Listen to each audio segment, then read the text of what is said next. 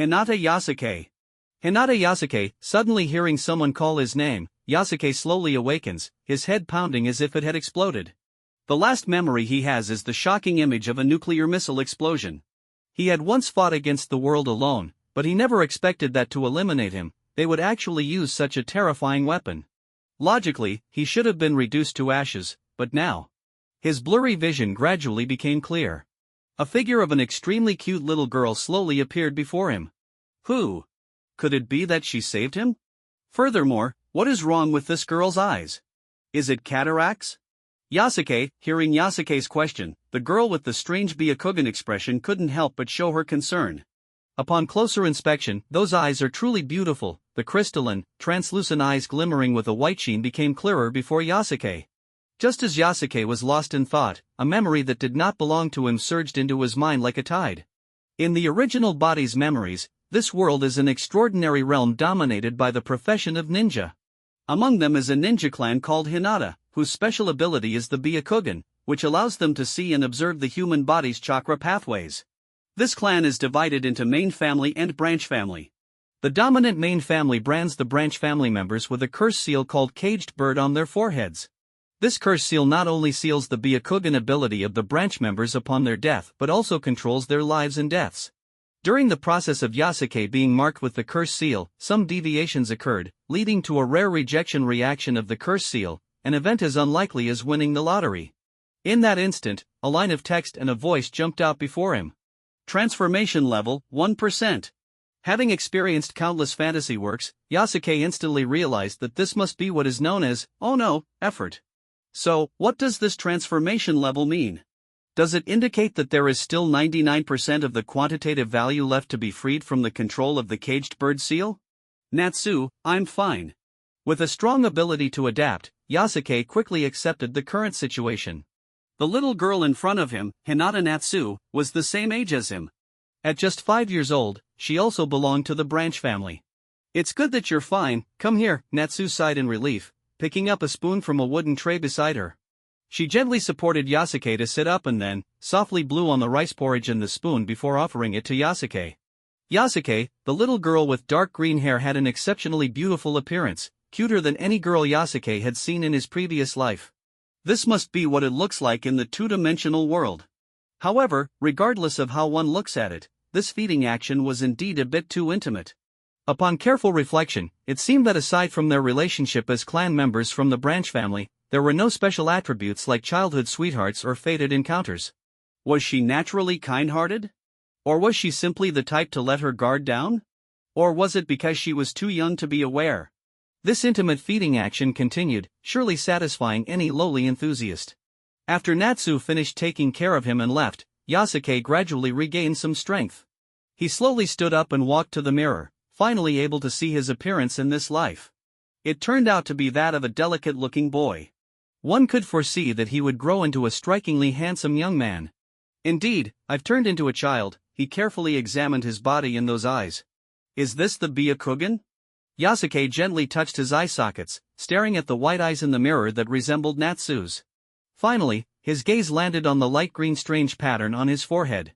That was the Caged Bird seal, the binding of the main family over the branch family. He crossed his legs and began to ponder and summarize the information he currently possessed. After a moment, the yearning for extraordinary power in this new world prompted Yasuke to take action. Soft fist. Yasuke tried to strike with his palm, swiftly stabbing forward. Next. 8 trigrams 2 palms. He shot out 2 fingers with both hands. Bang! The air trembled in response. Blue whirlwinds burst forth from between his fingers. In this world, the source of extraordinary power and energy is called chakra. Using chakra to drive the soft fist is the essence of the Hinata clan's body techniques. 8 trigrams 4 palms. He pointed out 4 times in succession. 4 blue lights flashed in the air. 8 trigrams 8 palms. This time, it was 8 strikes. As a member of the branch family, Yasuke was currently practicing the technique known as soft fist, 8 trigrams 64 palms. 10 minutes, 20 minutes, half an hour. Until his arms ached so much that he could hardly lift them, Yasuke finally had to stop training. Transformation level, 2%. The value increased. Is it because I practiced the 8 trigrams palm? What will happen when it reaches 100%? In his previous life, Yasuke was trapped in a world without miracles. That was the happiness of the weak but the sorrow of the strong. But now, he understood that everything would change. The world is vast, and there are no rivals. With just my own strength, I can turn the tides and make everyone my enemy. I've been trying to achieve this since my last life. It's just a pity that I couldn't fully accomplish it, but in this life, Yasuke's eyes shone brightly as he stared at his reflection in the mirror. Next, I need to think carefully. Before my strength is strong enough to break free from the control of the main family, I should bide my time, cultivate a harmless persona. For now, he would remain hidden, just to soar to great heights in the future. He sat cross-legged, allowing his body to rest. Yasuke did not know that while he was training, Natsu had not left outside. Instead, she was secretly watching the entire process. Yasuke, a faint blush gradually appeared on Natsu's adorable cheeks. The practice continues. Unknowingly, several hours have quietly passed, and the time has now reached noon. Hinata Natsu has come again, holding a plate with rice porridge and pickles on it. Yasuke, it's time for lunch. Hinata Yasuke has never been picky about food, and quickly began to enjoy this meal. Memories of the most difficult moments of his previous life suddenly surfaced in his mind. Back then, he had even eaten grass roots and gnawed on tree bark, and had once imitated Bear Grylls to search for high-protein food. Compared to those times, the food in front of him was enough to replenish his strength and nutrition. Beside him, Hinata Natsu quietly watched Yasuke eat, her expression gentle, just sitting there, with her gaze always fixed on him. Once Yasuke finished the last spoonful of porridge, Natsu finally spoke. Yasuke, how does your body feel? Is it better? I'm recovering quite well. I should be back to normal in a few days. Yasuke flashed a sunny and harmless smile at Natsu. Natsu gently nodded. At that time, the clan leader will want to talk to you. Every branch family member, after being branded with the caged bird seal, must accept the teachings from the main family, which generally involves instructing branch members to protect the main family. Yeah, I understand. I will recover as soon as possible. Yasuke did not show the slightest dissatisfaction with his current condition. On one hand, he knew how to hide his emotions, on the other hand, he was full of expectations for his extraordinary future. Seeing that Yasuke showed no signs of discomfort and not the slightest hatred towards the main family, Natsu nodded and got up to leave. Smack! However, just as she turned around, Yasuke suddenly reached out and grabbed her hand. That hand was fair and soft, exuding the unique fragrance of a girl. Eh? The originally gentle expression on Natsu's face instantly turned crimson, her eyes darting around in a panic. Meanwhile, Yasuke behind her seemed completely unaware of her unusual reaction. Yasuke said, "Thank you for taking care of me, Natsu." It's nothing. We are all from the Hinata clan, it's only right to take care of each other. After saying this, Natsu hurriedly left. Maintaining his harmless smile, Yasuke watched Natsu's retreating figure, the expression on his face gradually fading. The main family would definitely inquire about Natsu's attitude towards him after waking up, so creating a harmless persona, even letting Natsu, who has a good impression of Yasuke, beautify his image in her heart, is exactly what Yasuke was doing. His earlier action was just testing Natsu's attitude, and now it seemed the effect was quite good. 3 days later. The human body on Earth has about 60 trillion cells, while the human cells in this world number around 120 trillion. As Yasuke practiced soft boxing, he recalled the information possessed by his original body. Compared to Earthlings, humans in this world seemed more like mutants or superhumans. Applying some common knowledge from Earth to this world might be completely unsuitable. Over these 3 days, Yasuke dedicated himself entirely to the cultivation of the skills he mastered. Focus was one of the most important factors in practice. Having undergone extensive training in his previous life, Yasuke was not lacking in focus. Under normal circumstances, it is difficult for an ordinary person to concentrate for long periods or even the entire day. However, for certain special groups, after enduring brutal training and being endowed with talent, they can elevate their focus and endurance to an unprecedented extreme. Yasuke is undoubtedly one of the best among them. He can lie in wait for 3 days and nights without eating or drinking. He can quietly stay in a sealed darkroom that would drive ordinary people insane for half a year. Regardless of how harsh the environment, Yasuke can eat and sleep, his mental state never faltering. This terrifying level of willpower and self-control makes him seem like a monstrous existence. In the room, Yasuke was sweating profusely, continuing to practice soft boxing. He has spent these 3 days like this, tireless, not irritable, but rather enjoying himself. He could even clearly sense his strength continuously growing. It was as if he were a tireless machine, precisely controlling the cycle of exercising, resting, and eating. What surprised Yasuke even more was that the physical endurance of ninjas in this world was astonishingly powerful. Even if one practices until fainting, there would be no lasting hidden injuries. Having 120 trillion body cells makes ninjas much stronger than earthlings. It seems that as long as one works hard, they will definitely be rewarded. As long as one doesn't die from exhaustion, they can keep improving. Transformation level, 4%. In the branch family courtyard of the Hinata clan, Natsu was carrying food from the clan's dining hall, preparing to deliver it to Yasuke. Other branch family members of varying ages chatted with her. "Are you going to deliver food to that laggard again?" Natsu was such a kind child. Being so caring, she might be chosen by the main family in the future to become their servant. Natsu smiled at her clan members, then walked out of the dining hall. That laggard means someone who drags behind. Natsu. Just as Natsu stepped outside, a boy around her age was already waiting for her in the corridor. Suiken, why aren't you going to eat?" Natsu asked in confusion. "Natsu, you've been too concerned about that Yasuke lately. You haven't played with me these days." The boy named Hinata Suiken gritted his teeth, as if a girl he liked had been stolen away from him. "You know about Yasuke's situation." Natsu thought for a moment and said flatly. However, her response directly set off a storm in the pure love warrior, Hinata Suiken. You actually call him Yasuke? Unforgivable. I'm going to settle this with him." "Hey!" Natsu watched Suiken turn and run off, hesitating for a moment before immediately following him. Yasuke was completely unaware that he was about to face a confrontation between a minotaur and a pure love warrior. Speaking of which, the language of this world is all in Japanese, with a little bit of English mixed in. The Hinata clan, as a family in Konoha Ninja Village, can actually be considered a prestigious family. Therefore, compared to ordinary people with scarce educational resources, children from the Hinata clan begin literacy education at the age of 2 or 3. Yasuke not only can read but also write, which gives him an invisible edge over most people. Clump, clump, clump. Footsteps echoed, and at the corner of the hallway stood an angry child. Hinata Suiken. Yasuke, who was keeping watch at the doorway, recognized this branch family member. Their relationship could not be called close, at most, they were merely acquaintances. "Hinata Yasuke? I must duel you to determine who is superior." Hinata Suiken rushed to the doorway, pointing his finger at Yasuke and shouting loudly. "Suiken!" Hinata Natsu hurried over, trying to keep the food on the wooden tray steady, fearful that it would spill. Upon hearing Suiken's intent to duel Yasuke, her heart immediately leaped into her throat, full of worry. After all, Yasuke is famously known as the laggard of the Hinata clan.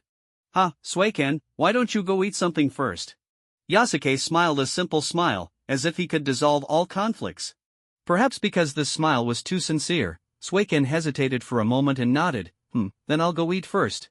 "Okay, after you finish eating, let's practice soft fist together," Yasuke said softly as he took the bowl from Natsu's hands. "I'm not eating. I'm going to duel you, you laggard. Whoever loses can't talk to Natsu anymore." Suiken quickly realized his mistake and redirected the topic, his eyes filled with anger. "Fighting isn't good," Yasuke waved his hands repeatedly, showing a troubled expression. "As branch family members, we practice soft fist mainly to protect the main family." "Don't give me that nonsense, you laggard." Suiken was already furious, and at this moment, he could no longer contain his anger. He suddenly struck out with a poem. In his mind, he was a genius, and defeating this laggard Yasuke would be a piece of cake. How could he possibly lose? Just watch this strike, and you'll be begging for mercy. "Ah!" Natsu cried out in fright as the wooden tray fell to the ground. Luckily the porridge remained in Yasuke's hands. Faced with Suiken's incoming palm, Yasuke instantly calmed down, quickly analyzing his opponent's strengths and weaknesses in his mind. "Too weak, this guy is simply no match for me." Yasuke thought to himself, he had dozens of ways to easily defeat him. He pretended to be flustered, suddenly closing his eyes and randomly throwing a punch. As if by sheer luck, this punch unexpectedly struck Suiken right in the eye socket. Bang! Suiken cried out in pain, stumbling backward and struggling to regain his balance. The next moment, Suiken, his eyes red with fury, lunged forward. Yasuke panicked and dodged left and right, accidentally stepping on Suken's foot. Because of that step, Yasuke used the momentum to lean forward uncontrollably, smashing his head against Suken's chin. Suiken bit his tongue, the pain causing him to roll on the ground, completely losing the strength to continue attacking. Yasuke, like a child in his first fight, fearing for his safety, turned and cowered, quickly running into his room and slamming the door shut with a bang. Yasuke actually won? Natsu stared in shock at the sudden turn of events, her heart filled with amazement. The development of the situation had completely exceeded her imagination, and the final outcome left her utterly speechless.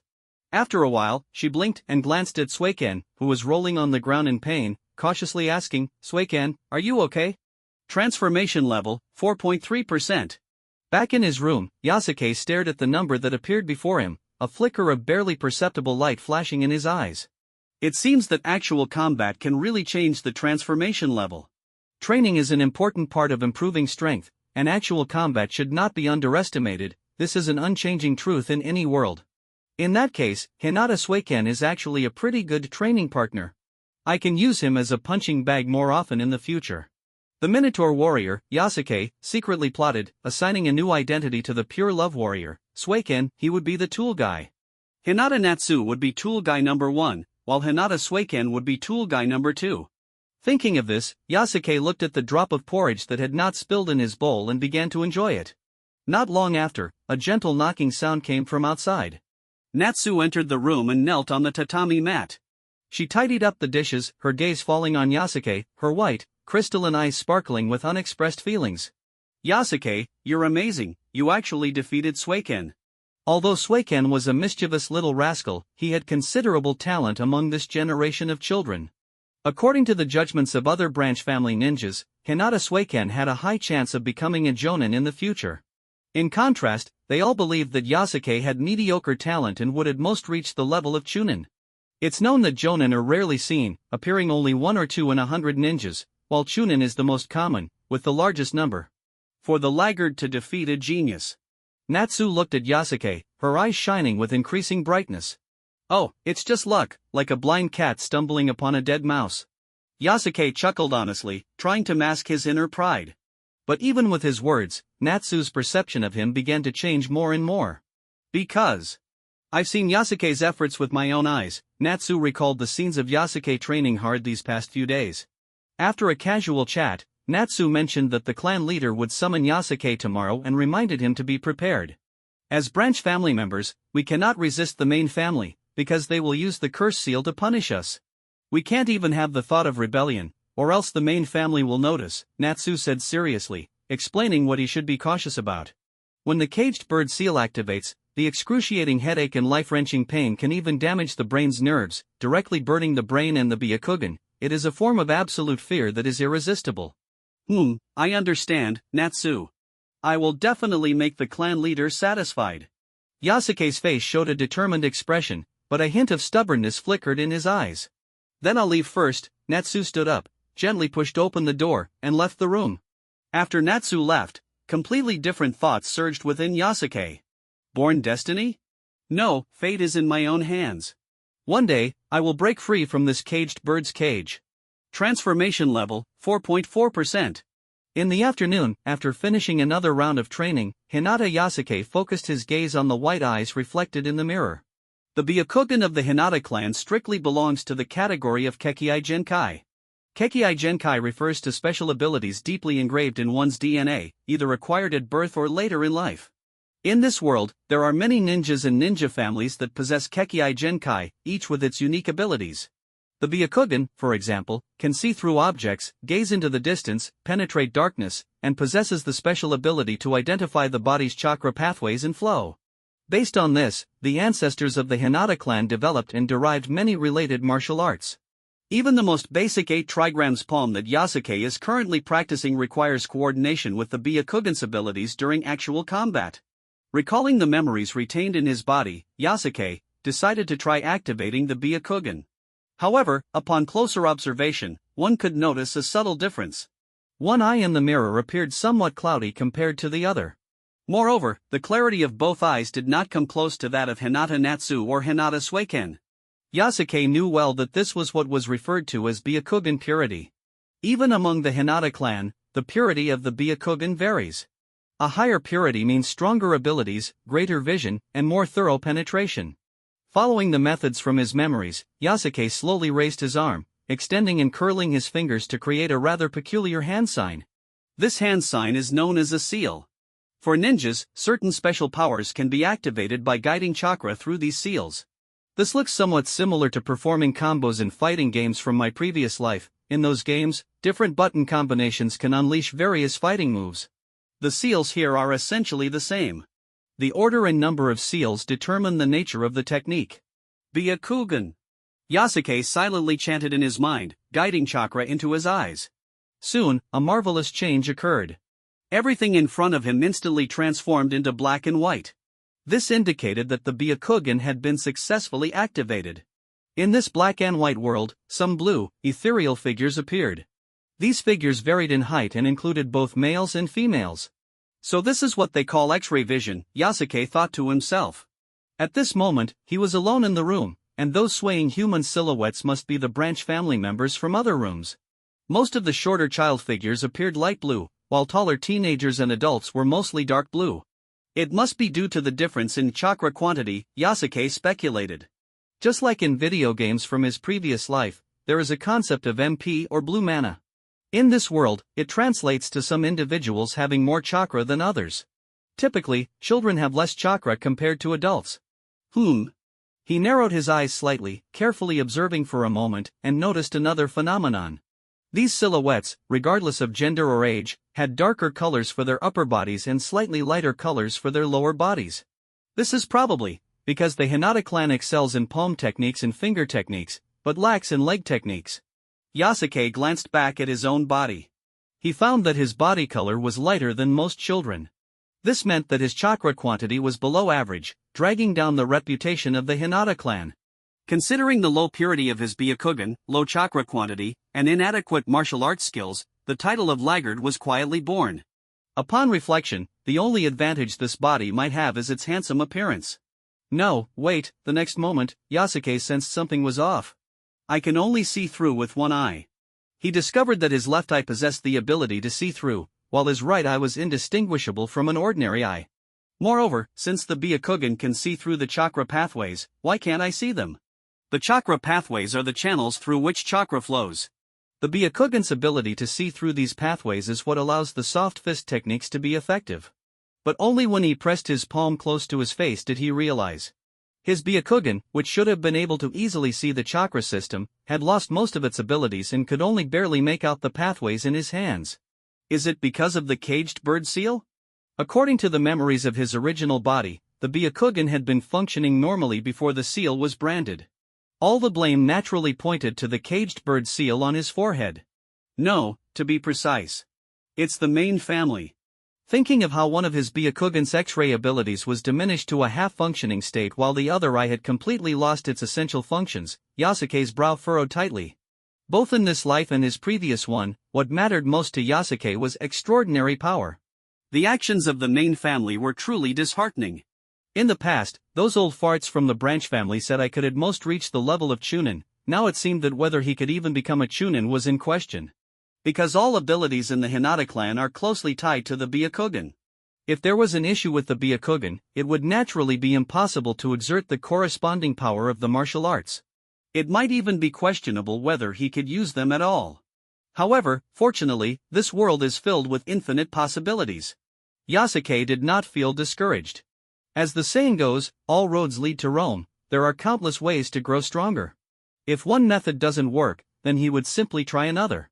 Just as Yasuke was mulling over these thoughts, the next moment, a voice in text appeared simultaneously before his eyes. Detected Byakugan, confirmed as a descendant of the Otsutsuki clan. Evolution map, activated. Hinata Yasuke suddenly felt a darkness wash over him, as if the entire world was spinning out of control. Deep within his consciousness, amidst the vast and boundless cosmic background, Yasuke slowly glanced around. A buzzing sound filled the air, and a brilliant light flashed before his eyes, then fixed itself at the bottom of the starry sky. Above this dazzling light, countless dim constellations stretched out, appearing as mysterious patterns that flickered in the darkness. As the light gradually dimmed, Yasuke finally recognized that the star he was looking at was the Byakugan. Please choose an evolution path. That voice echoed in his ear once again. Yasuke fell into deep thought, extending his hand to try to touch and identify these constellations. What exactly is the Otsutsuki clan? Why do they say I am their descendant? Could it be that the ancestors of the Hinata clan were originally named Otsutsuki? Should I then be called Otsutsuki Yasuke? My Byakugan has already been damaged in one eye, and the other is in a half-disabled state, yet I can still awaken the evolution map? What about the other members of the Hinata clan? His mind was filled with countless questions. However, as he continued to browse through these star chart images, he quickly found his attention captivated by these mysterious patterns. Each star chart came with a detailed description, but the descriptions of the powers achieved after full development seemed overly vague, bizarre, and exaggerated. For example, one star chart, set against a backdrop of thunder, was called Kaminari no Makoto. It was said that once mastered, one could control thunder, wield the power of purification, and repel all evil spirits, leaving them unharmed. Another star chart, based on vengeful spirits, was called Sugawara no Michizane. Once perfected, it could pull the souls of the dead back from the underworld to form a massive army of ghosts, making oneself the lord of vengeful spirits.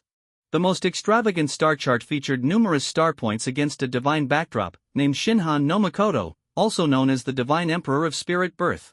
Once fully mastered, one could seize the creation of the heavens and the earth, wielding boundless power, even allowing one to walk freely in the cosmic sky and on alien worlds. In Yasuke's view, the abilities described in these evolution paths were overwhelmingly powerful, even reaching a mystical level. These star chart evolution maps had star points numbering from a dozen to 20, making them extremely complex. Others were much simpler, with only 3 or 2 star points. Yet, faced with such a multitude of evolution paths, Yasuke had no idea which one to choose. After all, he had just crossed over to this world a few days ago and did not yet understand everything about it. He redirected his consciousness back to the bottommost star point labeled Byakugan, and a line of description immediately appeared before him. Byakugan, Kekei Genkai of the Hinata clan, the foundational point of the evolution map. Yasuke quietly stared at this line of description, his mind racing with thoughts. After a moment, he exited the consciousness space. To correctly choose an evolution map, he needed a more detailed understanding of this world. Just because a star point has many connections doesn't mean it is suitable for him. Finding the one that fits him best is the best choice. Transformation level, 4.7%. The next morning, at dawn, Yasuke finished his morning practice. Under Hinata Natsu's guidance, he crossed the entire courtyard. The Hinata clan's gathering place is located at the southern edge of Konoha Hidden Village, surrounded by tall walls that designate the area as an independent courtyard.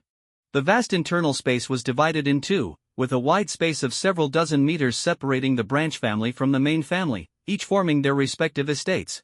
Yasuke diligently memorized every detail of this place, knowing that one day these memories might come in handy. On the surface, he pretended to be a naive child who had never seen the world, his eyes filled with curiosity about everything here, sometimes looking around and sometimes pausing to observe, but also showing a characteristic restraint of a branch family member.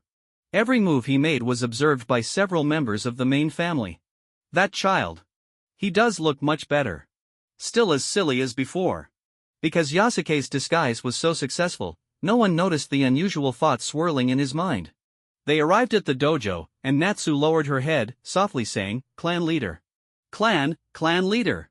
Yasuke awkwardly followed her lead in bowing, his actions appearing somewhat clumsy, which caused everyone to chuckle. The person referred to as the clan leader was surprisingly young, probably only around 19 years old. His name was Hinata Hayashi.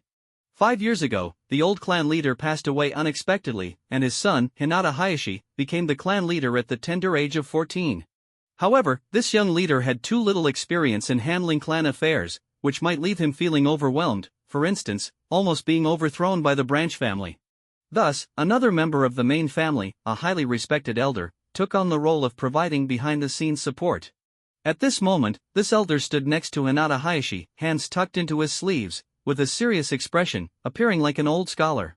This elder had experienced countless missions and battles, participating in the so-called Ninja World War. Although his aura was restrained, the occasional glimmer in his eyes could send chills down one's spine, filling others' hearts with awe. According to Yasuke's memory, this elder was currently the strongest combat force within the Hinata clan.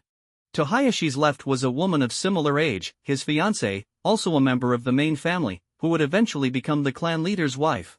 In addition, there were several other members of the main family present, as well as a cold, long-haired loli. That icy loli gazed off into the distance, completely ignoring Yasuke. Yasuke thought carefully and seemed to remember something. She appeared to be Hinata Hayashi's younger sister, named Hinata Mame.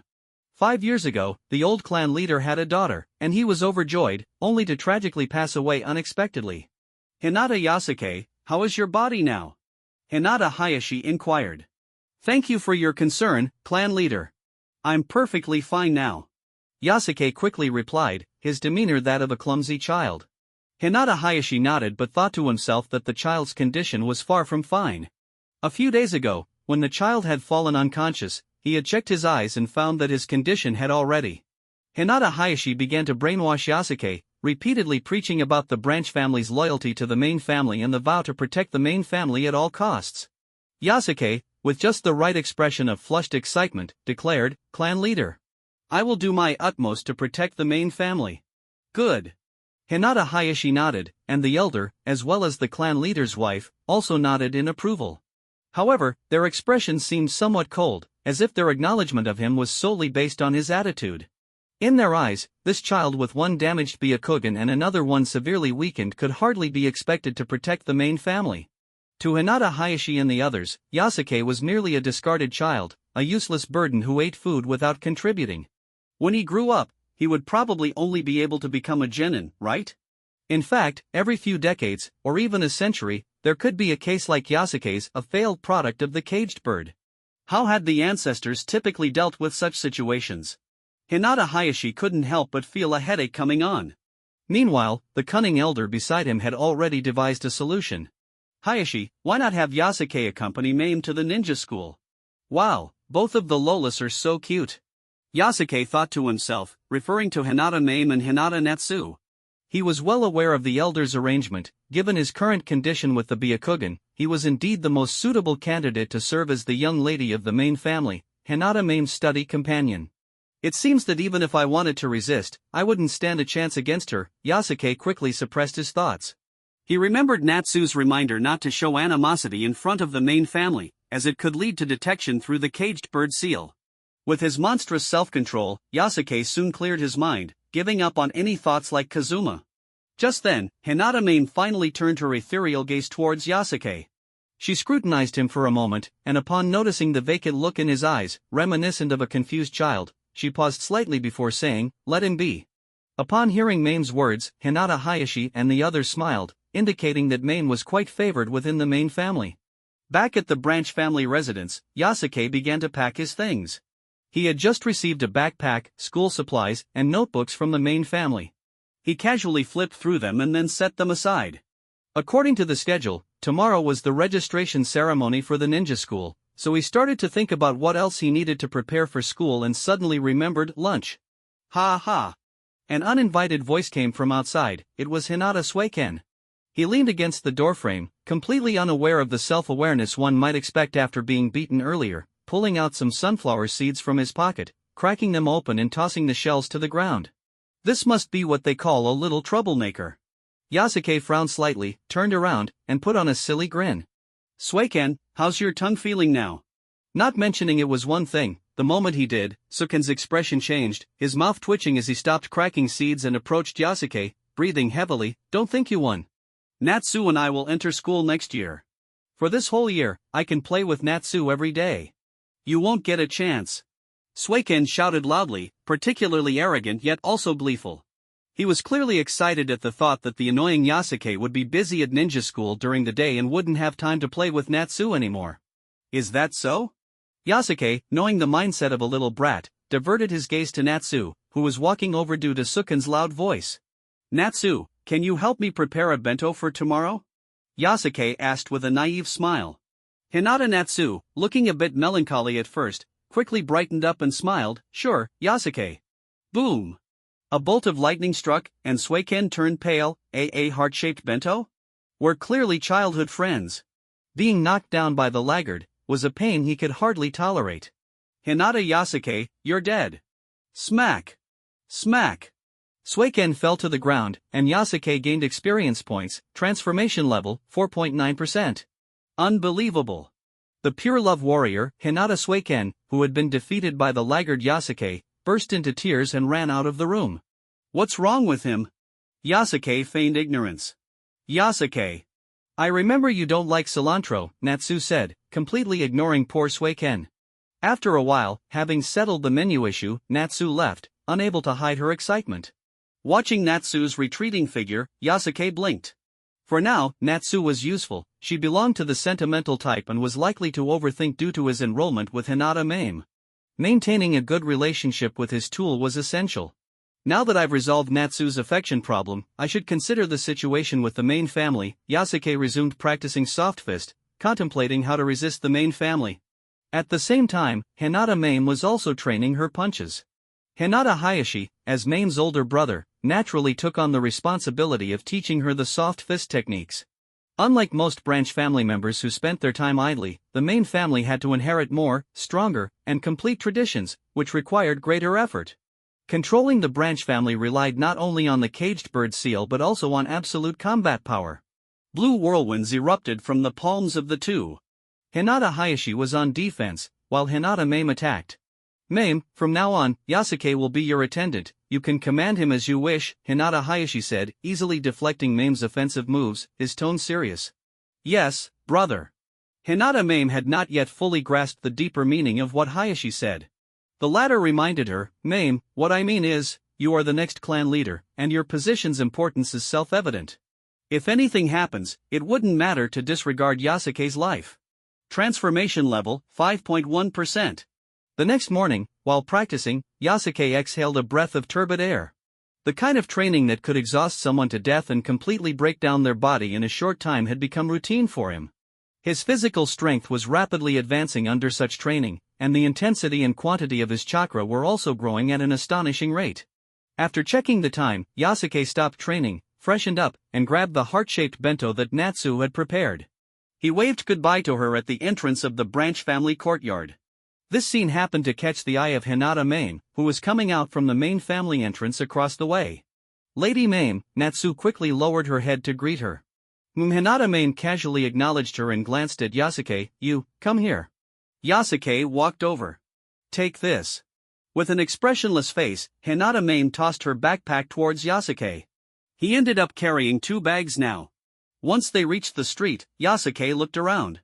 This was his first time leaving the Hinata clan's courtyard, and Konoha Hidden Village was far more vibrant than he had imagined. Hinata Mame, on the other hand, kept her gaze forward, walking with steady steps, indicating that she had been out several times before. Once we get to the ninja school, you'll follow my arrangements, Hinata Mame said as she turned her head. Understood, Mississippi. Yasuke grinned brightly, revealing a row of white teeth, looking just like a rustic boy who had just come from the countryside. The streets of Konoha Hidden Village were bustling with activity, people coming and going. Ninjas from various clans, such as the Uchiha, Sarutobi, Akimichi, Yamanaka, Nara, and many others, frequently moved through the crowds. Besides these clan powers, there were countless ninjas of common civilian backgrounds. Of course, even more numerous than the ninjas were the ordinary residents of Konoha, who managed various affairs, contributing to the livelihoods and services of the village. Is this your first time out? Hinata Yasuke, who was looking around, was asked by Hinata Mame. Yes, miss, Yasuke replied respectfully. After that, Hinata Mame fell silent and continued walking. After about half an hour, the two finally arrived at Konoha Hidden Village's iconic landmark, the Hokage Rock. Hokage Rock is a massive rock sculpture that features the faces of each Hokage carved into the cliffside. The faces of the first, second, and third Hokages were prominently displayed at the top, overlooking the entire village. Many years ago, the founders of Konoha, the first and second Hokages, had passed away, and the current Hokage was the third. Below Hokage Rock stood the most important buildings of the village, including the Hokage Tower, the Ninja Mission Office, document storage, and the renowned Ninja Academy. We've arrived. Hinata Mame stopped in front of the Ninja Academy. The area was packed with people, creating a lively scene that reminded Yasuke of the bustling registration days of his previous life. Parents bringing their children to enroll was a common sight, while a situation like Mame's, only bringing along an attendant, was quite rare. Perhaps this was the clan leader Hinata Hayashi's intention to sharpen her practical skills. I will submit the registration documents shortly. As for the test, just play it by ear, Hinata Mame said expressionlessly, seemingly indifferent to these matters. A test? Play it by ear? Given the limited knowledge from his previous life, Yasuke didn't fully understand what Mame meant by play it by ear. What puzzled him even more was that he was the only one carrying 2 bags, all the other children came empty-handed.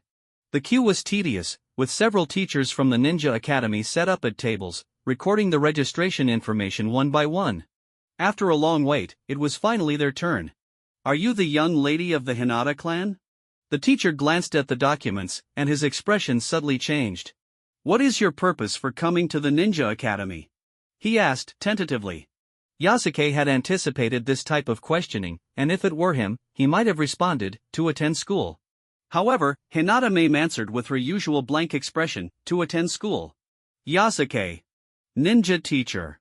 Ahem, what I mean is, after attending school, what do you plan to do? I know you want to become a ninja, but what comes next? The teacher, trying to guide the conversation, seemed to be waiting for a suitable answer. After that, Hinata Mame's eyes remained vacant, as if she weren't seriously contemplating the question. After that, nothing will change. Perhaps Mame's philosophical response was too profound, it left the teacher momentarily stumped. After deep thought, he finally nodded and let her pass. Sigh, he let out a helpless sigh, shaking his head before turning his gaze to Yasuke. The two stared at each other, wide-eyed. Just as Yasuke thought he would also face questioning, the teacher said, "All right, you're through." After a simple signature and stamp, Yasuke successfully passed the test. No questions at all? Yasuke furrowed his brow slightly but quickly figured it out. It must be because I'm a branch family member. The life and death of the branch family were controlled by the main family, so questioning them indeed held little significance. After passing the review, they entered the testing phase. The children were split into several groups to undergo tests in physical ability, chakra, and other areas. Might Guy. 10 points, one peculiar child with a kappa hairstyle, dressed in a green bodysuit, was given a score of 10. Oh, the full score was 100 points. In Yasuke's eyes, his physical strength was nowhere near the average of this world, let alone the excellent students from his past life. Of course, there were also outstanding candidates. Hatake Kakashi, full score. Humph, the kid with a cool white spiky hairstyle and a mask covering the lower half of his face snorted lightly. That's just because the full score is only 100 points. For him, this test was far too easy. Truly a son of the legendary Shikumo. A genius among geniuses. Indeed, a tiger father begets no dog son. The praises from the ninja teachers came in waves. Hinata Mame. It was Mame's turn, and she confidently stepped forward to begin her test. Chakra, excellent. The sensing ninja, responsible for assessment, only had to take a close look at Mame to accurately identify her chakra nature. She's even superior to Hatake Kakashi. This discovery caused an uproar among the crowd, and the ninja teachers gulped, their expressions becoming more serious. In the next physical test, Mame easily outperformed Kakashi. Kakashi, waiting to claim first place with a disdainful look, glanced this way. This generation, there's actually a child with qualities equal to mine? After surpassing Kakashi, Hinata Mame returned to the line with a blank expression, completely ignoring Kakashi's burning gaze. Hinata Yasuke. The proctor weakly called out Yasuke's name. Yasuke stepped out of the line and approached the sensing ninja. As a ninja capable of observing the world from a more refined perspective, the sensing ninja had the qualifications to be its sensing ninja, which theoretically everyone from the Hinata clan could fulfill. Unlike when facing Hinata Mame, the teachers showed little interest in the branch family member Yasuke, completely unmotivated. They casually sensed him and were about to overlook him, giving him a pass as a courtesy to the Hinata clan. After all, each year, prominent families like the Hinata, Uchiha, and Saratobi had a certain quota for enrollment. However, upon sensing him, the teacher's expression froze. "What's wrong?" the registration proctor asked. Holy crap! The sensing teacher could only utter this one phrase. "You two Byakugan monsters, don't think this is over. Just wait for us." The chubby boy struggled to get up, wobbling away with the other two troublemakers. "Wait." Hinata Mame spoke with a blank expression, her cold tone causing the three troublemakers to tense up. "Did I let you three leave? What do you Byakugan monsters want?" The faces of the three boys turned pale, realizing they had provoked someone they shouldn't have. Many had made the foolish mistake of bullying a beautiful girl who was likely to become a goddess, and they would often regret it as adults. The mature Yasuke shook his head at the scene before him. "Leave your money, you can go," Hinata Mame said lightly. The three exchanged glances, their eyes filled with reluctance, but under Mame's intimidation, they reluctantly pulled out their money and a few lollipops. Yasuke stepped forward and handed the money to Hinata Mame, but she shook her head. "No need, this is all yours." She then glanced at the bushes by the riverbank. "You can come out now." In the confused gaze of the three troublemakers, a white-haired boy slowly emerged. It was Hatake Kakashi, the genius among the candidates. "Humph, as expected of the Hinata clan's Byakugan, your insight is even stronger than that of the Uchiha clan." Kakashi compared the Byakugan to the Sharingan, and although it was a normal comparison, it inevitably felt like a provocation. "Kakashi, what are you talking about? The Uchiha clan is the strongest." A boy emerged from the bushes, none other than Uchiha Obito, one of the candidates from earlier that day. The Uchiha clan was the true noble family of Konoha, having co-founded the Hidden Leaf Village alongside the Senju clan. In the eyes of everyone, the Uchiha were the strongest, the elite, the representatives of excellence. Even the Uchiha laggard was merely the worst among elites, truly deserving the title of genius compared to other clans. Then, the bushes rustled again, revealing a cute girl with chestnut-colored hair. She waved at Hinata Mame and Yasuke, offering an apologetic smile. It was Noara Rin, another candidate and a close friend of Obito and Kakashi. "Rin, once I awaken our Uchiha clan's Kekei Genkai, the Sharingan, I'll definitely crush Kakashi," Obito declared boldly. But Kakashi paid little attention to his friend's boast, his gaze fixed on Hinata Mame. "Hinata Mame, let's fight." Kakashi crossed his arms with a dismissive expression, while Hinata Mame succinctly declined, not interested. "You want money, right?" Kakashi seemed to understand, pulling out a few coins from his pocket. "If you win against me, these will be yours." Kakashi's actions were mildly insulting yet damaging, making Hinata Mame's tone turn ethereal and cold. "Hinata Yasuke." Kakashi's smile widened, even with his deep blue mask covering the lower half of his face, one could see his smug expression. Since Mame had no intention of stepping into the fray, Kakashi naturally didn't plan to act either. Thus, Yasuke was sent out to face him, while Kakashi threw out Uchiha Obito as his opponent. "Why is it me? And, this Hinata clan guy is weak as hell. Didn't you see during the entrance exam?" Obito attempted to taunt, but the effect was minimal. "Our Hinata clan is the greatest clan in Konoha."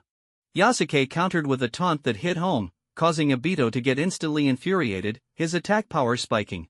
"I, the Uchiha, am the strongest." "Ha!" Obito charged with a powerful lunge, but Yasuke easily dodged. Bang! Yasuke unleashed a soft fist strike, and the effective hit sent Obito crashing to the ground. Hinata Mame emerged victorious, and Yasuke helped Obito clean out his pockets, gaining some money and a few lollipops. Ugh, Kakashi's brow twitched. That guy Obito actually got taken down by that kid. Even with Kakashi's intelligence, he couldn't figure out how this happened. Obito is clearly stronger and faster. Could it be because of the Byakugan? Kakashi, who had never experienced actual combat, had no idea how much fighting experience Yasuke had from his previous life.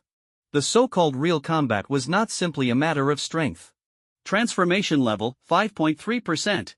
After defeating Obito and gaining a 0.2% increase in transformation level, Yasuke shifted his focus away from the numbers and suddenly had an idea. Perhaps this guy named Uchiha Obito could become tool guy number 3. Not done yet. Obito, lying on the ground, gritted his teeth and shakily stood up. Yasuke's eyes widened, not because he was surprised by Obito getting back up, but because he realized, a tool that can be reused twice. In an instant, Yasuke's expression softened. He thought to himself that while Suiken would have a long cooldown period after being knocked down, resulting in a frustrating experience point CD, Obito was different. He could get back up immediately after being knocked down. Wouldn't that mean he could gain experience points twice? Smack! Yasuke seized the moment and slapped Obito across the face. The soft fist landed effectively, and Obito fell again, granting Yasuke another victory and experience points. Transformation level, 5.4%. Only a 0.1% increase? Yasuke pondered, wondering if the amount of experience gained was related to the opponent's condition. Perhaps fully healthy opponents yield more experience, while weaker states yield less? Or was there a diminishing returns curve for repeatedly defeating the same opponent? Ugh. Damn it. Rin is watching me, I can't go down like this. Obito trembled as he struggled to rise again, his face swollen but still determined. Obito, Noara. Rin looked at her friend with concern, while Kakashi remained expressionless, his gaze shifting between Yasuke and Obito. Watching this scene, Yasuke's eyes flickered. The sight before him gave him a sense of déjà vu. This character, who kept getting knocked down but always managed to stand back up, sparked an epiphany in him. Uchiha Obito possesses protagonist luck. If left unchecked, he will become a future threat. This boy is terrifying, he simply cannot be left alone. Not. You two Byakugan monsters, don't think this is over. Just wait for us. The chubby boy struggled to get up, wobbling as he prepared to leave with the other two troublemakers. Wait. Hinata Mame spoke with an expressionless face, her cold tone causing the three boys to tense up. Did I let you three leave? What do you Byakugan monsters want? The faces of the three boys turned pale as they realized they had provoked someone they shouldn't have. Many people had made the foolish mistake of bullying a beautiful girl destined to become a goddess, and they often regretted it later in life. The mature Yasuke shook his head at the scene unfolding before him. Leave your money, you can go, Hinata Mame said lightly. The three exchanged glances, filled with reluctance, but under Mame's intimidating presence, they reluctantly pulled out their money and a few lollipops. Yasuke stepped forward to hand the items to Hinata Mame, but she shook her head. No need, this is all yours. After saying this, she glanced at the bushes by the riverbank. You can come out now. In the confused gaze of the three troublemakers, a white-haired boy slowly emerged. It was Hatake Kakashi, the genius among the candidates. Humph, as expected of the Hinata clan's Byakugan, your insight is even stronger than that of the Uchiha clan. Kakashi compared the Byakugan to the Sharingan, and while it was a normal comparison, it undeniably felt provocative. Kakashi. What are you talking about? The Uchiha clan is the strongest. Another boy emerged from the bushes, none other than Uchiha Obito, one of the candidates from earlier that day. The Uchiha clan was the true noble family of Konoha, having co-founded the Hidden Leaf Village alongside the Senju clan. In the eyes of everyone, the Uchiha were the embodiment of strength, elite, and excellence. Even the laggard among the Uchiha was just the worst of the elite, truly a genius compared to other clans. Next, the bushes rustled again as a cute girl with chestnut-colored hair appeared, waving at Hinata Mame and Yasuke with an apologetic smile. It was Noara Rin, another candidate and a close friend of Obito and Kakashi. Rin, once I unlock our Uchiha clan's Kekkai Genkai, the Sharingan, I'll definitely crush Kakashi. Obito declared boldly. However, Kakashi paid little attention to his friend's boast, his gaze fixated on Hinata Mame. Hinata Mame, let's fight. Kakashi crossed his arms with a dismissive expression, while Hinata Mame firmly rejected him, saying, not interested. You want money, right? Kakashi seemed to understand, pulling out a few coins from his pocket. If you win against me, these will be yours. Kakashi's actions were mildly insulting but damaging, causing Hinata Mame's tone to turn ethereal and cold. Hinata Yasuke. Kakashi's smile widened, even with the deep blue mask covering the lower half of his face, his smug expression was evident. Since Mame had no intention of stepping into the fray, Kakashi naturally wouldn't act either. Thus, Yasuke was sent to face him, while Kakashi threw out Uchiha Obito as his opponent. Why is it me? And, this Hinata clan guy is weak as hell. Didn't you see during the entrance exam? Obito attempted to taunt, but the effect was minimal. Our Hinata clan is the greatest clan in Konoha. Yasuke shot back with a taunt that hit home, instantly infuriating Obito and causing his attack power to spike. I, the Uchiha, am the strongest. Ha! Obito charged with a powerful lunge, but Yasuke easily dodged. Bang! Yasuke unleashed a soft fist strike, and the effective hit sent Obito crashing to the ground. Hinata Mame emerged victorious, and Yasuke helped Obito clean out his pockets, gaining money and a few lollipops in the process. Ugh, Kakashi's brow twitched. That guy Obito actually got taken down by that kid. Even with Kakashi's intellect, he couldn't figure out how this happened. Obito is clearly stronger and faster. Could it be because of the Byakugan? Kakashi, who had never faced real combat, had no idea how much fighting experience Yasuke had from his previous life. The so-called real combat was not simply a matter of strength alone. Transformation level, 5.3%. After defeating Obito and gaining a 0.2% increase in transformation level, Yasuke shifted his focus away from the numbers and suddenly had an idea. Perhaps this guy named Uchiha Obito could become tool guy number 3. Not done yet. Obito, lying on the ground, gritted his teeth and shakily stood up. Yasuke's eyes widened, not because he was surprised Obito got back up, but because he realized, a tool that can be reused twice. In an instant, Yasuke's expression softened. He thought to himself that while Suiken would have a long cooldown period after being knocked down, resulting in a frustrating experience point CD, Obito was different. He could get back up immediately after being defeated. Wouldn't that mean he could gain experience points twice? Smack! Yasuke seized the moment and slapped Obito across the face. The soft fist landed effectively, and Obito fell again, granting Yasuke another victory and experience points. Transformation level, 5.4%. Only a 0.1% increase? Yasuke pondered, wondering if the amount of experience gained was related to the opponent's condition. Perhaps fully healthy opponents yield more experience, while weaker states yield less? Or was there a diminishing returns curve for repeatedly defeating the same opponent? Ugh! Damn it! Rin is watching me, I can't go down like this. Obito trembled as he struggled to get up again, his face swollen but still determined. Obito, Noara Rin watched her friend with concern, while Kakashi remained expressionless, his gaze shifting between Yasuke and Obito. Watching this scene, Yasuke's eyes flickered, and he felt a sense of déjà vu from the sight before him. This character, who kept getting knocked down but always managed to stand back up, sparked an epiphany in him. Uchiha Obito possesses protagonist luck. If left unchecked, he will become a future threat. This boy is terrifying, he simply cannot be left alone. Let's go. Hinata Mame suddenly halted Yasuke's ongoing leveling up activities. Considering her need to keep a low profile in the role she was playing, Yasuke could only reluctantly say goodbye to Uchiha Obito. Hee, you're really strong. Can we continue practicing next time? Yasuke said with a friendly smile to the experience-laden Uchiha Obito. Perhaps moved by his sincerity, Obito hesitated for a moment before immediately replying, "Humph. At least you have some insight. I didn't eat breakfast this morning, otherwise, I would definitely defeat you. Next time, I'll show you the fire techniques of the Uchiha clan." Seeing the experienced baby so eager, Yasuke couldn't help but smile happily.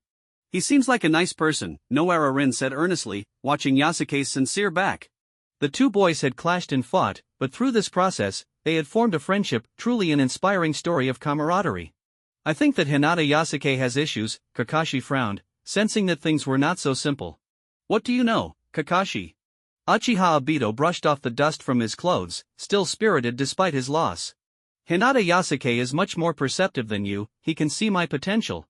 Kakashi shot him a glare. Idiot, you got played and yet you're counting the money for him. Nearby the Hinata clan's estate, Yasuke and Mame walked for a while before preparing to return. Hinata Mame suddenly stopped, sizing Yasuke up and down. What came into her view was the face of a simple-minded boy full of earnest smiles. "Miss, do you have any instructions?" Yasuke scratched the back of his head, his innocence mixed with a hint of naivety. "And no, it's nothing." Hinata Mame shook her head, thinking she might be overthinking. This Hinata Yasuke was just a simple boy, and his Byakugan was half damaged. His future achievements were bound to be limited. "What do you feel when you hit someone?" Hinata Mame asked, finding it a nice diversion to see Yasuke take down 4 opponents today. "I feel very scared and nervous," Yasuke answered without hesitation. Hinata Mame gently nodded. "The first time is unfamiliar, the second time is familiar, you'll get used to it. This is a ninja's world, a world where battle is necessary. There will be many battles in the future. I will do my best to protect you, miss," Yasuke declared firmly. The corners of Hinata Mame's mouth twitched slightly, her smile cold. "In the entrance test, my aptitude was the highest. Besides Hatake Kakashi, no one in the same grade at the Ninja Academy can match me. To protect me, you are still far from it." But the next moment, she shook her head. "What if you encounter an opponent I can't handle? What will you do then? Didn't she just say she wanted protection? How would he protect her in that case?" Yasuke's expression remained unchanged, but internally he frowned repeatedly. This Hinata Mame was clever and truly a troublesome character. "I will do everything I can." Yasuke clenched his fists and answered resolutely. Hinata Mame fell silent for a moment before turning to leave. Sometimes, it's not enough to just give it your all to achieve certain things. Yasuke watched Hinata Mame's back as she walked away, feeling the melancholy emanating from her. Back at the Hinata clan's estate, Yasuke entered his room with his backpack. It was just noon, and he opened his bag to take out the bento box.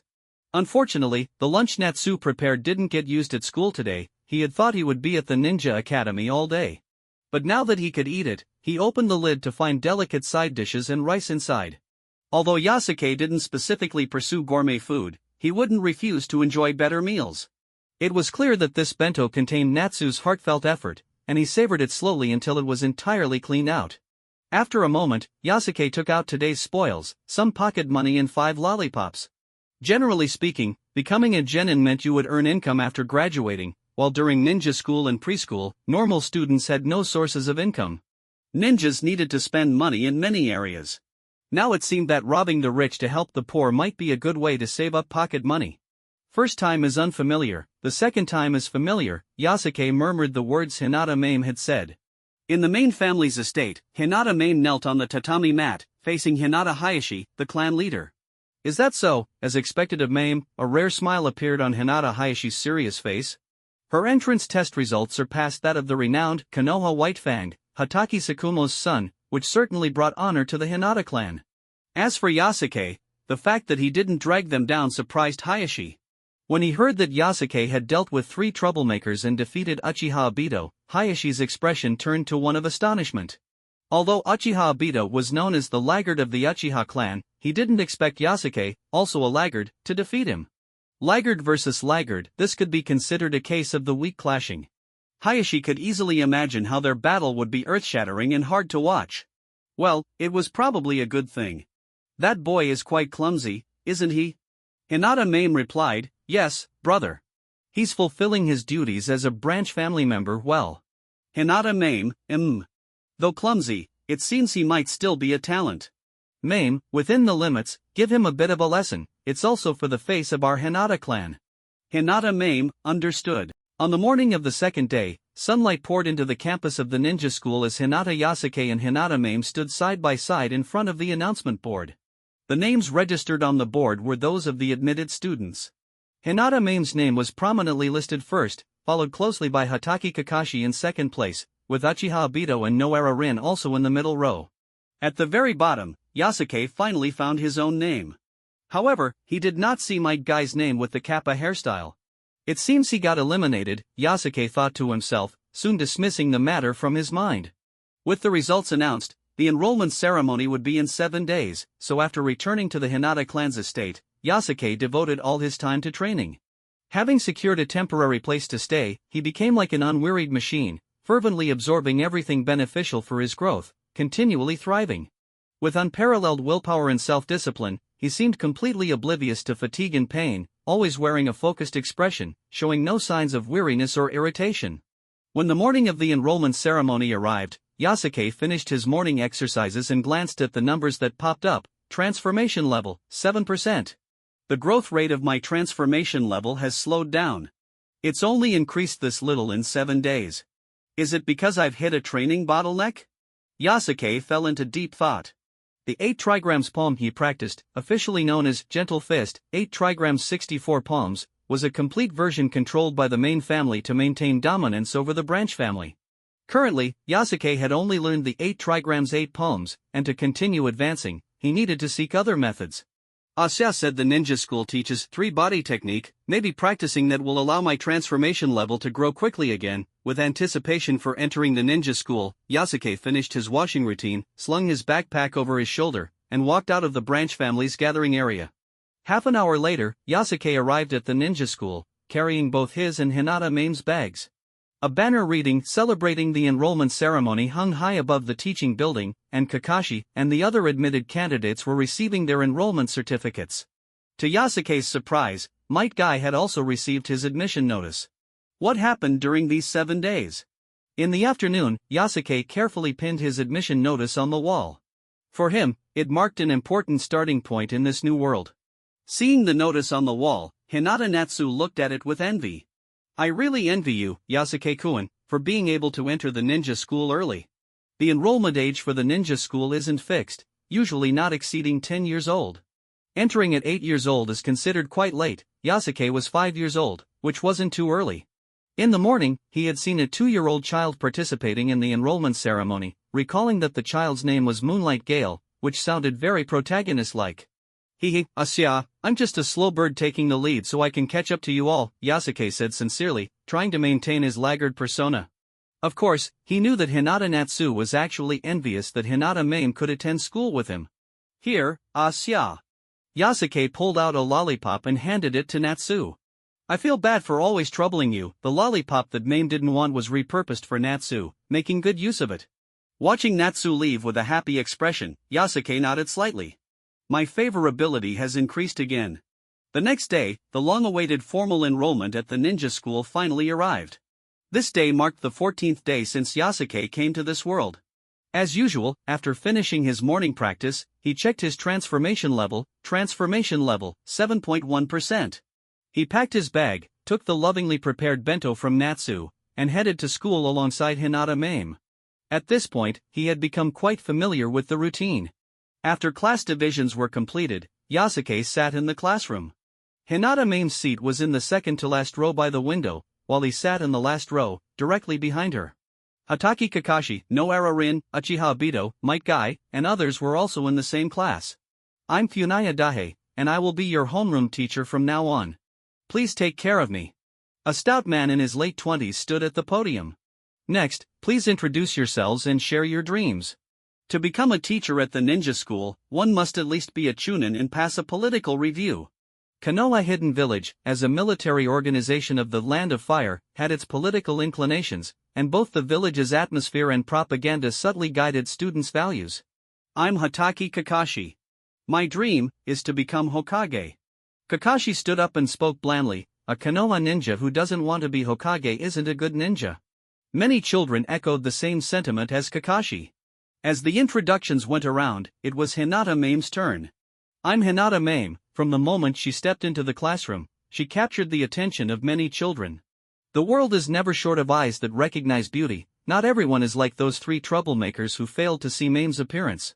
In just a few short classroom minutes, Mame became the center of attention, surrounded by admiration. Dream. I don't want to say. After speaking, Mame returned to her seat. Funaya Dahe momentarily lost focus before calling out Yasuke's name. As for sensitive political content, as the homeroom teacher, he would avoid it when appropriate. Regardless of what Mame's dream was, she would ultimately become the head of the Hinata clan, just like Yasuke, a branch family child destined to protect the main family. I am Hinata Yasuke.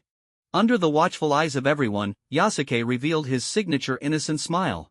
After 14 days of observation in this world, he clearly noticed the Hinata clan's tendency to produce handsome men and beautiful women.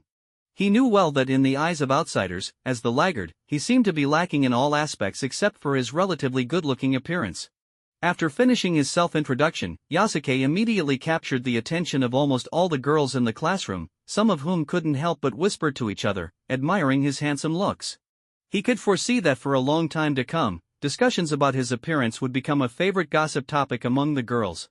My dream is to protect the main family, Yasuke declared, clenching his fists and expressing his sincere thoughts with a determined and loyal tone.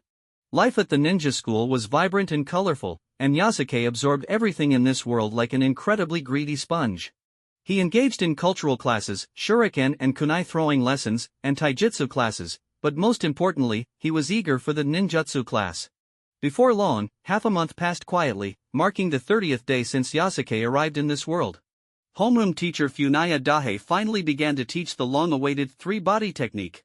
After the previous lessons on chakra refining and hand signs, I believe everyone has learned how to control chakra. Now, let's start learning the 3-body technique. The so-called 3-body technique was a fundamental skill that all ninjas must master. In this world, in addition to taijutsu, there was also the magical power of ninjutsu, which consumed chakra to summon water, breathe fire, unleash lightning, and more. Ninjutsu and taijutsu were classified into 6 ranks, E, D, C, B, A, and S, with special bloodline limits and secret techniques not assigned a rank. For instance, the gentle fist that Yasuke practiced had no rank designation. The 3-body technique consists of the body replacement technique, the clone technique, and the transformation technique, all at E rank. We will begin with the easiest one, the clone technique. The clone technique allows one to create a non-physical, illusory clone to confuse the enemy. Yasuke had thoroughly familiarized himself with the textbook, and now he finally had a wealth of basic knowledge about this world. The key to advancing on his ninja path and breaking through his transformation level was about to begin. Funaya Daihe executed the hand signs slowly, deliberately allowing the students to observe the process clearly. Once the signs were complete, a puff of smoke erupted, and bang! An identical clone appeared next to Funaya Daihe. Wow! The students gasped in astonishment at this magical phenomenon. Yasuke, however, quickly observed the clone, carefully comparing it with the original. He noticed that the two Funaya Daihe were almost identical, with the only difference being that the clone lacked a shadow. Byakugan. As Yasuke activated his Byakugan for a closer examination, the chakra differences between the original and the clone became clear before his eyes. The clone's chakra was extremely dull, while the original's chakra shone like a torch. Alright, which student would like to give it a try? Funaya Daihe dispelled the clone, which dissipated into white smoke. I'll do it. At that moment, Mike Guy popped up from the crowd, his forehead glistening with sweat, clearly a bit timid, but he still eagerly raised his hand. Okay, Kai, come up and give it a shot. Funaya Daihe stepped aside, and Mike Guy stood on the podium. Clone technique. Mike Guy confidently performed the hand signs, and boom! Smoke erupted. However, to everyone's surprise, his shirt and pants fell to the side, and the clone did not appear at all. The students were stunned for a moment before bursting into laughter. Embarrassed, Mike Guy picked up his clothes and walked off the podium, looking dejected. Humph, watch me. Hatake Kakashi stood up, barely bothering to move from his spot. Clone technique. Bang! A clone appeared. Before the students could express their amazement, bang! Bang! Bang! Bang! Bang! Bang! A series of over 20 clones appeared throughout the classroom.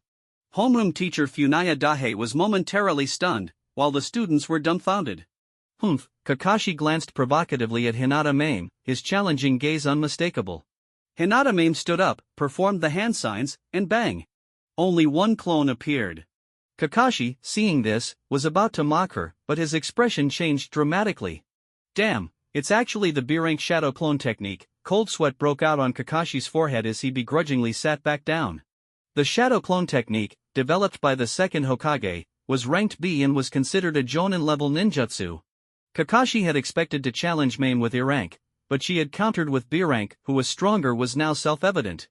Hinata Mame dispelled the shadow clone and looked out the window again, her expression still ethereal, as if she didn't care about the commotion happening in the classroom. Of course, this distinction of strength was still difficult for the other children to fully grasp. They only saw that Hinata Mame had produced a clone, without understanding that her power had already surpassed their comprehension. Only Kakashi, Yasuke, and the homeroom teacher, Funaya Daihe, truly recognized the implications. A B rank, Yasuke furrowed his brow slightly. He understood that no matter the world, there were always geniuses, those with high starting points and talents. But he firmly believed he had his strengths, unmatched focus and an industriousness that operated like a machine. Clone technique. After class, Yasuke, like the other students, practiced diligently. The classroom echoed with the sounds of bang bang bang. From the middle of the previous class until now, Yasuke had been practicing for 20 minutes. After creating dozens of clones, Yasuke let out a long breath and returned to his seat to rest. Transformation level, 8.2%, it increased by 0.2% at once. Looking at the transformation level that had resumed its rapid growth, Yasuke felt immensely gratified. It seems, the bottleneck was indeed here. After learning one of the 3 body techniques, the clone technique, my transformation level has loosened up. This scene made Yasuke even more excited about the transformation technique and body replacement technique that followed. He had a premonition that when his transformation level reached 10%, some unexpected event might occur. After the morning classes, a cheerful Uchiha Obito approached Hinata Yasuke. Sorry, Obito, I've been practicing the clone technique all day and have run out of chakra, so I can't train with you today, Yasuke said with a face full of apologies. However, in reality, he had lost interest in Obito. Over the past half-month at the ninja school, Yasuke had fought against Obito countless times. Initially, he gained a lot of experience points, but eventually, the growth stagnated. He understood that this once experienced baby had lost its value, and he needed to seek stronger opponents. Thus, without hesitation, Yasuke abandoned Obito and focused entirely on learning the three-body technique. I see, then next time I'll show you our Uchiha clan's fire style, great fireball technique. Bye. Obito waved goodbye to Yasuke without the slightest hint of disappointment. Yasuke had yet to witness the great fireball technique firsthand. Just then, the door to the office in the hallway suddenly swung open, and Hinata Mame walked out. Homeroom teacher Funaya Dahe had a complex expression and finally reminded her, "Mame, I suggest you think carefully about this." Yasuke was puzzled, not understanding what Funaya Dahe had said to Mame, all stemming from her use of the B-rank ninjutsu shadow clone technique in class. On the rooftop of the teaching building, Hinata Mame silently gazed at the scenery before her. In 5 months and 15 days. I can graduate early. Yasuke quietly watched from the side, his mind filled with thoughts. Graduating early was a privilege reserved for genius students. The typical graduation period for regular students was 6 years, which could be shortened to 3 to 5 years during wartime. Graduating just half a year after entering the ninja school meant that Mame's talent was comparable to the 3 disciples of the third Hokage, Sarutobi Hiruzen, Jiraiya, Orochimaru, and Tsunade. They graduated from the ninja school at the age of 5 and rose to prominence, fighting against the demigod Hanzo of the Salamander in previous ninja world wars, ultimately earning the title of Legendary 3 Ninjas. Do you know what this means? Mame asked without turning her head. It means, if I don't graduate alongside you, I might lose my identity as your protector, Yasuke said, struggling to articulate. If Mame graduated early while he remained stagnant, the main family would choose another branch family member to protect her, and as a newly graduated genin, Mame would only be guarded by another genin. Yasuke furrowed his brow inwardly. This situation had its pros and cons. Merely surviving and developing seemed appealing but was actually a helpless choice during weak times. To advance rapidly, he needed to continuously challenge himself with higher difficulties. After careful consideration, he believed that graduating quickly to become a ninja would allow for faster growth. After all, his greatest strength lay in life and death battles, and facing stronger external enemies would yield more experience points. Miss, I will learn the three-body technique as quickly as possible. Yasuke expressed a hint of urgency, as if afraid of losing his identity as a protector. Just learning the three-body technique isn't enough, Mame shook her head. Even with throwing weapons classes, theory classes, and sketching classes, it won't work. Graduating early wasn't that simple. Mame continued, many children from the Uchiha clan have mastered the C-rank fire style, great fireball technique, yet they still can't graduate early. Miss, then, what are the requirements for graduating early? Yasuke feigned a pitiful expression, wishing he could graduate immediately. Mastering a B-rank ninjutsu, or, Mame's words made Yasuke's brows furrow. He could guess that Mame believed he wouldn't be able to learn a B-rank ninjutsu. Defeating me, or defeating Hatake Kakashi. Yasuke's heart shook. It was clear that Kakashi also had the opportunity for early graduation. Since both Kakashi and Mame were top students, defeating either one would allow for early graduation. Miss, I will defeat Hatake Kakashi. Then good luck. After Mame finished speaking, she jumped down from the rooftop. A few minutes later, sitting in the classroom, Yasuke munched on the lovingly prepared bento from Hinata Natsu while contemplating how to defeat Kakashi. The Hinata clan excels in taijutsu. If Kakashi and I compete in taijutsu, I will likely be at an advantage. Attacking the opponent's weakness with his strengths was a sound strategy. Although the slogan "Our Hinata clan is the strongest clan in Konoha" sounded ridiculous, the Hinata clan indeed had a natural advantage in taijutsu. However, ninjas also possess genjutsu and ninjutsu, along with the use of ninja tools. If Kakashi employs those, I may find it difficult. After some thought, Yasuke devised 2 parallel plans. One was to continue diligently practicing the clone technique, and the other was to gradually defeat other classmates before confronting Kakashi. After finishing his bento, Yasuke fully immersed himself in practicing the clone technique. In the classroom, he noticed more and more students paying attention to his diligent efforts. Noara Rin remarked, "Have you all noticed? Yasuke has been working very hard lately." Uchiha Obito chimed in, "Of course. He's my good rival. He's definitely putting in all this effort to surpass me." Idiot, Kakashi rolled his eyes, unimpressed. Yasuke is indeed working hard, not even taking breaks during recess, but so what, he's just a branch family member after all. Various rumors, both positive and negative, reached Yasuke's ears. He didn't care at all, maintaining his hard-working persona in front of everyone. On one hand, it was for his training progress, and on the other, when he eventually defeated Hatake Kakashi, it wouldn't seem too abrupt but would instead feel like a gradual build-up that others could accept. Time flowed like a gentle stream, and in the blink of an eye, a month had swiftly passed. For Hinata Yasuke, this time felt both like a long stretch of years and yet just a fleeting moment. After waiting so long, he finally succeeded in mastering the 3-body technique taught in the ninja school, including the remaining transformation technique and body replacement technique. The transformation technique, as its name implies, allows a person to take on the appearance of another, with its effectiveness depending on the level of proficiency and imitation of posture. The body replacement technique involves preparing a wooden log inscribed with a specific technique, which can be swapped with the user in the event of an attack, effectively negating one hit. After completely mastering these E-rank techniques, Yasuke also reached a bottleneck in his training. He had successfully established the persona of being a hard worker in everyone's minds, transformation level, 9.2%. Looking at the numbers in front of him, Yasuke felt a slight relief and retracted the posture he had just been practicing. Over the past month, he had devoted all his energy to training clone technique, gentle fist, 8 trigrams 8 palms, and throwing weapon training, reaching a state where his transformation level no longer increased. In other words, it seems I have no other means of improvement besides engaging in real combat, Yasuke reflected. This was the 66th day since he arrived in this world, and compared to before, his physical attributes had undergone tremendous changes. His chakra capacity, strength, speed, and resistance to blunt force had all seen dramatic improvements. Now, he could easily defeat 10 versions of his past self and could break a stone with a single punch. Returning to his seat, Yasuke took out a piece of paper. His classmates had already grown accustomed to his rigorous training, allowing him to effectively conceal his next course of action. This paper contained detailed information he had gathered over the month. There were a total of 30 students in the class. Excluding Hinata Mame, Kakashi, Uchiha Obito, Noara Rin, Might Guy, and a few other girls and boys, 10 individuals remained within his sight: Ebisu, Moonlight Gale, Yuzuki Uyas, Yamashiro Aoi, Namikaze Rado, Midarashi Enko, Shiranui Gunma, Marino Ibiki, Yui Kurinai, Sarutobi Asuma. These 10 individuals would be his upcoming challengers, ranked according to their strength in the ninja school's practice classes.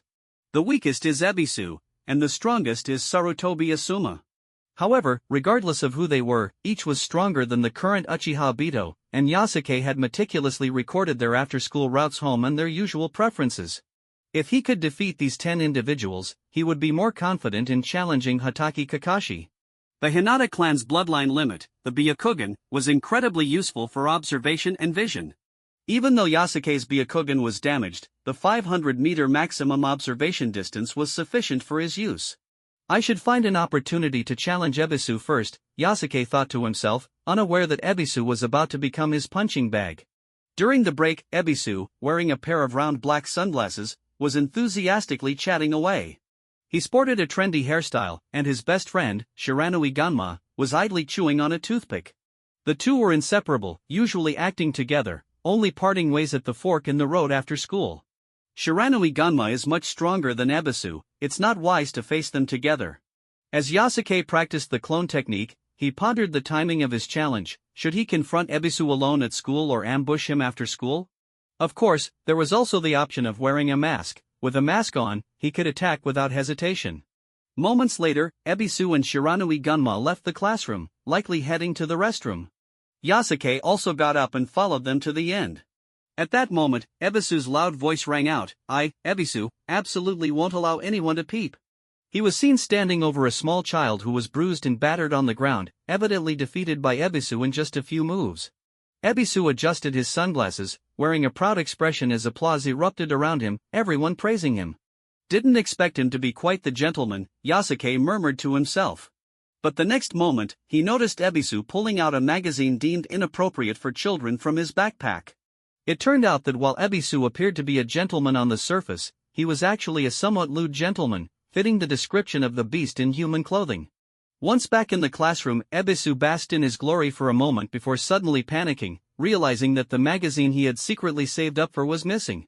That was the first magazine he had managed to buy after practicing the transformation technique to disguise himself as an adult at the bookstore. He had worked hard every day on the transformation technique, practicing until late at night to earn that magazine. Now, it had vanished without a trace. I I'm dead. Ebisu slumped, utterly defeated, and lost focus for the rest of the day's classes. When the bell rang, and everyone had left, he pulled out a note that was now in his bag. He glared at the note with fury, muttering, "You're done for." Cataract. The note boldly read, "Your Gentleman magazine was stolen by Hinata Yasuke." As dusk approached by the riverside, the water flowed gently. Yasuke, carrying 2 backpacks, followed behind Hinata Mame, and today's after-school routine was as uneventful as usual. Mame remained silent, while Yasuke tried hard to maintain an innocent demeanor. Cataract. Stop right there. However, today's calm was destined to be shattered. Yasuke and Mame turned around, realizing that the term cataract had a wide-reaching effect, targeting both Yasuke and Mame. There stood Ebisu on the path, his face serious, but as soon as he felt Mame's cold gaze, he became flustered. "And no, I didn't mean you, Mame. I was talking about. Is my name what you called?" Mame cut him off, her expression icy. "Do we know each other well?" Ebisu stammered, left with no choice but to redirect his anger back at Yasuke. "I was looking for him." "Yes, just him." He pointed at the innocent-looking Yasuke. As an innocent bystander, I watched the scene unfold before my eyes. The expression on Hinata Yasuke's face clearly conveyed his innocence, even though he was the one who had taken Ebisu's magazine and placed the note in his backpack. He did this because he needed to fulfill his role as a protector, staying close to Hinata Mame, and having the opportunity to confront his target was perfect for him. Looking at the first experience monster he planned to defeat, Yasuke smiled and asked, "Ebisu, do you need something from me?" Seeing Yasuke's honest demeanor made Ebisu feel embarrassed. How could someone as simple as Yasuke possibly be a bad person? Feeling wronged, Ebisu pointed a finger at Yasuke and angrily said, "Keep pretending. If you don't hand over my stuff today, you'll find out why the leaves of Konoha are so green." Before Ebisu could finish his sentence, Yasuke had already moved. At this moment, he was only a little over 2 meters away from Ebisu, and a chilling aura swept over the space like a fierce wind, seemingly freezing Ebisu's blood. The killing intent, battle aura, and pressure were all natural expressions of a ninja. To injure or kill someone, a ninja must naturally emit a certain momentum, which is a manifestation of the ninja's spiritual energy. The source of a ninja's energy, chakra, is a mix of spiritual energy and physical energy. In his previous world, killing intent might have been seen as mere superstition, but in this world, killing intent was very real. The main family of the Hinata clan could sense the killing intent released by the branch family, allowing them to detect any treachery. The stronger the ninja, the more potent the killing intent. It was said that the killing intent released by shadow-level experts could paralyze ordinary ninjas, even causing them to hallucinate about their own deaths. Yasuke unleashed his killing intent mercilessly toward Ebisu, and the short distance left Ebisu no time to react. In reality, Yasuke could have waited for Ebisu to take a fighting stance and prepare before making his move, but he chose a more cautious approach, striking first. Honor and reputation meant nothing to him, only victory and survival mattered.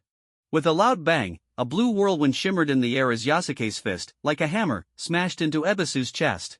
Since the Hinata clan could release chakra from their palms to perform finger techniques and palm techniques, they could also attach chakra to their fists and release it. Chakra acted like an enchantment, turning the fist into a weapon. The enchanted weapon increased attack power, speed, and intensity. Moreover, the Hinata clan practiced taijutsu diligently from a young age, giving them a natural advantage over others. Thus, Ebisu didn't even have time to react before he was sent flying with a loud bang. Yasuke's actions stunned even Hinata Mame. The clan's heiress was momentarily taken aback, surprised by Yasuke's logic in striking first before the opponent had even made a move. This was entirely unexpected for her. At this moment, Yasuke leisurely assumed a beautiful stance of the gentle fist and loudly declared, "Our Hinata clan is the greatest clan in Konoha." No, it shouldn't be like this, Mame thought, her mouth twitching slightly. What Yasuke had just used wasn't even the gentle fist. Although the name of the Hinata clan's technique included the word fist, all the techniques were palm or finger techniques. There was no such thing as a fist technique. Techniques related to fists fell under the category of hard fists, which had nothing to do with the gentle fist. Ebisu, who had been blown back 3 or 4 meters, clutched his chest and convulsed a few times before painfully getting back up. Before he could finish, Yasuke charged in like a gust of autumn wind sweeping away leaves. Smack! Smack! This time, he employed the gentle fist, using both palms to strike Ebisu again, knocking him back to the ground. Not content with just that, Yasuke followed up with 2 kicks before turning his back to the fallen Ebisu and striking his stance in a certain direction, shouting, "Our Hinata clan is the strongest in taijutsu." Both Hinata, Mame and Ebisu were stunned, transformation level 9.3%. Seeing the number pop up brought joy to Yasuke's heart. The plan had finally borne fruit, validating all his previous training efforts. Now, defeating Ebisu was the result of his hard work. Since the transformation level increased, there were only 2 possibilities: either Ebisu was down for the count, or he could get back up like Uchiha Obito and allow Yasuke to gain experience points again. To verify which situation it was, Yasuke, undeterred, turned back and struck Ebisu a few more times until the latter lay on the ground whimpering, unable to utter a single boastful word.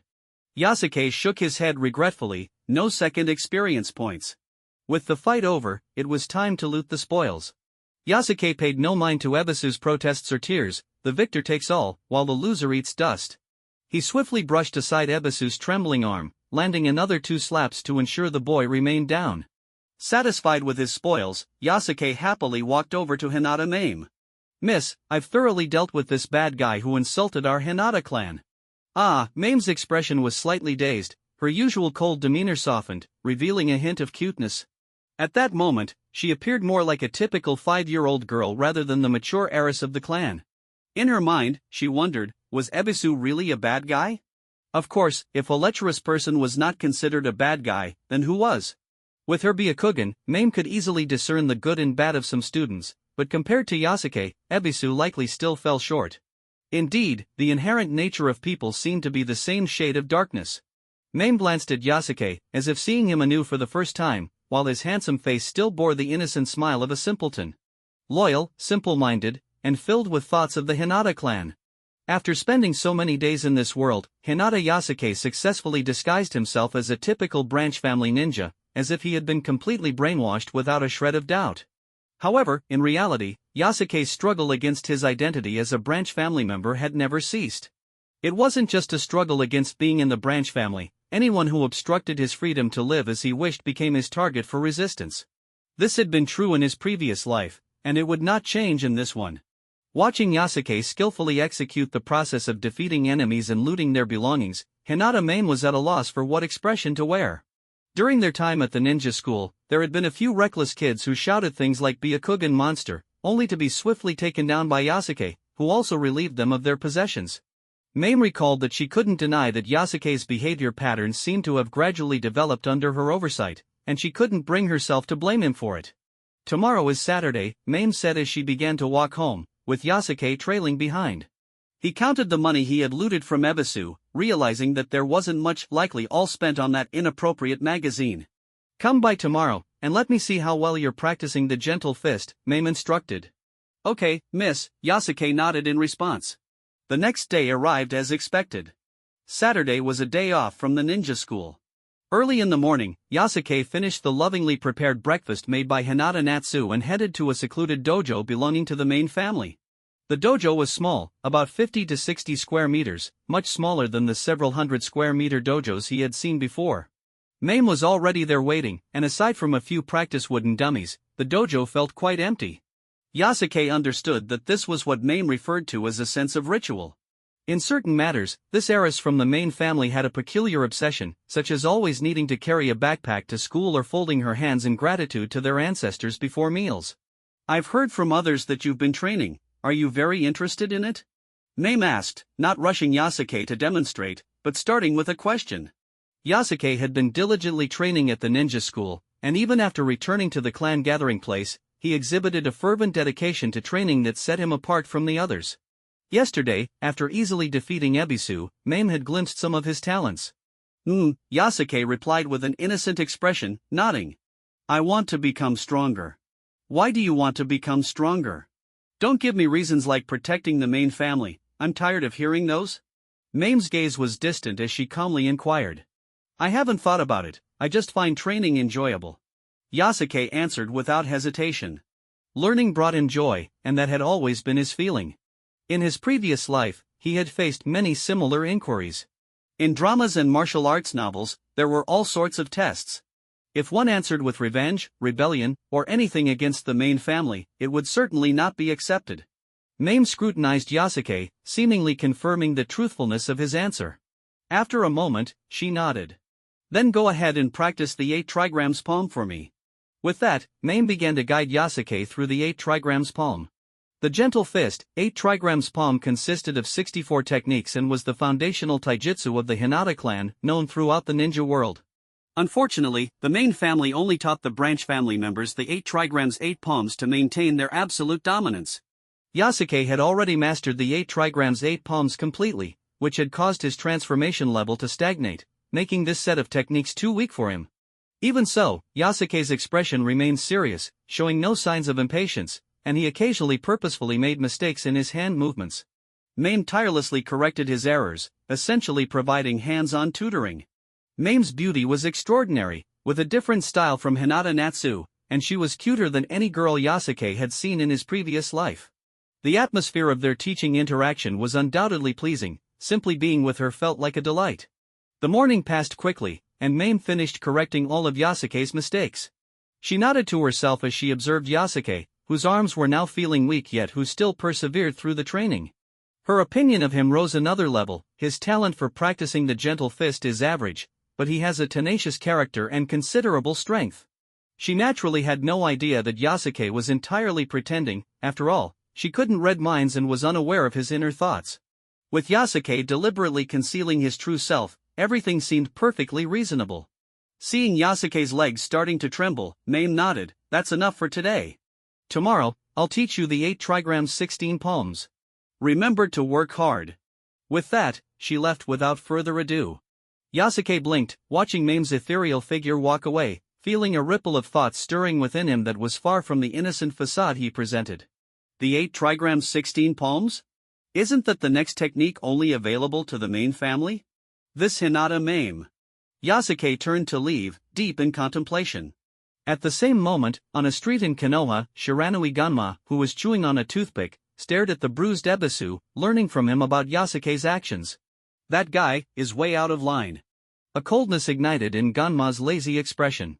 Ebisu was his good friend, and that Yasuke had done such an outrageous thing made him angry. That bastard Yasuke. Ebisu adjusted his sunglasses. He seems so innocent, but he's actually cunning. He attacked without waiting for me to get ready. Poof. Ganma spat out the toothpick, his gaze fixed on the distance. I'll find a chance to teach him a lesson. Meanwhile, Yasuke, deep in thought about his plans, was unaware that his challenge sequence was about to be disrupted. Ganma was already preparing to confront him on behalf of his friend. 4 months and 20 days remained until Hinata Mame's early graduation. After a night of contemplation, Hinata Yasuke arrived at the main family's dojo. As before, Mame was already there waiting for him. Miss, Yasuke said, gazing at her ethereal silhouette as she slowly turned to face him. From now on, I'm going to teach you the 8 trigrams 16 palms, Mame stated. Yasuke felt a wave of confusion wash over him. He couldn't understand why she was doing this. It couldn't possibly be because she thought he was handsome, could it? After all, the 8 trigrams 16 palms was a secret technique of the main family. For a branch member to comprehend it on their own was one thing, but for the main family to teach it to a branch family member was unheard of. Did she intend to use this to manipulate him or to set him up somehow? Watch closely. Mame said as she faced a human-shaped target and took her stance. The 8 trigrams 16 palms required the practitioner to unleash 16 rapid attacks in the shortest time possible, with hand speeds that made it seem as if they had 16 arms. This was the essence of the technique. While the attacking motions weren't hard to grasp, the challenge lay in the precision of force and timing, the secret to mastering the 16 palms. Mame demonstrated the technique with graceful, fluid movements. To ensure Yasuke understood, she deliberately slowed down her actions and provided detailed explanations. The main family's secret was imparted to Yasuke in this manner. After 3 demonstrations, Mame gathered her stance and turned to Yasuke, who wore a puzzled expression. Are you wondering why I'm teaching you this technique? Without waiting for a response, her gaze drifted into the distance. It's really nothing at all. With a heart full of questions, Yasuke began practicing the 8 trigrams 16 palms. He couldn't tell if Mame's earlier words were merely a humble brag or if they held deeper meaning. After a round of effortful practice, Mame nodded in approval. An hour had passed. From today on, you'll be responsible for cleaning this dojo, Mame assigned the task to Yasuke. After she left, he glanced at the numbers in front of him. Transformation level, 9.4%. The increase of 0.1% brought him some relief, and he felt that this was far from his limits. After cleaning the dojo, Yasuke returned to the branch family's courtyard and continued to practice the 8 trigrams 16 palms. An hour later, his transformation level reached 9.5%, 2 hours later, it became 9.6%, 3 hours later, it was 9.7%, and 4 hours later, it reached 9.8%. Yasuke was drenched in sweat, having unknowingly practiced from 6 a.m. until dark. Ha! Yasuke exhaled, looking at the fruits of his labor. The 8 trigrams 16 palms are indeed impressive. As a skill unique to the main family, it allowed them to maintain an absolute advantage in dominance over the branch family. Now that Yasuke had mastered this technique, although he wouldn't claim he could rival the main family, he could at least walk confidently among his branch family peers. When Yasuke opened the door and saw Hinata Natsu waiting outside, the sky had already darkened, and her flushed cheeks were somewhat difficult to discern in the dim light. Yasuke, you must be hungry, there's still food left for you in the cafeteria. Thank you, Natsu, Yasuke replied with a wide smile, making Natsu's cheeks redden even more. Moments later, the two arrived at the cafeteria, which was empty since the mealtime had passed, leaving only the two of them. After a day of practice, Yasuke eagerly devoured his meal, while Natsu gazed at him with a gentle expression, as if that alone was enough for her. Yasuke, I saw you practicing the 8 trigrams palm during the day. It seems you've already reached the 8 trigrams 16 palms. Natsu's eyes reflected a mix of worry and joy. She was happy about Yasuke's high aptitude but worried that the main family might suppress him upon discovering this. Natsu, would you like to learn it? Yasuke lifted his head and asked sincerely. He had anticipated that others might have questions, so he directly threw this out there. The 8 trigrams 16 palms was, strictly speaking, a hot potato. Yasuke, that's not what I meant. Natsu waved her hands repeatedly. She hadn't intended to take advantage of him, her concerns were genuine. Don't worry, Natsu, I won't casually use this technique, Yasuke said suddenly, reaching out to hold her soft little hand. The blush on her cheeks instantly spread to her ears. Observing Natsu's reaction, the cold-hearted training machine, Yasuke nodded inwardly. As long as he could raise Natsu's favorability, he wasn't afraid of her spreading rumors. Therefore, it was necessary to occasionally give her a little sweetness. After finishing dinner and bidding farewell to Natsu, Yasuke returned to his room and adjusted his plans.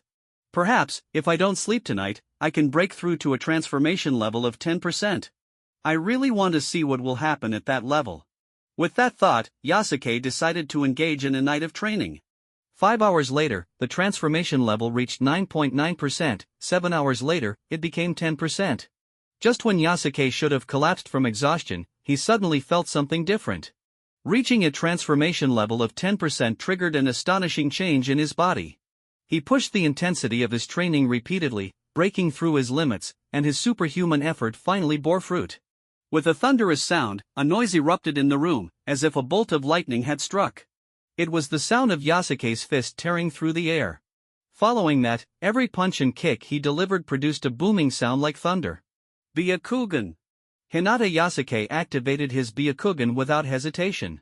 Under this special vision, he was astonished to find that his body seemed to be enveloped in a layer of armor made of chakra. Blue chakra continuously radiated from his torso, making him look like a furnace ablaze with fire. Having spent 69 days in this world, enduring countless hellish training sessions and intense battles, Yasuke had elevated his physical qualities to a whole new level through extraordinary willpower. With his transformation level reaching 10%, it felt like a clear signal indicating his overall strength had significantly improved. He could distinctly sense that every punch and kick now contained immense power. His strength, speed, explosiveness, and endurance all far surpassed his past self.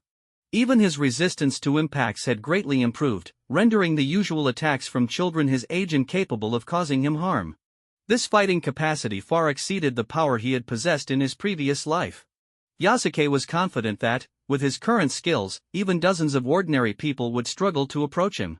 In the next moment, a realization surged through his mind: I have now surpassed the level of a ninja school student and possess the strength of a genin. The room echoed with a series of thunderous sounds as Yasuke reveled in the pleasure brought by his newfound power, freely practicing his techniques. After some time, he finally suppressed the urge to continue training, as dawn was already breaking outside. He gently clenched his fist, feeling the power within, and said softly, "The 8 trigrams 16 palms truly deserve to be a technique exclusive to the main family." Just this enhancement to his physical abilities made the technique's existence meaningful.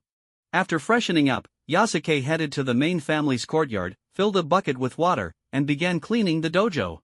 As he wiped the floor with a cloth, he pondered whether he needed to adjust his strategy.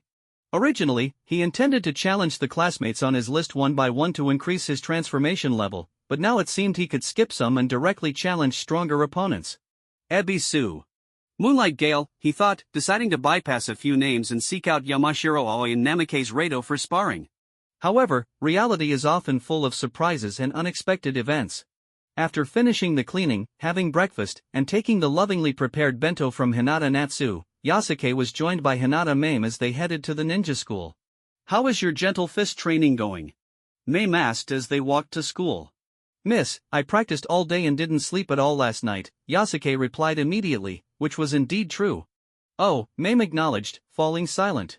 She knew of Yasuke's dedication to training, but staying up all night, it raised her suspicions. Perhaps Yasuke was eager to impress her, or maybe he felt a bit cocky after learning the 8 trigrams 16 palms. With his bright demeanor, he hardly appeared to be someone who hadn't slept at all. While true ninjas might endure 3 days and nights without sleep on missions, it was hard to believe a young ninja school student could do the same. Seeing Maine's reaction, Yasuke smiled slightly and chose not to explain further. Upon arriving at the ninja school, Uchiha Obito sauntered over. "Yo! Yasuke, good morning." After nearly 2 months at the school, they had become close enough that others referred to them as the bottom of the class duo. However, this title didn't imply they were the weakest, they were actually above average, but Obito was the bottom of the Uchiha clan, while Yasuke was the bottom of the Hinata clan. Over time, some mistakenly believed they were at the bottom of the class or even the entire ninja school. "Hey, Obito, good morning." Yasuke greeted him with a friendly smile, as was their daily routine. But today, there was an unusual change. "Hey, Uchiha Obito," Ebisu and Shiranui Gunma swaggered over, each placing a hand on Obito's shoulder. "Aren't you always bragging about the Uchiha clan's great fireball technique? Yeah, why don't you perform one for us?" Their tone was unfriendly, clearly not genuinely interested in seeing a demonstration of the great fireball technique, and thoughts of school bullying flashed through Yasuke's mind. Obito didn't have time to react before being coerced into performing the technique in front of everyone. "Everyone, come quick. Uchiha Obito is going to perform the Uchiha clan's great fireball technique." Ebisu shouted at the top of his lungs, quickly gathering a crowd around them. "Ugh, that idiot Obito," Kakashi sighed, covering his forehead with a look of exasperation. "Obito," Noara Rin expressed concern. Although Obito often boasted about being able to perform the great fireball, the truth was he was merely exaggerating. By standard, an Uchiha ninja should be able to create a fireball with a diameter of at least 2 meters, and Genin and Chunin should be able to produce even larger ones. But Obito could probably only produce a fireball the size of his fist, and it would dissipate almost instantly, barely qualifying as a parlor trick. Obito began to sweat profusely, trembling under the gaze of the crowd. He regretted not having trained harder. This was the consequence of his boastful nature. "The intention behind this isn't just to show off," Yasuke muttered to himself, seeing through Ebisu and Ganma's true motives. They were actually targeting him, with Obito serving as a scapegoat. "This is a perfect opportunity to test my newfound strength," Yasuke pondered for a moment, finalizing his plan to step in for Obito. At that moment, Obito managed to release a fireball the size of a palm, leading to uproarious laughter from everyone around. "No, don't make fun of me." Uchiha Obito's face flushed bright red, with visible veins on his forehead. As he was about to become the laughingstock of the crowd, he started to stammer in defense under the taunting of Ebisu and Shiranui Ganma, reminiscent of the infamous Uchiha Itachi from back in the day. At that moment, Hinata Yasuke stepped forward decisively, waving his hand and shouting, "You're not allowed to bully my good friend." His powerful declaration seemed to possess some magical quality, causing all the noise in the vicinity to vanish instantly. Ebisu and Ganma stared in disbelief, while Obito looked at Yasuke with a complex expression, filled with gratitude, regret, and shame. Next, Obito turned his head away, his gaze evasive, unable to meet Yasuke's eyes. He had always boasted about his abilities but had never fulfilled his promise to show Yasuke the great fireball technique. Now, seeing Yasuke stand by him unwaveringly as a friend filled him with shame, making him wish he could just disappear into the ground. Meanwhile, Kakashi, who had pushed through the crowd, furrowed his brows, observing Yasuke's actions and pondering, could it be that I was wrong? This Yasuke isn't as cunning as I thought, maybe he's just a genuine fool? Noara Rin also watched Yasuke with surprise. She had always believed he was solely focused on training in the Hinata clan, dismissing any friendship he had with Obito as superficial. Yet here he was, stepping up boldly. Ebisu, it seems Yasuke jumped in a bit early. I don't know, maybe that's just how a hot-headed person acts. Ebisu and Ganma exchanged glances, quickly deciding that they would assert their dominance with words first before teaching Yasuke a lesson. Look, it's Yasuke from the bottom of the class duo. The surrounding elementary students recognized Yasuke, and the rumors about him flooded back. Training machine Yasuke, hot-headed Yasuke, and stubborn Yasuke, among others, including the titled fanatical Hinata supporter. As the crowd excitedly watched the situation unfold, Yasuke only said one thing: take a punch from me, and I'll spare your life. In an instant, Yasuke charged at Shiranui Gunma like a gust of wind. Although Gunma was surprised by Yasuke's sudden attack, he wasn't afraid. His strength was much greater than Ebisu's, and there were very few in the class who could surpass him, with Yasuke not being one of them. Gunma spat out his toothpick and executed a spinning kick aimed at Yasuke, shouting, Konoha! Whirlwind! His attack drew gasps from the onlookers. The Hinata clan practiced gentle fist, while other ninjas trained in hard fist. The Konoha Whirlwind was a move invented by the second Hokage, Senju Tobarama, as part of the Konoha flowing techniques.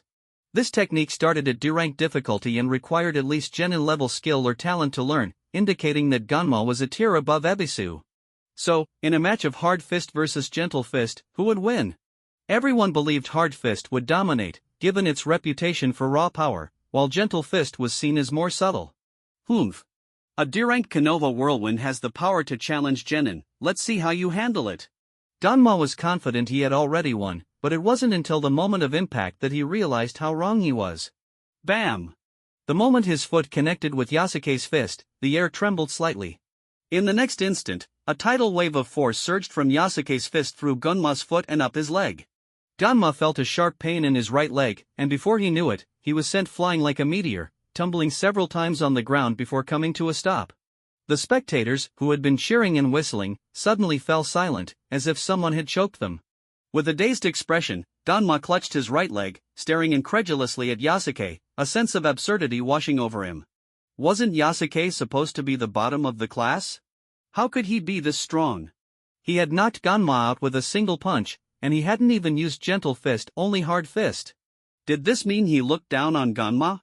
Ebisu, who had initially planned to rush in to help, was stunned to see his friend taken down in one blow. Hinata Mame also looked momentarily shocked, but then something clicked in her mind. Our Hinata clan is the greatest clan in Konoha. After defeating his opponent, Yasuke followed his usual routine, shouting triumphantly and striking a pose as if performing a gentle fist move.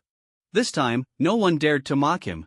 What is going on with this guy? Kakashi clenched his fists, a sense of crisis welling up within him. Perhaps he could no longer underestimate Yasuke. Obito. After the fight, Yasuke stepped forward and extended his hand toward Uchiha Obito. His honest smile was almost blinding, causing Obito to squint painfully. Slowly, he reached out and grasped Yasuke's arm. Good friend, Obito said, his eyes filled with emotion. You are my good friend. Half an hour later, in class, Sherpen Dahe was staring at the textbook while scanning the students. The atmosphere in the classroom felt different today. The students below the podium were distracted, their gazes frequently drifting to Yasuke. Only Yasuke seemed oblivious, attentively listening to the lesson.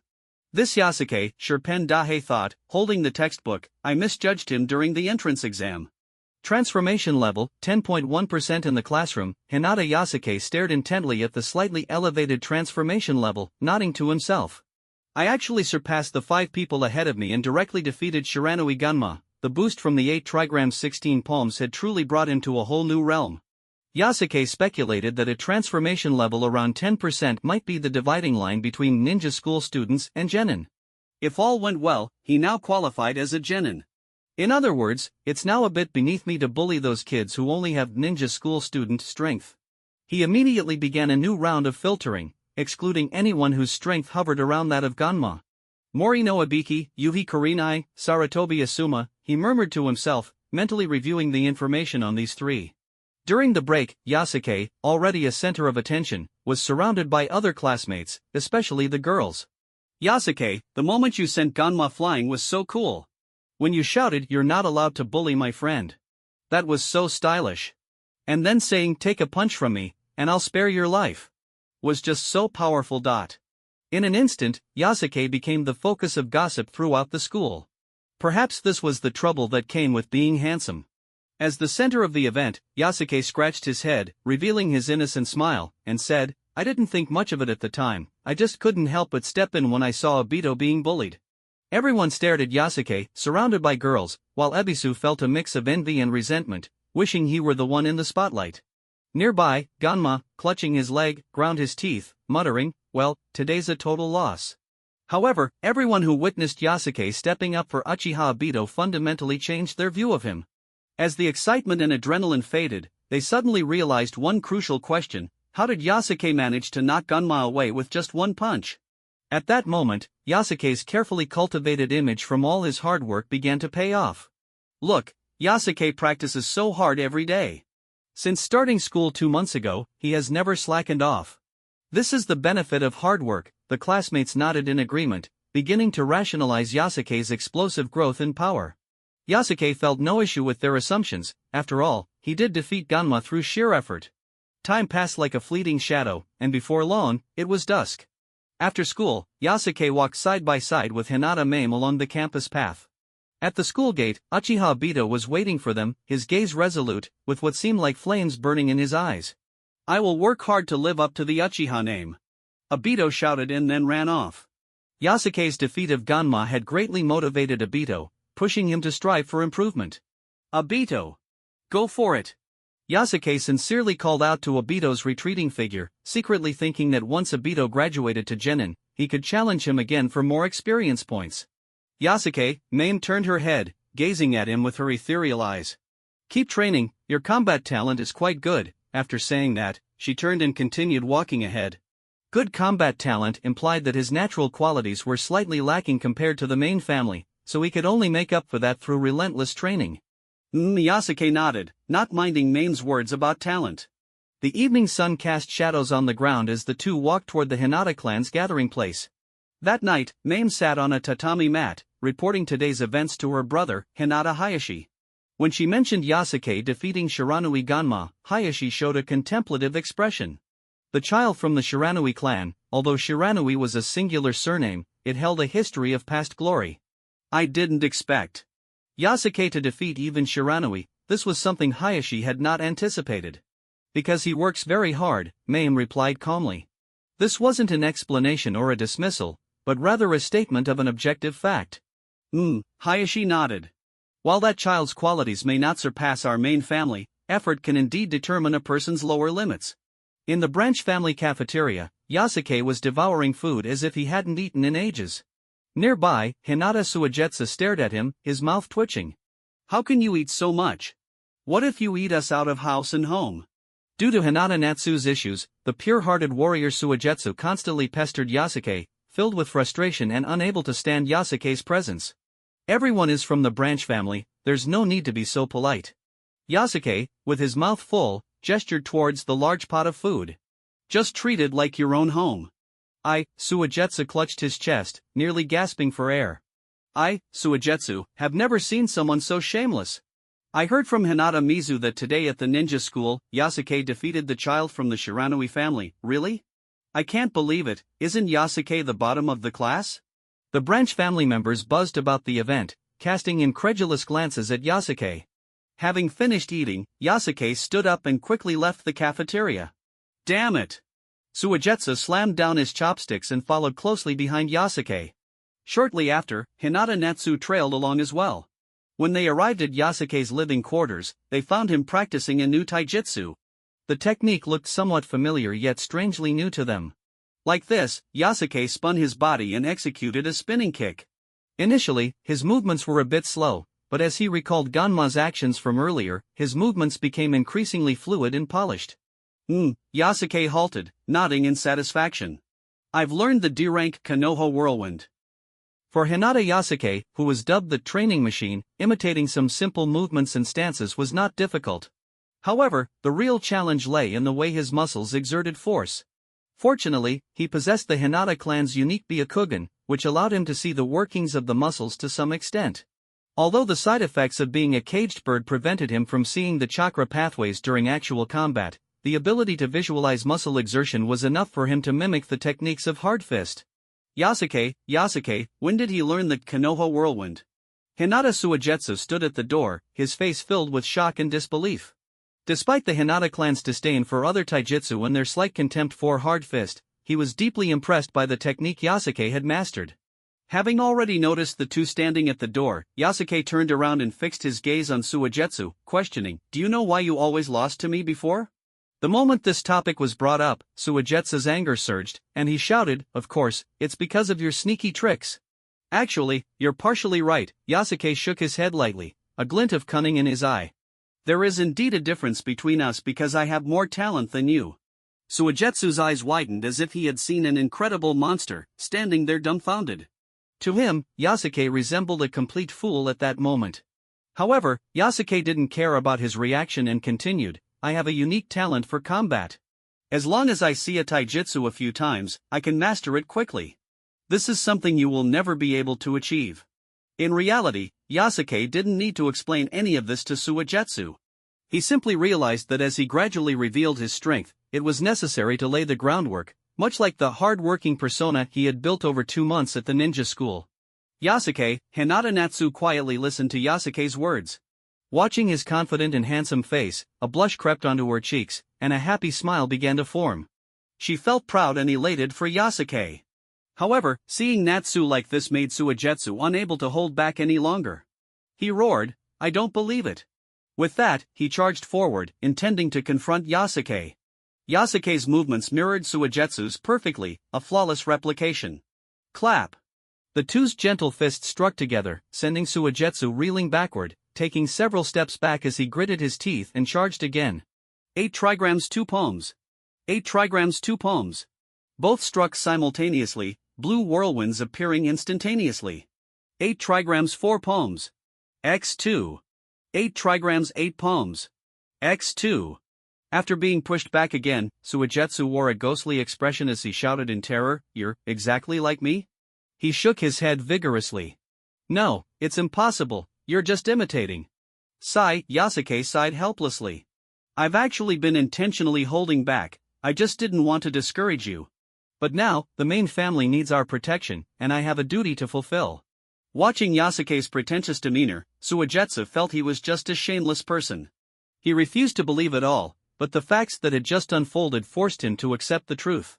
Not only had Yasuke perfectly mimicked the moves, but he could also clearly feel that Yasuke's exertion was identical to his own. This couldn't simply be achieved by stealing glances and imitating a few movements. How could someone possess such talent? It's so shameless! Suigetsu yelled, his heart filled with envy, jealousy, and hatred. He threw his head back and shouted, "Damn it! Why don't I have such shameless talent? Stop yelling, everyone needs to rest now." Yasuke impatiently dug at his ear, looking disgusted. "You should go, I need to continue training. And don't bother me again in the future." Finally, Yasuke watched the dejected figure of Suigetsu leave, a slight smile appearing on his face before he walked back into the room. "Yasuke, this is great, no one will dare call you the bottom of the class anymore." Natsu followed him inside, her face beaming with joy. I've actually always been strong." Yasuke nodded, tightening his fist. "Although my physical qualities aren't as good as those geniuses, I work hard, and I have talent in combat." He continued to shape his persona towards being the hard-working type plus combat type, trying to guide others' perceptions of him. He knew that only by continuously growing stronger could he make others feel that all of this was entirely reasonable. Suddenly, Yasuke frowned, an eerie feeling of being watched creeping over him. Byakugan. He activated his Byakugan without hesitation, instantly spotting a figure lurking in the shadows. "Who?" he shouted, quickly running out of the house, leaping over the wall, and locking eyes with Mori no Abiki, both staring at each other in surprise. "You? Hee, what a coincidence," Mori no Abiki greeted in a deep voice, wearing a headband and a black coat. As Yasuke's next challenger, he was puzzled about why Mori no Ibiki was sneaking around at night. Don't misunderstand, Mori no Ibiki said seriously, though he looked even less trustworthy in that demeanor. I'm just investigating something. He waved his hand at Yasuke, and the two jumped down from the wall, turning into a nearby alley. I've recently discovered that someone has been secretly spying on your Hinata clan, Mori no Ibiki stated with an earnest expression, revealing what seemed like a trivial matter. You? Yasuke asked, puzzled. Mori no Ibiki's mouth twitched slightly as he put his hands in his coat pockets and began to pace slowly. He was among the top students in the class, and during the entrance exam, the teacher had remarked that if Mori no Ibiki could become a special jonin, he would possess dominating strength within that rank. In other words, Mori no Ibiki was a rare talent, even stronger than Shiranui Ganma and others. My dream is to become a member of the Konoha Interrogation Department. Mori no Ibiki turned his back to Yasuke. Although he had hair, Yasuke always felt as if he were bald. Because I enjoy solving cases, tracking various clues, and I love challenging high difficulties, extracting intelligence from enemies through interrogation. Yasuke simply responded with a casual, oh. Though I'm not yet a member of the interrogation department, I'm willing to work hard for that goal, even if I'm just a ninja school student. Mori no Ibiki turned to look at Yasuke, his eyes revealing a sense of determination, as if to say, your Hinata clan is in for something big. Yasuke, Ibiki called out Yasuke's name. What? I can guarantee that someone is targeting your Hinata clan. On Saturday, a rare day of rest, Hinata Yasuke set out early in the morning, leaving the Hinata clan's mansion and stepping into the bustling streets of Konoha. The crowd surged like a tide, lively and bustling. Transformation level, 10.5%. Yasuke glanced at this number, which reflected the increase in his transformation level after training the D-rank technique Konoha Whirlwind the previous night. A moment later, Mori no Ibiki, dressed the same as yesterday, approached slowly.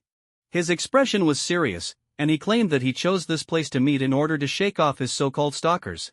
You've come, Mori no Ibiki said as he greeted Yasuke. I'll get straight to the point. Years ago, the Second Great Ninja War ended, but we all know that wars are just temporarily paused. It's unpredictable when the next one will ignite. The so-called ninja wars were as terrifying as the world wars in Yasuke's previous life, each conflict leading to the loss of countless lives among civilians, ninjas, samurai, and ronin. Even the 5 Kage at the pinnacle of the ninja world could face sacrifices. There must be a sense of crisis. Mori no Ibiki tightened his grip on his arm, his expression grave. From my observations, you possess a strong sense of justice, making you well-suited as my companion. After seeing Yasuke stand up for Uchiha Obito, Mori no Ibiki conducted some discreet observations and assessments before deciding to recruit Yasuke as his partner. Why not just find Kakashi and the others? Yasuke asked, confused. Kakashi is too arrogant, Ibiki shook his head. The others either lack your sense of justice or are too weak. Moreover, another important reason is that you have the Hinata clan's Byakugan, which is very suitable for assisting me in our work. Konoha had multiple units, such as the reconnaissance team, which employed many branch family ninjas. The Byakugan of the Hinata clan offered long-range vision, the ability to see through objects, and certain offensive capabilities, making it an invaluable asset. Unfortunately, Mori no Ibiki was unaware of the issues Yasuke's Byakugan had. I can only see about 500 meters and can't see the chakra pathways, Yasuke candidly admitted his Byakugan's shortcomings. In the Hinata clan, this wasn't a secret, he preferred honesty over pretending like Uchiha Obito. Mori no Ibiki's lips twitched slightly, his expression conveying, you really are something special. Barely enough to get by, Mori no Ibiki murmured, then continued, in any case, I won't let you work for free. Knowing he needed something from Yasuke, Mori no Ibiki understood the importance of offering some benefits. If you agree to be my partner, I'll give you this. Mori no Ibiki pulled out a small square piece of paper, roughly the size of a handkerchief, looking plain and somewhat shabby. What is this? Yasuke asked, puzzled. He doubted Mori no Ibiki would use a worthless piece of paper to fool him. Chakra test paper, Mori no Ibiki replied meaningfully. Yesterday, I saw you secretly learning Shiranui Ganma's Konoha Whirlwind, but I'm not concerned about that. I just know you're a very special Hinata. Typically, Hinata clan ninjas focus solely on mastering gentle fist, disregarding the hard fist techniques. However, Yasuke was different. Whether it was hard or gentle fist, he was willing to learn as long as it could help him defeat enemies. To him, both types of taijutsu were simply tools. If only this world had submachine guns, Yasuke would undoubtedly head into battle wielding a machine gun. Mori no Ibiki believed Yasuke's uniqueness lay in this: he wouldn't be confined by certain techniques and rules, unlike his rigid clan members. This paper can test your chakra attributes. Even if you become a genin or even a chunin, it would be hard to afford such a piece. The chakra test paper was worth its weight in gold. I acquired it from my dad, Mori no Ibiki added, a hint of pride on his face. Yasuke's eyes lit up. This item was indeed very important to him. No, it was crucial for almost every ninja. The three-body technique taught at the ninja school and the Hinata clan's gentle fist were based on the use of blue, non-attribute chakra. If one wanted to unleash fireballs like Uchiha Obito or produce lightning and water like other ninjas, they needed to possess the corresponding chakra attributes. The textbooks at the ninja school stated that a person's chakra attributes were determined by their heart. The 5 basic chakra attributes were water, fire, lightning, earth, and wind. The Uchiha clan, to which Obito belonged, naturally possessed the fire attribute. Some were gifted enough to possess 2 attributes simultaneously, while others could even have 3, 4, or even 5 attributes. Knowing your chakra attributes in advance can prevent detours and save countless hours, Mori no Ibiki explained as he noticed Yasuke's interest. All right. Yasuke nodded. I can help you with this detective game, but only when I have time. You should know we branch family members are quite busy. The responsibilities of branch family members included protecting the main family, doing odd jobs, self-sufficiency, and training. And I won't help you indefinitely. Okay, just help me this once. Mori no Ibiki nodded, and the two quickly reached a happy agreement. Yasuke took the chakra test paper, followed Ibiki's instructions, placed his right palm on it, and released his chakra. After a moment, the paper showed no change. Yasuke looked at the unresponsive paper, questioning whether Mori no Ibiki was deceiving him. It can't be. Ibiki, puzzled, took the chakra test paper and infused his chakra into it. Instantly, the paper ignited in flames, indicating that Mori no Ibiki possessed the fire attribute. Seeing the chakra test paper burn to ashes, Mori no Ibiki was stunned. The next moment, he grabbed Yasuke's shoulders and passionately declared, "It's okay. A genius without an attribute can still become an excellent ninja. Keep going. Believe in your dreams. Yasuke." 10 minutes later, Hinata, Yasuke and Mori no Ibiki strolled along the street, initiating their so-called enemy detection operation. As Yasuke walked, he pondered the recent events. In the ninja world, there indeed existed individuals who fought without relying on elemental jutsu like fire release or lightning release. Even those without any chakra attributes could become formidable ninjas. However, it would be truly regrettable if one were unable to wield such extraordinary powers for that reason. While he was lost in thought, Yasuke suddenly recalled the evolution chart he had envisioned earlier. He contemplated, the Byakugan is the foundation of the evolution chart. If I choose one of the charts, could I possibly gain a chakra attribute? Hey! Yasuke, keep up with me. I've spotted a target. Mori no Ibiki called back without looking, gesturing with his hand. That woman, it's her. She's not from Konoha. I've seen her several times. Following Ibiki's lead, Yasuke began his observation. At that moment, the morning sun had just risen high, casting gentle rays on the street and creating dappled shadows. A woman dressed in red was striding across the street. She appeared to be about 20 years old, youthful, and vibrant. She paused in front of a shop, casually picking up some jewelry from the stall and playing with it. Hey, what do you think? Mori no Ibiki turned his head to ask. However, Yasuke didn't respond immediately. From the moment the woman appeared, despite maintaining an expressionless facade, a wave of vigilance surged uncontrollably within him. Every muscle and every chakra pathway felt as if it was ready to unleash 100% of its power at any moment. In Yasuke's Byakugan vision, the woman's body resembled a torch blazing brightly, radiating intense light and heat under the morning sun. Compared to other pedestrians, even compared to Mori no Ibiki, she appeared significantly more powerful. The sheer amount of chakra she possessed, while not an absolute indicator of strength, undoubtedly revealed that this woman was no ordinary civilian but rather a ninja. What struck Yasuke as even more familiar was the lingering scent of blood about her, a rich aura that only emanated from someone who had taken lives. Who exactly is this woman? Why does she possess ninja-level power? She isn't an ordinary person, yet she can enter and exit Konoha so freely. What is going on? Yasuke's mind was racing, and he ultimately relayed what he had observed to Mori no Ibiki. What do you think? We should do now. Mori no Ibiki swallowed hard. Though he wasn't as calm as Yasuke, he had steadied himself sufficiently. Yasuke's response was straightforward: they should report the suspicious individual to Uncle Keicha. Just like in his previous life, Konoha also had a similar duty in this world, known as the Konoha Uchiha Police Department. The Uchiha name not only represented a prestigious clan but also stood as a symbol of Konoha's law enforcement. Decades ago, the police department was established and named by the second Hokage, Senju Tobarama, and since then, the public security of Konoha had been managed by the Uchiha clan. Good idea. Mori no Ibiki glanced at Yasuke in surprise. He had expected Yasuke to charge out and demand the woman to stop. Passionate yet smart, Yasuke, I have greater faith in you now. Mori no Ibiki looked at Yasuke with admiration, secretly deciding that when he became the head of the Konoha Interrogation Department in the future, he would appoint Yasuke as the deputy chief. The next moment, Mori no Ibiki dashed out, quickly grabbing the attention of a patrolling Uchiha ninja, detailing his observations and suspicions to him.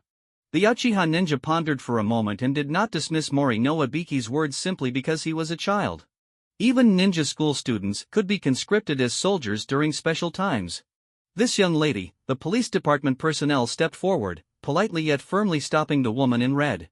After a moment, the inquiry officially began. Mori no Ibiki and Yasuke hid nearby, quietly watching the questioning unfold. Oh, I'm a rogue ninja from the Land of Fire, the woman smiled, her expression seemingly devoid of any cunning.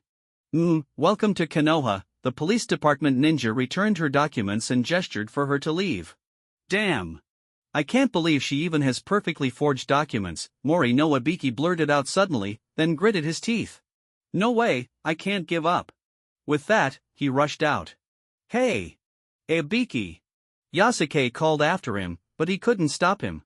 Left with no choice, Yasuke followed, thinking to himself that perhaps if Mori no Ibiki were taken out by the woman, he could confirm that she was indeed an enemy in disguise. Several minutes later, this is the Hokage Rock. The woman looked up, shielding her eyes with her hand as she admired the massive Hokage face carved into the mountainside behind the ninja school.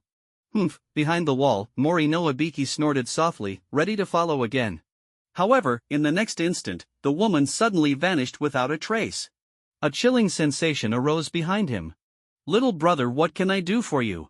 The voice came from behind, startling Mori no Ibiki, causing him to tremble involuntarily, sweat beading on his forehead. Damn! It can't be wrong, just as I thought, my instincts are spot on, this woman is just like that Orochimaru, a monster disguised in human skin. Just as Mori no Ibiki thought he was about to be eliminated. Hey, lady, you dropped your wallet. A calm voice rang out from behind the two. The figure approaching was short and stout, with a prominent nose and slightly squinted eyes, along with a small mustache on his chin. Sensei Dahei? Mori no Ibiki exclaimed in surprise, recognizing the person as their homeroom teacher, Sherpen Dahei. At that moment, Dahei was wearing a vest, standing behind the woman, appearing even shorter than her, and holding a wallet in his hand.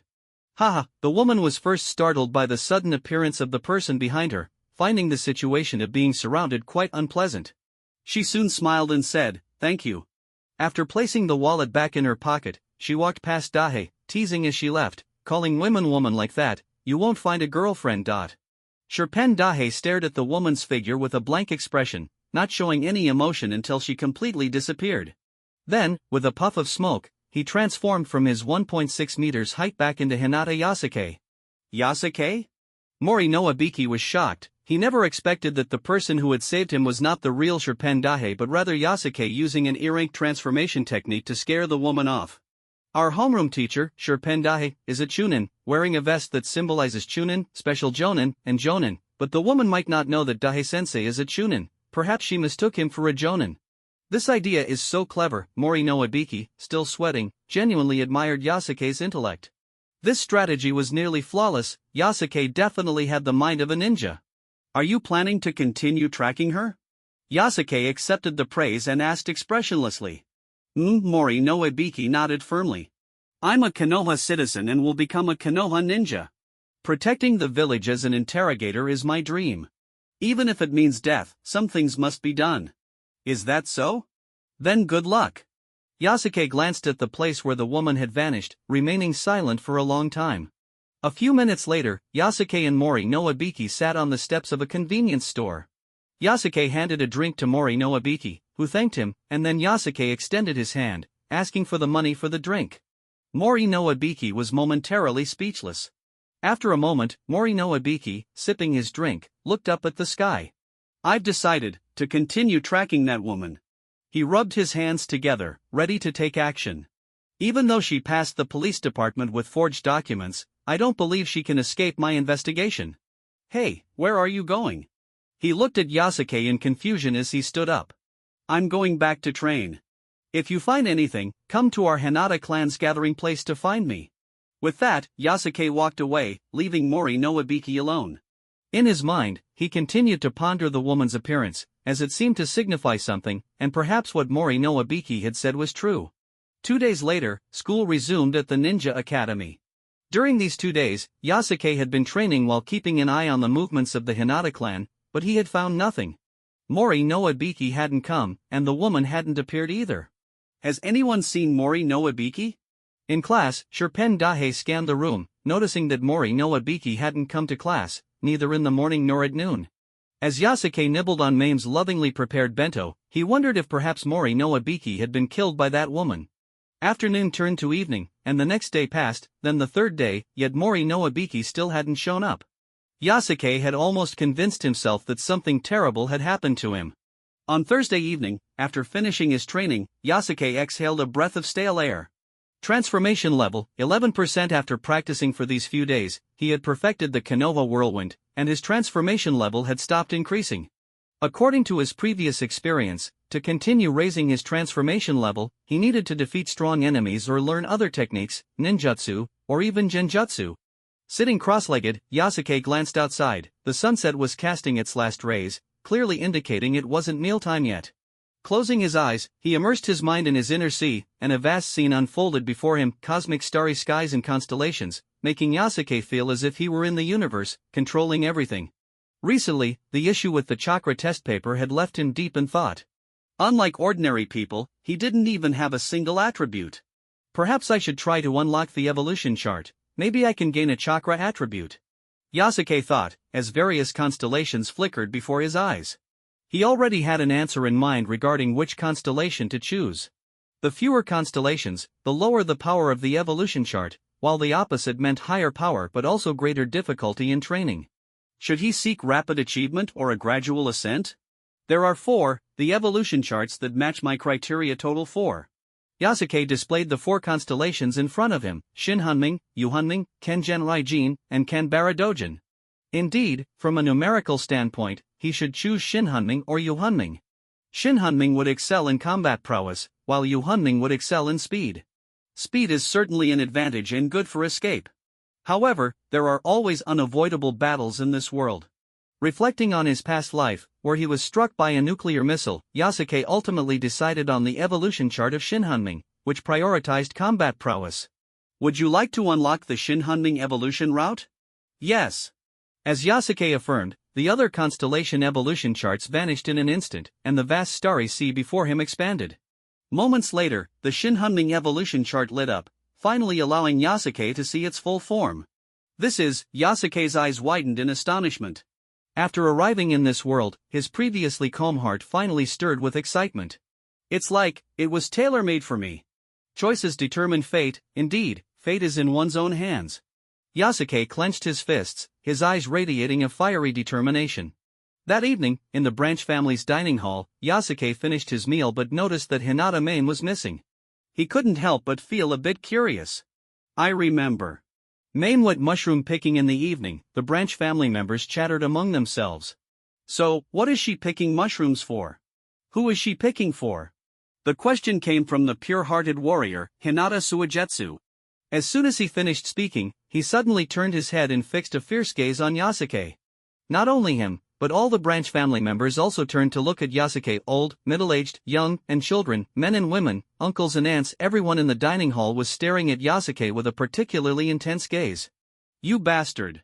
Suigetsu rushed over, glaring angrily at Yasuke. Mame must be picking mushrooms to make you an adorable bento. If she's not back by now, what if she goes missing? His loud voice seemed to use all his strength, and his face was filled with realization, resembling someone in despair. Should we go check? Someone asked. We branch family members all have the caged bird seal on our foreheads. We're not afraid of others coveting our Byakugan, another person said nonchalantly. Which direction did Mame go? Yasuke didn't respond to Suigetsu's dramatic expression but instead asked this crucial question. To the back mountain of Konoha, one of the kitchen staff pointed towards the direction of Hokage Rock while holding a spoon. Yasuke stood up and walked out of the dining hall with firm steps, disappearing into the night. Once outside on the street, the sky had turned dark, and the stars were shining brightly. Konoha's night was still illuminated, showcasing the unique prosperity of the 5 great ninja villages. Instead of heading straight to the back mountain, Yasuke quickly walked towards a nearly closing ninja tool shop. He used a transformation technique to disguise himself, taking out the money he had earned over the past 2 months from beating up his peers, just enough to buy some kunai and several shuriken. The shopkeeper even kindly gifted him a ninja tool pouch, which Yasuke strapped to his waist. After leaving the shop, he dispelled the transformation technique and hurried towards the back mountain. Utilizing the methods taught at the ninja school, Yasuke slowly consumed his chakra. Normally, running would quickly deplete one's stamina, especially when sprinting at full speed, but by incorporating chakra during his run, it was akin to inner force in martial arts novels, allowing him to travel long distances. Minutes later, a fast-running Yasuke arrived behind Hokage Rock, known as Konoha's back mountain. The natural environment here was lush, with vast forests, hills, mountains, and flowing water. Although Yasuke had never been here before, he had studied Konoha's map distribution in ninja school. He activated his Byakugan and began searching for Hinata Mame based on the information stored in his memory. The darkness did not obstruct the Byakugan's vision. As long as it was a human, chakra would shine brightly like a torch. Yasuke scanned the surroundings, running continuously, the names in terms of Mori no Abiki, the woman in red, and Hinata Mame interlinked in his mind. After a moment, he finally made a discovery. Mame, in the black and white vision, Mame's chakra burned slowly and steadily. However, she was not alone. She was being carried under someone's arm, rapidly moving away. Below them was a small child, Mori no Abiki. She took out Abiki and then kidnapped Mame. Yasuke frowned slightly, various speculations surging in his mind. Mame, like him, belonged to the branch family, but Yasuke wouldn't naively believe that just because they bore the caged bird seal, enemies wouldn't covet the Hinata clan's bloodline limit. The caged bird seal could indeed damage the brain and seal the Byakugan, but what if they obtained cells for cloning? Or used them for some cruel experiments? It could even be for lowly farming, waiting for them to grow up. Of course, these were just Yasuke's own imaginings. Given his current knowledge and intelligence, he couldn't ascertain whether cloning technology existed in this world. But since someone was attempting to kidnap Mame, there was no doubt they were enemies. The pressing question was, how strong is she? Could her power far exceed mine? After a moment of thought, Yasuke reached the side of the fallen Mori no Abiki, gently checking his neck. Fortunately, he was still alive. It seemed that during his time away from school, Mori no Abiki had been determined to track the situation but was simply overwhelmed by the enemy and knocked unconscious. Yasuke formed hand seals with both hands. Shadow Clone Jutsu. Following the ninjutsu taught at the ninja school, he used the E-rank Shadow Clone Jutsu, and instantly, an identical Yasuke appeared around him. This clone was a mere illusion without a physical body and lacked offensive capability. The enemy could easily dispel it with a light punch. However, since it was dark, it would be difficult for the enemy to distinguish between the real and the clone. With this thought in mind, Yasuke accelerated, rushing forward alongside the clone. Another little mouse. The masked woman sensed someone approaching quickly from behind and turned to smile. At the moment she turned, Yasuke clearly saw her outfit, a red-themed ninja garb with brown accents, unmistakably the attire of an Iwagakure ninja. Iwagakure belonged to the Land of Earth and was one of the 5 great ninja villages, alongside Konoha, Kirigakure, Kumogakure, and Sunigakure.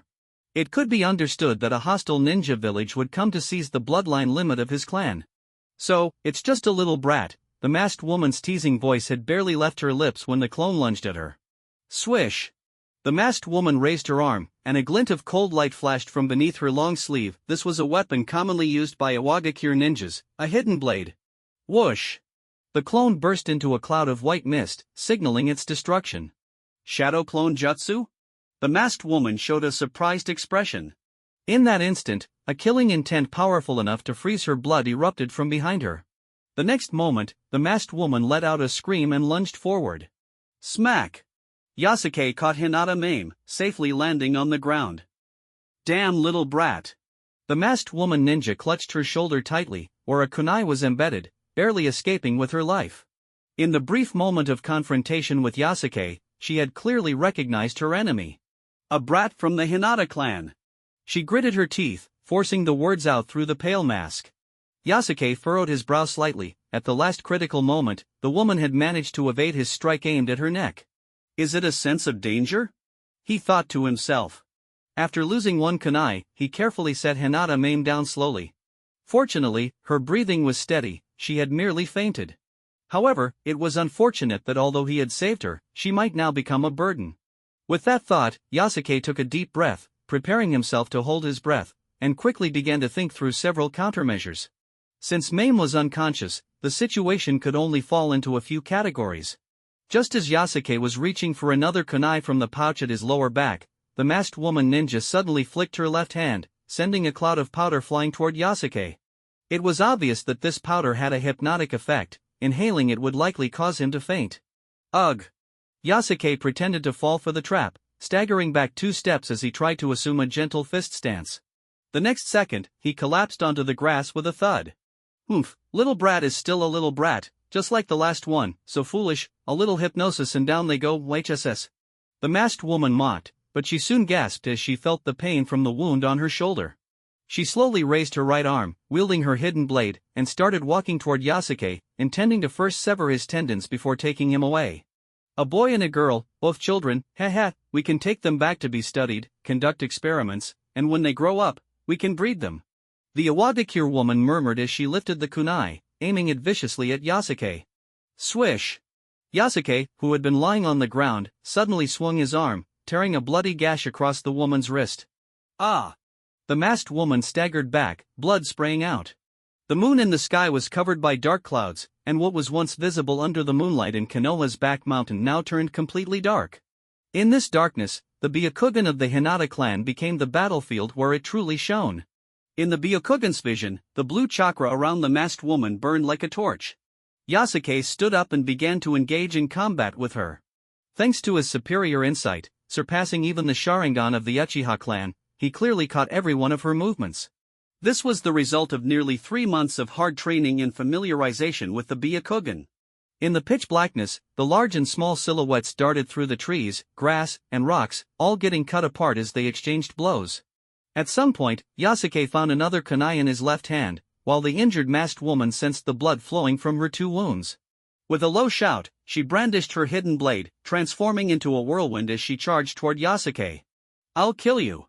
The sharp sound of metal clashing echoed through the air, the sound of kunai colliding with her hidden blade creating sparks that flickered in the dark, offering brief glimpses of light, a cold mask and a calm face.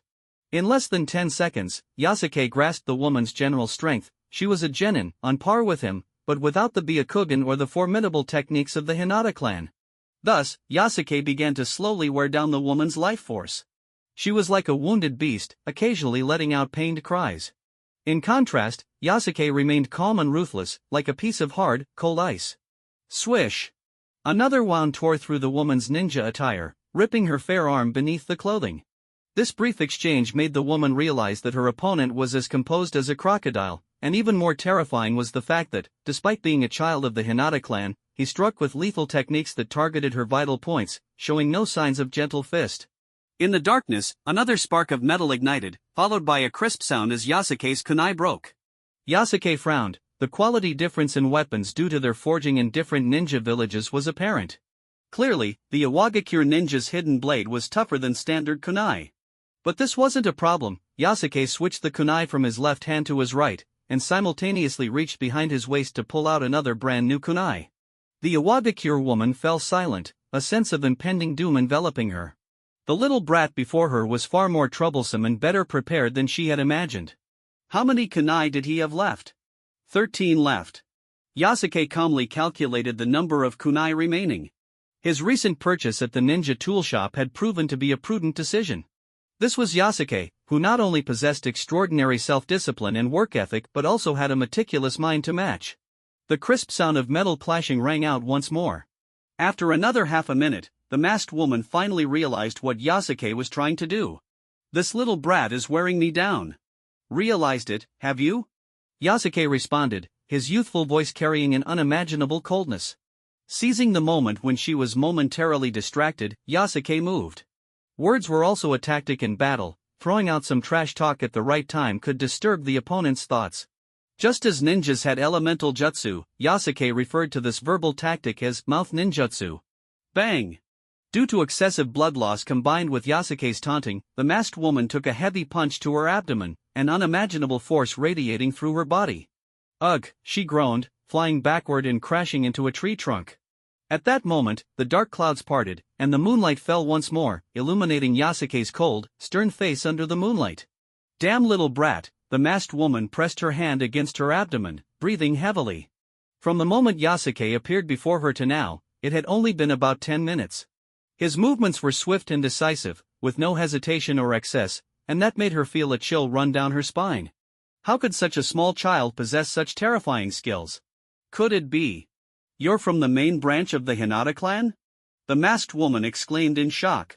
In her understanding, only the Hinata main branch, which imposed the caged bird seal on its own kin, would act so ruthlessly. Yasuke did not respond, merely casting a cold gaze her way, making her feel as if she were being choked, breathless.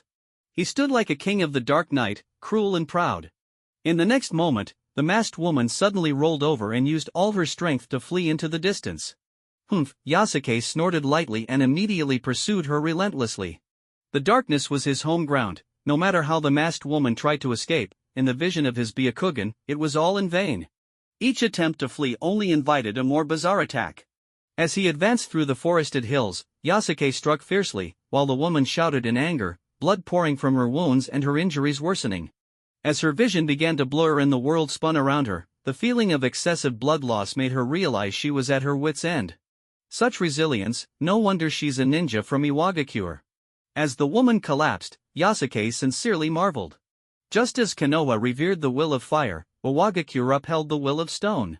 Their ninjas were cruel and domineering, imbued with the toughness of rock, but in this contest of victory, it was Yasuke who would ultimately emerge triumphant. Transformation level, 11.5%. Upon seeing this line of text, Yasuke knew that tonight's pursuit had finally come to an end. Of course, to prevent her from suddenly turning the tables like Uchiha Obito, Yasuke unhesitatingly threw 4 kunai, pinning her limbs to the ground. Time passed, and in the darkness, the woman slowly regained consciousness.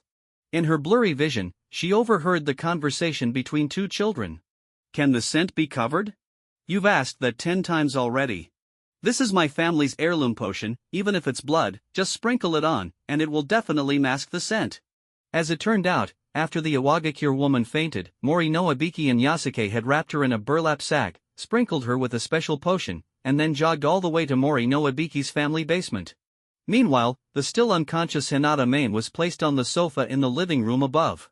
The truth is, my father is a member of the interrogation department, Mori no Ibiki said with a smug smile, revealing that this special basement was naturally meant to imprison criminals.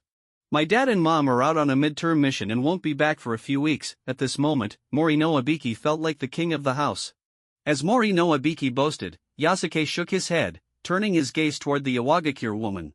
This was a basement lit by special oil lamps. According to Mori no Ibiki, these lamps burned whale oil and could last for decades. The woman's limbs were tightly bound by chains, restrained there. Chilly water, the tiger bench, one of the top 10 tortures of Konoha. Yasuke surveyed the area as if looking for suitable torture devices, but ultimately found nothing and felt disappointed. Forget it, let's just use this to get her to talk. Yasuke drew a kunai, the cold glint aiming directly at her. Mori no Ibiki nodded secretly, looking at Yasuke with even more admiration. Passionate, clever, and clear about right and wrong, to him, Yasuke was a talent. I'm a Konoha ninja, and I'm going to interrogate you. If you don't answer my questions, I'll stab you until you do. Yasuke gestured with the kunai, his expression quite serious. Ha ha ha. I didn't expect to fall into the hands of a little brat. The woman, injured and bound, could not resist, but that devilish voice still came from her lips. Thinking of Mori no Ibiki's previous pursuit, she shook her head with a bitter smile. You Konoha ninjas have long been eyeing me. No, Yasuke shook his head, it's just me, and him. He pointed at Mori no Ibiki. 2 little kids. The woman widened her eyes, and the next moment, she seemed to realize something. That short, stout Konoha ninja was you in disguise? Exactly, Yasuke replied nonchalantly. A single transformation technique had saved Mori no Ibiki and intimidated the woman. Your name? Yasuke wasted no more words and began the interrogation. Heh, although Iwagakure and Konoha are not allies, there is a ceasefire agreement in place. You can't treat me like this. The woman still struggled. Thrust. Yasuke sank the kunai into her arm. The woman's eyes widened in disbelief, and the next moment, she let out a scream. I've seen many who would rather die than yield, but please believe me, most people, including yourself, are not as resilient as you imagine. Yasuke released his grip, speaking coldly. Damn. Yasuke's lines are so cool. Mori no Ibiki, hands behind his back, tried to look composed, but in reality, when he saw Yasuke stab the kunai into the woman's body, he was already scared silly. Although Mori no Ibiki was filled with thoughts about the basement and interrogation, he was still just a naive child. Perhaps in 10 years, he could become an interrogation expert, but for now, the true hard hitter was still Yasuke. It's only allowed for your Iwagakure ninjas to abduct our people, and we're not allowed to capture you and interrogate you.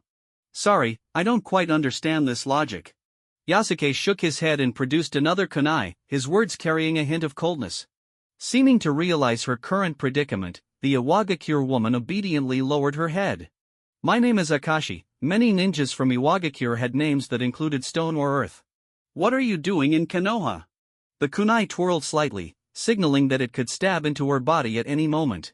To take away Konoha's bloodline limits. I observed for a few days and found that the Hinata clan was the easiest target. Your security measures for the branch family seem rather lax. Don't you know that branch family members have the caged bird seal on their foreheads? Yasuke retracted his kunai and asked Akashi again. Of course, I know that, the Iwagakure woman named Akashi replied with a faint smile. Although that little girl from the branch family is still young, she can just grow up slowly. What do you mean? Mori no Ibiki looked confused, not quite grasping the deeper meaning of Akashi's words. A little brat is still a little brat, Akashi rolled her eyes, mocking him disdainfully. The next moment, however, she saw Yasuke's expressionless face, which showed no confusion, anger, or surprise, completely different from Mori no Ibiki's reaction. Ugh, Akashi felt a sudden shock in her heart. Then, as if realizing something, an ambiguous smile appeared on her stunning face. Looks like this little brother from the Hinata clan understands quite a bit. Understand what? Mori no Ibiki was even more bewildered. Hurry, let me go. I promise to show you what the adult world is like. Akashi leaned forward, the chains rattling around her. Unfortunately for her, her cunning plan was destined to fail. I don't understand either. Yasuke calmly rejected Akashi's temptation and proceeded to ask the next question. Once the caged bird seal activates, branch family members also face death. Even if you take her, you'll just be carrying away a corpse. Oh, I see. Akashi showed a hint of regret, then a smug look flickered in her eyes. It seems you don't know that the effectiveness of the caged bird seal has distance limitations. At this moment, her face radiated triumph, as if she were boasting to Yasuke. Do you really think that your main branch's control over the branch family is unassailable? Once you're more than 10, 20, or even 100, 1,000 meters away, will the effects of the caged bird seal not decrease sharply? Or even become completely undetectable? Akashi was unaware that when she spoke these words, Yasuke, though maintaining a calm exterior, felt a tumultuous storm brewing within. If what she said was true, the effects of the caged bird seal would weaken. The further one was from the main family, perhaps even failing entirely. No, she's either partially informed or trying to set a trap for me. I can't easily trust her. Yasuke quickly regained his composure. Next question. Thus, after spending 2 hours, Yasuke asked all the questions he could think of. Akashi was a genin of Iwagakure, and different ranks of ninjas had different roles. Sometimes being too strong wasn't necessarily a good thing. In addition to basic information, Yasuke even learned what she liked to eat. Beside him, Mori no Ibiki's eyes were filled with admiration, nearly overflowing. Actually, you've misunderstood something. After the interrogation, Yasuke gazed at Akashi. I'm not from the main family, I'm from the branch family. What? The once smug Akashi's expression turned spectacularly shocked, her eyes filled with disbelief. Seeing this result, Mori no Ibiki stood tall and proud, his admiration for Yasuke reaching new heights. Not only did he extract enemy intelligence, but he also demonstrated a deep understanding of psychology throughout the process, and in the end, he delivered the final blow. Amazing, truly amazing. Ha ha ha ha ha. Akashi suddenly burst into laughter, her laughter laced with endless resentment, unwilling to admit that she had fallen to a mere branch family brat. Little brat. I concede. But don't get cocky. Iwagakure currently has over 10,000 ninjas. That's double your Konoha's numbers. A mere branch family member like you will inevitably become cannon fodder to protect the main family when the next ninja world war breaks out. At that time, I'll see how you die. With that, she gritted her teeth, as if swallowing something. I'll be waiting for you in hell. After speaking, dark blood leaked from the corners of her mouth, and she convulsed a few times before losing all signs of life. She actually committed suicide by poison. Mori no Ibiki's eyes widened, completely forgetting the situation. Meanwhile, Yasuke furrowed his brow tightly.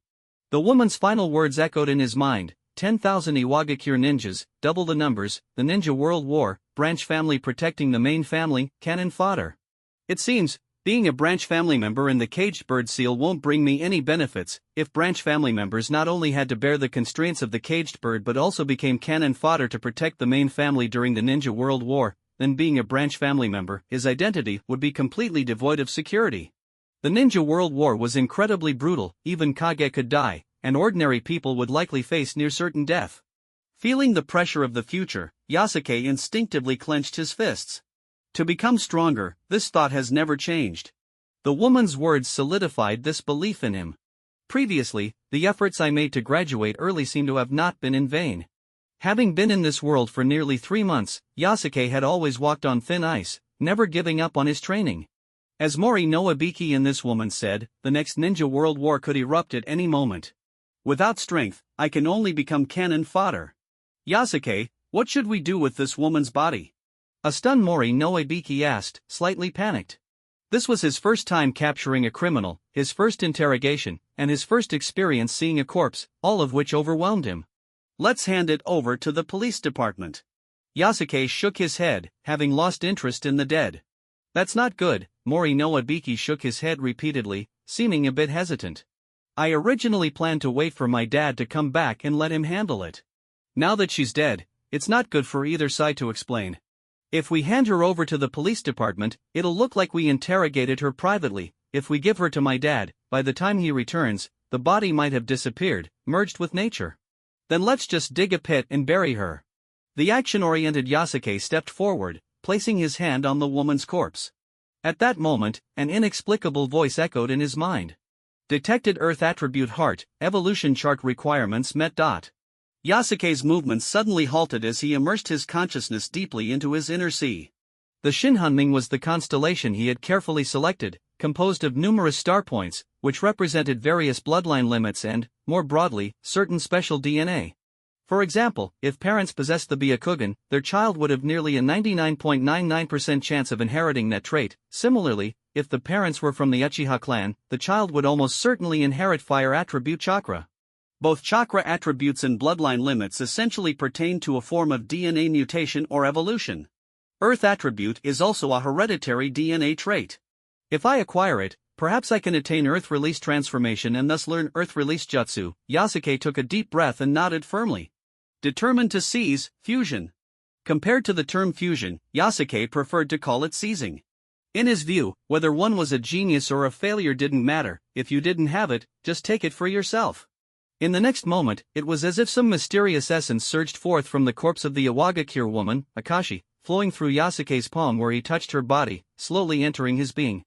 Yasuke's entire body shuddered, instantly sensing that something new had entered both his body and his inner sea. Against the backdrop of the cosmos, the constellation prominently displayed was the evolution chart originally named Shinhanming, which now had another star point lit up in addition to the base star point, the Byakugan. When Yasuke focused his mind on the second star point, a line of explanatory text instantly appeared. Earth attribute, one of the 5 basic attributes. The illumination of the star point brought about a wondrous change in Yasuke's body, transformation level, 12.5%. Moreover, due to the special traits of the Shinhanming evolution chart, Yasuke, having gained the Earth attribute, also acquired a skill. This skill was passive, similar to Iwagakure's Earth release, hardening technique, with the advantage of being executable without hand seals. it activated automatically and increased the defense of his body's surface. The downside was that it required long-term training to allow Earth attribute chakra to flow through his body, increasing the level of defense proportionate to the extent of his training. It's a bit like the iron shirt technique, Yasuke murmured to himself. According to the skill description, the essence of this hardening technique was to continuously let Earth attribute chakra flow through the body during the training process, thereby transforming the body.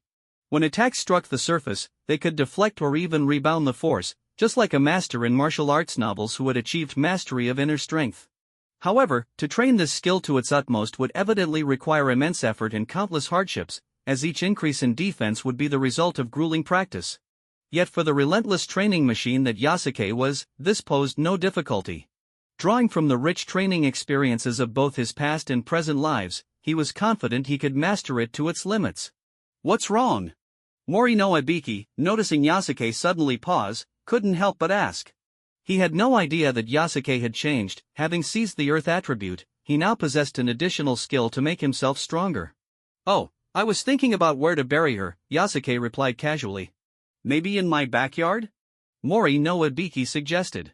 The two of them lifted the corpse and walked outside. "It seems lighter," Mori no Ibiki remarked. Yasuke's heart skipped a beat. "I heard that when a person dies, their soul flies away, so the body is much lighter than when they were alive." Mori no Ibiki shared some gossip he had picked up from who knows where. However, Yasuke knew clearly that the body of the Iwagakure woman, Akashi, had indeed become lighter because when he seized the Earth attribute from her, a part of the flesh had diminished, the part that had been taken by him. Half an hour later, in Mori no Ibiki's backyard, a small mound of earth had formed, where the body of the Iwagakure woman had been buried, topped with a jujube tree. "When your parents come back, just say you wanted to eat jujubes," Yasuke said casually, then tossed the shovel aside. "Okay," Mori no Ibiki replied, but his heart was heavy, wondering what would happen if his parents found out. But that wasn't the main concern. A man should take responsibility.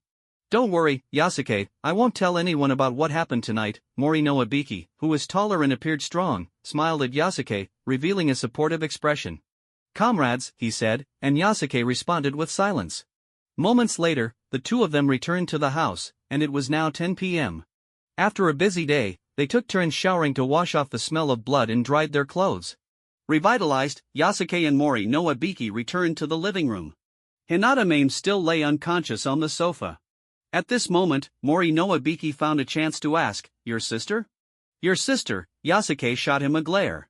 Mori no Ibiki expressed his frustration at Yasuke's constant use of the Byakugan to look at him.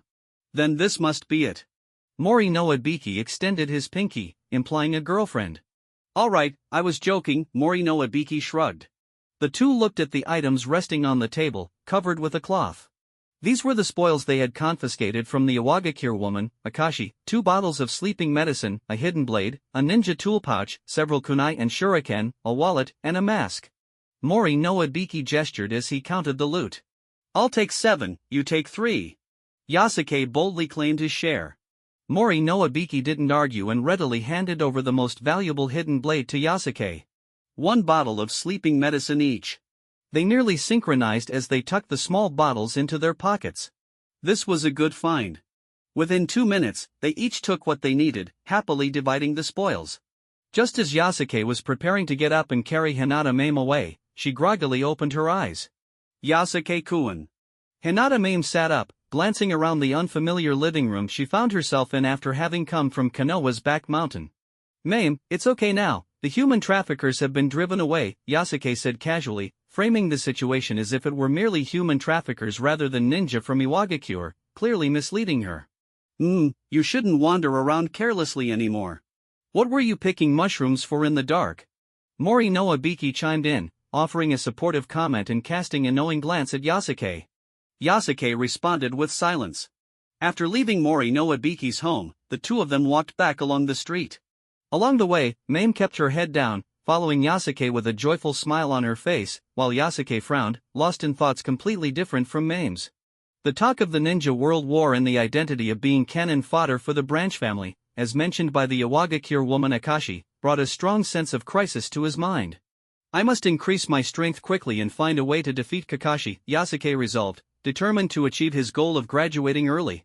Graduating early would allow him to become a ninja sooner, gain more opportunities for combat and training, and thus grow stronger, enabling him to seize more chakra attributes. He believed, if he guessed correctly, that defeating an enemy with a wind attribute heart could grant him the wind attribute, and similarly for fire, lightning, and water. Each attribute could increase his transformation level by 1%. Defeating 4 enemies would yield a 4% increase, further enhancing his transformation level, which had initially reached 10%. That was the dividing line between being a ninja school student and a genin. If I reach 20%, will my strength reach the chunin level? Lost in thought, Yasuke and the quietly adoring Mame returned to the branch family estate. In the Hinata clan estate, the clan leader, Hinata Hayashi, stood there. It was already 10:30 p.m., they should have been resting an hour and a half ago, but tonight, due to Mame getting lost, both the main and branch families were gathered at the entrance, illuminated by bright lights that highlighted Hayashi's serious expression. Clan leader, Yasuke stepped forward to acknowledge him, with a perfectly fine Mame following behind. Seeing the two return, Hayashi let out a sigh of relief. If anything had happened to Mame, it would surely tarnish the Hinata clan's reputation. Tell me what happened, Hayashi resumed his authoritative demeanor. Mame went to Konoha's back mountain to pick mushrooms and didn't come back late. I went after her and happened to meet a classmate on the street. Thinking that having another person would help, I called him to assist, and then we found Mame at the back mountain and helped drive away the human traffickers.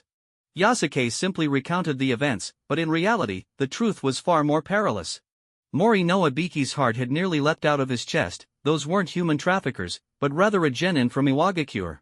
The human trafficker hadn't been driven away, instead, they had been captured and interrogated, and Yasuke and Mori no Ibiki's actions were incredibly audacious. However, Yasuke had already thought of shifting the blame to Mori no Ibiki if things went awry. With his innocent and sincere persona, he believed he could easily evade responsibility. Unfortunately, he had forgotten to say, our Hinata clan is the greatest clan in Konoha. It seemed his disguise wasn't perfect enough and needed further refinement. Clan leader, I'm sorry, I forgot to say that. Yasuke displayed a look of shame, wishing he could find a hole to hide in. Hayashi, the others. Moments later, an elder from the main branch coughed lightly and stepped out from behind Hayashi. Yasuke, you did well. However, he glanced at Mame. Why did this child go to Konoha's back mountain to pick mushrooms so late?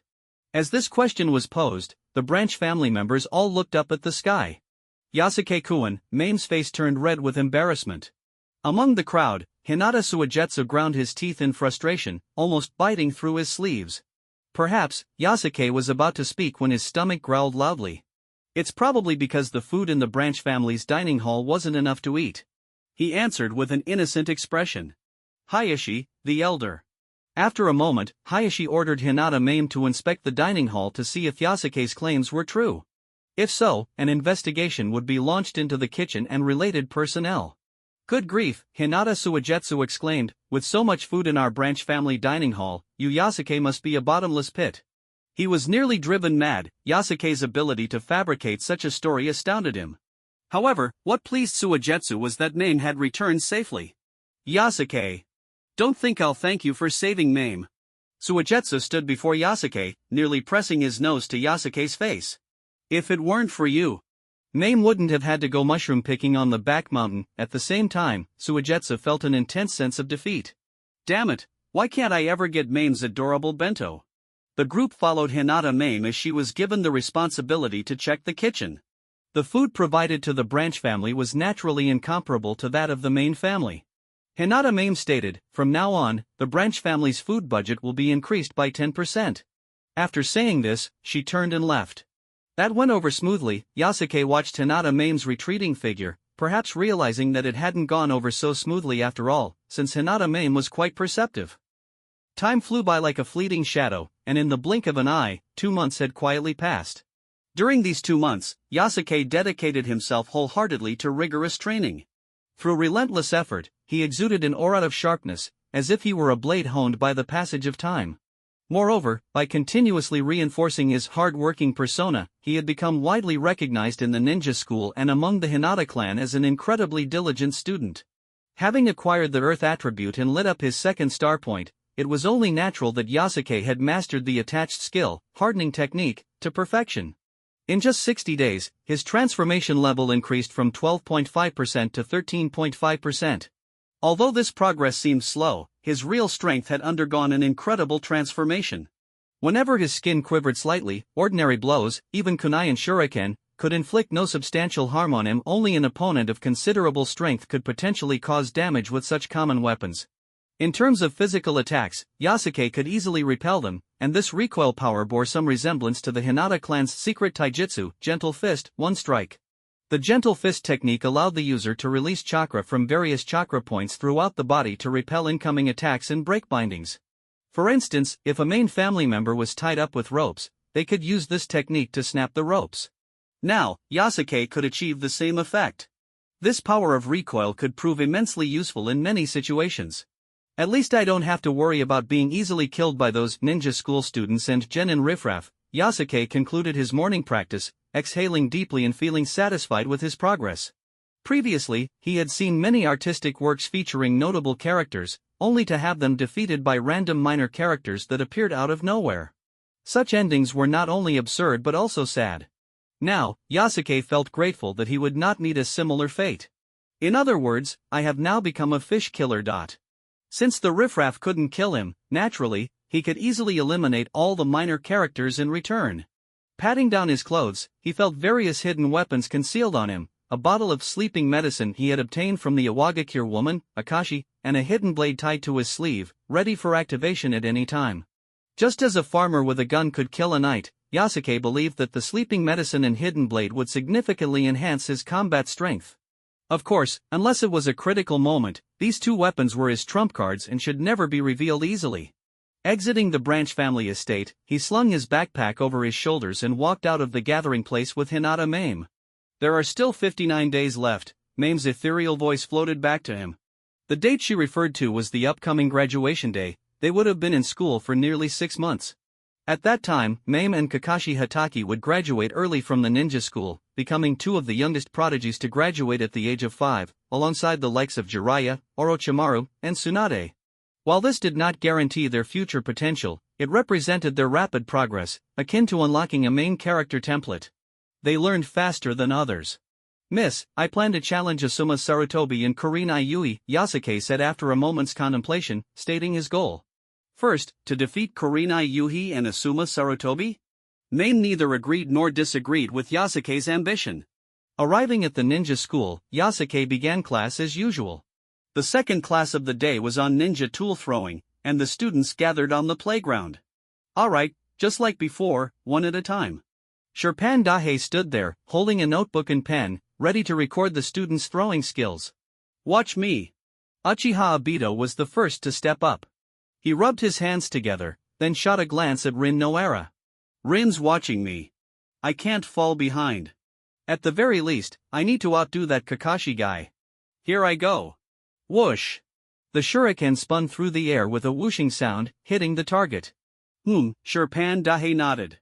Ever since Yasuke had stood up for Obito, the latter had begun to train seriously. From initially being unable to hit anything to now consistently hitting the target, Obito had made significant progress. He hasn't brought shame to the Uchiha clan. Sherpan recorded Obito's score. The Uchiha were not only skilled in fire release but also quite adept at throwing tools. In all of Konoha, if Obito claimed he was second in throwing techniques, no one would dare say they were first. Kurenai Yui. Sherpan called out to Kurenai, a girl with curly black hair and striking ruby eyes, her beauty second only to Hinata Mame. The reason Yasuke had chosen to challenge Kurenai and Asuma wasn't just due to their strength, more importantly. Asuma Sarutobi has been pursuing Kurenai Yui. Yasuke shifted his gaze from Kurenai to Asuma, who was cheering loudly for her. Among all the boys, he had the loudest voice at that moment. Asuma Sarutobi, just hearing the surname Sarutobi invoked certain implications. A little eavesdropping on other students' or teachers' discussions revealed even more explosive information. Asuma, while appearing carefree and unremarkable, was actually the son of the third Hokage, Sarutobi Hiruzen. Indeed, the legendary professor of ninjutsu and strongest Hokage himself. Sarutobi Hiruzen not only commanded thousands of ninjas in Konoha but was also one of the strongest in the village.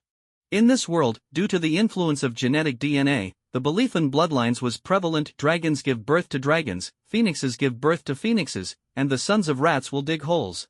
Countless people admired Asuma while practically worshipping him. Thud. The dull sound of her throwing echoed as Kurenai finished her turn.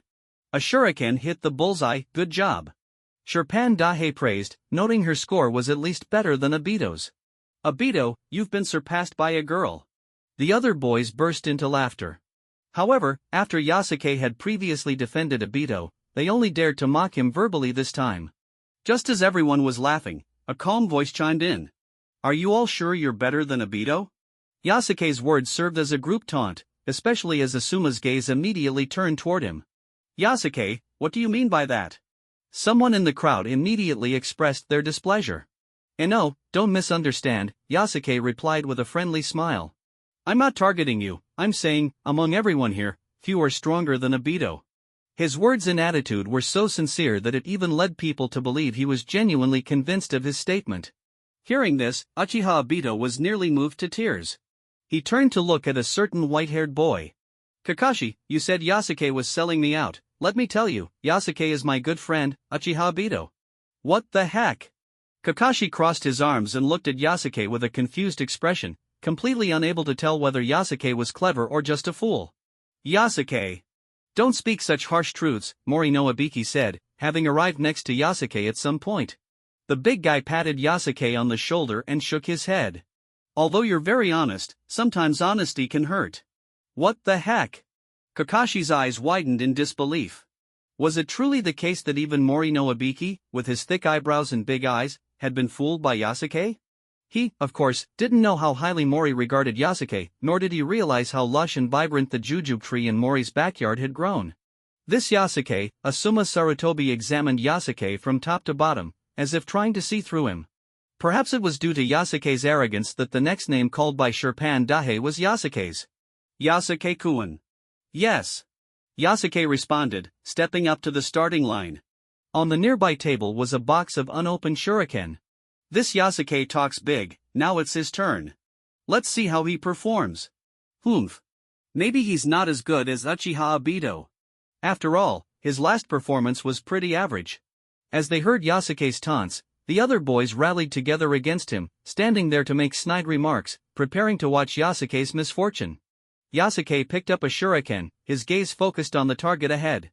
How could he not know what these kids were thinking? In fact, this was all part of his plan. He deliberately used this opportunity to spout big talk, and right after Kurenai, it would be his turn. Yasuke, my good friend. Go for it. As most people doubted Yasuke, Obito still cheered for him. Humph, Mori no Ibiki looked at him dismissively, secretly laughing at how young these classmates were. Yasuke had already defeated a genin from Iwagakure. A simple test at the ninja school was hardly a challenge. Whoosh! Yasuke swiftly swung his arms, and until the crowd could see clearly, they realized he hadn't thrown 4 shuriken but 8. Each finger could hold one, but throwing 8 at once posed a significant challenge for accuracy. This was a problem that most ninja school students, including the teachers, would struggle with, unless the person was from the Uchiha clan and mastered their unique throwing techniques. Thud! Thud! Thud! A series of hitting sounds rang out, and Sherpan Dahe's pupils constricted suddenly, the scene falling silent. Even those who had mocked Yasuke before now found themselves speechless. Three shuriken hit the bullseye. Sherpan Dahe's lips twitched involuntarily. He turned his head, casting a meaningful glance at Yasuke, who appeared calm, as if this was just a regular warm-up throw. In fact, this wasn't even Yasuke's limit. Having honed the hardening technique to perfection and supplemented it with other taijutsu, his control over his body had reached a level that most of his peers could only dream of. However, Yasuke's goal today was merely to draw Kurenai's and Asuma's attention, not to achieve anything else. Surpassing Kurenai would be enough. Surpassed Kurenai Yuhi. I didn't expect that. Damn it! With the envious, jealous, resentful, and even incredulous gazes of the students upon him, Yasuke slowly returned to the group.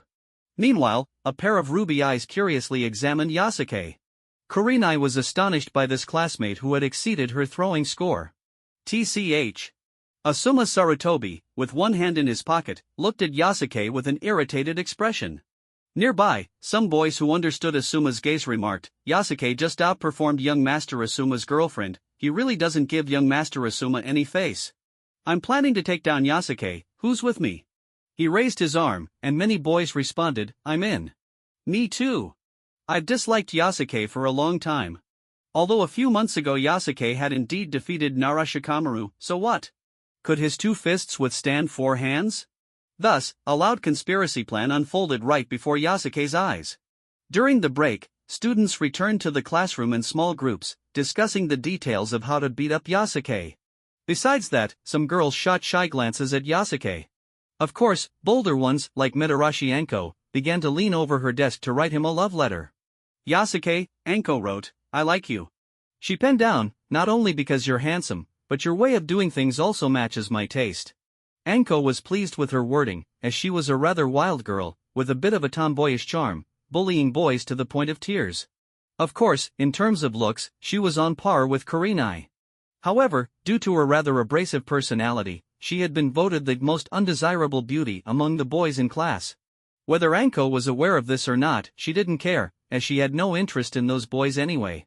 After finishing the love letter, she took the opportunity during a lull to slip it into Yasuke's desk, pretending to act as if nothing had happened as she walked away. She believed that once Yasuke read the letter, he would definitely agree to date her. After all, her looks weren't bad either. When Yasuke returned to his seat, his keen senses immediately detected something unusual about his desk. Someone's been here, he thought to himself, quickly pulling out a kunai and carefully prodding the desk. He soon discovered an envelope that had fallen out from inside. It was purple. The corners of Yasuke's mouth twitched involuntarily as images of Mori no Ibiki's triumphant face and Uchiha Obito flashed through his mind. Upon opening the envelope, he sighed in relief. It was just a love letter from Mitarashi Anko, the wild and bold girl in class. Yasuke had initially considered her a possible challenge, but now he shook his head and tossed the letter into the trash can, thinking to himself, women only slow down my punching speed. She wasn't like Hinata Mame, who could make heart-shaped bento and take care of things like a perfect maid. In the corridor during the break, hey! Yasuke! An energetic Anko called out to him. Yasuke turned to stare at her. She had fair skin and purple hair, looking quite striking, yet she exuded a sense of danger. Did you read the letter? Anko asked. Yeah, Yasuke replied casually. You don't have any response? Tossed it in the trash, Yasuke pointed back toward the classroom. Pooh. Anko started coughing violently. Throwing it in the trash doesn't mean anything, she muttered to herself, then looked back at Yasuke. Let's go home together after school. We're headed the same way. There's only one exit, of course, it's the same way. Yasuke shook his head, his expression suggesting, you really are strange. Anko. I have something to do, so I'm leaving first. The unfeeling training machine Yasuke quickly returned to the classroom, continuing to plot his own affairs. Thus, Anko was left standing there, dazed. Her first love and her first love letter had been ruthlessly crushed. In fact, Anko was not the first girl to muster the courage to confess to Yasuke. Like her, others had also been rejected. Until they demonstrated some specific utility, Yasuke wouldn't be interested in them. Hey, Mitarashi Anko. A group of boys, including Narashikamaru, who had been watching from the side, approached with mischievous smiles on their faces. Are you here to watch my joke? Anko turned around, glaring fiercely at the boys. Don't get us wrong, we wanted to invite you to join us in planning to beat up Yasuke. We've been fed up with that guy for a while. After school, Yasuke and Hinata Mame stepped out of the campus, and strangely, a crowd of people followed behind them. After about 10 minutes, they arrived by a small river, where the water flowed gently next to a park. Do you all have something to say? Yasuke stopped, and the area fell silent, with only the sound of the flowing river in his ears. Mame also halted and turned to scan the crowd. Mame, oh no, Miss Hinata. This time, Hebe was more cautious, adjusting his black sunglasses and sporting a cheeky expression. We're here to challenge Yasuke-kun, it doesn't concern you, he waved his hand, indicating Mame to step aside. Sure, Yasuke nodded vigorously, thinking to himself, is there such a good thing? He surveyed the scene, Hebe, Yamashiro Aoi, Narashikamaru, Mitarashi Anko, Narashikaku, and 2 other boys, totaling 8 people. Interestingly, Asuma Sarutobi and Kurenai Yuhi also appeared but kept to their own group. Red and I are just here to watch the show. Asuma Sarutobi shook his head, his expression nearly screaming, I'm a spoiled brat. While Asuma might grow into a capable man in 10 or 20 years, everyone had their childish moments. Yasuke, we want to have a one-on-one duel. Hebe emphasized the words one-on-one. Bring it on, Yasuke assumed a fighting stance, ready to engage. No, don't get me wrong, Hebe mimicked Yasuke's earlier tone from the ninja tool throwing class. I'm not challenging you. I mean, let you take us all on. At that moment, other students from the ninja school passed by the riverbank, curiously watching the unfolding events. What are you looking at? Scram! Watch out, or you'll get beaten too. With a few shouts, the 8 elementary school students frightened the onlookers away, puffing themselves up as if they could take on the world today. Interesting. Yasuke smiled, the scene evoking memories of his past life in elementary school. Feel free to come at me, I'm in a hurry. The crowd paused in surprise, then broke into laughter. Get him. Hebe charged forward, and Yasuke, with a slight effort, kicked out his leg, sending Hebe flying with a wah. Then, facing the attacks from Narashikamaru and Narashikaku, Yasuke opened his arms to catch their fists and twisted them hard. Ah! Wah! The two cried out in pain as their arms were bent. Ya! From behind, Anko shouted, and Yasuke executed a spinning kick, Konoha whirlwind. Thud! The kick struck Anko's face, transforming her pretty cheek into a stunned expression, sending her rolling to the ground. Konoha gale! Narashikaku swept in with a low kick, raising a gust of wind. At this moment, Yasuke had just landed, and his footing was unstable. Watching from the side, Maine's eyes widened, and her ethereal demeanor shifted slightly, perhaps sensing that Yasuke was about to be challenged. Humph, Narashikaku sneered, a smug expression on his face. Bang! Direct taijutsu Konoha gale hit, a variant of Konoha whirlwind that targeted the lower body and could knock the opponent off balance, allowing for a follow-up attack. Narashikaku certainly landed his kick, but contrary to expectations, Yasuke didn't lose his balance. Instead, Narashikaku felt as if he had kicked a steel plate. He couldn't budge Yasuke an inch. Moreover, an unimaginable recoil force surged from Yasuke's body, causing Narashikaku to lose his balance. Did you just kick me? As Narashikaku lifted his head, he was met with Yasuke's expression of confusion, strangeness, and a hint of barely perceptible mockery. Having absorbed the earth attribute from the Iwagakure woman and unlocked his second star point, Yasuke had long since mastered the hardening technique to perfection. The relentless dedication over the past 2 months had finally paid off. Konoha gale! Suddenly, the crowd witnessed Yasuke execute a Konoha gale, sweeping with the force of a gale from below, sending Narashikaku, who was crouched down, flying into the air. He cried out in pain as he spun like a top, rolling down the path before landing with a splash in the water. On the other side, Kurenai Yuhi wore an expression as if she had seen a ghost. Konoha gale? Yasuke-kun. This was clearly the taijutsu that Narashikaku had just used. Why was Yasuke able to perform it so effortlessly, and even appeared more skilled than Shikaku? There are still 3 of you left. Yasuke spoke gently to the sweating Yamashiro Aoi and the other 2 boys. A few seconds later, slap! Slap! The 3 of them fell one after the other. Our Hinata clan is the #1 clan in Konoha. After finishing all this, Yasuke struck a gentle fist stance, his shout echoing with authority. Hinata Mame. Asuma and Kurenai. Transformation level, 13.51%. Seeing the transformation level increase by 0.01%, even Yasuke could not help but feel a twitch at the corner of his mouth. These guys are so weak. Yasuke felt utterly speechless about not gaining any experience points from this. But the others were not as calm. They struggled to get up, disbelief written all over their faces as they looked at Yasuke. To take on 8 opponents and kill them all, such an event was. The taijutsu of the Hinata clan truly lives up to its reputation, Asuma chuckled. So, how about it? Want to be my little brother? Asuma wore a look of determination, thinking that since Yasuke knew he was the son of the Hokage, he would undoubtedly worship him like everyone else. I refuse. Yasuke shook his head. What? Asuma leaned back in shock. The next moment, he seemed to remember something. Oh, I get it. Asuma reached into his pocket and pulled out a wad of cash, slapping it in his hand with a loud noise. With a grin, he looked at Yasuke. So, if you join me as my little brother, I'll pay you a salary every month. 1,000 ryo. What does 1,000 ryo mean? A bowl of Ichiraku ramen, depending on the toppings and portion, costs about 30 to 100 ryo. This means he could eat 33 bowls a month, enjoying Konoha's most delicious ramen every day. For someone like Yasuke, who lived frugally and had never eaten out, this was an astronomical figure. Although he had once confiscated a few hundred ryo, he had used it all to buy kunai and shuriken. Only someone like Asuma, who lived a life of luxury, could casually take out such an allowance to bribe others. Sorry, young Master Asuma, but I still refuse. Yasuke shook his head, and his refusal not only changed Mame's expression but also drew the ire of Hebe and others. Yasuke! Don't be ungrateful. Young Master Asuma is the son of the Hokage. Hebe stood up, pointing at Yasuke and shouting, if you want to survive in Konoha, you have to follow the rules here. You're just a branch family member, young Master Asuma is giving you face. Asuma crossed his arms and nodded in complete agreement with Hebe's viewpoint.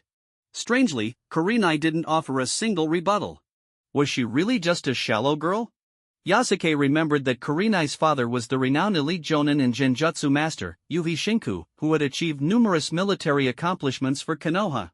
Even in the ninja school classroom, teachers often mentioned him, noting how he had defeated countless enemies with his genjutsu, one of the prerequisites being high intelligence.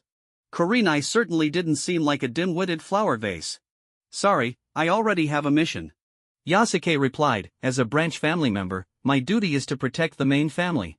I can't be young Master Asuma's little brother. After saying this, Yasuke turned and kicked Hebe again, sending him crashing to the ground. Then he left with Hinata Mame. What Yasuke didn't realize was that as he left, Asuma's gaze had taken on a heated intensity, as if he wanted to imprint Yasuke into his mind. This change was noticed by Kurenai standing beside him. A few minutes later, Yasuke and Hinata Mame left the riverside and began their walk back to the clan's gathering place. You just defeated 8 people at once, Mame said without looking back. Though this wasn't a life-or-death battle, nor did they use weapons, just a scuffle among kids, what Yasuke had achieved was still quite impressive. Miss, this is all the result of my hard work, Yasuke replied without hesitation, attributing everything to his efforts. And a bit of combat talent. He added the last part, which was something Mame had said over 2 months ago. This line perfectly aligned with the persona Yasuke had crafted for himself as the hard-working plus combat-oriented type. After persistently training for over 120 days and continuously sparring with others, it was only natural for him to defeat 8 kids. You really do work hard. Mame nodded. In the entire class, no, in the whole ninja school, there was probably only Might Guy, who had failed to pass the entrance exam, that could compare to Yasuke's level of effort. While others called Yasuke and Uchiha Obito the bottom 2, Mame preferred to group Yasuke with Might Guy, referring to them as the effort duo. You just rejected Asuma, Mame brought the topic back up. Asuma Sarutobi was the son of the Hokage, the most powerful figure in the village, and few people indeed had the courage to turn him down. Because my mission is to protect the main family, Yasuke replied immediately, standing tall with a sense of duty, as if he were determined to demonstrate his loyalty. And I believe that as the son of the Hokage, young Master Asuma must possess the same broad-mindedness as his father. Well said.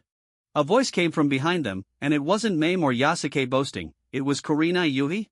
Yasuke and Mame turned around to see Kurenai standing there alone, as if she had something important to say. She glanced at Mame, hesitating for a moment, clearly wanting Mame to step aside.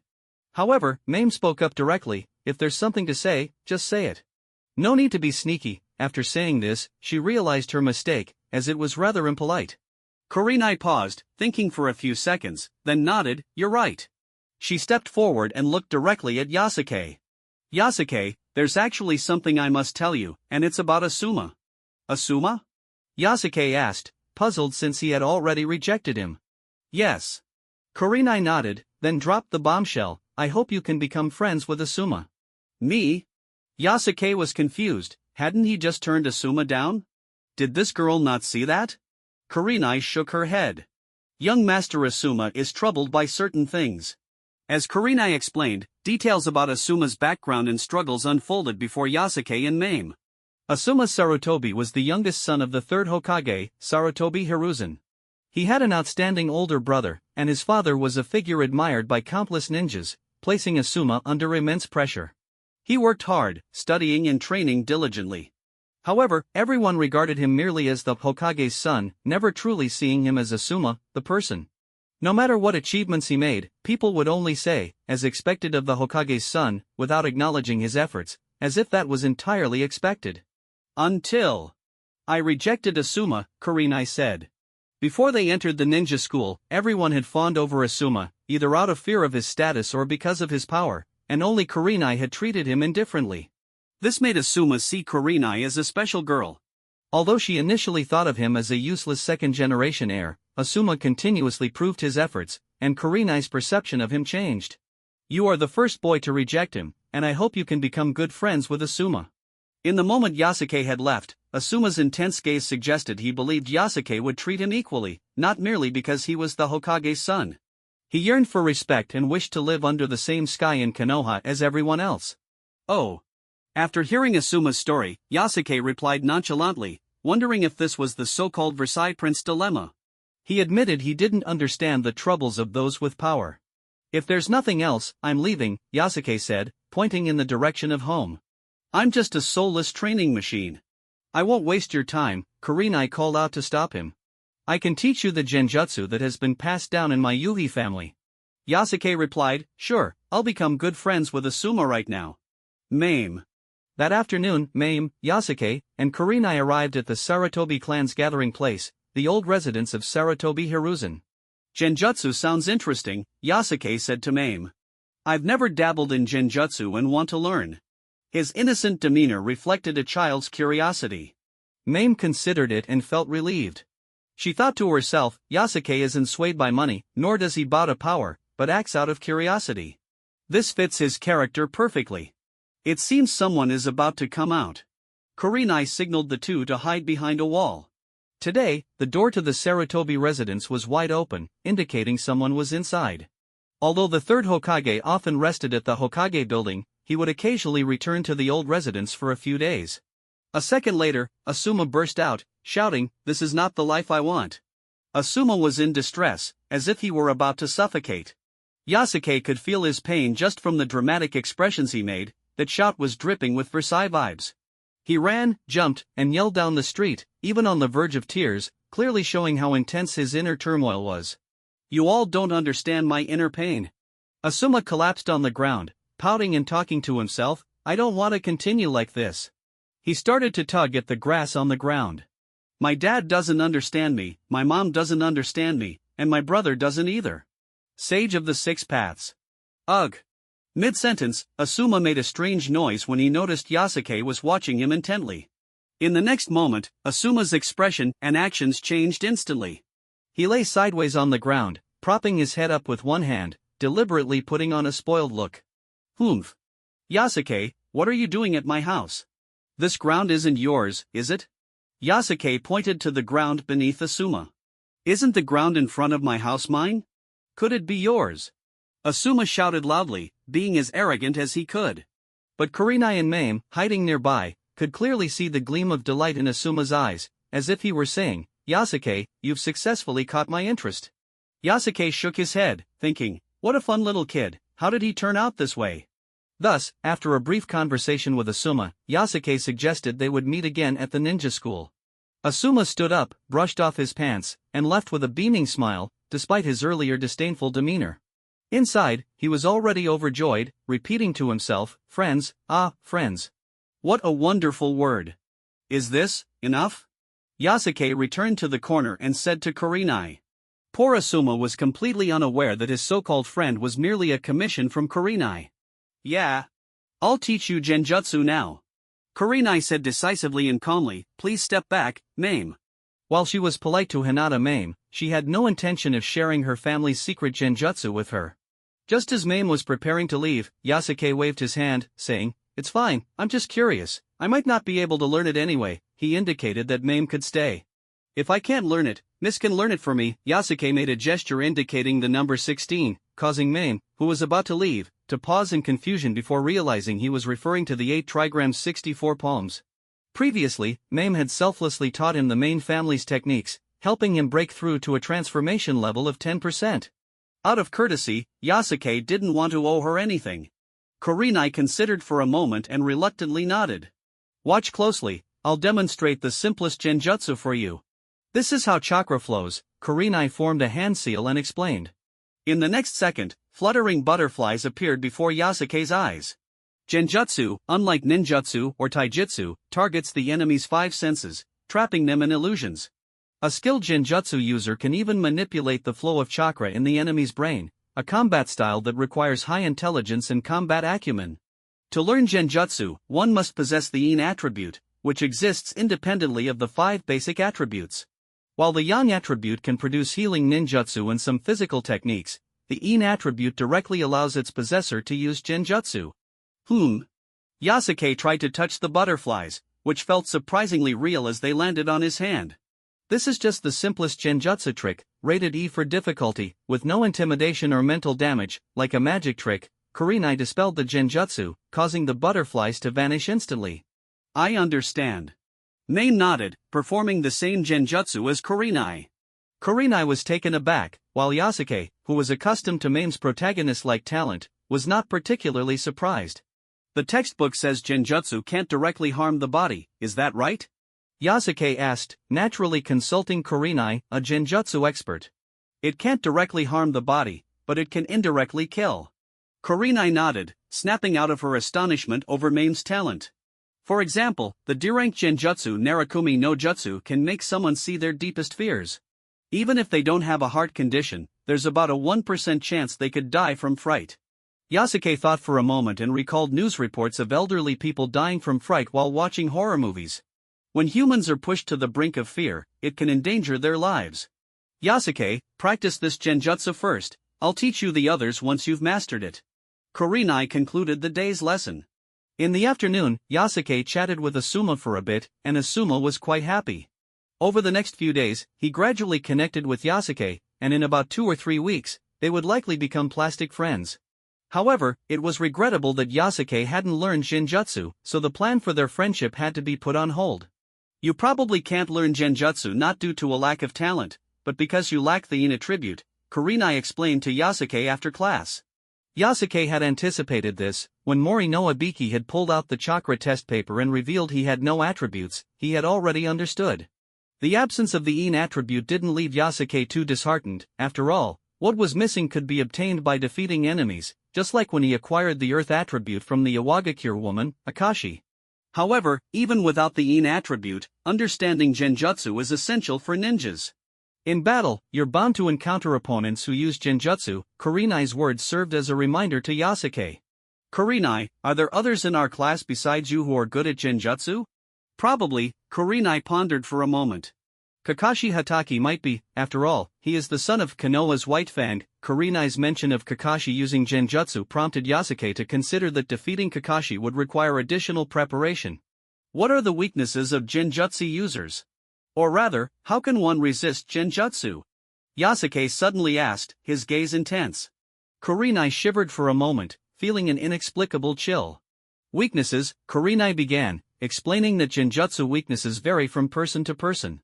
If I had to say, about 99% of genjutsu users rely on visual genjutsu, which is eye to eye. Kurenai elaborated, by averting your gaze or closing your eyes, you can become immune to visual genjutsu. No matter how powerful the genjutsu user is, if they can't make eye contact, the genjutsu won't take effect. What if one accidentally falls into genjutsu? Yasuke asked, knowing that 1% of genjutsu users use sound and other types of genjutsu, and a person couldn't keep their eyes closed 24 hours a day, there would always be moments of eye contact. 1. Release your chakra explosively to disrupt the enemy's control over your chakra. 2. Self-harm.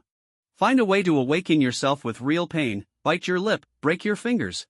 3. Third-party assistance, meaning a teammate can help you inject chakra to break the genjutsu. For genjutsu rebound, if you have sufficient genjutsu skills and high intelligence, you can attempt to rebound genjutsu. 5. Eye power, like the Uchiha clan's Sharingan, which can immunize against many visual genjutsu. Kurenai shared all the countermeasures for dealing with genjutsu with Yasuke in one breath. Is that so? Yasuke nodded, thinking, 1 and 2 are suitable for me. Let's do this. I'll continue to be friends with young Master Asuma, but in exchange, you have to specifically help me train against genjutsu, Yasuke resolutely declared. If Kakashi really knew genjutsu, during their future challenges, it was highly likely that Kakashi would use it, so preparing methods to counter genjutsu became crucial. With only 55 days left until Mame and Kakashi graduated early, the cost he paid was merely 2 months of social relations. On Saturday, Kurenai, who had agreed to Yasuke's request, arrived early at the ninja school.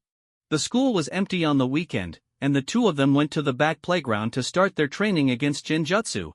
Ninjutsu, Kurenai formed hand seals. Just so you know, if you get scared to death, it's not my fault. Bring it on. I'm brave, there's nothing that has scared me since I was little. Yasuke smiled, revealing his white teeth. Alright, be careful then. Illusion technique, Narakumi no Jutsu. Yasuke locked eyes with Kurenai, and quickly, he fell into the illusion.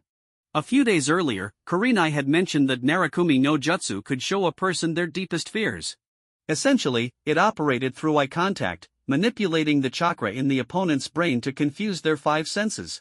Moments later, Yasuke felt as if his vision blurred, and the surroundings changed. He found himself in a forest, sunlight streaming down, a river flowing nearby. He looked around, sensing something peculiar. Right. I have been on the run for a full 325 days, he opened his portable radio, which was playing the news. Warning, the most dangerous criminal has infiltrated the mountainous area of City A. To maintain human peace, we will employ ultimate measures. Humph, criminals? Ultimate measures? What measures haven't you used? Yasuke turned off the radio, got up, and continued his escape. Just then, a deep rumble echoed from the sky, like some artificial object flying overhead. Yasuke looked up, and a modern weapon with a trailing flame exploded in his sight. Nuclear missile, the crystallization of human technology and wisdom.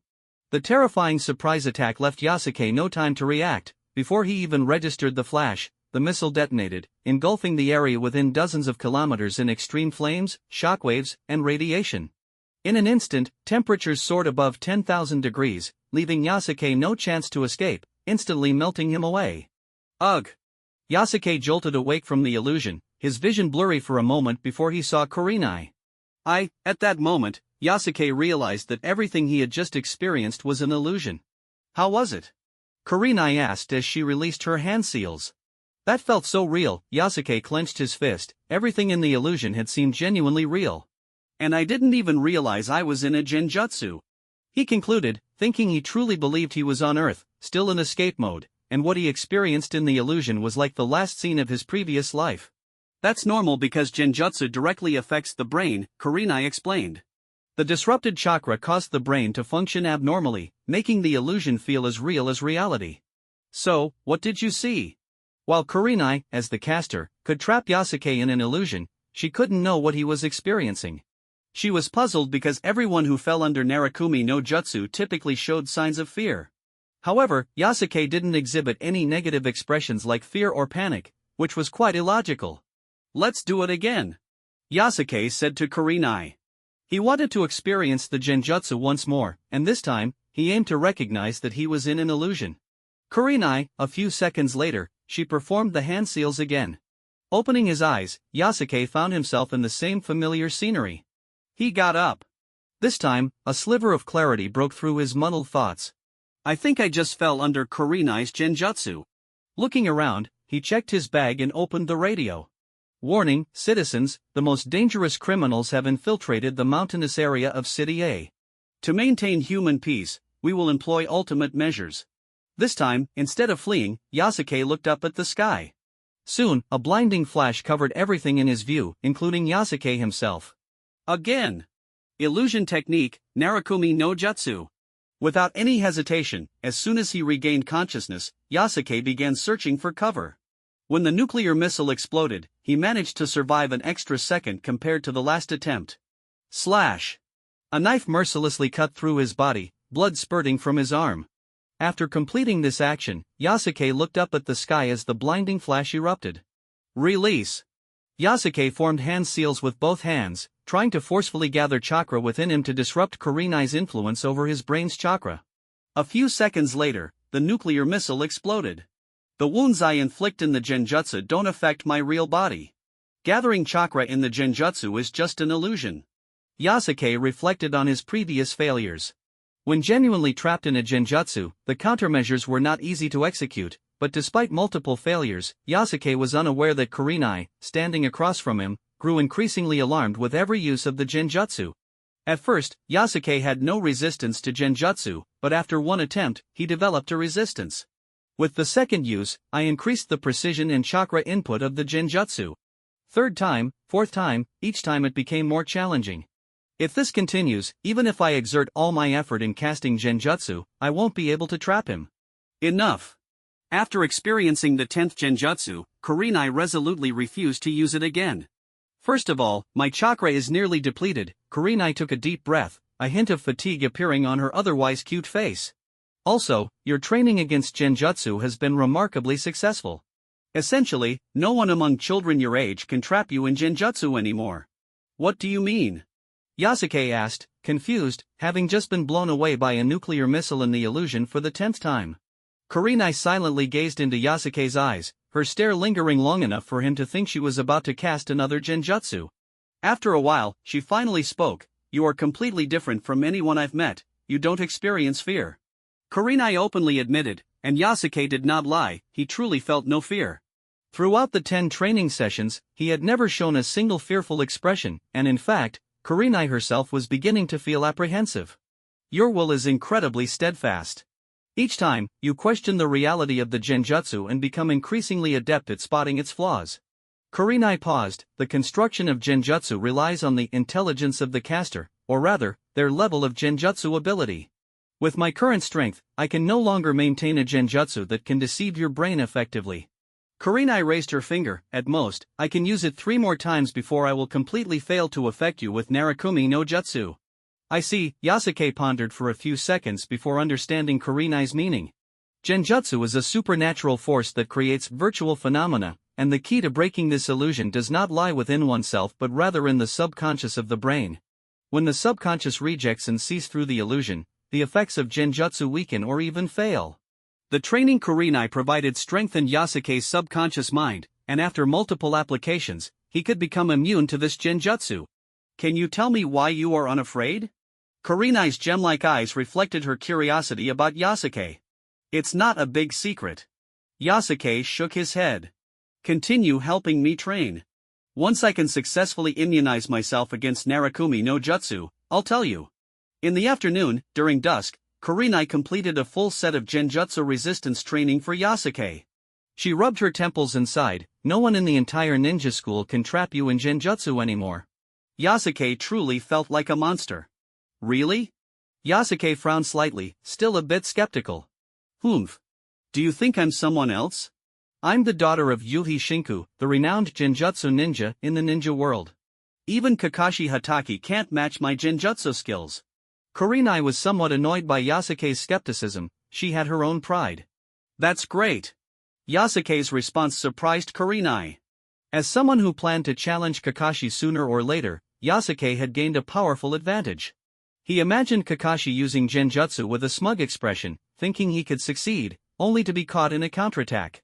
He was filled with anticipation for that moment. Now can you tell me your secret to being unafraid? Of course. Yasuke replied, I've experienced too many brutal things, even death. But compared to fear, I loathe my own powerlessness more. Having witnessed countless darkness, Yasuke's soul underwent a transformation, becoming incredibly pure. That's why he was unafraid and yearned for power. Is it because you are a branch family member? Kurenai gazed at Yasuke's departing figure, still unable to understand what he meant. The next day, Yasuke arrived at the ninja school. Asuma, good morning. Yeah, good morning to you too. Asuma, who had seemed a bit lethargic, was instantly invigorated upon seeing Yasuke. Ahem, Asuma coughed, trying to suppress his excitement. Yasuke, can you meet me alone during the break today? I have something to tell you. After dropping this mysterious line, Asuma left. After the first class ended, Asuma stood up, and Yasuke followed him to the rooftop, gazing down at the campus and the vast Konoha. The wind today is quite noisy. Asuma leaned against the railing and said this, thinking he sounded impressive, but Yasuke showed no reaction. You're really something. Asuma turned around, not angry but rather pleased. If Hebe or others were here, they would have run over to fawn on him like lapdogs. Asuma, this name was given to me by my father. In English, Asuma means beautiful and introverted. Crack. Asuma crushed his drink bottle, and began to share the secret he wanted to tell Yasuke today. Although this name sounds a bit effeminate, no one calls me that. Everyone just sees me as the Hokage's son. Asuma stared ahead, his eyes gradually turning resentful. No one acknowledges me, and I can't stand it anymore. Is that so? Yasuke stepped forward and leaned against the railing too. Young Master Asuma, no, Asuma, at least I and Kurenai recognize you, don't we? Asuma. Not as the Hokage's son, or Sarutobi Asuma, just Asuma. We only know you as this. Yasuke, you. Asuma turned his head, disbelief written all over his face. Whoosh! A breeze swept across the rooftop, ruffling Asuma's hair and Yasuke's, revealing his handsome profile. The wind today really is a bit noisy, Yasuke said with a smile, just as sand blew into Asuma's eyes. Moments later, Asuma rubbed his eyes vigorously. Humph. I, Sarutobi Asuma, vow to carve out my own path. Just wait and see. Asuma leaped off the rooftop, leaving Yasuke standing alone. Actually, Yasuke stepped away from the railing, watching Asuma being fawned over and surrounded by others below. In the next moment, he shook his head. It's just Kurenai's task. The emotionless training machine, Yasuke, calmly turned and walked down the corridor. A few days later, at the ninja school, Hibi, Shiranui Genkan, and Narashikaku gathered to discuss Asuma's recent changes. Haven't you noticed? Young Master Asuma has become much more cheerful these days, Hibi remarked. It really does seem that way, the others nodded in agreement. In the center of the playground, Asuma, after shouting loudly, took off his shirt, revealing a well-toned physique. Although Asuma appeared somewhat thin and fit, giving off a pretty boy vibe relying on power, when he stripped down, he transformed into what could only be described as Asuma the gorilla. Yasuke couldn't help but exclaim, Asuma the gorilla. Asuma was much taller than Kakashi and slightly shorter than Mori no Ibiki, but his muscular build surpassed all the little buddies Yasuke had fought with before. Instantly transforming into a muscle-bound gorilla, Asuma grabbed his opponent tightly and then swung him, bang. Asuma pinned the guy down under his armpit. Kid, do you submit, huh? Slap. Slap. Slap. His nearly suffocated opponent frantically slapped the ground to indicate his surrender. The winner. Asuma. Funia Daihe emotionlessly recorded Asuma's results from the taijutsu practice. When it comes to strength, probably only Mori no Ibiki can compare in the whole class. Funia Daihe quickly assessed Asuma's true power. Next up, Yasuke. Funia Daihe assigned Yasuke to face Asuma, and Yasuke felt that the homeroom teacher was intentionally targeting him. What did I do to offend him? Slap. As Yasuke walked by, Funia Daihe placed a large hand on his shoulder, saying, Yasuke, do your best. Yasuke was somewhat bewildered but nodded nonetheless. As he watched his students back, Funia Daihe's lips curled into a barely noticeable smile. This Yasuke, although he doesn't have the talent of Mame or Kakashi, possesses decent combat talent, and an effort that far exceeds the norm. His future achievements may not be lacking. Unbeknownst to Yasuke, his homeroom teacher Funia Daihe, who appeared plain and unremarkable, actually had a special talent. He was a keen observer of talent. He had an eye for discovering students' shining qualities. If it weren't for this, he likely wouldn't have been able to enter a class filled with elite youths. Initially, based on the enrollment materials provided by other teachers, Funia Daihe mistakenly thought Yasuke was one of those students who would drag others down. However, after witnessing Yasuke's performance over the past 4 months, he gradually recognized Yasuke's efforts and discovered his combat talent. Thus, he internally acknowledged this student. Letting Yasuke spar more with other excellent students will become valuable learning experience for him. Funia Daihe was not targeting Yasuke, instead, he was trying to help him in the way he thought best. In the white circle, Asuma stared at Yasuke. Although you're a man Asuma, acknowledge, don't forget that we're also rivals as ninjas. Asuma started to act tough, or, perhaps, he was just being verbally aggressive while being righteous. Today, let me see your true strength. Sure, Yasuke replied with a smile, but that smile carried a hint of cunning. Why would he push himself hard for no benefit, especially against the son of Konoha's strongest? At that moment, Kurenai coughed softly. Ahem. Yasuke immediately restrained his smile, his expression turning extremely serious. Asuma. I'll do my best to defeat you. Mame watched from the side, thinking, Kurenai's mission is still ongoing. Life shouldn't just be smooth sailing, there should be some setbacks. As long as Yasuke agreed to temper Asuma's sharpness and let him taste defeat, Kurenai would teach Mame the D-rank Genjutsu, Narakumi no Jutsu. That previous E-rank Genjutsu, to be honest, wasn't enough to offset Mame teaching the 8 trigrams 64 palms. Start. With Funia Daihe's command, the spar began. Yasuke and Asuma took a few steps back and formed hand seals, the hand sign representing the ceremonial start of battle. In the next moment, both dropped their arms and charged at each other. Smack, Yasuke and Asuma gripped each other's arms. Asuma's strength was far greater than anyone Yasuke had faced before, but still a bit lacking. Compared to the Iwagakure woman, Akashi, Asuma fell short. However, having such strength at such a young age, Asuma indeed had some natural strength. Ha! With Yasuke putting in all his effort, veins bulged on his forehead, and his cheeks flushed. Little by little, Yasuke pushed Asuma back. Damn it! Asuma suddenly braked, stopping in his tracks. He realized he was about to step out of the circle and looked utterly surprised. So, are you two playing sumo or something? Kakashi, the aloof white-haired boy, commented, unimpressed. From his perspective, both Yasuke and Asuma seemed to have brute strength, but so what? Ninjas never resolved battles solely by strength, perhaps this was just a clash of rookies. Yah! Asuma, too focused to hear Kakashi's mockery, turned red in the face as he pushed against Yasuke with all his might. Ah! Yasuke also exhibited expressions rivaling Asuma's, thinking, it was all just acting.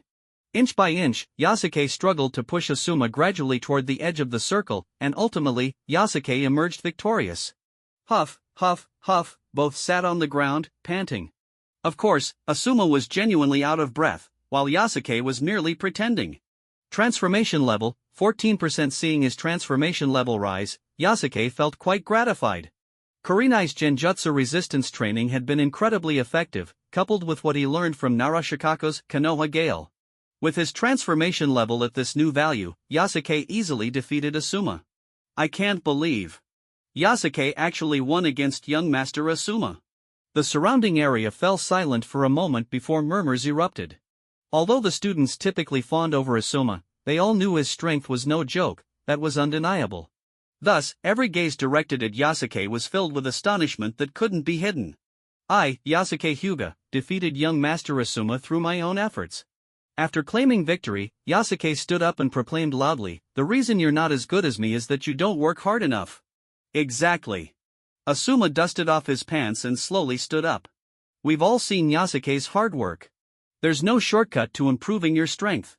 At that moment, the images of tough guy Asuma and hard-working Yasuke were deeply imprinted in everyone's minds. During dusk, at the old residence of Sarutobi Hiruzen, 900. 950. 1000, Asuma was sweating profusely, lifting two massive dumbbells, clearly not training equipment suited for a child. Young Master Asuma, you're really putting in the effort today, remarked a masked member of the Umbu nearby. The Umbu were Konoha ninjas who concealed their identities to carry out confidential missions when needed. Under the third Hokage, Umbu were available for deployment, with some responsible for guarding this area. Usually around this time, you'd be off arguing with the Hokage, the Umbu commented. Huff, huff, I don't want to do that anymore, Asuma replied, focusing all his energy on his training. Young Master Asuma, have you finally understood the Hokage's intentions? If you follow his guidance, becoming the next Hokage will be just around the corner, the Umbu suggested. I refuse to walk the path others have laid out for me. Huff, huff, Asuma paused his workout, sweat covering his face and muscular body. What? The Umbu ninja looked puzzled. My good friend told me, a smile appeared on Asuma's face, his gaze firm. He only knows me as I am. I am me, Asuma, not someone else. I will carve out my own path. That night, Yasuke gazed at the sky. The stars in this world were so pure, and witnessing them opened his heart. Transformation level, 14.1%. Looking at the transformation level, Yasuke was filled with anticipation for his upcoming progress. Moments later, a dissonant voice shattered the tranquil night, Mame. Our Hyuga clan's legacy is Gentle Fist. Gentle Fist is our clan's glory. Other forms of nonsense will only waste your energy. The voice of the clan leader, Hyuga Hizashi, echoed from the main family's residence nearby. Though it was faint, Yasuke's keen hearing caught that note of discord. It must be because Mame used genjutsu. Yasuke realized immediately why Hizashi was furious. According to their agreement, Kurenai had taught Mame the D-rank genjutsu, Narakumi no Jutsu, a few days ago, and Hizashi likely saw her practicing it. For the main family, Gentle Fist was everything, anything else was viewed as a waste of talent and energy. Touching the mark on his forehead, Yasuke shook his head. Stubbornly adhering to outdated ways, this is the true picture of the Hyuga clan. The imprint of the caged bird and the various rigid matters occurring within the Hyuga clan constantly reminded Yasuke of what he needed to do. The next morning, Yasuke and Mame headed to the ninja school as usual. Although Mame showed no outward signs of anomaly, Yasuke clearly sensed a slight change in her. Yasuke, what do you think, is the legacy of the Hyuga clan? Mame suddenly asked, her ethereal voice tinged with a hint of hesitation. Gentle Fist and Byakugan, Yasuke replied almost instinctively with the standard answer. Since it's Gentle Fist and Byakugan, why do you practice other taijutsu?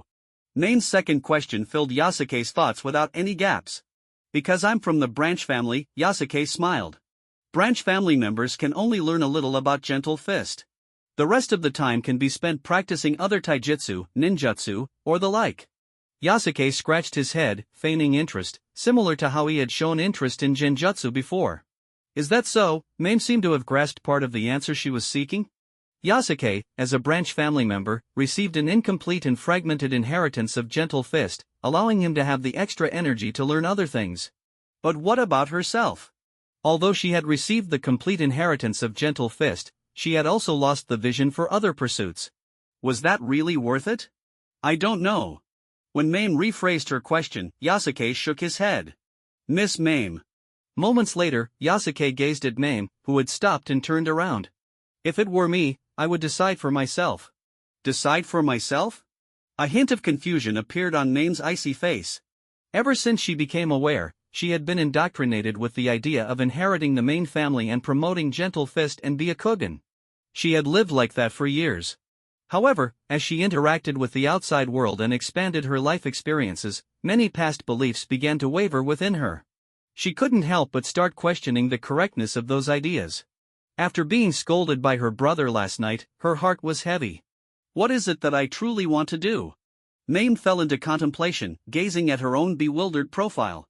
In that moment, she seemed like a 5-year-old child instead of the heiress destined to inherit the main family. Facing this version of Mame, Yasuke couldn't help but have a thought. Although Mame is incredibly intelligent, she is still just a child.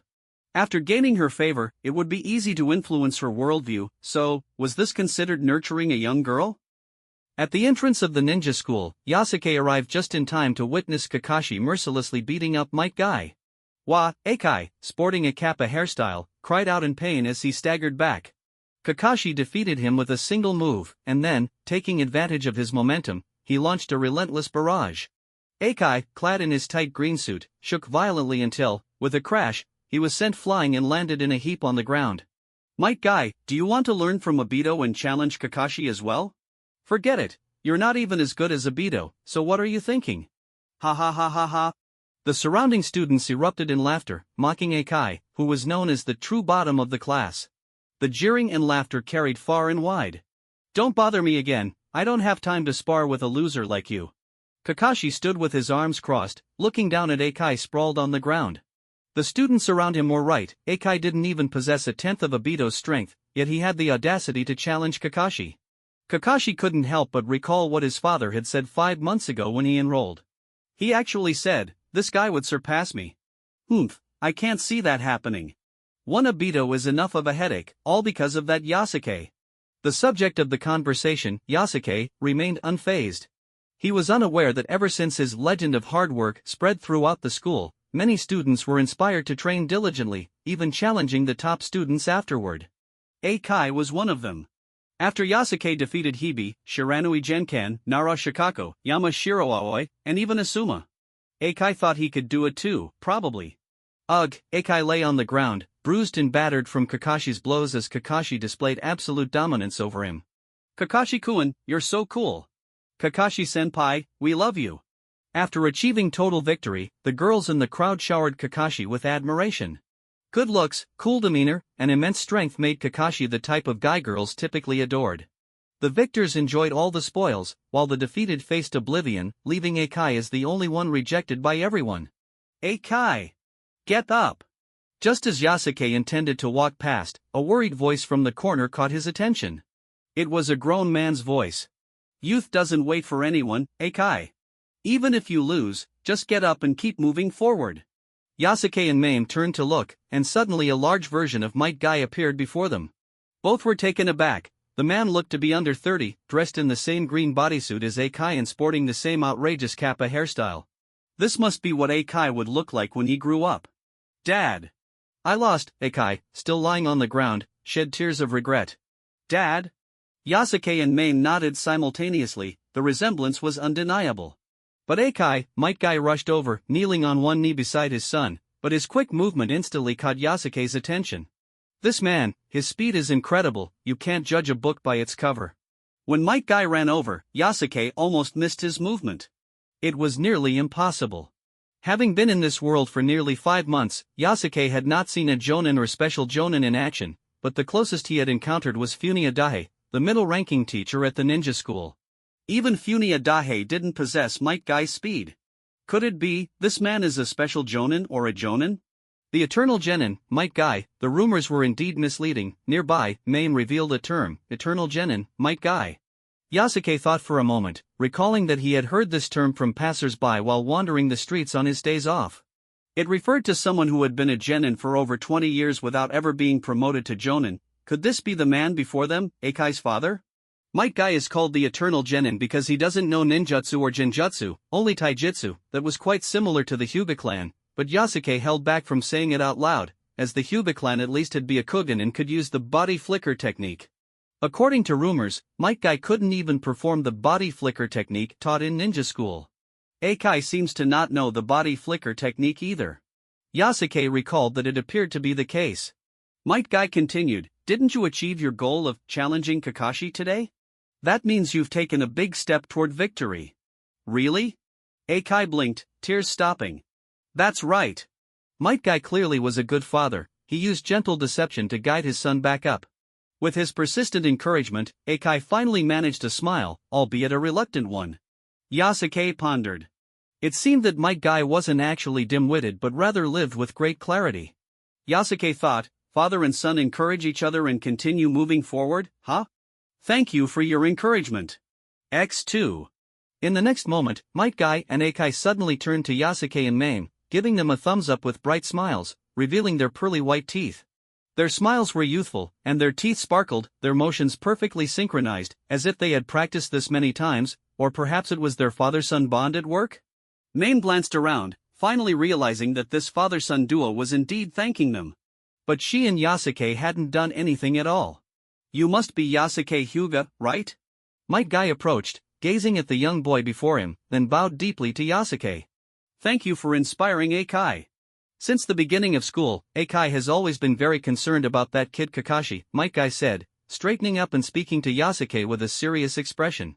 His sincere words seemed to carry a power that could touch the heart, and Yasuke thought to himself, what a pure person. But Eikai hasn't had the courage to challenge Kakashi. Might Guy paused, looking at Yasuke with hope, as if he expected him to understand what he was about to say. Thanks to you, your deeds have inspired Eikai, giving him the courage to finally take the first step in challenging Kakashi today. Yasuke finally understood the chain of events. The hard-working and combat-focused persona he had created had subtly influenced Eikai. If one worked hard, their strength could improve. If one fought and challenged opponents, they could continue to progress. His various achievements had become Eikai's motivational force for growth. Finally, after Yasuke defeated Asuma, Eikai had mustered enough courage to take a shot at Kakashi. From now on, please take care of him. Might Guy bowed deeply to Yasuke. After Might Guy left, only Eikai, Yasuke, and Mame remained. I'm sorry for making you see me like this, Eikai said with drooping eyelids, addressing the two. This was one of the rare conversations he had with Yasuke, as he usually shrank in a corner, unnoticed and uncared for. After speaking, Eikai turned and walked into the school. After morning classes, with other students having already left, Eikai quietly got up, being the last to leave. Instead of going home directly, he began training in the back playground. My goal for today at noon is to run 100 laps around the playground. No food until I finish. After motivating himself, Eikai started running. In the afternoon, as dusk fell and other students had gone home, Eikai continued his training. Before it gets dark, I need to jump 50 laps around the playground. If I can't finish, I can't go home. Watching this scene, Yasuke gradually began to understand something. Eikai had failed his entrance exam but managed to pass the retest. Over the past 5 months, he had been silently working hard. He's trying just as hard as you, Mame observed, her tone showing no surprise, as if she had known all along that he was putting in the effort. Yasuke blinked, thinking that Mame must have seen Eikai's efforts through her Byakugan. However, not everyone's efforts are valuable. After saying this, Mame turned to leave. Interview: if training a certain taijutsu took Yasuke 1 month to master, Eikai might take 3 months or even half a year. Even with effort, there were thresholds. The next day, in class. Class, today we're going to review the body flicker technique, Funia Daihe announced as he walked up to the podium. Yasuke. Funia Daihe called out first, prompting Yasuke to step forward to the podium. Transformation technique. Boom, smoke erupted as Yasuke transformed into Funia Daihe's likeness. Substitution technique. With the prepared training dummy, Yasuke executed the substitution flawlessly. Clone technique. Another identical Yasuke appeared beside him. Very good, Funia Daihe nodded in satisfaction. Everyone should learn from Yasuke and work hard. Although the class had geniuses like Mame and Kakashi, Funia Daihe believed Yasuke represented all ordinary students. Persistent effort could determine one's own limits. One after another, students took their turns at the podium, completing either all 3 techniques or just 1 or 2. Among the 30 students, only Might Guy. Body flicker technique failed completely. Funia Daihe shook his head. He could see that Might Guy wasn't lacking in effort, he simply had no talent for ninjutsu. As Funia Daihe announced this, the entire class burst into laughter. The students seemed to find amusement in Eikai's embarrassing performance. Eikai hung his head, trembling slightly at the podium. He wasn't angry or filled with hatred, he simply loathed his own powerlessness. After the morning classes, Eikai sat in the classroom, staring blankly at the desk. How can I become strong like Yasuke? Effort, more effort. It wasn't until Yasuke's voice broke through his thoughts that Eikai suddenly looked up, realizing that Yasuke was still in the classroom. In truth, Yasuke wanted to say that even if Eikai couldn't master the body flicker technique, his situation was already much better than his previous life. In his last life, Yasuke was trapped in a world without miracles, where there was no ninjutsu, no chakra, and no kids jumping several meters high or smashing rocks with their fists. But this world realized his dream of extraordinary power. Even in that decaying world without miracles, Yasuke never gave up on his desire for extraordinary strength until the end. But no matter how hard I try, I can't learn ninjutsu. Eikai lifted his head, confusion and doubt evident on his face. Then focus on practicing taijutsu, Yasuke replied as a matter of course. But, Might Guy started. The fact that you can't learn ninjutsu is a given. Therefore, before you find a way to improve your situation, honing your taijutsu is the right path. Just like himself, Yasuke thought. Until he found a way to break the cagebird seal, he would continue to grow stronger, stronger, and stronger. But, Eikai's cheeks trembled, his words becoming difficult. People who can't use ninjutsu can't be called ninjas. Then be a person who is not a ninja but excels in taijutsu. Yasuke's response flowed smoothly, contrasting sharply with Eikai's fluctuating attitude. I can't believe this is even possible, Eikai's mouth twitched, he didn't know where Yasuke's immense confidence came from. Besides, Yasuke's tone suddenly shifted, taking on a hint of coldness. If others say you can't be a ninja without ninjutsu, then why don't you go eat something filthy if they tell you to? Eikai froze in his seat, opening his mouth as if struck dumb, unable to articulate a single rebuttal, simply because the aura of Yasuke is too strong. He's so confident. I want to shine like him too. Moments later, Yasuke left the classroom, leaving Eikai alone to ponder quietly. I didn't expect you to encourage others too, Mame said, surprised as she glanced at Yasuke in the corridor. Yasuke smiled, looking rather sincere. Because you also encouraged me like that back then, Mississippi. You encouraged me to eat that. Mame's eyes widened slightly, feeling a bit taken aback, as she couldn't recall a moment when she had encouraged Yasuke to do such a thing. Miss, you once said that I have a talent for fighting and that I work hard. Yasuke helped Mame recall those past moments. I did say that. Mame's gaze became slightly vacant as she fell into memories. Of course, there was no encouragement to eat something filthy. Over the past 5 months, that boy who was once seen as the bottom of the Hyuga clan had transformed into a model student who could serve as an example for others. This tremendous transformation made Mame reflect that perhaps encouragement truly held magical power. Do you still need my encouragement now? Mame asked, and in that moment, their eyes met, her ethereal gaze connecting with Yasuke's spirited ones. Of course. Yasuke, who was committed to the so-called lowly cultivation plan, answered with certainty. Then, Mame turned and started walking. Yasuke, please defeat Kakashi and show me. Sure. At noon, after lunch, Eikai trained with his father, Might Guy. Dad. I completely failed my body flicker technique review this morning. I'm sorry. Might Guy remained silent, and after a moment, he suddenly punched his son squarely in the face. The 5-year-old Akai flew backward as if hit by a cannonball, spinning 360 degrees in the air before crashing to the ground. I am sorry, Dad. I've been in school for almost half a year now and still can't learn the body flicker technique. The punch hurt too much, and combined with Akai's shame, tears streamed down his face. Don't apologize. I'm not angry about that. Might Guy also found himself in tears, though he didn't quite understand why. Don't apologize for your efforts. That would be disrespectful to your hard work, Akai. Dad. Akai. The two embraced each other, crying together. They're at it again. Those green bodysuits are so disgusting, passers-by whispered as they watched the scene unfold. Thank you for your encouragement. X2. In the next moment, they saw Might Guy and Akai giving a thumbs up, with bright smiles showing off their gleaming white teeth. Once the onlookers were scared off. Dad, Akai lowered his eyelids. That wasn't encouragement, they were laughing at us. Ah, don't sweat the details. Akai, listen up, your youth is just beginning. Youth doesn't look back, just like me. Might Guy encouraged his son. You can't use genjutsu or ninjutsu, and I'm actually glad about that. Knowing your shortcomings lets your strengths shine. Right now, Might Guy beamed widely, your taijutsu is already starting to shine. Akai fell silent, then revealed a smile. Dad, actually, this morning, Yasuke said something similar. He encouraged me. Maybe, my strength really is taijutsu. Exactly.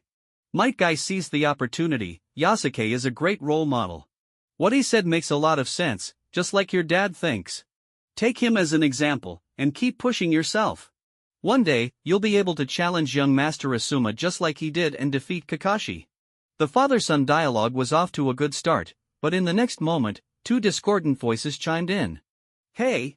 Isn't that the eternal genin Might Guy? Still playing training games with a kid, huh? You really are something for an eternal genin, ha ha ha. The two ordinary chunin passing by were far superior to Might Guy, who had been a genin for 20 years. Thank you for your encouragement. Might Guy's response was to give them a thumbs up, but Akai's face showed anger. Minutes later, after parting from his father, Akai chased after the two Konoha ninjas. Smack, a small stone was thrown, hitting one of the ninjas in the back of the head. Ow! They turned around. What are you doing, you little brat? Taking a closer look, isn't that the kid from Might Guy's place? What do you mean by this?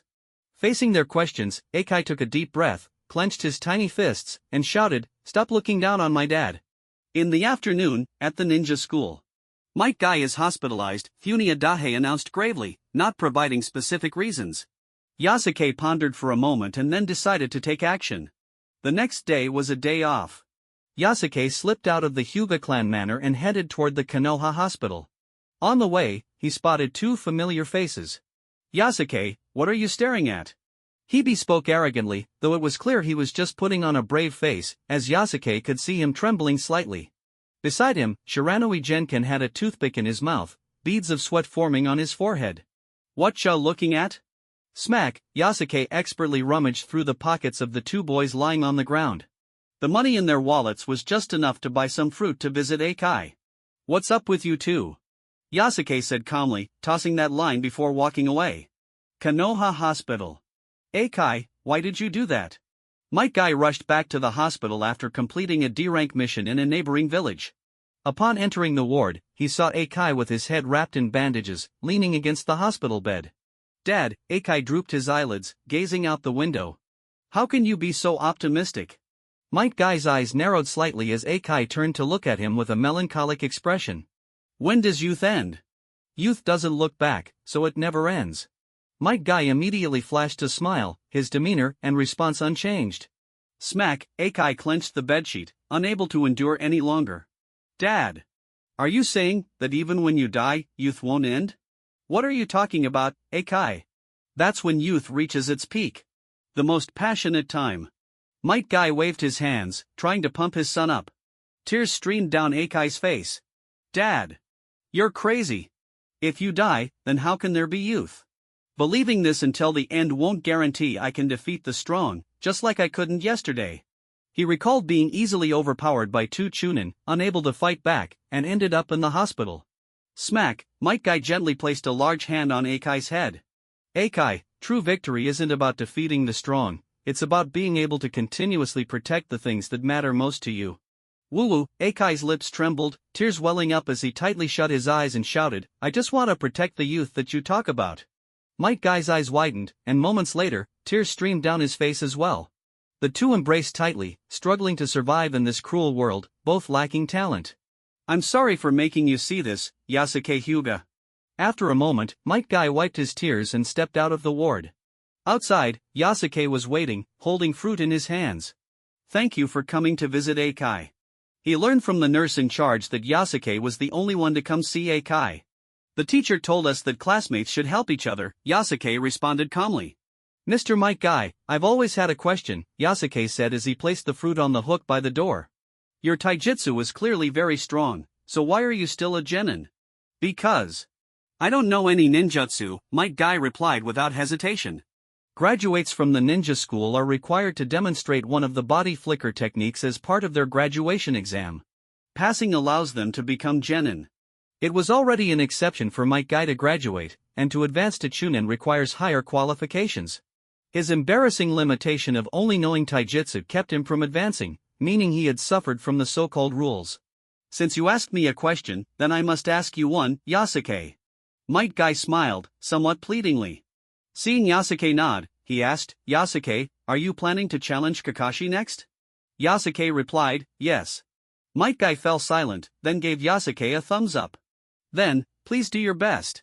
Akai was somewhat lost, but Might Guy believed his son would regain his confidence through Yasuke's good example. Moments later, Yasuke entered the hospital room, placing the fruit on the bedside table. Yasuke Hyuga? Akai seemed surprised by Yasuke's arrival. I came to see you, Yasuke said, glancing around the room. The environment is pretty good. If he ever got hurt, he could come to such a nice place for recovery, though he wondered who would cover the costs. I was defeated by 2 chunin, Akai admitted, clutching the bedsheet. That's normal. Yasuke nodded. It was unusual for a ninja school student to challenge 2 chunin and not get hurt. This wasn't the kind of story where the protagonist wins without effort. If anyone had a chance to pull off a comeback, it would only be Kakashi or Mame, since those two were the ones who fit the protagonist mold. Yasuke, can hard work really overcome genius? Akai asked. Of course. Yasuke didn't hesitate. In his previous life, he had defeated countless so-called geniuses, each of whom was still human. And since they were human, they had weaknesses. Are you saying you could defeat Kakashi? Akai's tone rose slightly, filled with pain. I'll be prepared, Yasuke replied thoughtfully. Given his current strength, challenging Kakashi would be somewhat difficult. If necessary, he could use the sleeping gas he received from the Iwagakure Kunoichi, Kashi. No matter how strong Kakashi was, could he really be immune to drugs? He just didn't know how much gas Kakashi could inhale while wearing a mask. Moreover, if Kakashi used genjutsu, his chances of winning would increase. After receiving Kurenai's genjutsu resistance training, his resistance had significantly improved. How can you be so confident? Akai felt a wave of frustration. Because I've never given up, Yasuke answered calmly. 2 days later, Akai was discharged from the hospital. On a clear morning in Konoha, Yasuke arrived at the ninja school, where new gossip was buzzing. Kakashi defeated the Uchiha boy, Tetsuhiko, from the neighboring class. Apparently, that Uchiha Tetsuhiko is far stronger than Obito, a genius of the Uchiha's younger generation. Even the teachers at the ninja school are optimistic about him. The students' exclamations reached Yasuke as he entered the crowd, finding a slightly out-of-breath Kakashi and the fallen Uchiha boy. This must be Uchiha Tetsuhiko. The slightly disheveled Uchiha stood up, revealing a mole on his face, a feature that made it easy to remember his appearance. Hatake Kakashi, I admit defeat, but don't think you can be arrogant forever. Like a lone wolf licking its wounds, Uchiha Tetsuhiko, clutching his arm, slowly walked away from the crowd. Yasuke watched his retreating figure. The plan to complete his goal and defeat Kakashi had once again increased in probability. It was 42 days until Kakashi and Mame graduated, meaning Yasuke had been at the ninja school for nearly 5 months. During this time, he had observed that among all the students, the only one who had a real chance of defeating Kakashi was Mame. Of course, Yasuke couldn't challenge Mame to test his own strength, as that would violate the Hyuga clan's rules. Therefore, as a second option, before he could figure out Kakashi's true strength, he decided to approach Uchiha Tetsuhiko, one of Kakashi's defeated opponents. He hoped to learn about his own gap in strength compared to Kakashi from Tetsuhiko while also gaining experience by defeating him, a 2-for-1 deal. After morning classes, Yasuke headed straight to the neighboring classroom. Uchiha Tetsuhiko exited, sporting a few fresh bruises on his face. With his hands in his pockets and a cold expression, he strode through the corridor, with Yasuke following closely behind. Moments later, they exited the school, and Yasuke continued to follow until Tetsuhiko abruptly turned his head down a narrow alley. "Who's there?" Upon realizing it was Yasuke, Tetsuhiko's expression relaxed slightly, perhaps thinking that Yasuke posed no threat. "It's the kid from the next class, the one who has gained some notoriety recently." "Yeah, that's me," Yasuke replied, grinning innocently, as if it were a trivial matter. After half a year in school, no one had ever approached Yasuke directly. In contrast, Mame and Kakashi frequently encountered adventures. Yasuke noticed that the two were constantly challenged by villains, only to turn around and gain experience from defeating them. This was why he was confident that Mame and Kakashi had the protagonist template, as only protagonists are consistently provoked by antagonists. Eikai, who had just been discharged from the hospital, saw Yasuke acting arrogantly after school and couldn't help but follow him.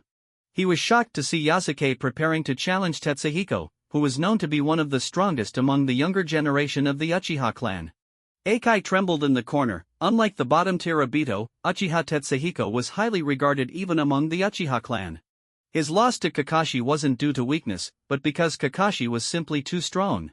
There was a notable gap even between geniuses, and now the acclaimed genius, Uchiha Tetsuhiko, was being actively provoked by Yasuke, leaving Might Guy astonished. Meanwhile, Mame stood nearby on a building, her eyes bulging with veins, clearly having activated the Hyuga clan's bloodline limit, Byakugan. This did not diminish her beauty, rather, it added an air of heroism to her. She had already been informed that Yasuke planned to challenge Uchiha Tetsuhiko, and she murmured, "Is he trying to learn about the gap in strength between himself and Kakashi by defeating Uchiha Tetsuhiko?" In the dark alley, Tetsuhiko's face twisted upon hearing Yasuke's words. How dare this branch family member from the Hyuga clan come to insult him? Just because he saw himself lose to Kakashi this morning, did he think he could do whatever he wanted? "As you wish," Tetsuhiko coldly replied, channeling all his anger into his technique. The narrow alley was just right for a certain ninjutsu. Fire style. Tetsuhiko formed hand seals, and Yasuke immediately recognized the technique. It reminded him of the great fireball technique that Obito often bragged about. However, he didn't believe Tetsuhiko would produce a mere small fireball that would extinguish in an instant like Obito. Tetsuhiko's ninjutsu was bound to be a real fire-style technique. Great fireball technique. The jutsu was completed in an instant, requiring no more than a second. Tetsuhiko took a deep breath and released it, boom. The flames roared, illuminating the dark alley with a scorching red fireball that was at least 2 meters in diameter. From this, it was evident that he was far stronger than Obito. The Great Fireball technique was a C-rank ninjutsu, requiring Chunin-level skills. Every child of the Uchiha clan learned this technique, meaning every Uchiha child had the potential to become at least a Chunin. This was the real strength of the prestigious Konoha clan. The fireball, reaching several hundred degrees, was enough to severely injure anyone before getting close. Yasuke. Might Guy widened his eyes, cold sweat trickling down his forehead from fear. Facing this scene, Yasuke calmly formed hand seals, as if he had been prepared for this all along. Substitution technique, boom. The flames roared, engulfing Yasuke completely. Eikai sat down on the ground, disbelief etched on his face. "Humph. You brought this upon yourself." Tetsuhiko was initially shocked, thinking Yasuke was too weak to withstand the flames and had been burned to death. However, he quickly rationalized that Yasuke had provoked him first. Wait. As the flames dissipated, the alley was once again shrouded in darkness. In that moment, Tetsuhiko saw a charred log, indicating that Yasuke had used an E-rank substitution technique to evade his C-rank ninjutsu. The next second, Tetsuhiko drew a kunai and stabbed it fiercely behind him. Clang! The sound of metal clashing rang out, sending sparks flying and momentarily illuminating the alley, outlining Yasuke's silhouette. In rapid succession, a series of metallic clashes echoed as Tetsuhiko was forced to retreat. In the darkness, his vision was not as clear as Yasuke's, who possessed Byakugan. The optimal solution was to move to a well-lit area before continuing the fight. Soon, the two burst out of the narrow alley and into an empty forest path. Leaf Whirlwind. Uchiha Tetsuhiko suddenly lowered his body, using a kunai to clash with Yasuke. He then swept his leg toward Yasuke with a powerful kick. Yasuke's eyes widened slightly. This was the first person who could evade his attack. Meanwhile, Tetsuhiko's inner surprise reached a shocking level. He thought to himself, how can Yasuke use Leaf Whirlwind? Isn't he from the Hyuga clan? Where's the Gentle Fist? This isn't the Hyuga. From the alley to this point, they had gone through many exchanges, and Tetsuhiko hadn't seen any sign of Gentle Fist. Instead, Yasuke's strong-style taijutsu was flowing seamlessly, reminiscent only of Kakashi. Asterisk bang. Asterisk once again, they clashed. Due to the force of the impact, their kunai flew apart, and they began to fight unarmed. This was now Yasuke's domain. After nearly half a year of real combat and observing others, Yasuke concluded, in unarmed combat, the Hyuga clan usually holds the advantage. Gentle Fist. Yasuke extended his index and middle fingers while bringing the others together, then thrust his right hand toward Uchiha Tetsuhiko. Bang! Tetsuhiko raised his arm to block the first strike, but a tremendous force surged from Yasuke's fingertips into his arm, causing it to go numb for a moment. Theoretically, this shouldn't have happened. The Gentle Fist wasn't known for muscle strength but rather for channeling chakra into the opponent's body to cause internal damage. Strictly speaking, it was an enchanted attack. However, this Yasuke, with just a finger jab, made Tetsuhiko's arm feel as if it had been run over by a wheel. Ugh! Tetsuhiko couldn't help but groan in pain. He was unaware that Yasuke had mastered the technique of hardening through his earth-style chakra, making his body as tough as steel. Even a finger jab was comparable to poking someone with an iron rod. 8 trigrams 2 poems. Yasuke launched 2 rapid finger strikes. Asterisk bang. Bang! Asterisk Tetsuhiko struggled to withstand them, and his left arm began to tingle. 8 trigrams 4 poems. Yasuke extended 4 fingers, penetrating Tetsuhiko's defenses and striking his abdomen. 8 trigrams 8 poems. The successive strikes created afterimages, as if Yasuke had sprouted 8 arms in an instant. Asterisk bang. Bang. Bang. Bang. Asterisk a series of 8 explosive sounds echoed. Yuwa. Tetsuhiko trembled, letting out a scream before toppling over backward like a broken sack. We, the Hyuga clan, are the greatest clan in Konoha. After defeating his opponent, Yasuke immediately struck a Gentle Fist pose, performing a traditional Hyuga clan skill. Eikai watched, wide-eyed and shocked, unable to believe what he was seeing, as if he were witnessing an alien. Yasuke, he actually defeated that genius boy, Uchiha Tetsuhiko? Nearby, Mame stood on a rooftop, using her Byakugan to see more clearly. The Gentle Fist technique releases chakra into the opponent's body, causing internal destruction. Just now, Yasuke had used a Gentle Fist technique without applying chakra to defeat Uchiha Tetsuhiko, a feat as difficult as picking nuts from a fire or walking a tightrope. Transformation level, 14.6%. Seeing his transformation level increase by 0.5% in an instant, Yasuke felt quite satisfied. This meant that Uchiha Tetsuhiko was worth as much experience as Hibi, Shiranui Genkan, Yamashiro Aoi, Narashikako, Mitakiheim, and even Asuma combined. No wonder he's a genius of the Uchiha clan. Yasuke genuinely praised the experience he gained from his opponent. Yasuke. Uchiha Tetsuhiko lay on the ground, gritting his teeth, his whole body in pain.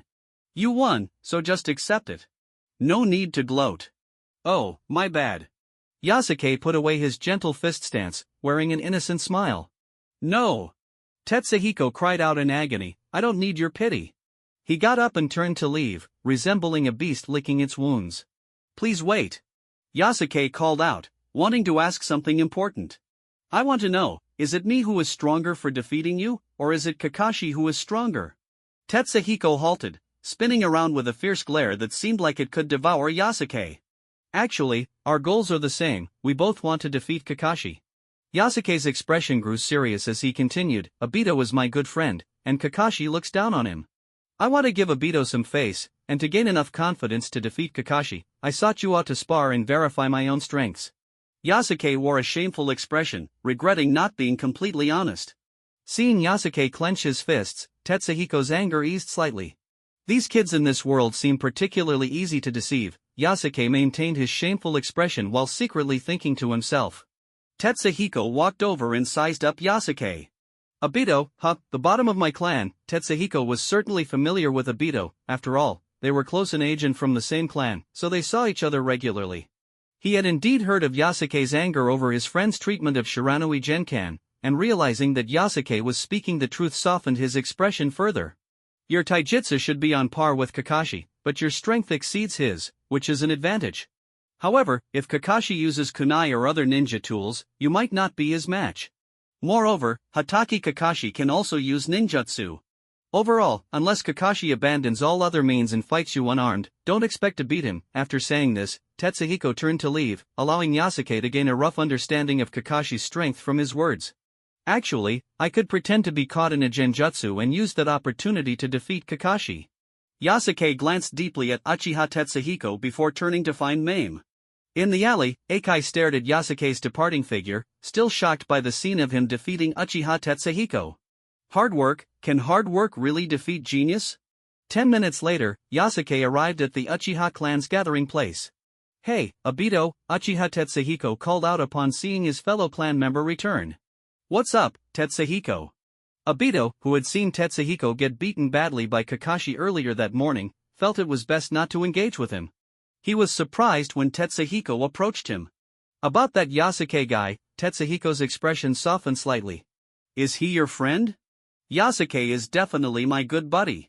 Obito opened his mouth to say just that, but then thought it sounded too ordinary and unconvincing. After a moment of contemplation, he proudly declared, Yasuke is my brother from another mother. Uchiha Tetsuhiko. In the afternoon, as Yasuke arrived at school, new gossip awaited him. Extra! Extra! Today at noon, Kakashi defeated a genin. Kakashi defeated a genin. The protagonist of the story, Kakashi Hatake, was surrounded by a crowd. He wore a disdainful expression, as if he had merely done something insignificant. Through the gossip of others, Yasuke learned what had transpired. A genin had been pestering Lin, and upon seeing the girl he admired being harassed, Kakashi had no choice but to step in.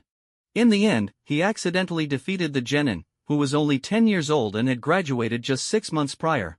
Nevertheless, it was still quite impressive for a 5-year-old Kakashi. Obito gazed at Lin, the girl he liked, who was looking at Kakashi with admiration, and he felt dejected. Just as Yasuke was about to walk through the school gates, a shout rang out from the campus, "Kei Kakashi! I want to challenge you!" The shout came from Mike Guy, who had lost to Kakashi the previous week. Inspired by Yasuke's victory over Tetsuhiko, Eikai was determined to challenge Kakashi once more. Not interested. Kakashi glanced at Eikai and continued walking. You must be scared. Eikai shouted in desperation. This was a provocation tactic, and Kakashi did indeed stop in his tracks. Ah, yes, I'm scared, Kakashi replied in a cold tone. Laughter erupted among the crowd, and Eikai's expression shifted from tense courage to dejected embarrassment. As Yasuke observed Eikai being ridiculed and the crowd laughing, he quickly thought, while I'm constantly improving, it seems Kakashi's strength is also growing rapidly. After all, people keep jumping out to give him experience. Perhaps, having defeated Uchiha Tetsuhiko after school earlier that day, Yasuke decided to revise his plan. He felt this would provide him with the perfect opportunity to defeat Kakashi. Just as the atmosphere of mockery surrounding Eikai grew more intense, a loud crash echoed through the air. Everyone instinctively turned to see what had happened, only to find Yasuke had kicked the school gate aside. After casually propelling the gate, Yasuke surveyed the crowd. Eikai is our comrade. The teacher said that classmates should help each other. What you're doing shows no spirit of fire. You're not fit to be ninjas in the future. Yasuke's voice rang out loudly, echoing throughout the ninja school. The crowd blinked in surprise, seemingly not expecting Yasuke to dare to provoke them all. You're seeking death. Is this kid insane? Who does he think he is? A justice warrior? Instantly, the campus erupted into chaos. Most students turned to look at Yasuke as if he were a ragdoll. Oh, but they would soon think otherwise. Isn't that the Yasuke from class 1? I heard he stood up for Obito last time. He actually dares to say we're not fit to be ninjas. Every child entering the ninja school aimed to become a Konoha ninja. For Yasuke to claim they were unworthy was equal to denying their time and dreams over the past 6 months, and they certainly couldn't accept that. I'll teach this kid a lesson. One student stepped forward. This is going to be interesting. Tetsuhiko, who had a band-aid on his face, narrowed his eyes. He felt Yasuke was stirring up trouble. At the same time, Hibi, Shiranui Genkan, Nara Shikaku, and Yama Shiroawa gathered their killing intent. Some sought revenge, while others sought to settle scores. Yasuke had truly gone mad by provoking everyone. Eikai, who originally intended to challenge Kakashi, was now terrified. Why Yasuke? Eikai's legs trembled. Would Yasuke's handsome face be alright? Even Mame felt a pang of concern for Yasuke. She thought, could it be too impulsive? Although Yasuke had several instances of provocation in the past, challenging the entire ninja school was unexpected. I'll take him on. No, I will. The crowd was stirred up, and everyone wanted to take part in teaching Yasuke a lesson. This is troublesome, Asuma, Kurenai Yuhi, and Marino Abiki gasped. They hoped everyone would give Asuma some face. Sweat trickled down Asuma's forehead, and he was about to use his reputation to resolve the situation when Yasuke shouted, "There's no need for that. You can all come at me. I'll take you all down." Goodness, Asuma thought, this is it, but there was nothing he could do. Yasuke was. Yasuke is my good buddy from the Uchiha clan *bang. Just as Obito shouted, he was silenced with a punch from a bystander. Asuma! Get him! In the chaos, someone took the first swing, and others rushed towards Yasuke, signaling that the situation had spiraled completely out of control. Don't hit me! Don't hit me! Lin shouted, trying to intervene. But why was she calling for peace before the fight had even begun? She noticed many were taking advantage of the chaos to gang up on Obito, who hadn't even been hit by anyone yet, while he was being pounded by others. All you bottom-tier students, pay attention! Yasuke shouted loudly, showing no fear as he faced the encircling crowd. In that moment, his words echoed like thunder throughout the entire campus, reaching Eikai, Obito, and other underperforming students' ears. Next, Yasuke delivered a powerful palm strike forward. When the crowd thought it was just a regular hit, the sound of impact echoed as he struck the nearest ninja school student, sending them flying backward. The student collided with others, causing 7 or 8 kids to fall to the ground together. Yasuke's attack seemed to ignite a massive powder keg, plunging the scene into chaos. No matter whether they were lower or upper grade students, those who believed they were superior to the bottom-tier students surged forward. Eikai and the others stood dumbfounded, some irritated by Yasuke's previous remarks, while others simply wanted to join the fray and vent their frustrations. Yasuke stood like a mountain on the plain, impervious to their attacks. Thanks to his hardening technique, he firmly withstood the onslaught of fists and feet. One ninja school student swung a punch at Yasuke's head, but Yasuke caught the fist and twisted it hard, causing the student to scream in pain as they fell to the ground. Another student attacked from behind, executing a leaf whirlwind aimed at Yasuke's lower back. Yasuke sidestepped, trapping the student's right leg under his armpit. With a swift motion, he spun the student around like a weapon, *bang. Bang! Bang! The student spun 360 degrees, knocking down countless others, his eyes rolling back as he foamed at the mouth and lost consciousness. Finally, Yasuke tossed him into the crowd, causing even more students to topple. This Yasuke really is out of his mind, he's such a fool. Kakashi watched as Yasuke fought off the crowd, shaking his head in disdain. I thought he might be clever. After 6 months of observation and speculation, he concluded that Yasuke truly couldn't measure up. Even the Sarutobi clan is getting involved, Kakashi noted, referring to Asuma. The Sarutobi clan generally has brute strength. For Yasuke to defeat them, Kakashi's words were cut off as the Sarutobi boy he had just mentioned was knocked down by Yasuke in a single punch. The Uchiha clan members are also here. Even Obito, the weakest of the bunch, ranks among the upper middle in class performance. Not to mention, they are many times stronger than Obito. In the next moment, a Uchiha boy favored by Kakashi was kicked in the head by Yasuke and fell to the ground, unable to get up. Kakashi.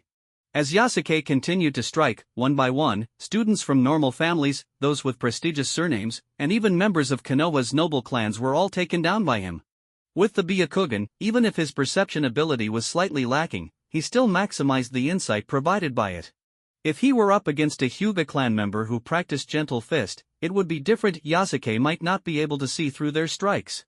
But the key was that no one from the Hyuga clan came to assist. After all, they all bore the mark of the caged bird on their foreheads. The branch family had it tough, and the moment someone tried to attack or make a move, Yasuke already knew what they were planning. So, he countered each attack, striking back with overwhelming strength while utilizing his hardening technique to absorb blows and rebound the attacks. With so many people charging at him, not a single one was able to bring Yasuke down. This Yasuke. Kakashi's eyes widened slightly in surprise. Can hard work really achieve this level? Kakashi worked hard, especially since his father was the famous Konoha White-Fanged, Hatake Tsukumo. Despite being raised with elite training, Kakashi's efforts only placed him in the realm of ordinary people.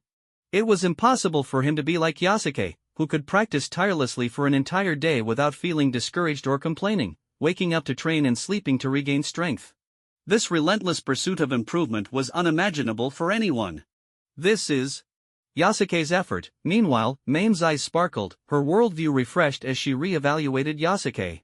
Perhaps I can too. She recalled the genjutsu she had previously learned and thought about practicing gentle fist alongside her other skills, just like Yasuke. Transformation level, 14.7%. 14.8%. 14.9%, with fluid movements, Yasuke observed the numbers increasing in front of him. The more he fought, the more invigorated he felt. This was another part of his plan to defeat Kakashi, using this opportunity to challenge all the ninja school students, taking them down one by one to increase his transformation level. Although none of them were strong enough to match Kakashi or Mame, every little bit added up. Yasuke felt himself growing stronger, and his inner resolve burned with enthusiasm. In just a few minutes, dozens of students lay sprawled on the ground, groaning in pain. The so-called fish killer had been proven by Yasuke. The remaining students still surrounded him, but the circle had widened significantly, and for a moment, no one dared to approach. This series of fierce battles astonished not only Asuma, Kurenai, and other top students but also left Eikai, Obito, and the other bottom-tier students in disbelief. Yasuke, did he really take down the top students? Not only that, but even the geniuses from their classes have been defeated. Hard work. I also want to work as hard as Yasuke. Yasuke's actions inspired them, igniting a surge of indescribable passion and emotion within their hearts. What's going on with Yasuke? He seems to know everyone's taijutsu inside and out. Isn't he just a bottom tier from the Hyuga clan? How can the weakest of the Hyuga clan be this impressive? That was certainly impossible. Upper-grade students from the branch family of the Hyuga clan stared in disbelief, their eyes nearly popping out. This Yasuke, aside from appearing in the cafeteria for meals, had spent the rest of his time like a training machine, rarely seen. Now, he had actually produced results. In the next moment, Yasuke scanned the crowd, and with just a glance, he frightened everyone into retreating. With no one daring to approach, he walked toward Kakashi Hatake. Kakashi Hatake, I've heard you're quite the genius? Transformation level, 15% with his basic qualities close to that of an elite genin. Yasuke fixed his gaze on the silver-haired boy, an overwhelming killing intent surging forth like a tidal wave, pressing hard against Kakashi's masked face. Kakashi, revealing only the upper half of his face, felt a twitch on his cheek as he sensed immense pressure. What a strong presence, also known as killing intent. Of course, Kakashi didn't think Yasuke had killed anyone, he merely felt that this boy's inner force was about to overflow. Boom! It felt as if a giant beast had slammed into him. Without Kakashi doing anything, Yasuke's presence struck him in the head, sending him flying backward uncontrollably. Ugh! The next moment, Kakashi snapped back to reality, suddenly realizing that the previous sensation was just an illusion. I actually saw an illusion of myself being knocked away. In the ninja world, there are 4 ways to create illusions. 1. Genjutsu skills like Kurenai's. 2. The Sharingan or other ocular techniques of the Uchiha clan. 3. His special drugs. 4. Intense killing intent release like Yasuke's. Hard to believe, you possess such force. If I'm not mistaken, your presence stems from your self-confidence, but you're neither a genius nor a prodigy. How can you be this confident? Kakashi furrowed his brow, asking a question everyone wanted to know. How had Yasuke, once a bottom-tier student, made it to this point? What gave him such immense confidence to defeat others? I'm truly neither a genius, nor a prodigy, Yasuke began, and with his words, almost everyone held their breath, quietly listening to his declaration. The campus fell silent for a moment. The only thing I can take pride in is my effort, and more effort. Because I'm not a genius, I can't walk the path of you geniuses. Every step I take is the result of my own hard work. Every footprint represents the countless sweat and hardships I've endured. Without taking small steps, I can't reach 1,000 miles. A 3-foot ice does not result from a single day's cold. Day in and day out, I've never slacked off. Every bit of strength I gain is a testament to myself. I've worked hard to this day, affirming myself countless times. With all this, is it not enough to have such confidence? With each word, Yasuke's tone grew more passionate, and by the end, his imposing presence surged outward, instilling awe in everyone. Very good, Kakashi nodded slowly, a glimmer of light in his eyes. Yasuke, I, Hatake Kakashi, acknowledge you. Among all my peers, there truly is no one who works harder than you. I, Hatake Kakashi, will call you the strongest. The usually laid-back Kakashi finally showed seriousness today, his eyes burning with fighting spirit, reminiscent of when he first saw Mame's grades surpass his own. Now, besides Mame, he had gained another rival. Wasn't that a good thing? Bang, Yasuke stepped forward, stomping his foot on the ground and kicking up dust. With that, he assumed a gentle fist stance, and a battle representing the pinnacle of this year's ninja students was about to begin. Effort versus genius, who would emerge victorious? This was not just a duel that attracted the ninja school students, even the teachers who had come to observe this scene were captivated. Whether in private sparring or public battles, the ninja profession is one of skill. The teachers watched Yasuke and Kakashi with great interest, and someone couldn't help but exclaim, "Hey, Funia-sensei, that Yasuke from your class has finally lost his patience." In the teaching building's office, the teachers watched from the window. They had seen Yasuke stand up for Eikai earlier and chose not to intervene, as most of them had been intrigued by Yasuke. From the start of the term until now, his numerous legends and achievements had made him a well-known student. Has it finally come to this? Funia Daihe smiled faintly. After Yasuke recently defeated Sarutobi Asuma, he had anticipated that Yasuke's ultimate goal would be Kakashi. However, he hadn't expected, in just half a year, to reach this level of strength. If I'm not mistaken, Yasuke has already attained genin status, truly impressive. But Hatake Kakashi is no ordinary kid, another teacher chimed in with a grin. Don't forget, Hatake Kakashi's father is the legendary Tsukumo-sensei. Known as the Konoha White Fang, Hatake Tsukumo had terrified the nations with his glowing white short sword. Kakashi inherited his father's silver hair and handsome features and also his innate talent, which is why he was called a genius and graduated early. Like father, like son. Yasuke is just a branch family member of the Hyuga clan, so I think Kakashi is stronger. A teacher in the room confirmed their support for Kakashi. Well then, let's place a bet, Funia Daihe proposed. Meanwhile, in the campus, Mame watched the unfolding scene and murmured that name, Yasuke. Gentle fist. Teach me. Yasuke's voice rang out like the tolling of a bell, resonating powerfully and clearly. Although the second star point, the earth attributes hardening technique, could operate automatically, he could also concentrate and actively deploy it. When fully exerted, not only did his muscles create a rebound force, but even his words seemed to reverberate with amplified intensity, echoing throughout the entire campus. Then, Yasuke threw a punch, and with it came his advancing figure.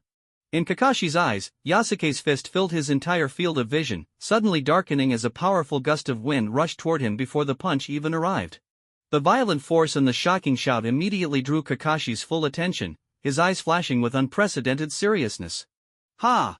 Kakashi also shouted, but his voice was nearly inaudible compared to Yasuke's.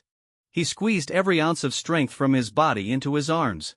Bang, the two clashed, and in that moment, Kakashi felt an unimaginable force radiating from Yasuke's fist into his own arm, causing his entire body to stagger backward from the impact.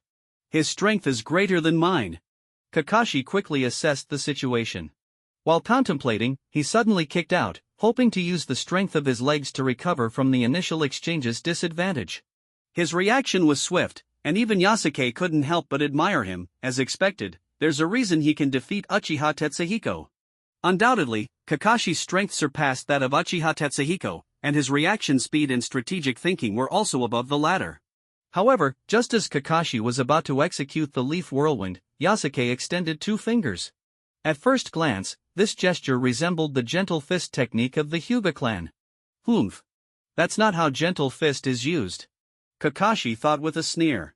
The reason gentle fist was called gentle was primarily due to its chakra-infused attacks that relied on skill to win. In a direct confrontation, gentle fist was inferior to strong-style taijutsu. Kakashi imagined that a kick would easily break Yasuke's two fingers. Bang, but in that instant, a dull thud echoed, and Kakashi felt a sharp pain shoot up from his calf. The next moment, he stumbled backward. Yasuke maintained his finger pose, his face showing neither joy nor sorrow, only fierce determination in his eyes. His fingers! Kakashi's eyes widened in disbelief. It didn't feel like he had kicked a person, but rather like he had struck two iron rods. This Yasuke is not an ordinary Hyuga. He has perfected the strong-style taijutsu that other Hyuga clan members disdain to practice. My taijutsu isn't a match for his. The reality of the combat forced Kakashi to acknowledge this fact.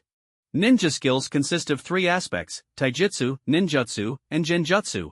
Since he couldn't win in taijutsu, he would resort to ninjutsu and genjutsu. With this thought, Kakashi quickly retreated, leaping away to create distance from Yasuke. Fire style. Kakashi formed hand seals. Although he couldn't use the Uchiha clan's signature fireball technique, there were many other types of fire-style ninjutsu in the ninja world. Great fire technique. Boom of flames erupted from in front of Kakashi's mask, transforming into a wave of fire. While not as massive as the Great Fireball, it was superior in range and controllability. In terms of power, the Great Fire technique and the Great Fireball were comparable, both being C-rank techniques. Substitution technique. Yasuke calmly formed hand seals and effortlessly used a wooden substitute to block the flaming attack. Damn it, Kakashi's brows furrowed deeply. If he couldn't win in taijutsu, using ninjutsu with too little power would be dodged, while greater power would be easily countered by a simple E-rank substitution technique. Kakashi, with your chakra levels, how many more times can you use the Great Fire technique? Yasuke questioned. Aside from a few special individuals, each child's chakra capacity was limited, and Kakashi would likely exhaust himself soon. Humph. Kakashi scoffed, swiftly drawing a kunai and charging at Yasuke. Yasuke responded with a kunai of his own, and the two clashed, creating a series of sharp metallic sounds as sparks flew between them. After a few seconds, crack, the kunai in both their hands shattered due to the force of their clash. Kakashi rolled backward, half kneeling on the ground, his expression one of shock. In just those brief seconds, they had both exerted all their strength, fighting as if their lives depended on it. With his right hand still trembling, Kakashi widened his eyes, watching Yasuke rush toward him. He quickly attempted to form hand seals, and in the next moment, he saw Yasuke's fist looming over him like a mountain. Genjutsu. Hell viewing technique. Drawing on every ounce of strength, Kakashi channeled chakra, locking eyes with Yasuke as he executed the D-rank visual genjutsu hell viewing technique. In Kakashi's mind, he expected Yasuke's punch to halt at that moment. However, Yasuke's fist showed no signs of changing course, as if he hadn't been caught in the genjutsu at all, and it came crashing down toward Kakashi's handsome face. Nani? Kakashi's eyes widened in disbelief. At such close range, there was no time to change tactics. He could only watch as darkness enveloped him. Asterisk bang. Asterisk Yasuke's fist connected, sending Kakashi tumbling backward. Kakashi. A girl's voice echoed through the quiet campus. Lin Yuhara looked on with concern at Kakashi, who lay convulsing on the ground. The overwhelming force had exploded against Kakashi's face, striking his nose and sending shockwaves through his skull, resulting in a concussion. To make matters worse, Yasuke had infused his punch with the power of Gentle Fist. Because it was a punch rather than a finger jab, the force spread out without causing internal injury but exacerbated the brain's jolt, meaning Kakashi was simultaneously struck by both strong style and gentle fist forces. We, the Hyuga clan, are the greatest clan in Konoha. Yasuke struck a gentle fist pose, shouting with all his might. Transformation level. 16%. The battle came to an end. Kakashi, who had withstood the dual forces of gentle fist and strong-style taijutsu, could no longer rise. The surrounding students and teachers watched in astonishment as Kakashi lay on the ground, still twitching. From the beginning, when Yasuke challenged the crowd to his duel with Kakashi, not even 15 minutes had passed, and the highly regarded Kakashi Hatake, whom countless students looked up to, had been defeated. You lose, and you lose. No matter how many people there are, it's of no use. What's the problem with a war of attrition? After taking down everyone, he could still challenge Kakashi. Yasuke displayed an overwhelming presence, showcasing his strength with great satisfaction. Not only the teachers who had lost their bet, but even Adahe, who had favored Yasuke from the start, wore a somewhat dazed expression. Hibi, Shiranui Genkan, and others had their mouths agape, unable to close them at this moment, as their minds struggled to accept everything that had just transpired. What's going on? How is this possible? How could Yasuke be this strong? Those who had previously provoked Yasuke now felt like clowns. Asuma Sarutobi, Kurenai Yuhi, and others were undoubtedly shocked. They had always known Yasuke was strong, especially Kurenai, who had trained him in genjutsu, but they had never imagined he could reach this level. Among the crowd, the ones with the most complex, excited, surprised, and fiery emotions were Eikai, Obito, and the other bottom-tier students. So it turns out hard work can really defeat genius. A new light ignited in Eikai's heart. And then there was Mame. Her thoughts were the most unique. Yasuke actually defeated Kakashi, he really did it. Soon, Lin Yuhara, calling out Kakashi's name, rushed over to check on his condition. Aspiring to be a medical ninja, Lin felt her heart shatter when she saw Kakashi twitching on the ground. What worried her even more was the risk of Kakashi suffering permanent internal injuries from the gentle fist attack. After a moment, she sighed in relief. Kakashi is fine, just a concussion that needs a few days of rest. As Lin announced the results, the teachers from the school also arrived. In the infirmary, the teacher in charge instructed the students to help carry Kakashi away. Congratulations, Yasuke, Funadahe said, patting Yasuke on the shoulder while looking at Kakashi being taken away with a complex expression, tinged with both admiration and concern. Later, I have something to discuss with you. The teachers quickly dispersed the students, though as the crowd walked towards the teaching building, the whispers and sidelong glances toward Yasuke were still very much audible to the teachers. Having defeated Kakashi, Yasuke let out a sigh of relief. This marked the completion of one of his many goals. Next, he would need to consider officially graduating to become a ninja, as well as surviving in the field and the ongoing ninja world conflicts. Back in the classroom, Yasuke accepted the awestruck and respectful gazes of his classmates with a sense of rightful pride. From this moment on, the label of bottom tier was completely erased. He was now known as the effort-driven underdog who had defeated Kakashi, becoming a role model for everyone to aspire to.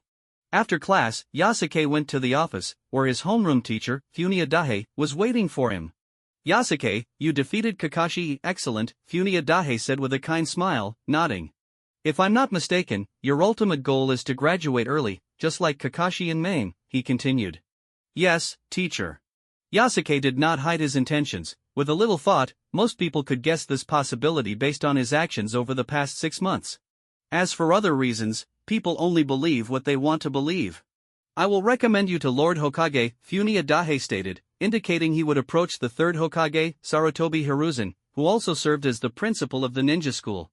The fact that Yasuke had defeated Kakashi would surely create a stir, making it a logical step to nominate him. Don't slack off in the remaining month or so, as there will be a special assessment awaiting you. Keep working hard. A special assessment? The early graduation exam? Yes. Thank you, teacher. Yasuke bowed to his diligent homeroom teacher before turning to leave the office. That night, the head of the Hyuga clan, Hyuga Hizashi, summoned Yasuke. He first praised Yasuke for his achievements, then asked, if you graduate as a genin in a month, would you prefer to join another squad or continue protecting the main family? The candlelight flickered, and those present included Hizashi, Mame, and several elders of the Hyuga clan.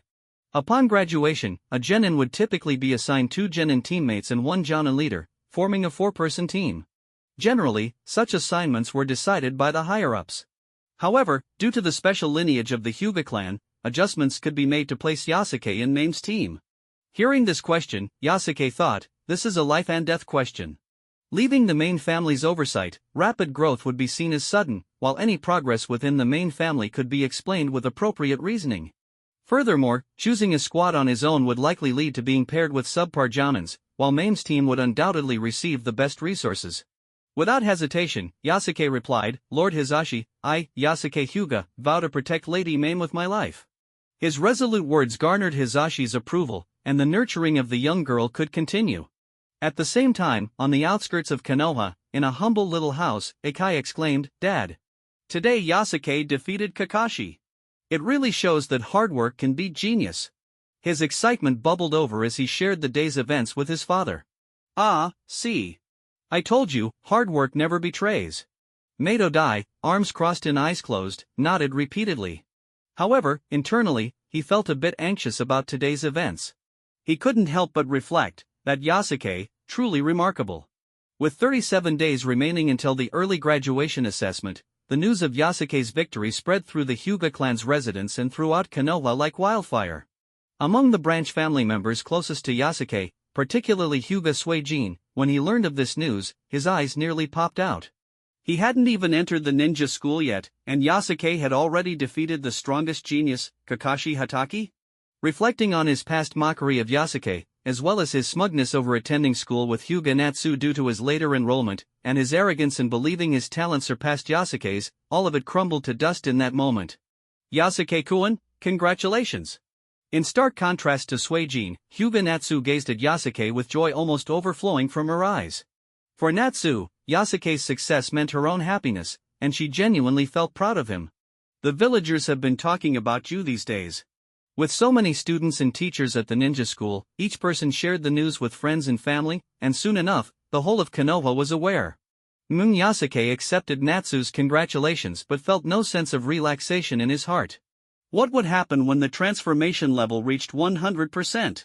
How could he break free from the constraints of being a branch family member? The looming threat of a ninja world war was also weighing on him, causing him to contemplate his next steps. Right now, within the ninja school, aside from Mame, I've already defeated everyone. What I need to do now is wait for the graduation assessment. After picking up the heartfelt bento Natsu prepared to celebrate his victory over Kakashi, Yasuke nodded at her and left the branch family residence. Early in the morning, Kakashi arrived at the ninja school. Before even entering the gate, a green kappa jumped out at him. Kakashi! Duel with me, Might Guy. Compared to a few days ago, Akai's energy today could only be described as frightening. Not interested, Kakashi sighed, having just recovered from his concussion after a few days of rest, as he walked toward the campus. Normally, Akai would back off after realizing he was outmatched, but today he seemed overly persistent. Kakashi! Don't run away! Take this! Leaf Whirlwind! Seeing that Kakashi was ignoring him, Akai shouted and launched a kick toward him. Hearing the wind rush past him, Kakashi didn't even think twice. He turned and directed his anger at Akai. This makes me so mad. Losing to Yasuke had dealt a heavy blow to Kakashi's pride. He felt humiliated, unable to hold his head up in front of others. Having always won from childhood and never lost, he couldn't handle such disgrace. Bang, crash, Kakashi unleashed a flurry of strikes, knocking Akai to the ground. With a bruised face, Akai lay on the ground, but instead of feeling dejected, he wore a proud smile. Just as expected of Hatake Kakashi. I've made my decision. I'll take you as my lifelong rival. I'll duel with you for the rest of my life. Kakashi.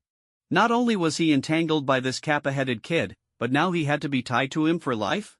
The thought of that scenario sent shivers down his spine. Lying on the ground, Akai continued to shout, Yasuke was able to defeat you. So can I. Hard work can defeat genius. Ha ha ha. At that moment, Mame and Yasuke happened to be walking towards them. Yasuke! Kakashi let out a sorrowful roar.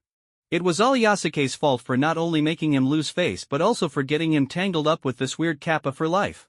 Yasuke! Yasuke blinked and tried to respond, calling out Kakashi's name. He didn't know why, but when Kakashi shouted his name, he felt compelled to shout back. It's all your fault. Tears streamed down Kakashi's face like noodles as he repeatedly punched the air toward Yasuke. Did I knock your brain out of whack?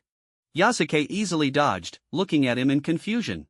Indeed, Yasuke is a good person, Lin Yuhara smiled brightly, watching the interaction between the furious Kakashi and the innocent Yasuke.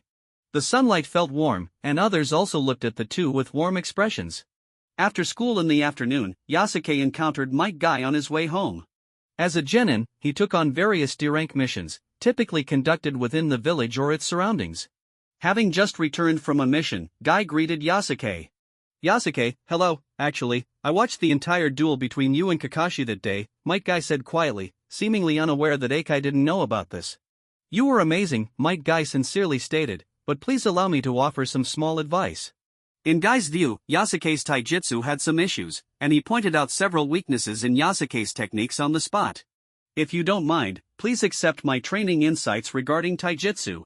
Might Guy said as he pulled out a bundle and handed it to Yasuke. Afterward, this earnest-hearted man waved goodbye to Yasuke. Offering advice, but it's really a thank you, right? Mame mused, gazing at Guy's retreating figure. After all, Might Guy being able to regain his confidence and pave the way for his life was largely influenced by you. Thank you. Yasuke was more interested in the gift. In front of Mame, he opened the wrapped item, revealing a scroll filled with Might Guy's training insights on taijutsu, nearly covering the entire scroll. It was certainly worth a look, considering Guy had demonstrated taijutsu speed surpassing that of a chunin. As for the other item, Yasuke shook it, and it turned out to be a green cap, a tight-fitting suit similar to Might Guy's and Akai's, complete with a little tag written by Guy. Yasuke, wearing this warm, breathable, and comfortable sports suit can double your training speed. Can it really double my training speed? The emotionless training machine, Yasuke, examined the suit seriously. No, absolutely not. Mame shook her head, her expression twitching in disapproval. After spending 2 full days, Yasuke finally finished reading the entire handwritten scroll. Might Guy's training insights were like a timely gift for him. With only 35 days left until the graduation assessment, Yasuke had previously felt that his training progress had stagnated and that the past month would go to waste. However, with this training guide in hand, he could fully utilize this time. Since he temporarily lacked the yin attribute, Yasuke couldn't practice genjutsu, and he couldn't rush ninjutsu either. Currently, the only thing he could train in, and had made some small achievements in, was taijutsu. Coincidentally, Might Guy specialized in taijutsu, not having any knowledge of ninjutsu or genjutsu. The scroll contained a variety of training methods, from basic exercises to extreme self-torture, including lateral jumps, walking on hands, and one-handed rock climbing. Some of these methods even fascinated Yasuke, as they focused on enhancing the body's balance or challenging limits in extreme danger. While others might view Might Guy's methods as eccentric or self-destructive, to Yasuke, they were highly effective training techniques. Having dedicated over a decade to taijutsu, Might Guy could be considered a master in Konoha, distilling his experiences and insights into this manual titled Might Guy's Youth Ninja Techniques Star. According to the inside scoop from Funia Dahe-sensei, based on previous early graduation assessments, there may be political review questions. Additionally, after graduating as a genin, while undertaking missions outside, there's a small chance of encountering ninjas from enemy countries. Utilizing this time for training could also increase survival chances. Thus, for the next month, Yasuke devoted all his energy to the training methods written by Might Guy, repeatedly challenging various extreme exercises. Although the process was grueling, as long as he saw his transformation level slowly increasing and felt his strength and body surpassing limits time and again, Yasuke could endure. This was his long-desired extraordinary power, one that transcended wealth and authority, something he had yearned for since his previous life. As days passed, Yasuke's overall strength, physical endurance, and coordination improved significantly. In the black and white world viewed through the Byakugan of other Hyuga clan members, Yasuke's blue chakra flames became increasingly brilliant and abundant, almost like a burning torch. This world is still under a backward feudal system, darker and more brutal than in my previous life. Commoners are like grass, their lives worthless. Ninjas who master the way of ninjutsu, capable of spewing fire and water, have essentially evolved into a completely different species compared to ordinary people. There's no morality in this world, it's merely the survival of the fittest. The strong live, while the weak die. It's a twisted world. Bang! With a resounding strike, Yasuke unleashed a powerful palm strike that roared to life, producing effects akin to martial arts films. The Hyuga Suijin, who was sparring with Yasuke, flew backward like a cannonball, crashing hard onto the floor. What happened? The commotion caught the attention of other branch family members. Suijin wanted to spar with Yasuke, who was training. Hyuga Natsu, standing quietly beside them, witnessed the entire process. And as a result, he was casually knocked away. Natsu blinked. She wasn't mistaken, he had indeed been casually sent flying. During this time, it wasn't just Yasuke who was training hard. Suijin, feeling the pressure, was also training. However, his late efforts and shorter training time couldn't compare to Yasuke's all-day practice, and the results were evident. Suijin, are you okay? The clan members called out to Suijin, who lay on the ground. Suijin remained silent, climbing up with a flushed face, gritting his teeth, and quickly running away. It was clear that this defeat had hit him hard. He had expected to at least spar with Yasuke for a few hundred exchanges, only to be casually taken down. Phew, Yasuke let out a long breath, slowly retracting his fist.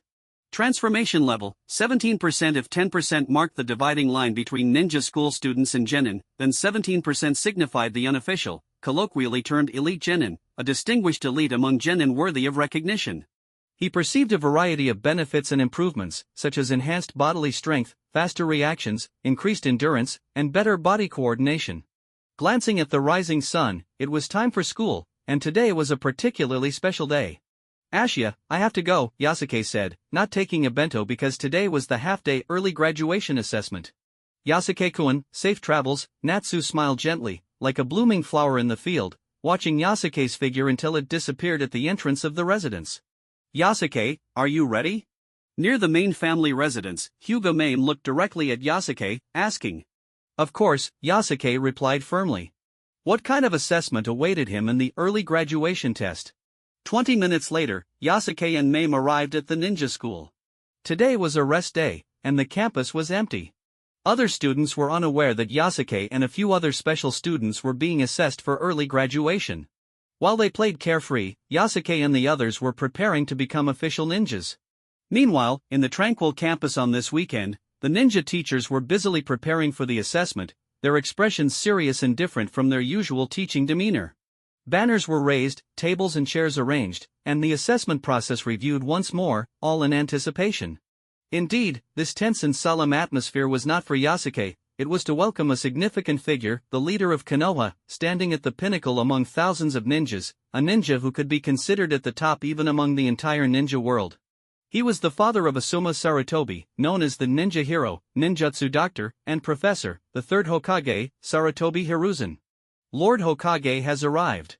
It's Lord Hokage. Third Hokage. With the excited shouts of the teachers, Yasuke and Mame clearly saw the approaching figure.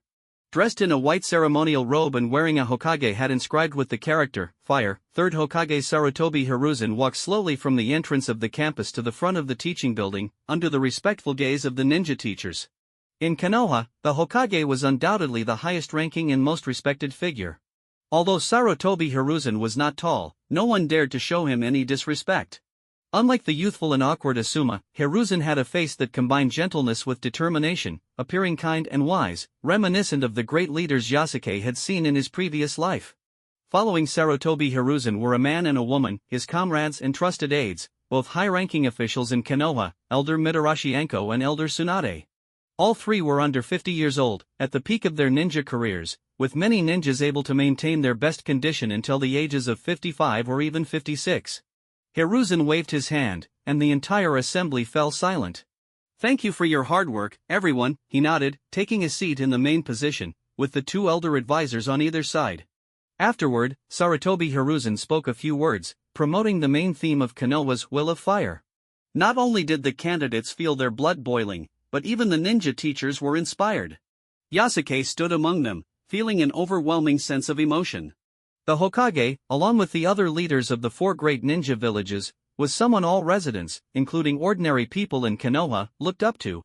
Yasuke clenched his fists, a firm determination flashing through his mind. One day, I will reach the position of Hokage. Sarutobi Hiruzen scanned the four ninja school students standing before him, Mame, Yasuke, Kakashi, and Tetsuhiko. All four were around 5 years old, except for Tetsuhiko, who was 6. With the new school term having begun half a year ago, the names of these four, especially Yasuke's, had resonated throughout the school for the past 3 months. Undoubtedly, they were among the most outstanding young talents of this generation. The teachers unanimously agreed that these four were qualified for early graduation. Kakashi was the son of the legendary Konoha White Fang, Tetsuhiko was the most promising of the Uchiha clan, and Mame, as part of a prestigious family, brought honor to the Hyuga clan. Only Yasuke, as Sarutobi Hiruzen looked over the four, garnered particular interest. He was different from the other three geniuses. This reminded Hiruzen of his own pupil Jiraiya, one of the legendary three alongside Orochimaru and Tsunade. Like Yasuke, Jiraiya didn't shine as brightly as the other two geniuses. Sarutobi Hiruzen was intrigued by the effort talent plus combat talent mentioned in Funia Dahe's report.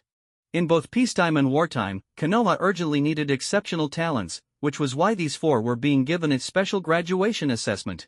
If they passed, they would graduate as genin and begin undertaking missions under the guidance of a jounin. Even children are sent to the battlefield. The world is indeed cruel. Yasuke's sense of crisis expanded again. The presence of both the third Hokage and the two advisors seemed to indicate that this was a normalized occurrence. Graduating smoothly would mean that in just a few days, they would likely be fighting against ninjas from enemy countries. Might Guy's training insights had mentioned related matters, and Konoha was not a nation on the brink of ruin, rather, it stood at the pinnacle of the ninja world. Such a situation would have been unimaginable in his previous life. Alright, everyone, let's begin. With a command from Sarutobi Hiruzen, the assessment for the four began. What kind of assessment would it be? Yasuke felt anticipation. A moment later, he received the answer. It was not a test of body flicker technique or something like weapon throwing. Instead, examination papers were distributed, and the four were to answer the questions. Yasuke took just one glance and immediately understood the true purpose of this assessment. On the surface, it appeared to be answering questions, but in reality, it was measuring the tendencies of the four, just as Funia Dahe had mentioned regarding political scrutiny. Gazing at the questions, Yasuke, with his 2 lifetimes of experience, was not afraid of getting them wrong. However, the concern was, what if I answer correctly and surpass even Mame? Beside him, Tetsuhiko and Kakashi frowned, staring at the exam paper. For them, the correct answer might be the only solution. But for Yasuke, how to surpass these two while ensuring his score remained lower than Mame's was a challenge. Glancing at Mame, her expression remained unchanged as she calmly wrote with evident skill. If his assessment score ultimately surpassed Mame's, it would surely arouse suspicion from the main family. Conversely, if he fell short but was behind Tetsuhiko and Kakashi, he might face elimination. Yasuke hesitated, momentarily not picking up his pen as he fell into deep thought. Elder Tsunade and Elder Mitarashi Anko exchanged glances and nodded discreetly. However, when their gazes landed on Yasuke, their brows furrowed again. This child, I've heard he has great talent for combat, their expressions tightened, becoming unusually serious. In fact, these questions had been crafted by the third Hokage, Sarutobi Hiruzen, along with the 2 advisors. Some questions pertained to the interests of Konoha versus personal and familial interests. This was the true purpose of the examination. Would they prioritize personal and family considerations, or would they be willing to dedicate themselves entirely to Konoha? Funia Dahe watched the 4 students, 3 of whom were in his class. Logically, this should bring him pride, but the difficulty of the questions caused him to sweat in silence. Before the questions were distributed, even the ninja school teachers had no idea of their specific content. Seeing Yasuke hesitate to write, Dahe felt a wave of concern. It was evident that these questions seemed specifically designed to test this branch family child. After a moment, Yasuke's tightly furrowed brow relaxed. Taking a deep breath, he picked up the pen and swiftly wrote down the answers he had contemplated. After a few minutes, Yasuke put down his pen, and almost simultaneously, Mame did the same. The 2 of them moved in sync. The Hyuga clan generally had strikingly good looks, with the probability of handsome men and beautiful women appearing even higher than in the Uchiha clan. Together, they looked like a pair of golden boys and girls. TCH, Kakashi dropped his arm, seemingly unwilling to accept this, glaring at Yasuke instead of Mame. It was understandable. During the month-long wait for the assessment, Might Guy had challenged Kakashi every day, not even sparing weekends by showing up at his house to bother him. Sometimes, Eikai would even come at dawn, excitedly inviting Kakashi to train together. Nothing could stop Eikai from challenging his lifelong rival, and it was clear that Yasuke was the root cause of this frustration. Kakashi glared at Yasuke, who wore an innocent, bystander expression, and felt himself almost explode with anger. Since then, he had been casting resentful glances at Yasuke. Yasuke, the subject of this tension, completely ignored Kakashi, viewing him as a former rookie with no experience and no use, just a nuisance. This scene nearly drove Kakashi to the brink. Mame is the first to put down her pen. Elder Mitarashi Anko adjusted her glasses and stated. Even sitting quietly, Mame's ethereal presence drew attention. Yasuke actually finished just a moment before her, but I fear that his hastily written answers may not be satisfactory. Elder Tsunade shook her head, not optimistic. Finally, after a moment of sweating, Tetsuhiko dropped his pen. The exam papers from the 4 students were collected by the ninja teachers and submitted at the front desk, where they would be graded on the spot, so there was no need to leave. As the third Hokage Sarutobi Hiruzen and the 2 advisors discussed the grading, the attending ninja teachers exchanged glances, waiting for the results. Tetsuhiko and Kakashi appeared somewhat tense. The grading process took far longer than expected. After a long wait, the 3 high-ranking officials finally reached a conclusion, and one of the ninja teachers stepped forward to announce the results. Uchiha Tetsuhiko, 4th place. The first name announced was Tetsuhiko's. Upon hearing this, his proud expression turned pale. I actually came in last? Of course, Mame, Yasuke, and Kakashi are all stronger than me. I passed. The ninja teacher added 2 more words, leaving Tetsuhiko speechless. After riding an emotional roller coaster, he nearly gasped for air. You could have mentioned that sooner. Beside him, Kakashi's lips twitched. What the hell? As Kakashi thought this, the ninja teacher continued to announce, Hatake Kakashi, 3rd place, passed. Damn it! With a cool expression, Kakashi clenched his teeth, visibly displeased. How could this happen? Once again, Yasuke had surpassed him. Even in the assessment of loyalty to the will of fire, he had lost. It was frustrating. Graduating early and placing 3rd in the first assessment might seem impressive to others, but for Kakashi, it felt like failure. The attending ninja teachers exchanged incredulous looks, hardly believing the result, especially since this was the son of the Konoha White Fang. Fuga Mame, 2nd place, passed. The teacher announced her name, and not just Tetsuhiko and Kakashi, but all the other ninja teachers were stunned. Even Yasuke frowned, sensing something was amiss. His goal had been to surpass Kakashi and Tetsuhiko, but to fall short of Mame? How could this be? Hyuga Yasuke, 1st place. The teacher declared his score, then added, full marks. As his voice fell, the campus fell into a deep silence, a void where everyone's expressions were a mix of shock and disbelief. They had considered all possibilities, yet no one had anticipated that the 1st place would go to a branch family member like Yasuke? And with full marks? Was this a joke? But the papers were graded by the 3 most trusted high-ranking officials, one of whom was the Hokage himself. I must be dreaming, one of the ninja teachers thought he had misheard. No, I must be dreaming too, another teacher pinched his cheek. Genjutsu. The assessment wasn't actually a written test, but rather a genjutsu. Release. On the spot, another ninja teacher immediately formed hand seals, trying to dispel the non-existent genjutsu. Otherwise, how could such an absurd outcome occur? Uchiha Tetsuhiko, who had initially felt relieved, now wore a dazed expression, while Kakashi opened his mouth, completely unsure of how to react. Yasuke furrowed his brow slightly as he looked at Mame, who still sat quietly, her ethereal expression unchanged. She appeared calm and serene, as if everything that had transpired was perfectly natural. Yes, it was only natural, Yasuke should be first. Yasuke raised his hand. As a branch family member sworn to protect the main family, it was reasonable for him to raise his hand now, aligning with his character. Yasuke, do you have any questions? Elder Tsunade spoke slowly.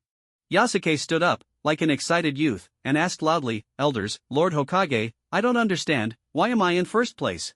His question drew the attention of everyone present, as they too were puzzled. Elders, I don't understand either. Kakashi stood up, gazing at the 2 elders. He felt a surge of anger. Indeed, he had been defeated by Yasuke, but a ninja's battles are not only physical but also mental. How could Yasuke, who seemed so foolish, possibly understand the will of fire better than him? Humph. Hatake Kakashi. Do you think we're all losing our minds? Elder Tsunade's cold words carried a strong momentum, instantly silencing Tetsuhiko, who felt overwhelmed by her formidable presence. Kakashi, however, stood tall and unyielding. I wouldn't dare, Lady Tsunade. It's just that I find it hard to comprehend. This clearly subverts the assessment system we've encountered at the ninja school. Kakashi seemed deeply affected, insisting on getting to the bottom of this. He couldn't accept that Yasuke was superior to him in terms of thought, intelligence, and understanding. Elder Tsunade nodded. All right, Hatake Kakashi, since you have questions, I will indulge you. For a moment, the surroundings fell silent, everyone except Kakashi waiting for the response. Tsunade gestured to Elder Mitarashi Anko, who picked up the exam papers, laid them out, and scanned the crowd. Question 1. Suppose you are a Konoha genin executing a D-rank mission in the outskirts when you suddenly encounter enemy genin. What would you do? Ninja missions are categorized into 5 ranks D, C, B, A, and S according to their difficulty and payment. Under normal circumstances, genin can only take on D and C rank missions, which typically involve facing bandits, robbers, or wild beasts. Only starting from B rank missions do encounters between ninjas occur, meaning this is a rare unexpected incident that would force a D or C rank mission to escalate to B rank difficulty. Hatake Kakashi, you answer this question, Elder Mitarashi Anko instructed. Understood. Kakashi's eyes glimmered with confidence as he replied, if it's just one person, I would engage in battle. If there are many opponents, I would retreat and seek support. Many ninja teachers nodded in agreement, viewing Kakashi's answer as very reasonable. Yasuke, what about you? Elder Mitarashi Anko looked towards Yasuke. Elder Mitarashi, I would first find a way to ascertain the enemy's intentions. I'd determine whether they are a scout or an individual acting alone. If they are backed by a large force, then not only would I be putting my life at risk, but I'd also be delaying our battle chances. Yasuke's answer was flawless, and upon hearing it, Kakashi turned pale, as Yasuke's reasoning was impeccable. The other teachers nodded in agreement, and the difference in their responses became clear. Everyone was now curious about how Mame, who ranked second, would respond. Elder Mitarashi Anko turned her gaze toward her. If I cannot determine the enemy's intentions, I would return to the village to investigate whether there are any traitors among us. Otherwise, why would enemy genin infiltrate a periodically fortified border? Mame's ethereal words rang out, leaving the room silent. Even Yasuke was taken aback. In fact, Mame's answer was entirely valid, and Yasuke had thought the same. However, he had refrained from voicing that thought because questioning his own organization would often appear disloyal. Some thoughts, like the enemy infiltrating the temple, should remain unspoken, especially not in public. This wasn't a matter of right or wrong, it was a political issue. Perhaps Mame was in second place and not first because she had spoken too frankly. Question 2. Elder Mitarashi Anko glanced at the exam paper. Suppose our 50-man unit is engaged in combat against an enemy force of 100. If both sides have equal average ninja quality, the enemy demands that we surrender one key member or face the annihilation of our 50 men. Kakashi, what would you do? If that key member were me, I would sacrifice myself to save the remaining 49. Kakashi declared without hesitation, and the ninja teachers nodded, admiring his spirit of self-sacrifice, embodying the will of fire. Humph. They were unaware that Yasuke internally scoffed at Kakashi's answer. In his previous life, a great figure had once said, "Peace sought through struggle will preserve peace. Peace sought through compromise will lead to its demise." Enemies would not cease their killing and persecution simply because one showed weakness. This was a truth Yasuke had confirmed through a lifetime of fighting experience. Yasuke, what about you? Elder Mitarashi Anko looked over at him. Elder Mitarashi, if I were the enemy commander, such a statement would clearly be a trick. If I have 100 troops, I could simply crush the opposing force, so why would I negotiate with a unit of only 50? Therefore, as a Konoha ninja, I would fight to the death. The ninja teachers considered this and acknowledged that Yasuke's reasoning was indeed more valid and reasonable compared to Kakashi's. Kakashi was momentarily stunned, his face paling further. Yasuke's understanding had crushed Kakashi's spirit, leaving him in profound discomfort. If it were me, Mame, holding a gaze at Elder Mitarashi Anko, added, it might be me who gets surrendered, because the Hyuga clan's bloodline limit is very precious. Whether I want it or not, it wouldn't change the outcome. Kakashi. Yasuke. It could also be me, Tetsuhiko mumbled, having listened to Mame's words. The Sharingan, the Uchiha clan's bloodline limit, was on par with the Byakugan. Even if Uchiha ninjas didn't activate their eyes, capturing them would still hold significant research value. This was Mame's brutally realistic answer, too harsh and too cruel. Many assessments actually didn't require facing reality but rather aligning with the will of heaven. Yasuke privately shook his head. As Mame's words fell, the expressions of the ninja teachers turned somber, for she had directly torn apart the hypocrisy, revealing a bloody wound. Perhaps, if such a situation arose, the main family members of the Hyuga clan with their valuable bloodline limits would indeed be offered up as scapegoats. Hearing such words from a child was unsurprising, as children often spoke without restraint. She was still only 5. However, it was an inappropriate statement for public discourse. The question answering Yasuke had missed the mark on this one. There are other questions.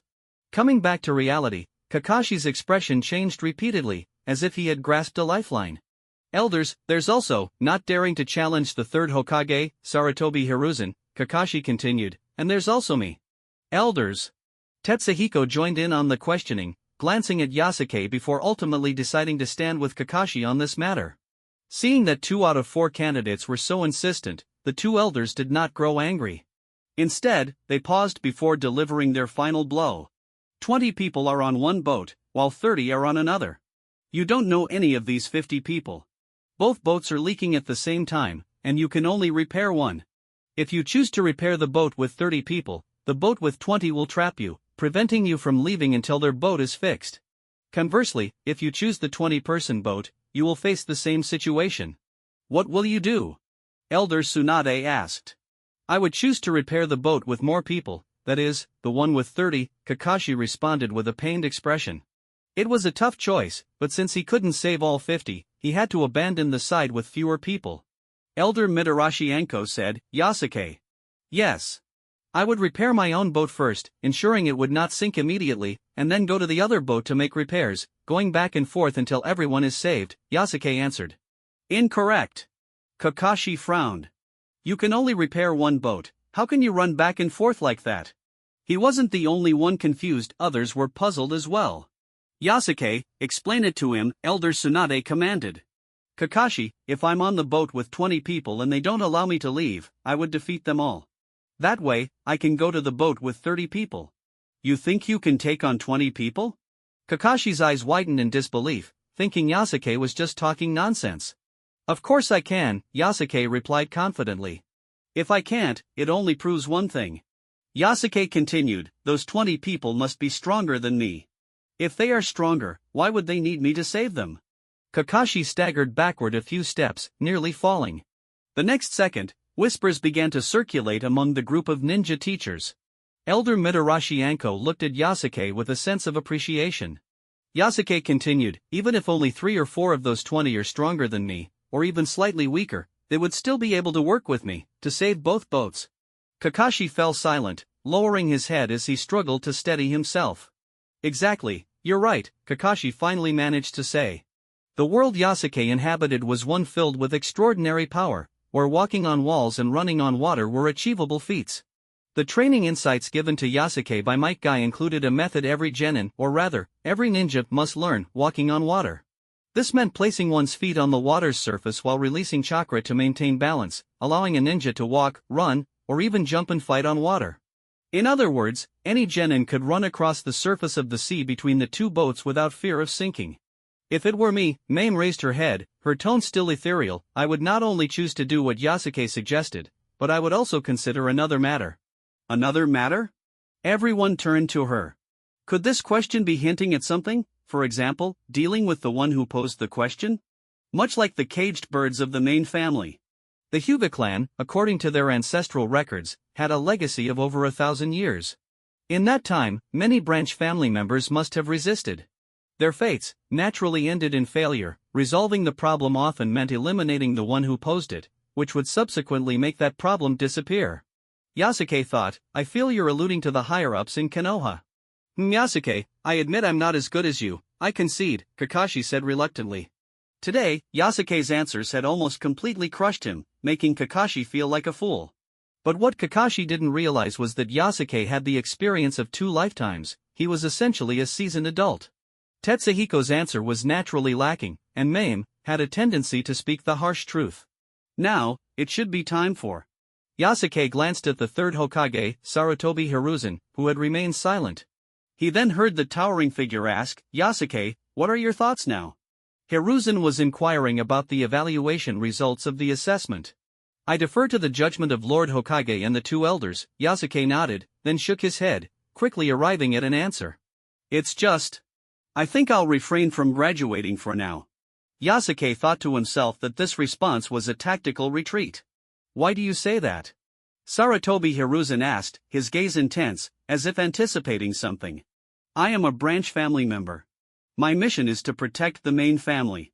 Not to sound arrogant, but at the ninja school, no one can bypass me to trouble Lady Mame, Yasuke declared proudly, presenting himself as loyal.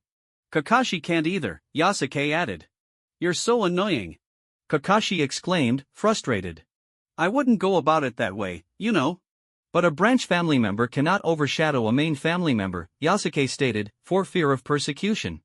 Sarutobi Hiruzen nodded, revealing a smile of appreciation. However, you are a ninja of Konoha. As a ninja, you must abide by the village's arrangements. The upper echelons of Konoha were clearly not focused solely on the topic at hand. Yasuke had correctly guessed what was coming. When faced with the choice between the village and family, What would a Hyuga ninja ultimately choose? Lord Hokage, I am not a ninja yet, Yasuke replied with a sincere expression. As a ninja, one must accept the arrangements, but if he was not yet a ninja, then naturally, he would not have to comply. Sarutobi Hiruzen fell silent. As the atmosphere grew increasingly tense, causing everyone to feel nervous, he suddenly burst into hearty laughter. After a while, he said to Yasuke, Yasuke, I've long heard about you. Indeed, you are quite special, and I am very satisfied. The two advisors nodded in agreement, their tense expressions softening. Indeed, life resembles a play, all about performance. Sarutobi Hiruzen had high hopes for Yasuke, which was why he had subjected him to this particular scrutiny. When it came to personal, family, and village priorities, which mattered most? That wasn't the key point, the key was whether one could distinguish between them. Clearly, Yasuke could discern these matters with clarity. The entire turn of events unfolded just as Yasuke had anticipated. I declare. Sarutobi Hiruzen turned and walked back to his seat. The assessment is concluded. Yasuke is corrected to second place, and Mame to first place. All four have passed. Although Hiruzen spoke with grandeur and formality, his gaze seemed to convey, in my eyes, you are the true first place. Well then, I look forward to your performances as genin. 10 minutes later, Hiruzen and the others had left the scene. The end of the assessment meant Yasuke had successfully qualified to become a ninja. The three high-ranking officials would need to discuss some matters, such as who would represent the graduates to speak at the graduation ceremony in 3 days. Congratulations to you all, Kakashi, Mame, and Yasuke. A sweaty Funia Dahe approached to congratulate the three students. He had truly been anxious just moments ago. Teacher, I thought something bad was going to happen. Facing the sincere concern from their homeroom teacher, Yasuke naturally returned the politeness. Thank you for your care over the past 6 months, Dahe-sensei. From now on, the three of you will be official ninjas, Funia Dahe nodded firmly. Even without my supervision, you must work hard, because, who knows, you might even team up with me for missions in the future. The teachers at the ninja school were all at least Chunin rank, and besides their teaching duties, they also had to complete a certain number of ninja missions each year. Therefore, this farewell was not permanent, there would be many opportunities to work together in the future. Yasuke, Kakashi, just you wait. At that moment, Tetsuhiko from the neighboring class, having finished his congratulations, shouted over. As a genin, I will soon awaken my Uchiha clan's Sharingan, and then, I'll crush all three of you. Alright, Yasuke immediately nodded, intrigued. He was eager to witness the legendary Sharingan in action. If Tetsuhiko could level up into an elite, perhaps he could gain experience points from it. Yasuke, I will defeat you soon. Kakashi turned, giving Yasuke a fierce look filled with determination. What we learned in ninja school is just the basics. We'll meet again in the Chunin exams. The Chunin exams referred to the assessment for promoting genin to Chunin. If successful, they would be on the same level as Funia Dahe. On the way back to the Hokage building, Elder Tsunade, Elder Mitarashi Anko, and 3rd Hokage Sarutobi Hiruzen walked together. Hiruzen, is it really worth your effort to pay so much attention to that boy, Yasuke? Elder Mitarashi Anko shook her head, perplexed by Hiruzen's decision. After all, he is just a branch family member, Mitarashi Anko continued, maintaining a serious demeanor. Branch family members, born into that status, could never escape the main family's constraints. By normal standards, branch family members were mere vassals to the main family, and at critical moments, they would certainly side with the main family. This led to the branch family members of the Hyuga clan never being able to access the village's core, while the main family continued to manage their own affairs without interest in politics. Sarutobi Hiruzen was well aware of this, he simply shook his head. The issues within the Hyuga clan are historical remnants. Konoha had many clans, but only the Hyuga clan still maintained a near-slavery system akin to caged birds. This system prevented them from fully committing to the village. As Hokage, Hiruzen had to consider the village as a whole, and he hoped for a community where everyone could care for one another while contributing to the village, rather than being constrained within certain bounds. The main family and branch family system was a hindrance, and so was the caged bird seal. Naturally, family was also a barrier. In the village's early establishment, it may have been formed by various clans, but over time, the demographics had evolved. Among the ninjas of Konoha, those from commoner backgrounds now constituted a majority, while clan ninjas had become a minority. The times have changed, Hiruzen thought to himself. Diminishing the importance of clans and supporting ninjas from commoner backgrounds to rise is the future trend. This was why among the 3 disciples he had accepted, Orochimaru and Jiraiya were both from common backgrounds. Similarly, Jiraiya's disciple, the illustrious Yellow Flash Minato Namikaze, was also from a commoner background. Hiruzen, are you planning to assign Kakashi to Minato's team? Elder Mitarashi Anko, grasping Hiruzen's thoughts, noted that Mame and Yasuke would likely not be able to enter Minato's class. Exactly, Sarutobi Hiruzen nodded. I have other plans for Mame and Yasuke. How about this? Let Kakashi's father, Tsukumo Hatake, guide these 2 children. Elder Mitarashi Anko and Elder Tsunade exchanged surprised glances, quickly realizing the implications. Then, they thought it through and found it reasonable. Although Tsukumo Hatake was renowned, overshadowing even the legendary 3, he held no political position. He did not align with the clan nor with the Senju, placing him in a position of self-reliance. His freedom made him the perfect mentor for the equally self-reliant Hyuga clan. As they made their way back, the scenery of the small river flowed by, unchanged from the past. Yasuke and Mame walked ahead with light steps. Today, Mame's candid remarks during the assessment had left Yasuke pondering. Branch family members have their constraints, and main family members have theirs. It was only when Mame spoke that Yasuke realized that no matter how she answered, she could not change certain things. She chose to speak her mind, thinking, sometimes, it feels good to be a little willful. Mame walked ahead, leaving Yasuke with a light-hearted silhouette. The new school term had already passed half a year, and the graduation ceremony was being prepared with great urgency. Early in the morning, Yasuke arrived at the ninja school, only to be mysteriously called over by Funia Dahe. At this time, the campus was bustling with activity, the stage, props, and banners were all set up, and the ninja teachers were busy arranging everything. Yasuke and Funia Dahe stepped aside to the bottom of the teaching building, where Dahe pulled out a scroll and sullenly handed it to Yasuke. He then patted Yasuke on the shoulder and said earnestly, Yasuke, you are the graduate representative for the ceremony. Quickly go write your speech. Yasuke held the scroll, looking completely helpless. He inwardly grumbled, how did I, a second-place student, end up as the representative for all graduates? It's worth noting that he wasn't the only one graduating, there were older students who were graduating as well. After all, the average graduation age at the ninja school was 12 years, yet Yasuke, at only 5 years old, was to represent the older students in delivering a graduation speech, which was rather absurd. There's no need to decline, this is Lord Hokage's arrangement, Funia Dahe said seriously, making it clear that Yasuke should not entertain any other thoughts and should just go write the speech. Half an hour later, under Dahe's patient guidance, Yasuke finally drafted a speech infused with the main theme of the Will of Fire. After carefully reviewing it one last time, Funia Dahe was very satisfied and nodded repeatedly. Moments later, third Hokage Sarutobi Hiruzen entered the office. He surveyed Yasuke and, noticing the situation, Funia Dahe quickly excused himself to leave the two alone. Hiruzen first smiled kindly, then walked to the window, hands clasped behind his back as he quietly gazed at the campus. Yasuke, first of all, congratulations on becoming a genin ahead of time. Thank you, Lord Hokage, Yasuke replied, watching Hiruzen's back and wondering what the Hokage would say next. Secondly, I also want to thank you for your influence on Asuma, Hiruzen continued, his smile growing warmer. Having a son who was not living up to expectations was a source of worry for any father. Rather than let his son face the harsh realities of the world outside, it was better to have him educated among their own people. Hiruzen was grateful for Yasuke's correction of Asuma. Of course, verbal gratitude always felt a bit hollow. As someone standing at the pinnacle of thousands of ninjas in Konoha, Hiruzen understood that symbolic gifts were also essential. Moreover, Yasuke's answers had left him very impressed.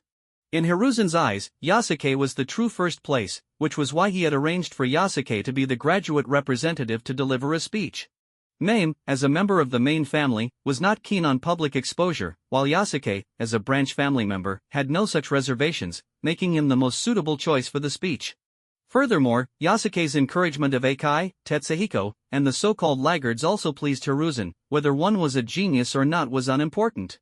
A ninja should always strive forward, and Yasuke had set a great example that could potentially change the lives of many laggards.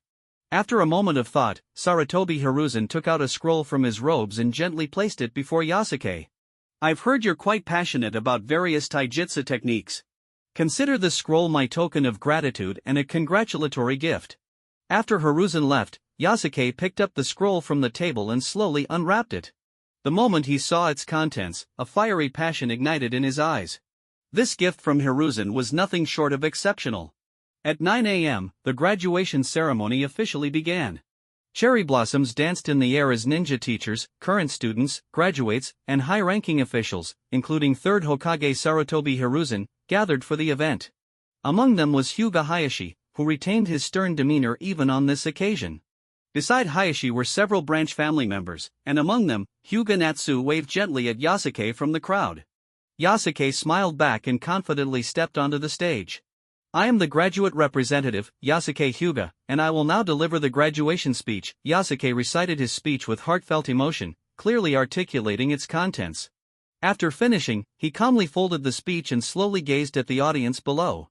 Tetsuhiko, Rin, Eikai, and others looked on with astonishment and envy. They had been aware of the graduation ceremony but had never expected that Yasuke, Mame, Kakashi, and Tetsuhiko would all become ninjas ahead of time. Students like Ebisu and Shiranui Gunma were left in a daze, completely at a loss for words. They had thought Yasuke's impact on them was already significant, yet upon arriving at the campus today, they were hit with a thunderbolt of reality. Despite having entered the school together, Yasuke, who had appeared to them as a laggard, had left them far behind. Finally, applause erupted, marking the conclusion of Yasuke's life at the ninja school, and by age, he was the youngest graduate. However, Yasuke's role as the representative sparked considerable debate among the teachers. The graduates were not just Yasuke and his 3 companions, there were also older students. Yet, in light of 3rd Hokage Sarutobi Hiruzen's decision, all doubts fell silent. After the graduation ceremony, Yasuke mingled through the crowd. Asuma Sarutobi clapped him on the shoulder, his eyes filled with reluctance, as if to say, without you, I'll be missing my best friend. Humph. Yasuke, don't forget our promise, you're the man who will be my right-hand man, the tall Marino Ibiki said mysteriously to Yasuke. Nariku's technique is only a D rank, there are still C rank and B rank techniques, Kurenai Yuhi chimed in, reminding Yasuke not to underestimate the Yuhi clan's Jinjutsu. Why Yasuke, my brother from another mother. Tetsuhiko began to wipe away tears dramatically. While some rejoiced, others felt sorrow. On the other side, Rin gazed at her crush, Kakashi, her eyes filled with disappointment. Kakashi, can we still play together in the future? Of course, Kakashi replied boastfully. But, Rin, you'll have to put in the effort, or you'll just hold me back. Rin. Mame watched the scene unfold, and a small smile began to appear on her otherwise expressionless face. This is also not bad. After returning to the Hyuga clan's gathering place, Yasuke carefully placed a few items on the table.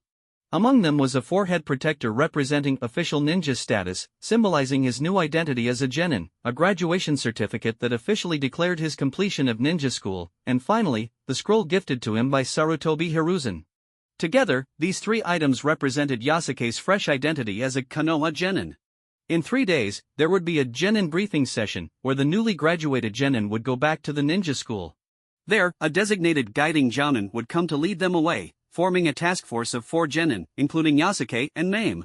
Yasuke was certain he would be placed in the same team as Mame, but who would their other teammate be? And what kind of person would their guiding jounin be? He was filled with anticipation, but for now, he decided to let things unfold naturally and wait patiently for 3 days. Now, let's talk about the scroll gifted by Sarutobi Hiruzen. Yasuke devoted all his energy to studying it. This taijutsu scroll did not belong to any specific chakra attribute category, anyone with hands and feet could start practicing. This indicated that the 3rd Hokage had put great thought into selecting a technique of the strong fist classification. This particular taijutsu had deep roots. Originally, 3 chunin from Konoha went on a mission to the neighboring land of Rice, where they encountered rogue ninjas who had made a living through sumo wrestling for generations. Although they were sumo wrestlers, they were also ninjas and possessed an ancestral martial arts style known as Rohan Fist. Its power was extraordinary, even when a member of the Akimichi clan used their secret technique, the expansion technique, to grow into a 6-meter giant, they were still sent flying by a single blow from the opponent. In terms of physical strength, this technique was extremely formidable. Naturally, such a technique was not E rank or D rank but started at C rank, which meant that only those who reached the chunin level could begin training in it. Of course, nothing in life is absolute. While starting from the genin level may not be impossible, it ultimately depended on personal talent. Some might progress rapidly, while others might struggle despite their efforts. Eventually, when the three Konoha ninjas found themselves unable to contend with the sumo ninja, it was Orochimaru, one of the legendary three and a disciple of the third Hokage, who intervened and defeated the sumo ninja, reclaiming the martial arts style. C-rank taijutsu. This was the first time Yasuke had seen a C-rank technique. Techniques like the body flicker technique were A-rank, while the leaf whirlwind and leaf gale were D-rank. Should he start training in this taijutsu immediately? Yasuke glanced at the number displayed before him, transformation level, 17%. He pondered, just 3% more, and I can reach 20%. By then, I might just transform into a Chunin-level ninja, making it the perfect time to train in this C-rank taijutsu. With the potential for further progress in transformation levels, Yasuke decided to hold off for now. He would begin training in this taijutsu when his current methods no longer yielded results.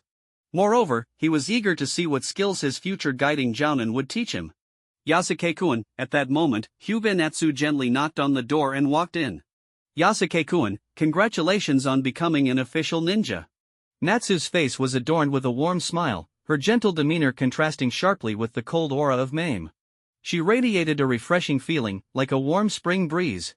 Ashiya, thank you for all your help these past 6 months. Yasuke referred to the times Natsu had prepared heart-shaped bento boxes for him and tidied up his room. It's nothing, it was just a small effort. Natsu shook her head lightly, but in reality, those tasks weren't as simple as she described. There was that time she was even captured by a female ninja from the Iwagakure, Koshi. Yasuke gazed at the adorable girl in front of him, and her innocent expression made her lower her head, her cheeks turning crimson. Ashiya. Yes? What is your wish? Is there something you want to do? Yasuke casually asked. A wish. Natsu's pupils slightly widened as she fell into contemplation. The Hyuga clan has distinct missions for the main and branch families. Mame would inherit the main family and become the next head, while Hyuga Hayashi would retreat to a behind-the-scenes role as the former clan leader and elder. As for the branch family, their mission was naturally to protect the main family, dedicating their lives to the Hyuga clan in Konoha. I would be content just to be able to see you, Yasuke-kun. Natsu finally gathered her courage to express this thought. Yasuke casually nodded. Just as Natsu let out a sigh of relief, he suddenly asked, Ashiya, do you know how the marriage arrangements work in the Hyuga clan? Natsu abruptly raised her head, her cheeks turning an even deeper shade of red. Yasuke was pondering about what would happen if something unexpected occurred with the main family members who would take their place. For instance, if Hayashi's fiancé suddenly passed away, there wouldn't be any suitable candidates for marriage among the main family members.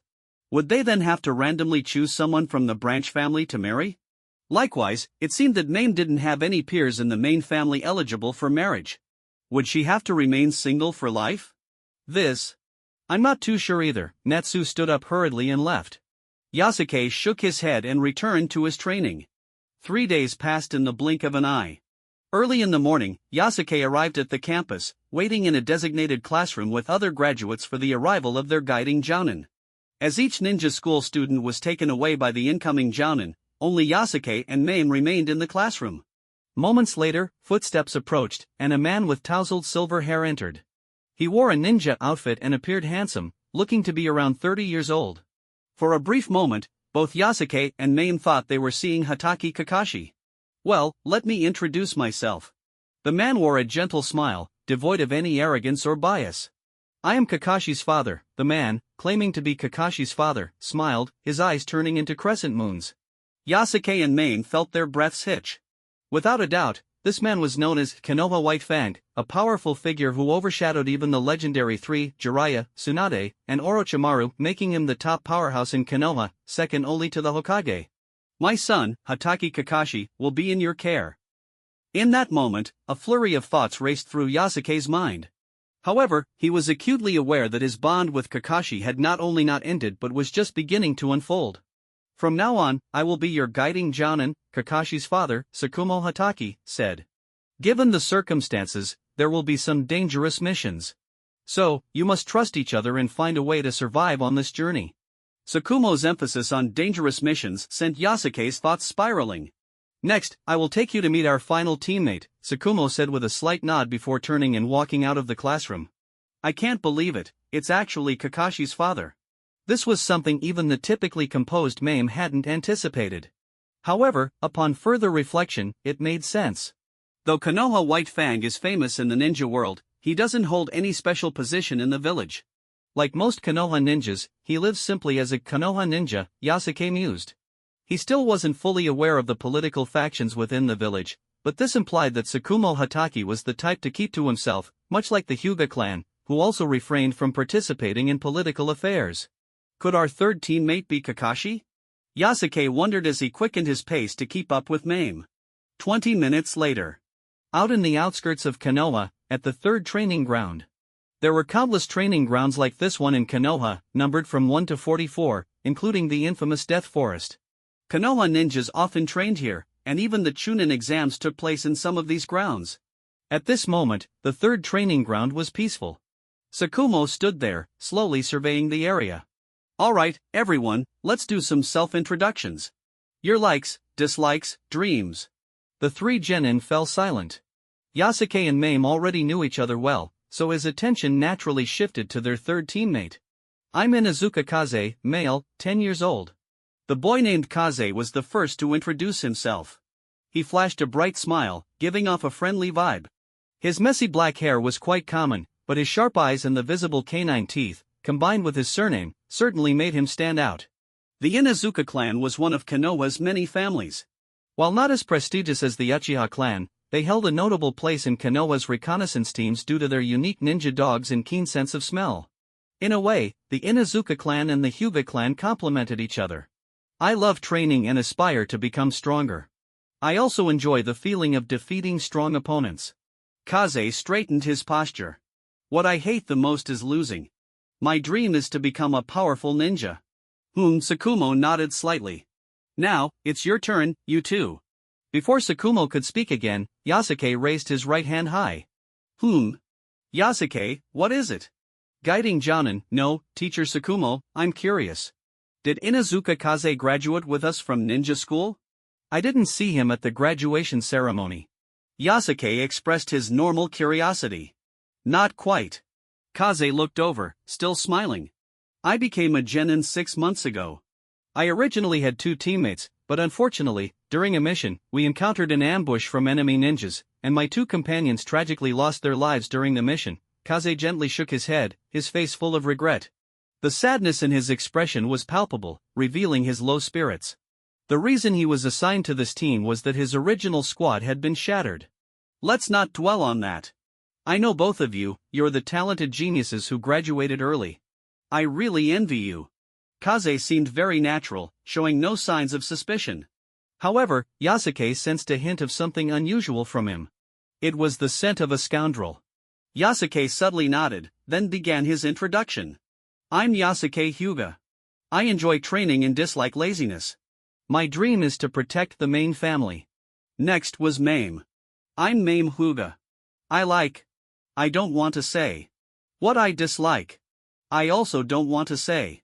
My dream doesn't hold much meaning. Mame's gaze and tone seemed somewhat ethereal for a moment, and then she concluded her introduction. Tsukumo couldn't help but twitch the corners of his mouth. He inwardly sighed, I hope this team can be easier to manage. Everyone spoke very well. Tsukumo perked up and nodded. Now, let me introduce myself. I'm Tsukumo Hatake. I like eating sanma fish, and I dislike eating coriander. My dream is to retire early and enjoy a leisurely life. Yasuke. Mame. The strongest ninja in Konoha, second only to the Hokage, Konoha White Fang, had a dream of retiring to enjoy life. Yasuke found it hard to believe at first. However, since he knew very little about Tsukumo, he couldn't ascertain the truth. Well, that's enough for self-introductions. Let's wrap up here for today. Starting tomorrow, you'll be executing a survival exercise mission. Mame, survival exercise? Exactly. Tsukumo nodded, his lazy demeanor disappearing. This is your first lesson as genin. Survival exercise. Well, if I tell you now, you'll probably want to back out. Yasuke and Mame still didn't understand what that meant. See you tomorrow morning at 9. After Tsukumo finished speaking, he instantly vanished from sight. It's the body flicker technique. Yasuke recognized the technique immediately. It was perfect for both escaping and showing off. Let's head back. Mame said as their guiding jounin had already left. Hey you two. Just as she turned, Kaze called out, stopping Mame in her tracks. Want to join in on a social gathering? After all, we might become teammates in the future, right? What do you mean, Kaze? Yasuke turned back, feigning innocence. Seeing Yasuke engage, Kaze seemed a bit pleased. His eyes seemed to convey, "You're quite agreeable, kid. What I mean is, about the survival exercise that Tsukumo-sensei mentioned, I happen to know the contents of the exercise. That so-called exercise is an extremely brutal elimination exercise. Lady Mame will surely handle it with ease, but for you, Yasuke, it might be a bit tricky," Kaze said with an exaggerated tone, stirring a sense of urgency in the hearts of those listening, as if silently urging them to inquire further. Kaze's smile widened slightly. "Thanks, but no thanks," Yasuke replied, shaking his head gently. "I have complete confidence in my own efforts." Kaze's response took him completely by surprise. "See you tomorrow, Kaze." Yasuke nodded slightly and then left with Mame. How interesting, Kaze watched their retreating figures, his smile becoming even brighter. On the way back. "Yasuke, did you notice anything unusual?" Mame asked. That Inuzuka Kaze is from the Inuzuka clan, yet I didn't see him with any ninja dogs," Yasuke expressed his concerns. The Inuzuka clan was known for their love of dogs. Compared to the Uchiha clan's fondness for cats, they were even more devoted. They grew up living and training alongside their ninja dogs, forming a bond that surpassed that of ordinary companions. So, where were Kaze's ninja dogs? That was indeed a point of suspicion. Point 2. Kaze claimed that his two teammates had died on a mission. Was that really true? Was it possible that Kaze had a hand in the deaths of those two teammates? Perhaps due to unequal distribution of loot or old grudges leading to betrayal. Mame nodded, agreeing with Yasuke's analysis. Generally, most ninjas in Konoha wouldn't suspect each other, as the will of fire was deeply ingrained in their culture. However, the Hyuga clan was an exception. The centuries-old conflict between the main and branch families, along with the caged bird seal, all sorts of dark matters existed within the Hyuga clan. Mame had witnessed these realities since childhood. Strictly speaking, the Hyuga clan was a rather shadowy group. "What are you planning to do?" Mame inquired. "Never harbor malicious intent, but always be cautious of others," Yasuke concluded with a famous saying from his past life. Yet, in truth, his thoughts were more complex, as there was also point 3. Although Kaze had tried his best to conceal his gaze, Yasuke, being a man himself, had caught a glimpse of some hidden intentions. "And about tomorrow's wild survival?" Mame asked again. "I think that's just Tsukumo-sensei trying to scare us," Yasuke replied. "If we were eliminated right from the start, it would not only embarrass the Hyuga clan but also tarnish the Hokage's reputation." However, Yasuke had secretly devised a plan. Before the exercise began at 9 tomorrow, he needed to make some arrangements at the training ground. It might take some time, but it was essential. At the 4th training ground. Damn it! Tetsuhiko lay on the ground, blood dripping from the corner of his mouth. Judging by his appearance, he had clearly been defeated. "What the hell do you want?" Tetsuhiko forced himself to lift his head, glaring fiercely at the boy in front of him, who wore a wide grin. The one who had defeated him was none other than Kaze, who had not left but lingered nearby. At just 10 years old, Kaze had already graduated 6 months prior. In terms of experience as a genin, age, and strength, he far surpassed the freshly graduated 5-year-old Tetsuhiko. "Nothing much, just wanted to ask you something," Kaze said cheerfully, squatting down to look at the defeated ninja. Having failed to directly approach Mame, Kaze felt a little disappointed. Thus, he shifted his target to those familiar with Mame and Yasuke. For instance, this guy, who had previously been defeated by Yasuke. After Tetsuhiko's two genin teammates and guiding jounin left, Kaze had taken his chance to confront him. Unfortunately, Tetsuhiko wasn't cooperative, so Kaze had to deal with him first. About Yasuke Hyuga. Tetsuhiko froze for a moment, involuntarily recalling the scene of being beaten by Yasuke. At that time, Yasuke had asked a similar question. "Do you want to challenge Yasuke?" Tetsuhiko asked. "Let's say that's one way to put it," Kaze nodded lightly. "So, I'd appreciate it if you could tell me everything you know about Yasuke." That night. In the Hyuga clan's main residence. I never expected that the guiding jounin for those two kids would be Konoha Whitefang Tsukumo Hatake.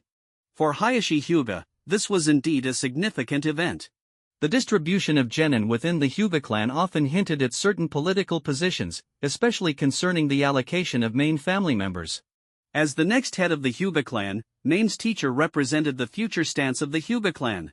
Tsukumo Hatake holds no position in the village, making him a neutral party, an elder from the main family chimed in. The village hopes that our Hyuga clan will continue to keep to ourselves and not involve ourselves in village affairs. This non-involvement meant that the Hyuga clan could not engage in politics, nor could they join special organizations like the Umbu or Konoha's upper echelons. Even the election of the next Hokage would be out of reach. Hayashi's serious face showed no signs of dissatisfaction, as if he had no interest in the position of Hokage whatsoever. Hayashi, you must remember our mission as the Hyuga clan, the elder reminded him earnestly. To protect the Byakugan, and also.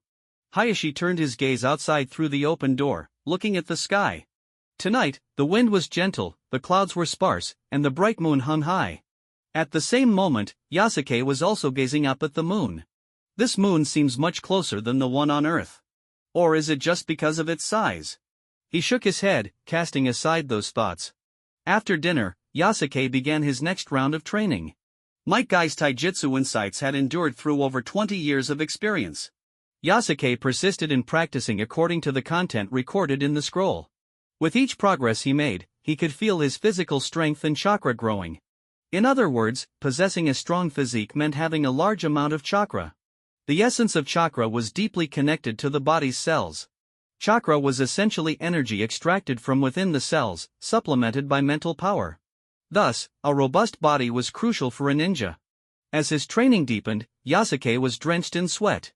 At the same time, Kaze's figure kept flashing in his mind. In his previous life, Yasuke had been all too familiar with such individuals. Tomorrow. I need to test him out. Yasuke made a firm resolution. To put his mind at ease, he planned to devise a step-by-step strategy to probe Kaze starting from tomorrow. The next day, at 9 in the morning. At the third training ground. Tsukumo Hatake stared intently at the three students, holding two bells in his hand. Each of you must grab a bell from me before noon. If you fail to do so, you will be considered unsuccessful, which means at least one of you will have to return to school. Kaze scratched his messy hair, a smug look on his face as he said, in that case, isn't Yasuke going to face elimination? He was feeling overly confident, having drawn the conclusion that Yasuke was weaker than him after defeating Tetsuhiko yesterday and bullying a few younger students. Mame suddenly spoke up, maybe it will be Ni who gets eliminated. I don't have any combat experience against ninjas outside the Hyuga clan. Kaze looked puzzled, not understanding why Mame would say something like that. But Yasuke understood her meaning. Regardless of Tsukumo's true intentions, he would absolutely not allow Mame to return to repeat her schooling. This meant that the key to this test rested on himself and Kaze. Mame could simply choose not to chase after the bells and watch quietly from the sidelines. Then, the exercise, prepare, start. With Tsukumo's command, the three of them shot off like arrows, instantly disappearing from sight. A moment later, Tsukumo surveyed the surroundings and nodded slightly. Not bad, a ninja should learn to conceal their presence, and everyone is doing well. Among the genin, the three of them were indeed quite exceptional in their stealth skills. However, after some observation, Tsukumo was surprised to find that Yasuke was hiding the most effectively. This kid, no wonder Kakashi is so competitive. Thinking of his son Kakashi, who was training diligently after feeling ashamed, Tsukumo felt a surge of pride and a smile appeared on his face. Of course, Yasuke was unaware of Tsukumo's praise. He felt as though no matter how he tried to hide or retreat, he always had a feeling of being seen through. Theoretically, this shouldn't be possible, but in a world where ninjutsu and genjutsu existed, it wasn't entirely out of the question. I didn't expect the gap between Tsukumo and me to be this large. Although Tsukumo appeared to be a friendly neighbor, his strength was unfathomable. At this moment, I should cooperate with Kaze. Yasuke swiftly made a judgment, realizing the necessity of teamwork. Tsukumo's strength was second only to the Hokage, and defeating two kids would be a piece of cake for him. Yet, due to his distrust of Kaze, Yasuke would never entrust his back to someone like him. However, while cooperation was not feasible, another plan could be devised. Now is the perfect opportunity to test Kaze. With this decision made, Yasuke prepared to put his previous thoughts into action and probe Kaze. 9 o'clock turned into 9:30, and Tsukumo scratched his head, noticing that none of the three had made a move. What are they thinking? Sakumo felt as though he couldn't keep up with the young people's thought processes anymore. Mame stood quietly on a tree branch, cleverly concealing herself among the foliage. Yasuke crouched in a bush, camouflaged with branches and weeds. As for Kaze, he appeared calm on the surface, but the slight muscle twitches on his face did not escape Sakumo's notice. It seems that the first to lose their composure will be Kaze, Sakumo thought to himself, suddenly realizing something was off. Wait, his anxiety isn't directed at me, but at Yasuke? Sakumo's judgment was correct. Kaze was beginning to feel uneasy as Yasuke remained hidden. What's going on? This kid, based on the information Kaze had gathered from Tetsuhiko and the ninja school, he had initially thought Yasuke was a simple-minded guy. Or is it? Kaze squinted. Is this Yasuke hiding his true strength, playing the fool? A smile crept across Kaze's face. Isn't that just like me? The clock struck 9:30, and Sakumo glanced at the clock beside him. Still, no one had taken action. 10 o'clock, 10:10, 10:20, 10:30. Sigh, what on earth are these three kids up to? Sakumo's warm smile faded, and his expression gradually turned serious. Yasuke. Let's go together. If we combine our strength, we can definitely grab the bells. Suddenly, Kaze's voice rang out from the bushes. Yasuke, who had been waiting, felt a surge of anger rise within him as he saw Kaze charge out. This guy. In an instant, various thoughts flashed through his mind. Is he trying to lure me out? If I don't go out, it'll be seen as a lack of teamwork, which goes against the will of fire. Konoha was a village that emphasized teamwork, placing great importance on camaraderie. Such politically incorrect behavior was absolutely unacceptable. Yasuke, feeling cornered, was about to get up, but then he thought of something and shrank back again. Ninjutsu, shadow clone technique. He raised his arm and quickly formed hand signs. A white mist rose, and a perfect clone of Yasuke appeared beside him. Swish! The next moment, the E-rank clone dashed out of the bushes, racing towards Sakumo. Finally, someone moved? Sakumo mused, feeling somewhat bored as he glanced around the training ground. He noticed that Mame remained completely still, while Kaze was shouting as he rushed out. On the other side, Yasuke followed closely behind. Was it time for him to showcase his prowess as a teacher in front of his students? No. Because Sakumo despairingly realized that Kaze was using a water clone. At least Kaze's water clone was a C-rank ninjutsu, a solid technique at the Chunin level, which was commendable. But Yasuke's clone was just a shadowless E-rank clone that couldn't even perform physical attacks. To test someone, the simplest method was to make a move against them. If Kaze fell to the ground, this thought suddenly flickered in Yasuke's mind, but he quickly shook his head. Under the light of the will of fire, such actions were not in line with the exam's purpose. If I'm going to do something, I have to wait for the other party to strike first. Kaze Inuzuka and Yasuke's dark little thoughts went unnoticed by Sakumo Hataki for the moment. He was currently pondering how, with just a C-rank water clone and an E-rank clone, they expected to grab the bells. I might as well call you both sleeping dragons and phoenix chicks. In the bushes, Kaze lay low, feeling secretly pleased. Yasuke, now I've definitely drawn you out. This was his true intention, using a C-rank water clone to successfully bait Yasuke into revealing himself. However, the next moment, Kaze's smile froze on his face as he realized that the Yasuke in front of him was merely a clone. C-rank clones consume chakra many times more than E-rank clones. If one's total chakra was fixed, they could use the E-rank clone technique 100 times, but with the same amount of chakra, they could only use the water clone technique 3 to 5 times. By this calculation, Kaze felt like he had lost out. Smack! Smack! Sakumo showed no mercy, crushing both clones with a swift kick. Kaze's water clone burst into a spray of water, while Yasuke's clone exploded into a puff of white smoke.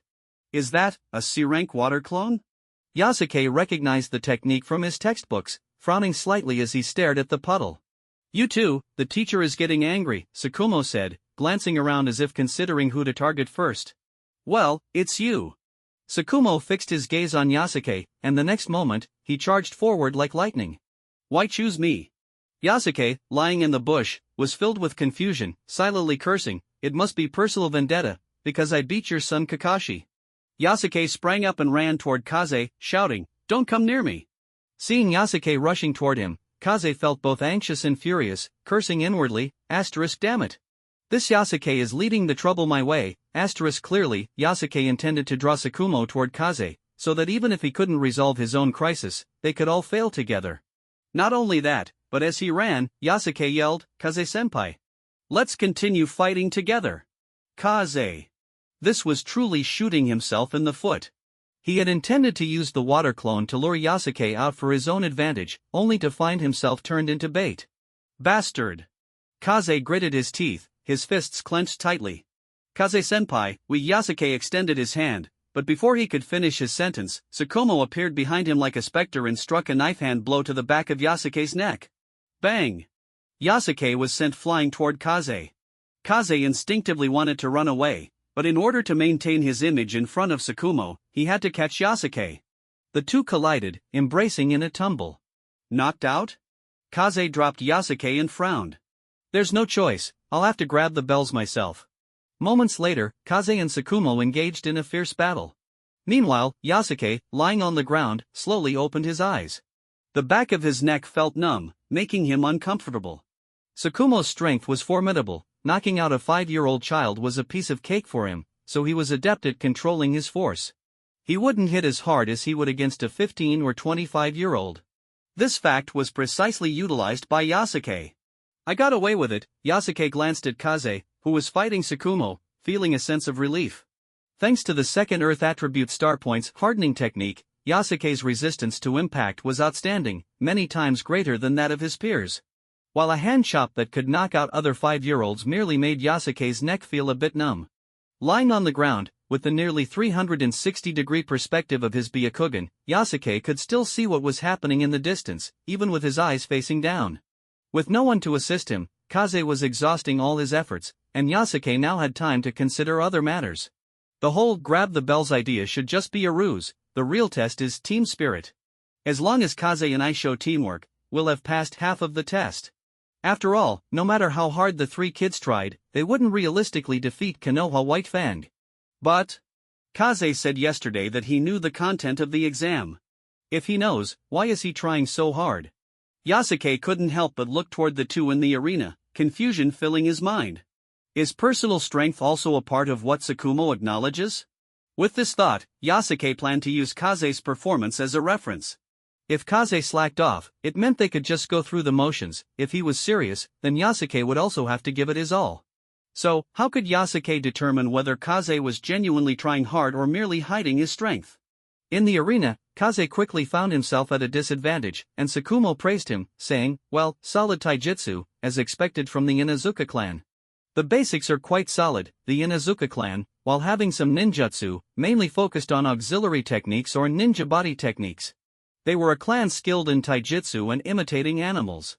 But to grab the bells, you must show your true abilities. Kaze retreated, dragging 2 lines in the dirt, and then formed hand signs. His chakras surged, teeth elongating, and his mouth opened wide, fingers and hands undergoing unique changes, making him appear almost beast-like. 4-legged technique. A D-rank technique allowed the Inuzuka clan to move using all fours, significantly increasing their mobility and speed while enhancing their sense of smell, unlocking their animalistic instincts. Ugh! Kaze roared, crouching on the ground like a beast. The next moment, his speed skyrocketed to an extraordinary level, moving with ghostly swiftness. It was more akin to a wild beast.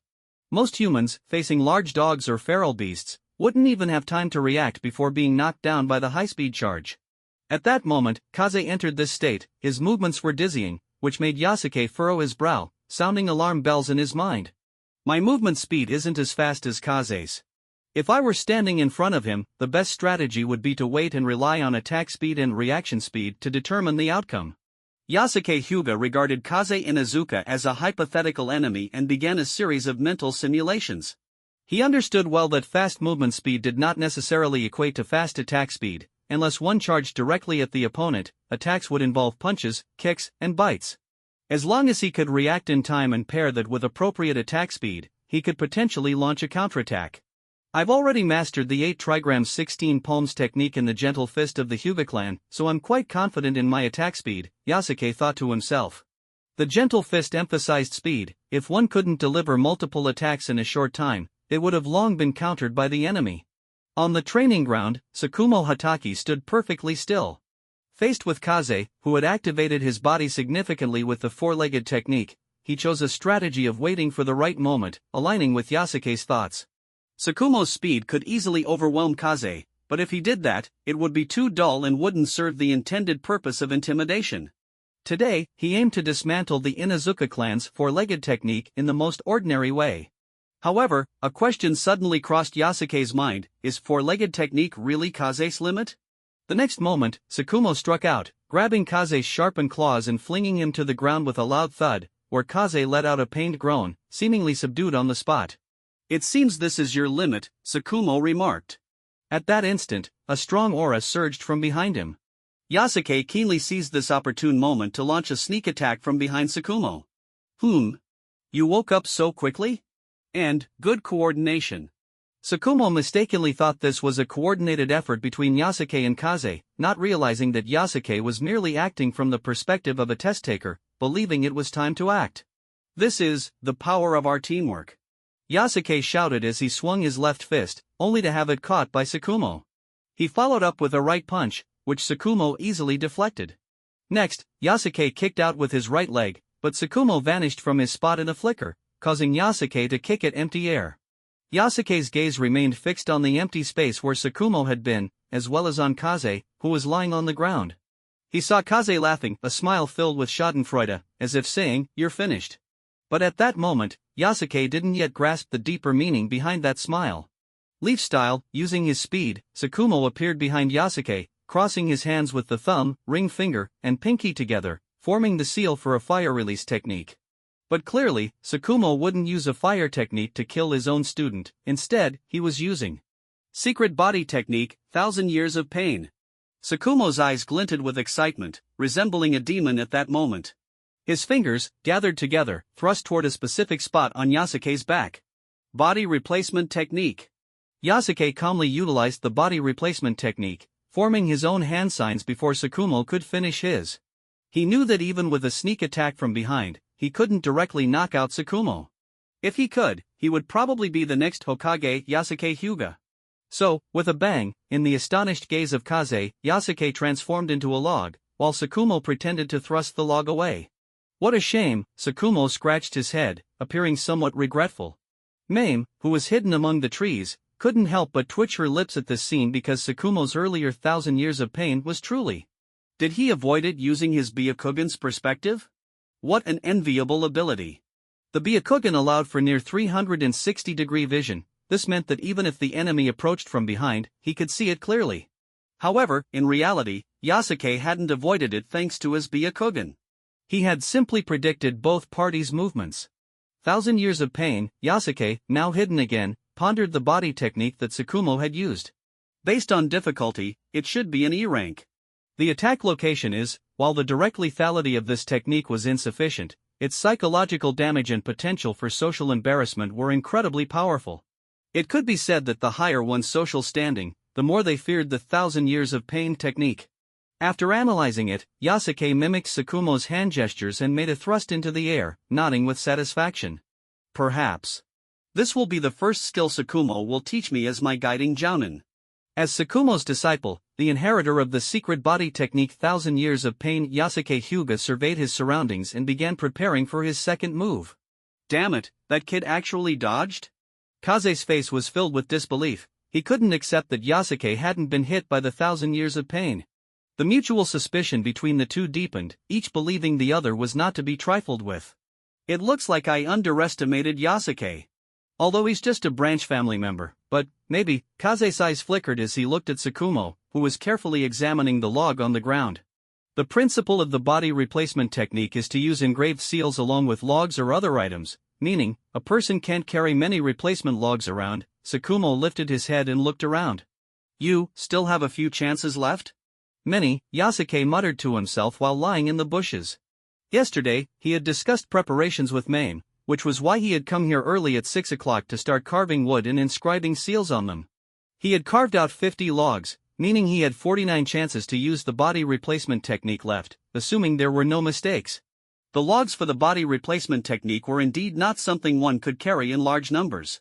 Instead, gathering materials and crafting them on-site was a skill every ninja should possess, especially in a positional battle with designated locations for tests. Even if Tsukumo Hatake was sharp-minded, he had never encountered a ninja as insane as Yasuke, who could do what others could not, practicing tirelessly from dawn till dusk, something evident from his daily training regimen.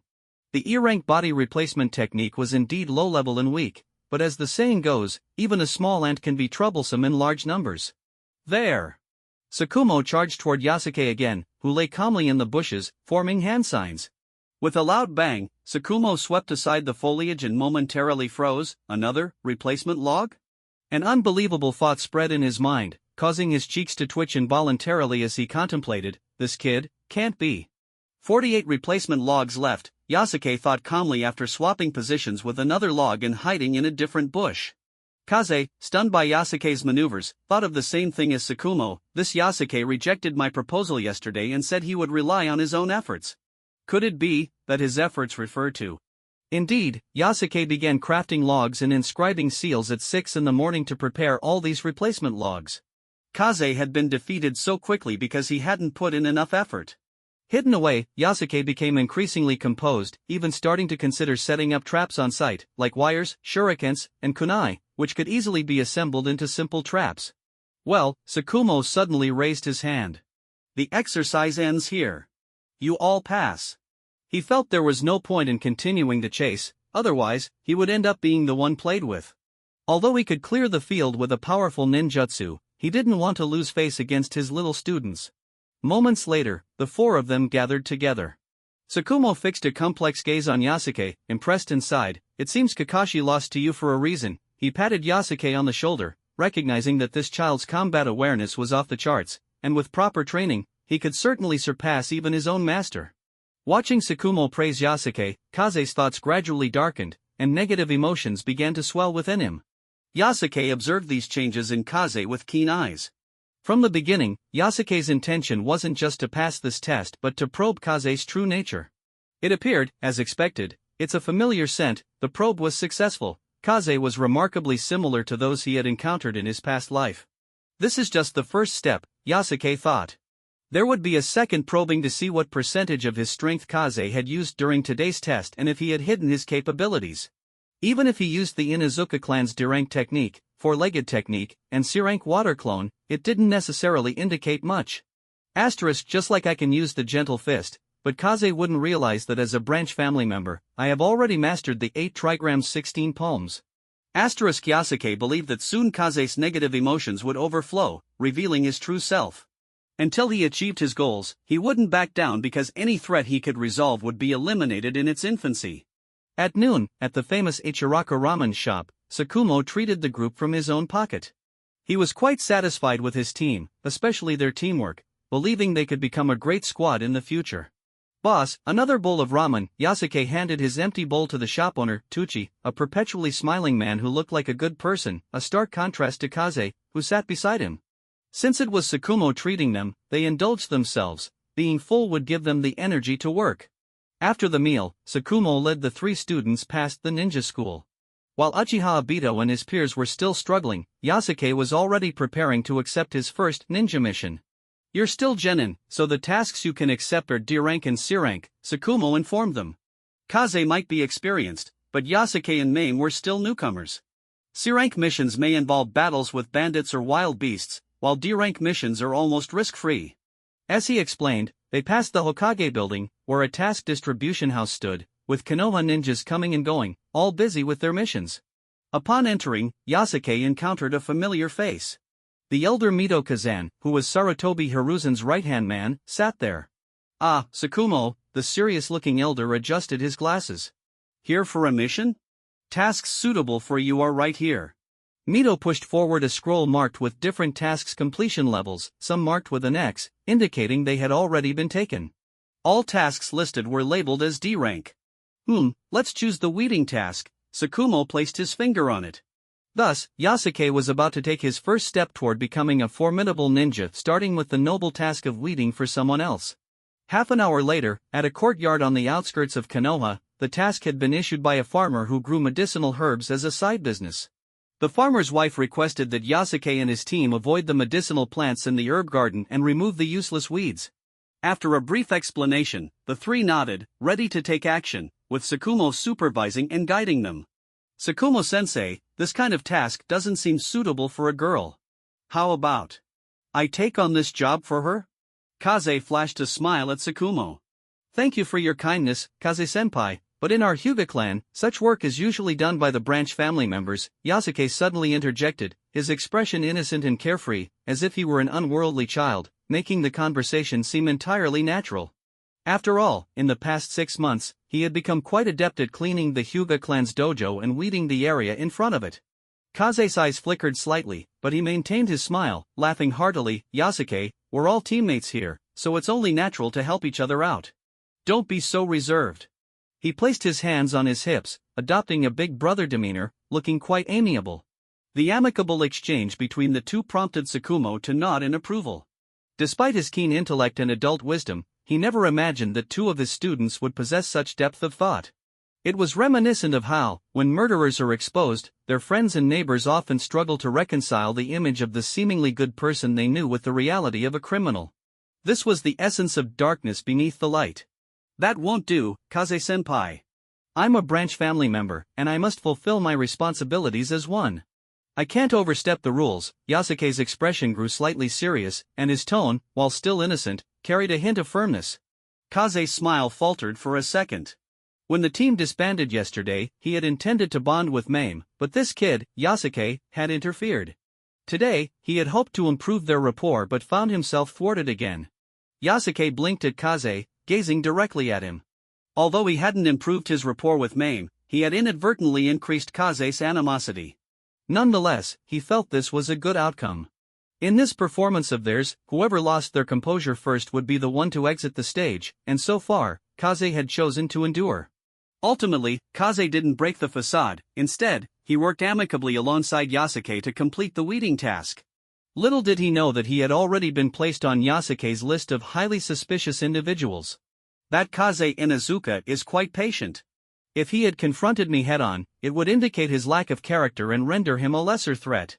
But since he swallowed his pride, it seems he's a capable person with the potential of a schemer," Yasuke observed Tsukumo, who was conversing with the task issuer, and quietly categorized Kaze as a dangerous figure, raising his level of caution.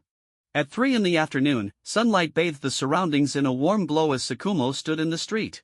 "The first mission was a success," he remarked, surveying his 3 students.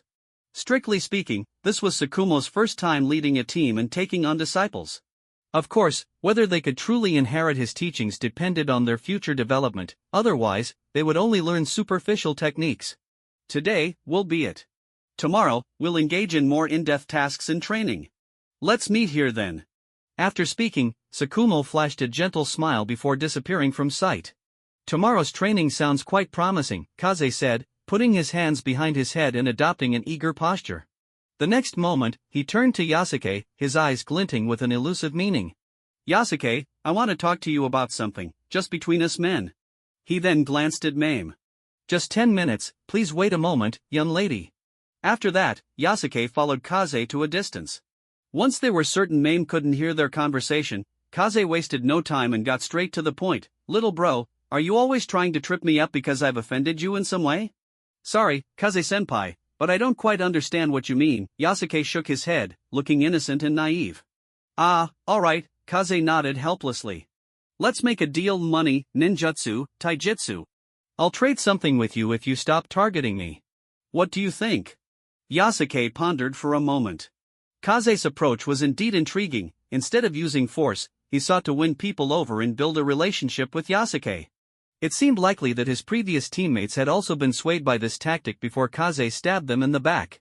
In his past life, Yasuke had encountered many people like this, and he could imagine their methods even with his eyes closed. "I don't have any water release techniques, nor do I wish to learn the Inuzuka clan's secret techniques." Yasuke decisively shook his head, outright rejecting the seemingly improper deal. "And Kaze-senpai, I'm simply fulfilling my duties as a branch family member," Yasuke concluded, turning to walk away, effectively ending the conversation. "Branch family member," Kaze, leaning against the wall, suddenly spoke up. You know you're a member of the Hyuga clan's branch family, and I remember, there aren't any peers of the same age as Mame in the main family. Do you know what that means? I don't know, Yasuke replied, shaking his head. Kaze remained silent for a moment. The only thing I understand is, Yasuke smiled at Kaze, the tradition of the Hyuga clan is to maintain the purity of the bloodline, which means branch family members also have their opportunities. After leaving that statement and his smile, Yasuke walked away briskly. Yasuke. Kaze maintained his smile, but his eyes changed several times, sensing a fleeting hint of killing intent from behind. Yasuke nodded, thinking to himself, if he can endure this kind of provocation, if I weren't so sensitive to killing intent, I might not have noticed it at all. Indeed, Kaze, your gradual actions will ultimately reveal what kind of person you truly are. Life or death, in fact, is a choice you make yourself. After quickly leaving, Yasuke rejoined Mame. How was it? Mame asked. Back to the lady. Yasuke pointed at Kaze from a distance. Although Kaze couldn't hear their conversation, he clearly saw Yasuke's gesture and the teasing look in his eyes. That Kaze Inuzuka is not a good person, we should be cautious of him in the future. Really? Compared to others, Mame trusted Yasuke more. This was largely due to the naive and loyal persona that Yasuke had cultivated. Just with a few simple designs and countermeasures, Yasuke had completely taken the initiative, and his plan for Mame was already showing results. The next morning, within the Hyuga clan's residence. Transformation degree, 17.1%. After completing his morning exercises based on Might Guy's summarized training regimen, Yasuke glanced at his slowly progressing transformation degree, fully aware of what it implied. I need to find a way to quickly complete more D-rank missions. Only then can I have a chance to take on C-rank missions for real combat. He understood that the simplest way to rapidly enhance his strength was to encounter enemies outside, preferably ninja from enemy countries, like the Iwagakure Kunoichi, Kane. Whether defeating them or siphoning off their chakra attributes was an effective means of swift advancement. However, D-rank missions primarily took place within the village and its vicinity, making encounters with enemy ninjas almost impossible. In contrast, C-rank missions often required traveling to other countries, significantly increasing the likelihood of running into ninjas, thus elevating the mission from C-rank to B-rank. If I take on more D-rank missions, I can also find ways to trip Kaze up, Yasuke calculated in his mind. Kaze had already been a genin for half a year, and he must have grown tired of these mundane D-rank tasks. At that time, perhaps he'll voluntarily propose taking on a C-rank mission, and then, once outside Konoha, or even out of the Fire Country, Kaze would find it difficult to hold back against him. Oh right, there's guidance training today. Maybe I can use that opportunity too. Filled with anticipation, Yasuke washed up and headed to the main family's estate. Half an hour later, at 9 in the morning, at the mission distribution center. Today, the mission to take on is, Tsukumo Hataki surveyed the room. Babysitting. Are you sure? Elder Mito-kazen looked puzzled. Yasuke and Mame were only 5 years old. They were still kids themselves, and as for Kaze, perhaps giving him a puppy would be more appropriate. Well, this is to let the kids experience the hardships of their parents, right? Yasuke? Tsukumo gently patted Yasuke on the shoulder, his tone very friendly. Yasuke silently thought to himself, I feel like you're targeting me. But on the surface, he quickly nodded in agreement.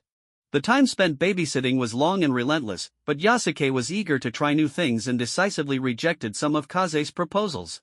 He held the baby, feeding him and soothing him. The baby's mother had gone out to the Konoha theater for a movie, which would take at least 2 hours round trip. How wonderful! Mame cautiously extended her finger to touch the baby's cheek, causing the infant to giggle with delight, prompting her to retract her finger quickly. The miracle of life struck her deeply, and seeing the baby made her understand this even more. Miss, I've heard from others in the branch family that the most important thing in babysitting is to have compassion. Yasuke began to manipulate Mame's time firmly. Kaze, on the other hand, was left alone, and his smile appeared stiff. In the afternoon, after receiving mission rewards and successfully completing the task, the 4 of them arrived by the riverbank. Konoha had 2 rivers that ran through it, eventually merging into a stream. The river Yasuke and Mame passed on their way home was one of them.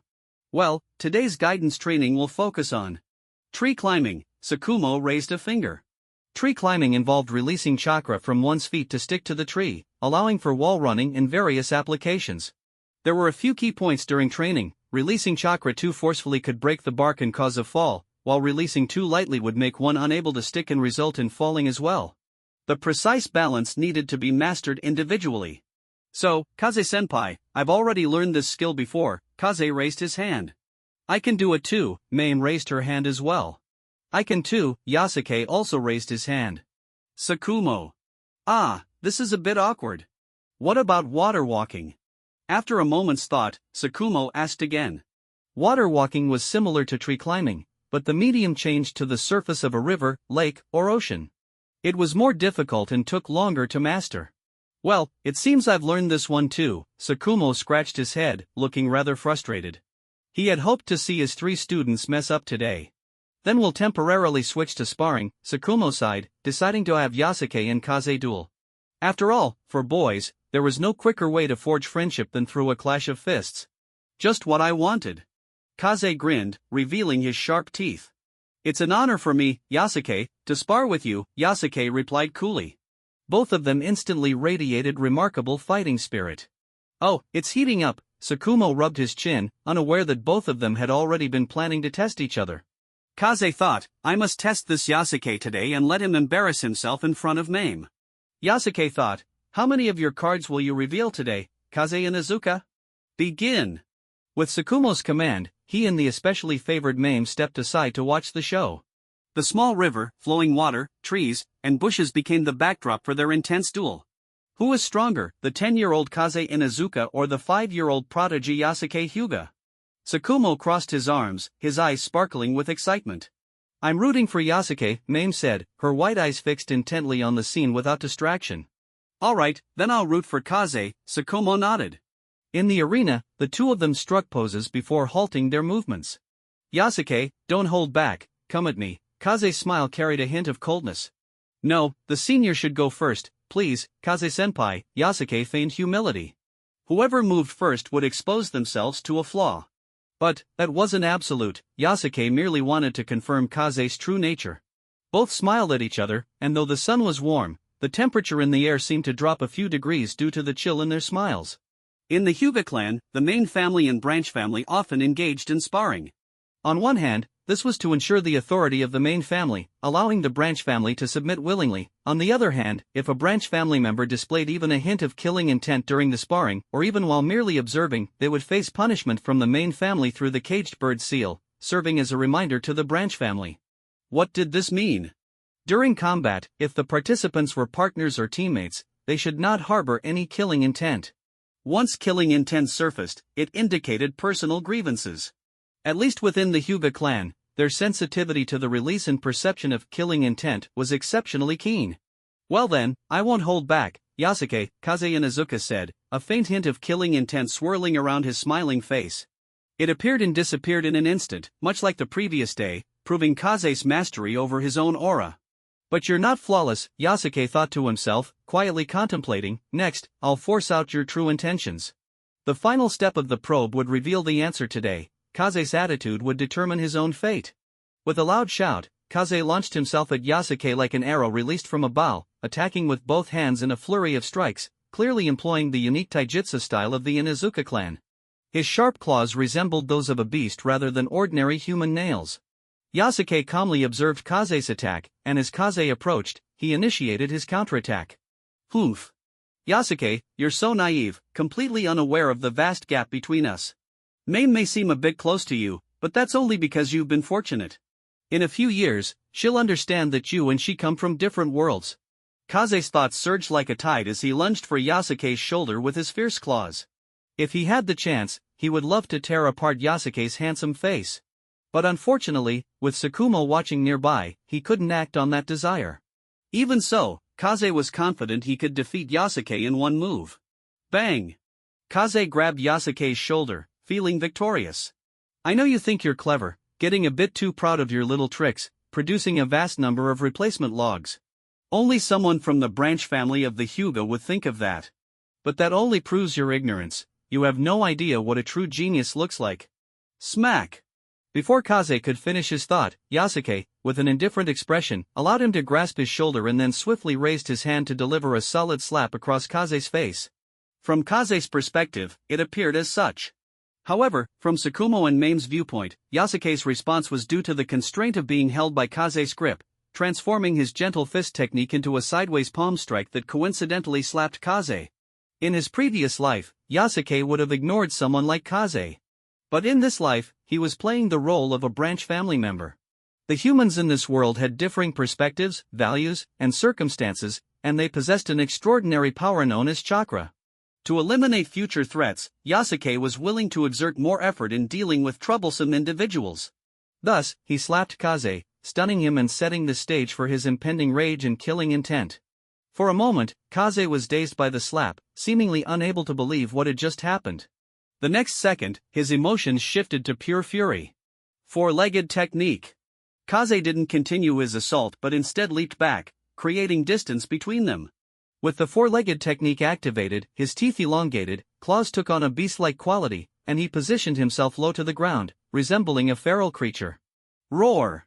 In his beastly state, Kaze let out a furious roar, his muscles bulging as he charged toward Yasuke like a massive predator. Facing the dog-like Kaze, Yasuke did not choose to flee, as it would serve no purpose. Kaze's four-legged technique had amplified his speed to a terrifying degree, nearly matching that of a chunin like Konoha's Daikoro, while Yasuke's speed was merely that of an elite genin. He could not hope to surpass him. Thus, Yasuke opted for the strategy he had considered yesterday, to wait for the right moment. Gentle Fist. Yasuke continuously unleashed the gentle fist technique, using the advantage of attack speed to block Kaze's aggressive onslaught. Mame's eyes widened slightly as she watched intently. Tsukumo glanced at her and then shifted his focus to the battle, evaluating, Yasuke is quite clever, he understands that his movement speed can't keep up, so he's waiting to counter. And as expected of the Hyuga clan's gentle fist, his attack speed is slightly faster than Kaze's. Meanwhile, Tsukumo thought to himself, Yasuke's power seems inferior to Kaze's, and his experience is still quite lacking. If he didn't react quickly, he would have likely been knocked down by now. However, the factors determining the outcome of the battle were far more than these.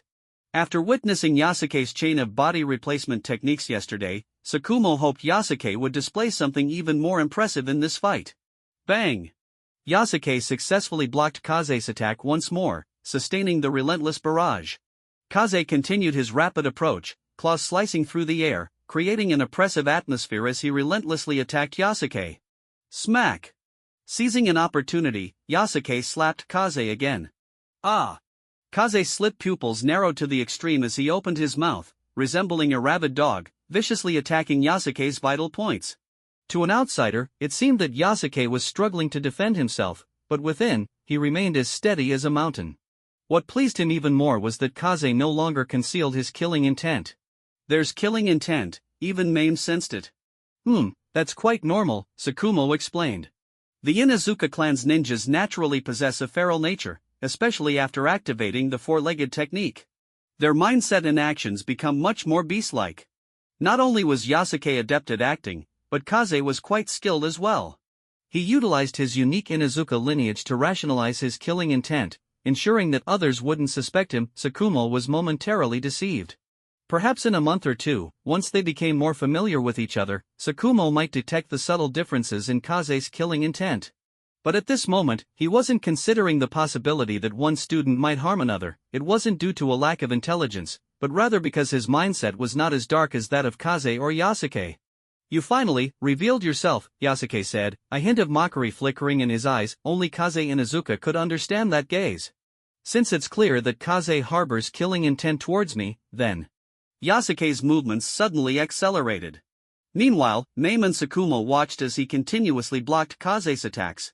It appeared as though he was struggling to defend himself, yet he remained undefeated, and their expressions gradually shifted to astonishment. Kaze, on the other hand, was seething with anger after being slapped twice. His eyes locked onto Yasuke, resembling a rabid dog in relentless pursuit. Yet, Yasuke's blocking technique became increasingly adept as he gradually adapted to Kaze's rhythm of attack, resembling a small boat in a storm that managed to stabilize at the last moment, consistently deflecting Kaze's strikes. In contrast, Kaze's rapid-fire attacks left him gasping for breath and his rhythm in disarray. Tsukumo nodded, observing, if Kaze can maintain steady composure, with his deeper experience, he might still find an opportunity. Unfortunately, the four-legged technique tends to trigger one's primal instincts, leading to significant physical fatigue. In Tsukumo's view, Kaze, being a genin, could not yet wield the four-legged technique with the finesse needed to avoid its side effects. However, in reality, Kaze was simply consumed with rage from the slaps and their previous grudges. In the arena, Kaze lunged once more towards Yasuke's shoulder, only to have Yasuke dodge sideways, executing a maneuver from Might Guy's training scroll called repeated lateral jumps, a favorite exercise of Guy's student, Lee. Yasuke leapt to the side with the grace of a dancer, and Mame's eyes widened in surprise. His proficient lateral jumps seemed as though he had practiced them countless times.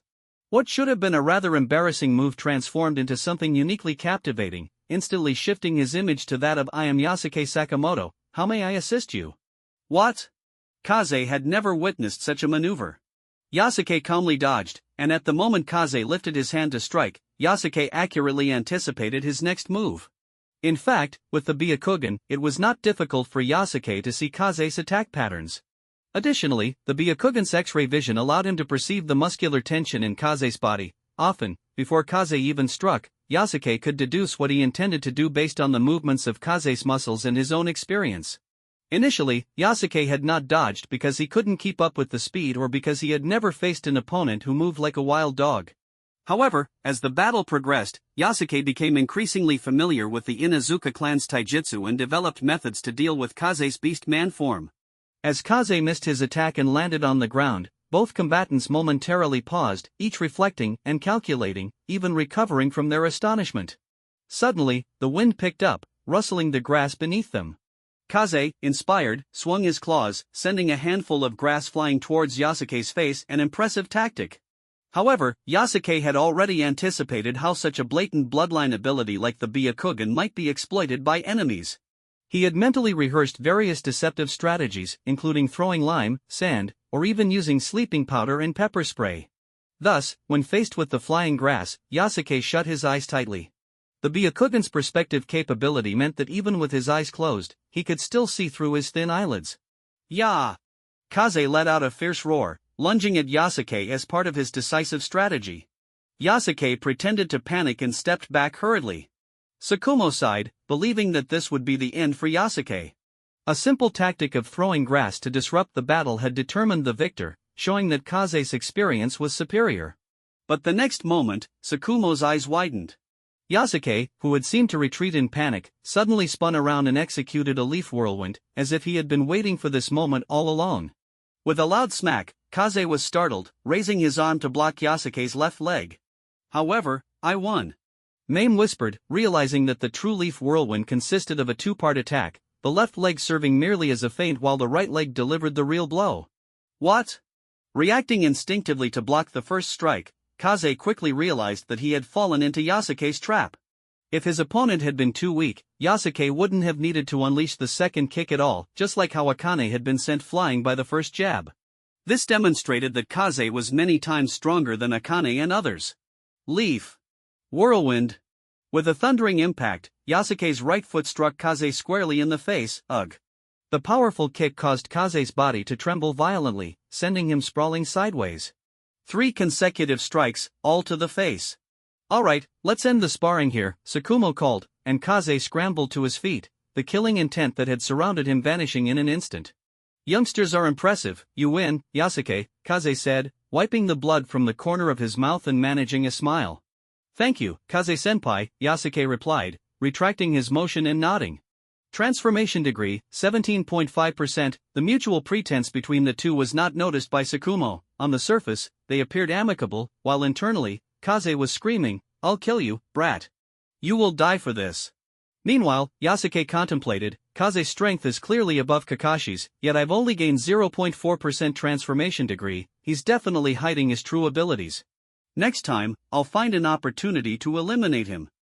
Yasuke, you performed exceptionally well, far beyond my expectations. Tsukumo Hataki gently patted Yasuke on the shoulder, a look of satisfaction on his face. He had initially thought that the sparring session would end with Kaze Inuzuka as the victor, given that Kaze had graduated half a year ago and had already mastered C-rank techniques like water release, water clone. His strength was not to be underestimated. However, it was surprising to see the 5-year-old Yasuke emerge victorious. Although it was merely a sparring match and not a life-and-death struggle, the outcome was still delightful. Tsukumo couldn't help but reflect. Just as the Hokage had said, Yasuke possessed outstanding combat potential. He was truly a remarkable child. Let's do this, Tsukumo rubbed his chin, falling into thought. After a moment, he spoke, as a reward for your victory, I'll teach you a technique. 1,000 years of pain? Yasuke asked innocently, his expression resembling that of a naive child. Ahem. Tsukumo suddenly coughed violently, recovering after a while. I meant body flicker technique, he quickly corrected himself, a hint of resignation in his eyes. The body flicker technique was a high-speed movement technique that consumed a significant amount of chakra while greatly reducing physical exertion. It could be considered an enhanced version of the ordinary chakra endurance run. The essence of the body flicker technique was extreme speed, requiring hand signs to execute the technique effectively. There are many variations of the body flicker technique, such as water body flicker, leaf body flicker, sand body flicker, and lightning body flicker. Tsukumo detailed the various branches. Today, I'll teach you the most basic, attribute-less body flicker technique. As he spoke, Tsukumo began demonstrating in front of Mame and Kaze. Watch closely, like this. He formed the hand sign slowly, ensuring Yasuke could see every movement in detail. Whoosh! In an instant, Tsukumo transformed into a blur, covering a distance of 5 or 6 meters in the blink of an eye. The grass beneath him was flattened in the wake of his rapid motion, as if swept by a fierce wind. His speed is incredible, Mame murmured, awestruck. Meanwhile, Kaze stood quietly to the side, showing no outward reaction, his eyes revealing a subtle complexity of emotions. Kaze, you must have already learned the body flicker technique, right? Tsukumo asked upon returning. Kaze had graduated 6 months ago and had mastered C-rank techniques, so the body flicker technique should not be difficult for him. Alright now, Yasuke, you will receive personal guidance from me, Tsukumo said, seeming particularly interested in Yasuke. It was only natural for the victor to receive a reward, and he decided to teach Yasuke the body flicker technique step by step. I may not match Kaze in speed, and I lack the conditions to learn the four-legged technique. The body flicker technique should help address my shortcomings. Yasuke quickly understood Tsukumo's intent. By analyzing their recent battle, Tsukumo aimed to help Yasuke compensate for his weaknesses. This unintentional act was crucial for Yasuke's plan to eliminate Kaze in the future, almost like a timely gift. I'm not afraid of Kaze, but he's fast. If I can't defeat him, I can at least escape. However, my current movement skills can't keep up with him. If I learn the body flicker technique, Yasuke nodded firmly at Tsukumo, secretly calculating that his chances of taking down Kaze had significantly increased. Body flicker technique. Under Tsukumo's careful instruction, Yasuke raised his left hand, forming the hand signs as he attempted to execute the technique for the first time. Whoosh! In the next moment, Yasuke felt as if he were being pulled by a powerful chakra force, propelling him forward. How was that? Tsukumo observed Yasuke successfully use the body flicker technique for the first time, internally rating his talent as average. Yasuke had only moved 20 centimeters, a distance that seemed insignificant for the body flicker technique. However, Tsukumo also recognized Yasuke's dedication to hard work. Talent wasn't the only determining factor, consistent effort could lead to achievement. Moreover, developing awareness was a much more challenging task. It feels like I didn't use much physical strength, Yasuke reflected on what had just happened, nodding thoughtfully. It's similar to riding in a carriage. Although there were no cars in this world, traditional horse-drawn carriages existed, and Yasuke envisioned the image of a carriage speeding alone. Exactly. Tsukumo felt delighted that Yasuke grasped the essence of the technique on his first attempt. The body flicker technique is a method to balance physical exertion by consuming chakra for a speed boost, preserving stamina for more significant actions in battle. Whether this trade-off is worthwhile depends on the individual's perspective. However, to surpass one's maximum speed, at least faster than my current movement ability, the body flicker technique is valuable. Yasuke pondered quietly, realizing that mastering the body flicker technique was essential to match Kaze's speed. Generally speaking, beginners practicing the body flicker technique often hit a wall because the speed is so high that they can't see the objects in front of them. Fortunately, the Hyuga clan doesn't face this issue. Tsukumo locked his gaze onto Yasuke's eyes. Although he had received information about Yasuke from the Hokage, knowing that this student's Byakugan had lost some functionality due to the caged bird seal, the critical ability of dynamic vision remained intact. In other words, Yasuke did not share the same risk of colliding with obstacles as others learning the body flicker technique. As long as his dynamic vision was sharp enough, he could see clearly during high-speed movement, effectively negating the technique's side effects. Body flicker technique. Yasuke formed the hand signs again, attempting to execute the technique a second time. This time, he advanced 30 centimeters. Good job. Tsukumo nodded in satisfaction. Each attempt showed improvement, and with continued practice, Yasuke would surpass most genin in using the body flicker technique. What insights do you have this time? He asked. The chakra consumption seems to have increased. Yasuke frowned, feeling the noticeable drain on his chakra. This brings us to the second side effect of the body flicker technique. Tsukumo raised 2 fingers. As the distance moved increases, chakra consumption will grow significantly and exhibit a multiplicative effect. For instance, moving 1 meter might consume 1 unit of chakra, moving 2 meters might consume 3 units, and moving 3 meters could reach 10 units. Yasuke nodded thoughtfully, beginning to seriously consider how to manage chakra consumption while mastering the body flicker technique. While the teacher and student were immersed in their instructional exchange, Kaze's expression gradually turned cold. This Tsukumo is actually teaching Yasuke the body flicker technique. With the Byakugan, this perfectly counters my 4-legged technique. Kaze clenched his fists tightly, vowing inwardly, I must find a way to take on more D-rank missions and strive to accept a C-rank mission to leave the village. When that time comes, I'll make sure Yasuke understands my strength. At the moment the team disbanded, Yasuke politely declined Kaze's repeated invitation for socializing. Since they had already seen through each other's intentions, there was no need to waste time on meaningless conversation. I need to go back and continue practicing the body flicker technique, Yasuke stated earnestly.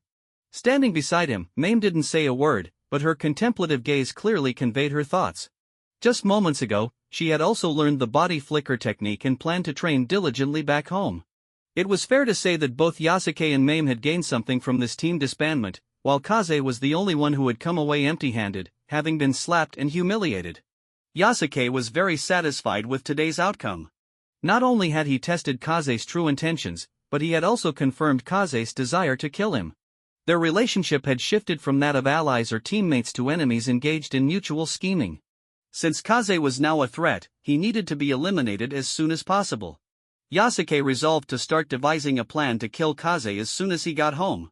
On the way back, Yasuke followed behind Mame. Everything felt just like usual. Yasuke, you just defeated Kaze and Izuka, but I feel he still had some strength left. He probably didn't use all of his abilities, Mame suddenly said. The Byakugan of the Hyuga clan was indeed very convenient, allowing them to clearly detect changes in the chakra flow within the human body. Mame's Byakugan, with its high purity, could see the chakra pathways with exceptional clarity. I understand, miss, Yasuke nodded, secretly reflecting that the 0.4% increase in transformation degree had already indicated Kaze's hidden strengths. With Mame's confirmation, this point was fully validated.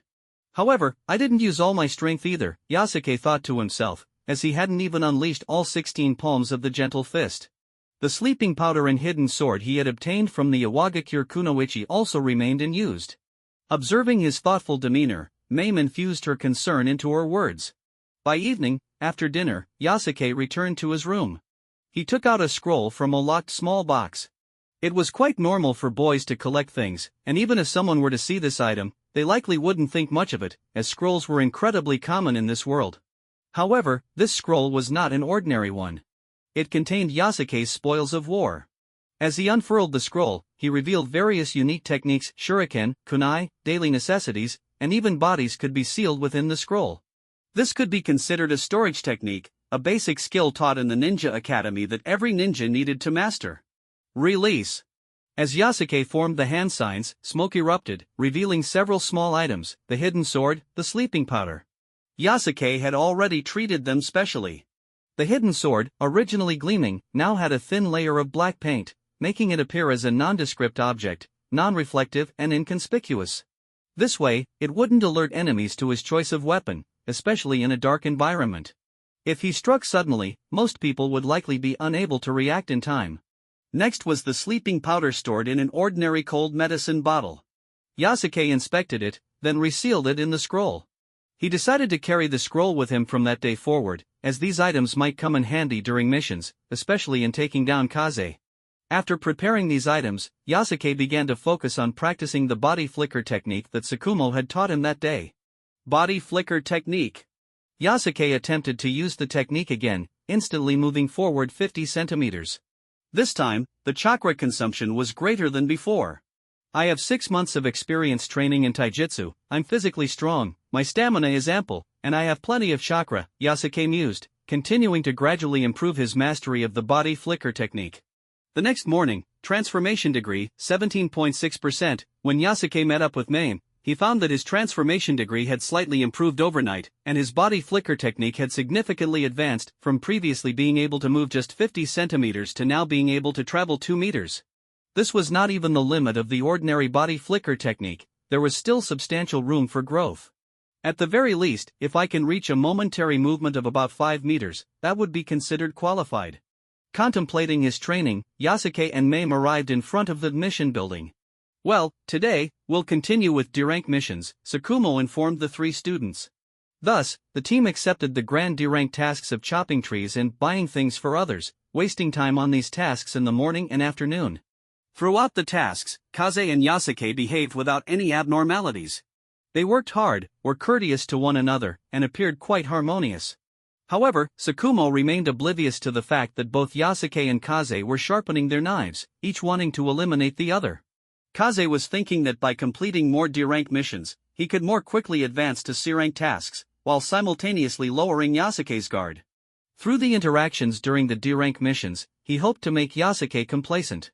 Yasuke, on the other hand, thought, I know you want to kill me, but I won't let you off either. This grudge between us must come to an end. When the team submitted their tasks, it was already dusk, and as usual, the team disbanded. The days passed, 2 days, 3 days, 4 days, 5 days. By the 7th day, the small team Yasuke was part of had begun to gain some notoriety. Minato, look at your team. They are completely uncooperative. In the mission building, Elder Mito Kazan scolded a bright-eyed ninja named Minato Namikaze, who had 3 other ninjas under his command, 2 adults and 1 minor, the latter being Kakashi Hatake, the son of Tsukumo Hatake. Kakashi remained smug, just as he had been during his time in the Ninja Academy.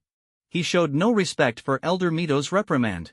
These 2 are dragging me down, Kakashi said, pointing a thumb at his teammates behind him. His teammates looked helpless. Even though they were older, they were still inferior in strength to the 5-year-old Kakashi, which was quite disheartening. Ha Kakashi, everyone has their challenges, Minato, with his golden spiky hair, chuckled to lighten the mood. Exactly, Kakashi, you should empathize with your teacher and your teammates. Tsukumo also joined in to persuade his son Kakashi. Yasuke watched them, quietly contemplating. I've heard that Minato Namikaze is one of the legendary Three's disciple, Jiraiya, making him the grandson of the 3rd Hokage, Hiruzen Sarutobi. Therefore, didn't that mean Kakashi was essentially directly connected to powerful influences? Yasuke, that junior is someone I, Kaze and Izuka, value highly. Kaze-senpai is someone I, Yasuke Hyuga, respect the most. The 2 unexpectedly said these lines simultaneously. They then shared a look of mutual admiration. The scene was indeed harmonious. In Tsukumo Hatake's team, the team spirit shone brightly. Anyone who saw them would surely praise them. Tsukumo scratched his silver hair, his eyes curving into crescent shapes. What a wonderful team I have. Witnessing this, Kakashi looked up at the sky, his face filled with shame as he donned a mocking expression. Yasuke, Mame, how many missions have you completed? I, Hatake Kakashi, have already completed 6 D-rank missions, 13 times, Mame replied with an ethereal expression in tone, delivering a heavy blow to Kakashi. Smack! Kakashi looked as if he had been struck, cracking under the pressure. Then, he knelt on the ground, turning pale. Watergate-sensei. We want to take on missions too. Let's take on 2, no, 3 today. From now on, we'll start each day with 3 missions. With that, Kakashi got back up, a fierce fire igniting in his eyes. I refuse to believe I can't surpass Yasuke. Watching the fiery Kakashi leave, Elder Mito Kazan nodded. Very good, Tsukumo. Your team has taken on a leading and motivating role, and you must continue to maintain this. Of course. They had no idea that an intense rivalry was quietly brewing within the team. Another morning arrived. Tsukumo gazed at the record of 20 completed D-rank missions, feeling tremendous satisfaction. Elder Mito, can our team take on C-rank missions next? Just then, Minato's team, led by Kakashi, sought to take on C-rank missions in an attempt to surpass Yasuke. However, Elder Mito sternly rejected them. Thus, Kakashi had no choice but to accept a D-rank babysitting mission to salvage his so-called great ninja career. Shifting his gaze, Elder Mito's expression softened considerably. After all, Tsukumo's team was the most cohesive in terms of teamwork, and the number of completed D-rank missions was the highest among this generation of genin teams. C-rank, let me see. Elder Mito flipped through another scroll. This C-rank scroll was considerably larger than the D-rank one, with more detailed task descriptions. Of course, the rewards were also greater. There's a craftsman called Tazuna in the Land of Waves. He's downstairs right now, and his commission task is to find a lost companion. Tazuna, Kaze's lips curled into a barely perceptible smile. The smile flashed and disappeared, unnoticed by anyone. Moments later, a man around 37 or 38 years old approached. He wore workers' clothing and carried a backpack, his skin bronzed from years of labor. Tazuna glanced around and saw only children. Hey, are you sending kids to do this task? The money I paid isn't for you to play house. Tazuna questioned the arrangement from Konoha sternly. Tsukumo raised his hand. Isn't it fine with me here? Who are you? Tazuna leaned closer to look. The famous Konoha White Fang, Tsukumo Hataki, Elder Mito explained from the side. Konoha White Fang? Tazuna's face displayed shock, seemingly intimidated by the title. After all, Konoha White Fang was well known throughout the ninja world, causing countless ninjas to tremble in fear. But the next moment, Tazuna shook his head. Never heard of him. Tsukumo. Half an hour later, at the entrance of Konoha village. This place was always bustling with ninjas and ordinary people coming and going. The Great Gates of Konoha were one of the village's iconic sites, known as the Meeting Gate.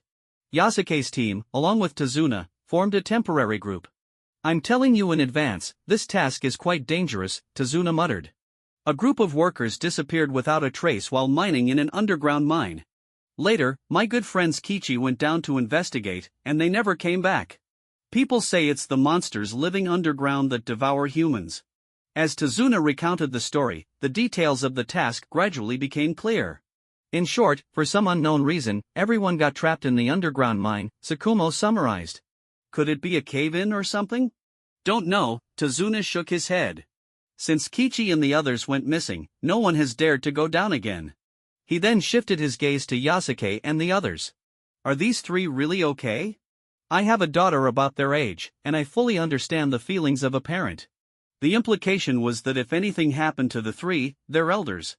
Well, don't let my appearance fool you, I'm also a father. Tsukumo's words eased Tazuna's expression considerably. Well then, let's set off. He waved his hand and turned to lead the way. The country that Konoha belonged to was called the Land of Fire. The Land of Waves, on the map, lay to the east of the Land of Fire. This time, Yasuke's team needed to leave the Land of Fire and head to the small island country. According to a ninja's pace, it would take about 3 to 4 days.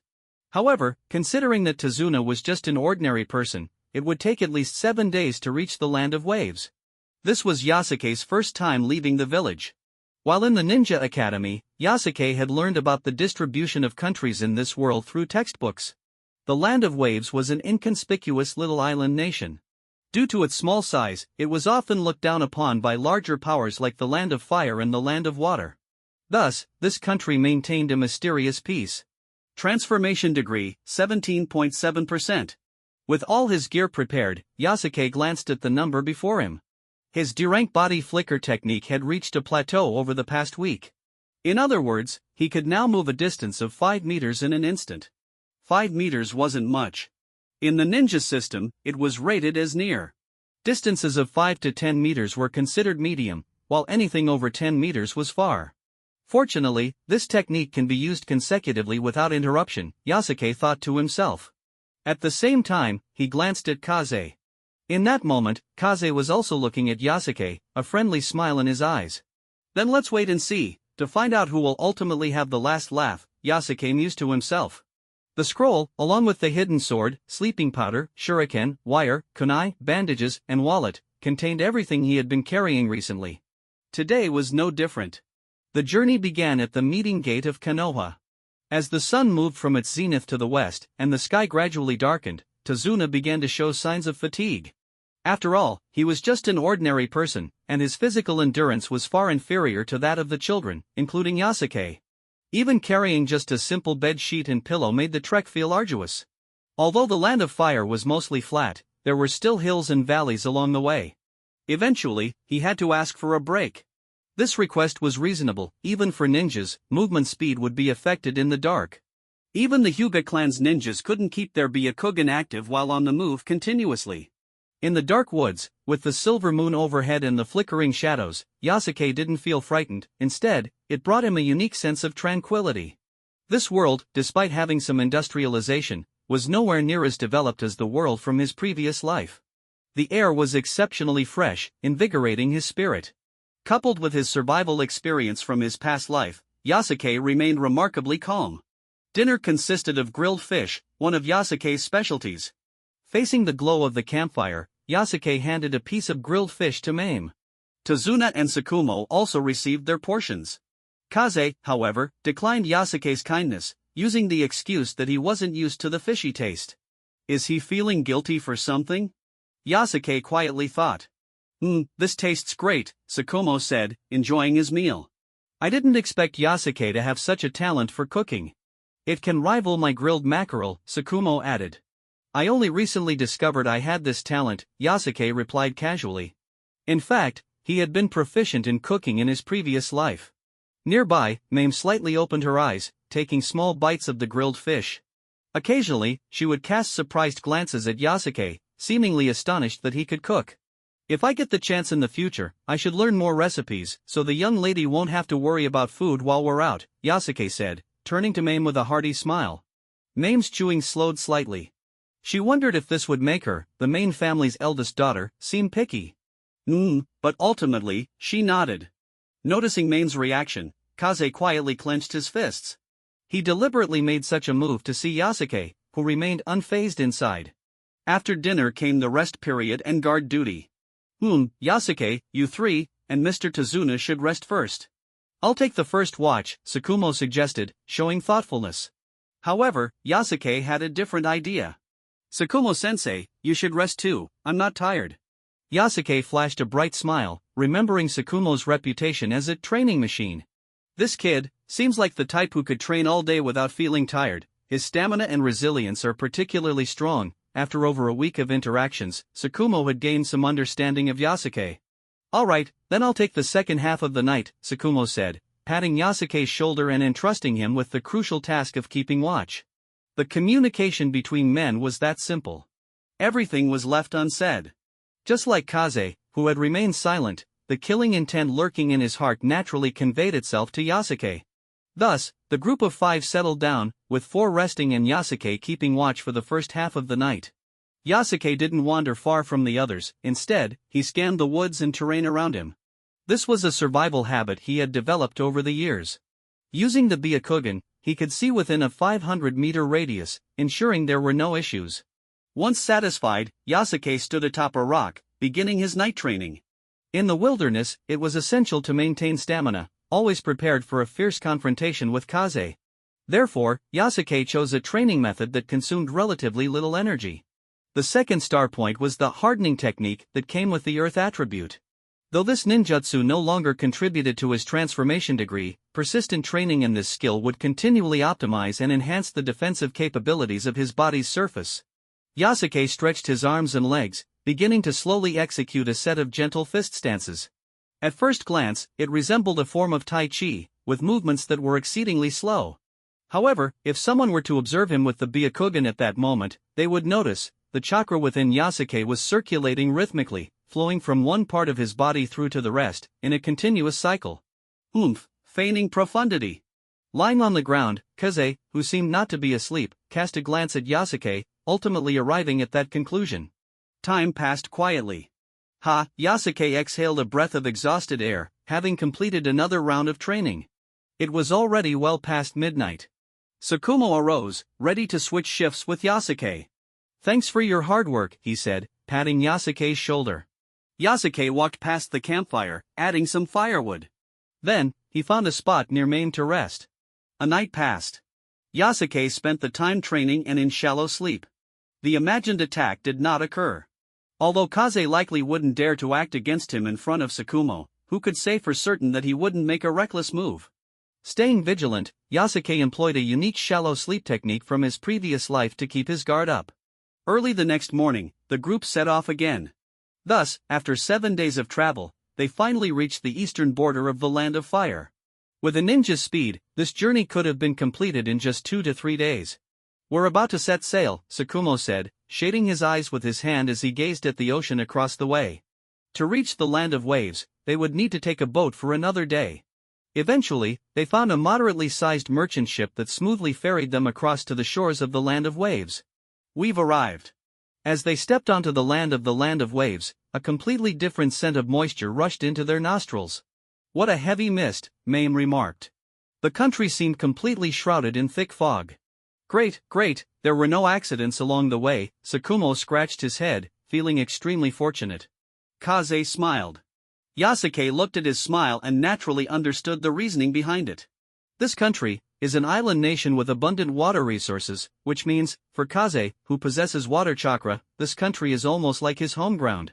Water release ninjas and earth release ninjas have an inherent advantage compared to lightning, wind, and fire release techniques. They can utilize the natural sources of water and earth to perform their jutsu. By doing so, they only need to expend a small amount of chakra to manipulate natural materials for their purpose.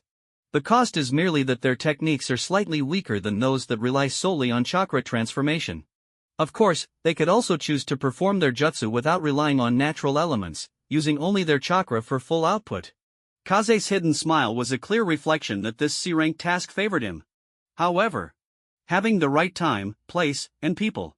You only have the advantage of the terrain, while I have the support of people. As for the timing, who knows who will end up victorious? Yasuke turned his head and followed Tazuna's lead. Moments later, they passed the shoreline and arrived at a market.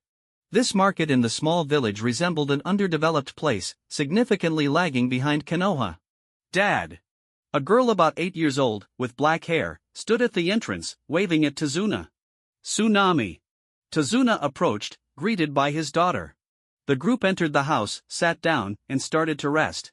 "Mr. Tazuna," about the location of the incident, Tsukumo began discussing the site with Tazuna, pulling out a map. Tsunami brought over some brewed tea, gazing at Mame with admiration. What a beautiful girl. Mame's outstanding appearance had attracted many gazes when they walked through the streets. "Do you want something to eat?" Tsunami asked, holding the tray after serving the tea. "No, let's head straight to the site." "I'm worried about Kichi and the others," Tazuna replied, shaking his head. 15 days had already passed since the incident, and he was more concerned about retrieving Kichi's body than eating. The incident site was a dark area deep within the underground mine. I didn't expect to have such bad luck, having the Konoha Whitefang take on this task. What a stroke of misfortune, a shadow spoke in a hoarse voice, laughing. A small snake slithered up to his feet and then disappeared into his sleeve. "Forget it, the experiment here has already concluded. Let this base be abandoned," the shadow said, glancing back, his snake-like slit pupils glimmering. At the incident site, Tsukumo and the others stared at the dark entrance before them. "It's right here." Tazuna pointed to the artificially excavated mine shaft and whispered. "From here on, it's up to you." He shook his head. He couldn't die yet. His daughter Tsunami had not yet grown up. "However, should we leave these 3 kids behind?" Tazuna indicated toward Yasuke and the others. Mr. Tazuna, don't worry," Tsukumo reassured him, extending a hand. "Mame." He gestured to Mame. Mame nodded, raising her hand to form signs. "Byakugan." A network of veins appeared around Mame's eyes. Activating her Byakugan, she could clearly observe the mine and its depths. With her high-purity Byakugan, she could see everything in front of her. Focusing intently, Mame's unique bloodline limit surprised Tazuna, an ordinary man. The Land of Waves had no ninjas, meaning many citizens might never gain knowledge about ninjas throughout their lives. "I see many corpses." As she gazed at the scene, beads of sweat formed on Mame's forehead, and her beautiful face appeared somewhat unnatural. Tsukumo's expression turned serious. He believed that what Mame was witnessing might be too gruesome for her. But, the truth was far more terrifying than Tsukumo imagined. This mine, it is connected to an underground base, and there are still people alive down there. Mame spoke up. Sakumo furrowed his brow. If there were still survivors down there, did that mean some of the miners Tazuna mentioned were still alive? With that thought, Sakumo decided to investigate further. Mame, guide me with your Byakugan. Yasuke, protect Mame. Kaze, your sense of smell is the keenest. However, if the underground is filled with corpses, your sense of smell may be compromised, so act normally. Mr. Tazuna, you stay here and don't wander around. Sakumo quickly arranged the team's actions. Under Tazuna's watchful gaze, they slowly entered the mine. In the darkness, Yasuke utilized his Byakugan to clearly see the surrounding terrain. As they ventured deeper, torches lit up, left by the miners. This indicated good ventilation and no gas presence. Hey! Someone is coming, towards us. After a short distance, Mame suddenly spoke up. Ah! Soon after, a figure shouting loudly rushed out from the opposite side. The group, ready for battle, focused their attention. Seconds later, the person's face came into view for the fore. Just an ordinary person, Yasuke rushed forward and delivered a punch, knocking him to the ground. You must be Kichi! Sakumo exclaimed, moving forward to grab Kichi. The man named Kichi was a ragged-looking man who appeared to be around the same age as Tazuna. According to Tazuna, they were childhood friends. The four recognized him from the missing person's photos. Kichi, we are Konoha ninjas hired by Mr. Tazuna to rescue you. Sakumo held onto Kichi. Kichi looked fearful and dazed. After a moment, when he realized they were living people and saw the ninja headbands with the village symbol, he suddenly broke down in tears. Monsters! There's a monster underground. It took everyone, they're all trapped below. Calm down. Kichi, please tell us exactly what happened. Sakumo shook him. Just as everyone's attention shifted. Swish! Another shadow darted out from the opposite side and rushed towards them. The speed of that shadow was astonishing, even Yasuke couldn't catch a glimpse of its form. It was safe to say that the shadow moved at least several times faster than Kaze using his four-legged technique. Among everyone, the only one who reacted was Sakumo Hataki. He immediately dashed forward, positioning himself in front of Mame and the others. This moment showcased Sakumo's formidable strength. Though the shadow was quick, Sakumo was even faster. Clang! The sound of metal clashing resonated as kunai met kunai. In the next instant, Sakumo and the shadow both darted away into the distance. Lady, we need to get out of here. Yasuke suggested urgently. The enemy's strength far surpassed that of the three genin, leaving the confrontation to Sakumo was the wisest choice. Mr. Kichi, do you have the strength to keep running? Mame glanced at Kichi, who first hesitated but then quickly stood up, indicating that he could continue. With that decision made, the three dashed toward the exit without hesitation. Meanwhile, Yasuke remained vigilant of Kaze, who followed closely behind Mame. However, the next moment, an unexpected change occurred. Boom! The earth shook violently as if it were about to collapse. The enemy facing Sakumo, upon seeing the white short blade drawn from Sakumo's back, immediately abandoned the confrontation. He suddenly retreated and slammed his right hand onto the ground. Earth release. Rock collapse. This technique, known as earth release, rock collapse, was a B-rank jutsu that could only be performed by Jonin-level ninjas. It could cause a cave-in of a certain area, and if the user was powerful enough, the range could even extend to unbelievable levels. Not only did it affect Sakumo, but it also impacted Yasuke and the others. In an instant, a torrent of rocks came crashing down, completely burying the underground mine. Time passed, though how long it was, no one could tell. In the darkness, a torch suddenly ignited. Mame instinctively squinted. Yasuke. In the dark, the Byakugan allowed her to see as well. The sudden light simply changed her vision back from shades of black, white, and blue to normal. Are you okay, lady? Yasuke carefully assessed Mame's condition. Mame sat on the ground and shifted slightly. Her delicate face slightly frowned. It seems I twisted my ankle. This could be considered a stroke of luck. If she had been hit by the falling rocks, Yasuke would have had to consider whether to abandon the mission. Normally, ninjas wouldn't sprain their ankles. However, since it was Mame's first time venturing far from home, combined with the urgency of the situation, it was understandable that her still-developing body would twist under such circumstances. Moreover, the Hyuga clan is known for their striking techniques, not for leg movements, Yasuke thought to himself. It seems, we are trapped. Mame tried to get up, but her sprained ankle wouldn't allow her. In the end, Yasuke supported her. Mr. Kichi is fine, Mame confirmed Kichi's safety through her Byakugan. Then she added, Kaze seems fine too, but like us, he's blocked on the other side by the collapsed passage. As for Tsukumo-sensei and that enemy. Through her Byakugan, Mame saw Tsukumo swing his blade, sharp as a crescent moon. The chakra emanating from him seemed capable of slicing through anything in existence. The enemy clearly didn't want to engage Tsukumo directly. After dodging repeatedly, he quickly fled. While the enemy's speed appeared comparable to Tsukumo, his techniques were incredibly strange, with various jutsu coming and going. For a moment, he managed to stall Tsukumo's movements. Yasuke fixed the torch in a crevice in the wall and observed carefully. Fortunately, there's airflow here. The flame flickered, indicating ventilation. There was no need to worry about suffocating. Next, Yasuke reached out to test the rock wall. He found it completely blocked. The fallen rocks were massive, each at least a meter in diameter.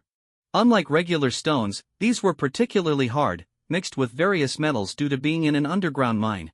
Breaking them would require not only caution to avoid further collapses but also immense strength. After a moment of contemplation, Yasuke decided to venture deeper, intending to explore the underground base and also treat Mame's injury. Lady, Yasuke extended his arm, signaling for Mame to climb onto his back. Mame hesitated slightly but understood that this was not the time to be prideful.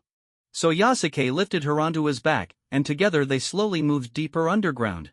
With Mame's arm around him and holding a torch in her other hand, the pleasant scent of a young girl wafted into Yasuke's nostrils. However, he didn't entertain any particular thoughts about it. With a girl on his back, he remained calm as a seasoned general. Step by step, they proceeded along the passage until they reached the depths of the mine. Before them lay a tunnel that had been hewn through. From here, the atmosphere changed. The rough underground excavation marks faded, giving way to finely crafted dimensions. This seems to be the work of Earth-release ninjutsu, Mame remarked, quickly assessing the composition of this mysterious underground base. Ninjas using lightning, flame, and other chakra transformations would ultimately see their jutsu dissipate. However, if they interfered with and processed natural materials with their jutsu, the results would remain even after the jutsu faded. Next, Yasuke noticed several rooms on either side of the passage.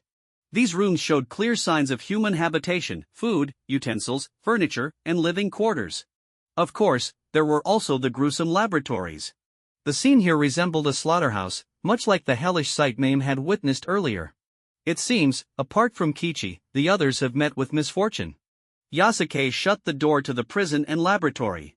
Out of sight, out of mind. After completing this task, he calmly carried Mame deeper in and settled her in one of the living quarters. It's a pity I don't know any medical ninjutsu, Yasuke muttered to himself. If there had been a medical ninja in the team, Mame's sprained ankle could have been treated quickly. But who could say that a medical ninja couldn't join the team in the future? Yasuke hadn't forgotten about his plan to eliminate Kaze. If he were to die, wouldn't that create an opportunity for a medical ninja to join him? Don't worry, my lady. Tsukumo-sensei, Mr. Tazuna, and Mr. Kichi will definitely come to rescue us, Yasuke reassured her. At this moment, with the cave-in already having occurred, Yasuke's plan was to feign calm and wait for rescue, all while secretly plotting how to eliminate Kaze. Mame's ethereal face showed no change, yet the thoughts in her eyes revealed her inner helplessness. Even though she had mentally prepared herself the moment she became a genin, encountering such a situation still caught her off guard. Being in this enclosed and dark underground space for an extended period made her uncertain if she would eventually become hysterical. But at least she had Yasuke by her side, which provided her with a semblance of comfort. Not long after, Yasuke returned to the room after exploring the area. My lady. Yasuke stood before Mame, who was sitting upright on the stone bed. I found a drinkable underground water source deeper down, along with many edible mushrooms. There are also some tools in this underground base that can be repurposed into cooking utensils. So, for now, we don't need to worry about food. With the food issue resolved, they could stay here and recuperate. Yasuke's wilderness survival skills were nearly maxed out. Even in a completely wild environment, he could live well, let alone in an artificial underground base. Mame, your finger. Mame suddenly noticed something. There seemed to be traces of injury on Yasuke's knuckles. Oh, it's nothing, my lady. I just went to test the hardness of the rocks blocking the entrance. It seems it will be a bit difficult to rely on our own strength to get out for now. This was not a lie. Yasuke had indeed attempted to break the rocks that were blocking the passage. Just one attempt had left his knuckles slightly bruised. For a genin specializing in taijutsu, breaking these rocks wasn't too hard, which indicated that the mineral density of the land in this area was quite high. Yasuke thought to himself. Let's prepare lunch first. After speaking, Yasuke turned and left the room. Inside, the campfire was still burning. The previous occupants had stored some whale oil here, which could burn for years or even decades without extinguishing, so there was no worry about light. However, being in this deep place, Mame couldn't help but ponder who had built this underground base and what kind of experiments they were conducting on the local miners. She closed her eyes, forcing herself to calm down. Now, I should rest well and make sure I don't become a burden. Yasuke picked some mushrooms. If one didn't carefully distinguish them, it was easy to confuse a few nearly identical poisonous mushrooms among the edible ones. The toxicity of these mushrooms wasn't too severe, they would only cause drowsiness in humans. Just as Yasuke was about to discard the poisonous mushrooms, he reconsidered and put them in his pocket instead. Next, he fetched some clear underground drinking water. After catching a few mice for testing and finding no issues with the water, he filled his container confidently. Before long, the aroma of food wafted into the room as Yasuke entered with mushroom soup, which also included some moss, making it a highly nutritious wild meal alongside the spring water. Mame picked up the bowl and took small sips. The incredible flavor spread across her palate. How is it, my lady? Yasuke asked nervously. It's very good, Mame replied softly. Hearing her praise, Yasuke nodded with a sense of relief and then said, My lady, I actually have a way to increase our chances of getting out. Relying on others was less effective than relying on oneself. While placing hope in Tsukumo was a decent choice, when it came down to crucial moments, they still had to depend on themselves. What method? Mame asked, holding her bowl. Training, Yasuke replied. A day later, bang. Yasuke threw a punch, his muscles and blood flowing as if in harmony. In Mame's Byakugan view, Yasuke's body radiated light and heat, appearing increasingly robust. Bit by bit, over and over again, Yasuke diligently practiced his taijutsu. Seeing Yasuke executing various unfamiliar moves, strikes, grips, and more, Mame's eyes flickered with intrigue. She realized that this was undoubtedly a set of taijutsu techniques she had never seen before. Mame's guess was accurate. Yasuke was currently practicing the techniques recorded on the scroll gifted to him by the third Hokage, specifically the C-rank taijutsu Rohan Fist from the land of Rice's sumo ninja clan. This complete set of taijutsu included the strongest straight punch technique Rock Strike, an upward palm strike called Rising Palm, a downward palm press named Press Palm, a knee strike called Rising Knee, a shoulder charge that could knock an enemy away like Shoulder Thrust, and a palm technique similar to the Hyuga clan's 8 trigrams palm known as Crushing Palm. It combined all 6 styles into a cohesive taijutsu that integrated the body's muscles. Initially, Yasuke had planned to wait until his transformation degree reached 20% before training, but after observing Kaze's efforts to survive, catching mice, eating moss, and training to grow stronger, he decided to adjust his plan. Watching Kaze's body grow stronger each day, Yasuke immediately prioritized training the Rohan Fist, entering into a silent rivalry with Kaze. This was a competition without verbal communication, where both harbored thoughts of killing each other, surviving, eating, and training while plotting against one another. I must be progressing faster. Yasuke finished another round of training and looked at the number before him. Transformation degree, 18.7%. In just one day, his transformation degree had increased by 1%. If things continued this way, he would break through to 20% in no time. With enough mushrooms available, Yasuke devoted all his energy to training. Though the process was arduous and exhausting, seeing the transformation degree steadily improve motivated him to persist. He was growing stronger, and to Mame, Yasuke's body appeared like an increasingly vibrant torch. Rock Strike. With a resounding boom, Yasuke threw another punch that seemed to ignite the air, creating a noticeable shockwave. Compared to when his transformation degree was at 10%, this was even more exaggerated and could rival the techniques of martial arts masters from the shows he had seen in his previous life. Mame's eyes sparkled with excitement as she gazed at Yasuke, filled with astonishment. After finishing his training, Yasuke quickly approached Mame. After a day of rest, she was now able to move around, engaging in some simple taijutsu exercises to aid her recovery. However, she spent most of her time intently watching Yasuke practice. My lady, your ankle should be feeling much better now, right? Yasuke asked with concern. Mame nodded gently. It's time to eat. Yasuke scratched his head and turned to enter the makeshift kitchen. Meanwhile, Mame slowly made her way deeper into the underground space. Before her was the flowing underground pool. After a moment of contemplation, she finally shed her clothes and stepped into the slightly cool water to bathe. For someone as cleanliness-conscious as Mame, enduring the journey from Konoha to the land of waves without a proper bath was unbearable.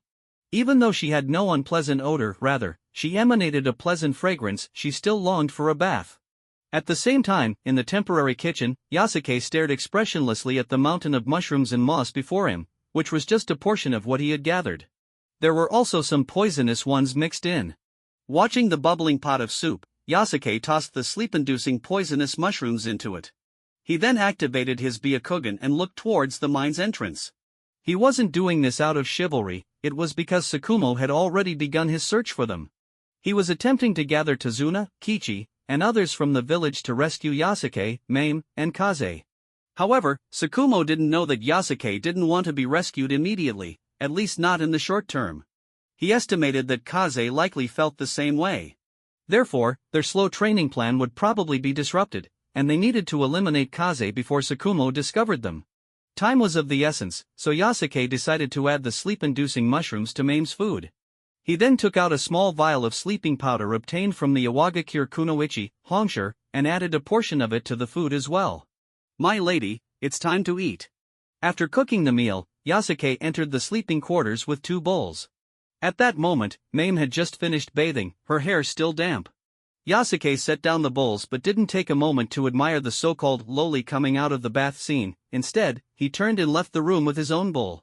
Outside, Yasuke quickly dug into his portion of the food. In reality, he had prepared many bowls for himself, filling a large pot, anticipating the potential energy expenditure that lay ahead. A moment later, he returned to the room and, as expected, found Mame had already napped. He stepped forward, looking at the empty bowl, then slowly reached out his hand, gently touching Mame's delicate and beautiful face before giving it a light squeeze. She didn't wake up. He tried a few more times and even confirmed her steady breathing with his Byakugan before fully concluding that this noble lady had fallen into a deep sleep. Very good, Yasuke nodded, then unfastened his belt and began to remove his long robe. Soon, he had taken off the robe and gently draped it over Mame to prevent her from catching a chill. After doing all this, the emotionless Yasuke turned and left the room. Byakugan. He activated his Byakugan again, scanning the situation underground to confirm Kaze's location. Yasuke began pacing back and forth in the room, lightly tapping the stone walls with his fists until he found the weakest spot to execute his plan. He had removed his robe not only to keep Mame warm but also because he anticipated that he would sweat a lot during the upcoming exertion. Rock strike. Bang! Yasuke swung his bandaged fist, striking the stone wall with great force. With a rumble, the impact wasn't earth-shattering, but the vibrations were clearly felt beneath his feet, and rock fragments flew in all directions, causing spiderweb-like cracks to spread rapidly. Rock strike. Yasuke punched again, resembling a relentless machine, pummeling the stone wall as he moved toward Kaze's location. He silently vowed, if I'm going to kill you, it's going to be today. Even Tsukumo won't be able to save you. At that moment, on the other side of the wall, Kaze, resting against the stone wall with his eyes closed, heard the sounds of impact. What's that noise? He immediately became alert, rising like a beast and scanning his surroundings. Bang! Bang! Bang! The rhythmic sounds came from a direction. With his keen sense of smell, Kaze, although not as adept in hearing as in other senses, was still significantly stronger than an average ninja. Soon, he pinpointed the source of the sound and placed his hand against the wall to feel the vibrations. Is that Tsukumo-sensei? In an instant, Kaze's face lit up with joy, knowing that Konoha White-Fanged, Tsukumo Hataki, would never abandon his comrades. But the next moment, his smile faded, and he reconsidered. Could it be that brat Yasuke? Just as he was thinking this, the sounds of impact suddenly ceased. While Kaze was filled with confusion, on the other side of the wall, Yasuke had been striking for half an hour. He returned to the kitchen, picked up a bowl, and gulped down a large serving of the mushroom and moss mixture, wiping his mouth before heading back to continue pounding the stone wall. Transformation degree, 18.8%. Rock strike. Bang. Rising knee. Bang. Rising palm. Crushing palm. Press palm. Shoulder thrust. Yasuke switched between the 6 techniques of the Rohan Fist, striking the wall without pause. Before long, he had carved out an artificial tunnel. C-rank taijutsu was significantly more powerful than D-rank, but it also placed a greater burden on the body. Therefore, Yasuke took breaks to eat and replenish his strength. From 1 p.m. to 5 p.m., a full 4 hours of pounding practice yielded results equivalent to 12 hours of usual training. Transformation degree, 19.7%. Very good, bang. Transformation degree, 19.8%, bang. Bang. Transformation degree, 19.9%, bang. Bang. Bang. Transformation degree, 20%.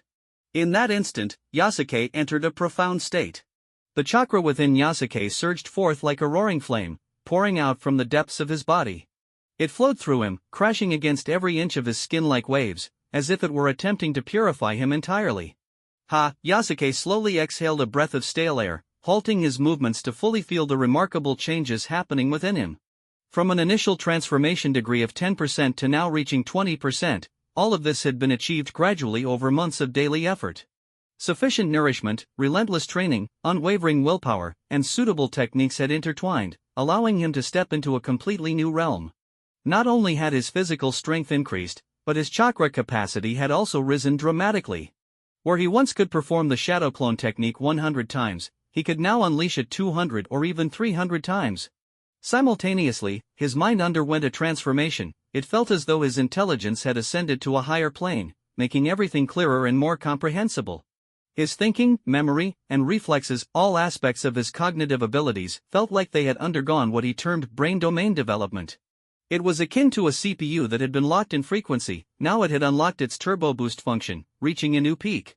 Perhaps to the outside world, others might not notice Yasuke's changes, but for him, the transformation was profound. His dynamic vision seemed enhanced, the once diminished clarity of his Byakugan had improved. Now, he could clearly see the flow of chakra within his arm without needing to press it against his face. At that moment, it felt like a nearsighted person regaining their vision or a disabled individual discarding their crutches.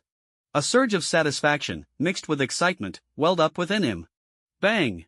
Yasuke once again threw a punch, and the rock shattered upon impact, the force of his strike now at least 50% stronger than before. Moreover, the hardening technique associated with his second star point had also slightly increased his resilience to impacts. Achieving a transformation degree of 20% had resulted in a comprehensive enhancement of Yasuke's physical condition. What delighted him further was that after 4 continuous hours of relentless training, his body, which should have been exhausted, was instead brimming with vitality, as if he had boundless energy. He muttered to himself, "Kaze. I'll make sure you meet your end here." Bang! Bang! Bang!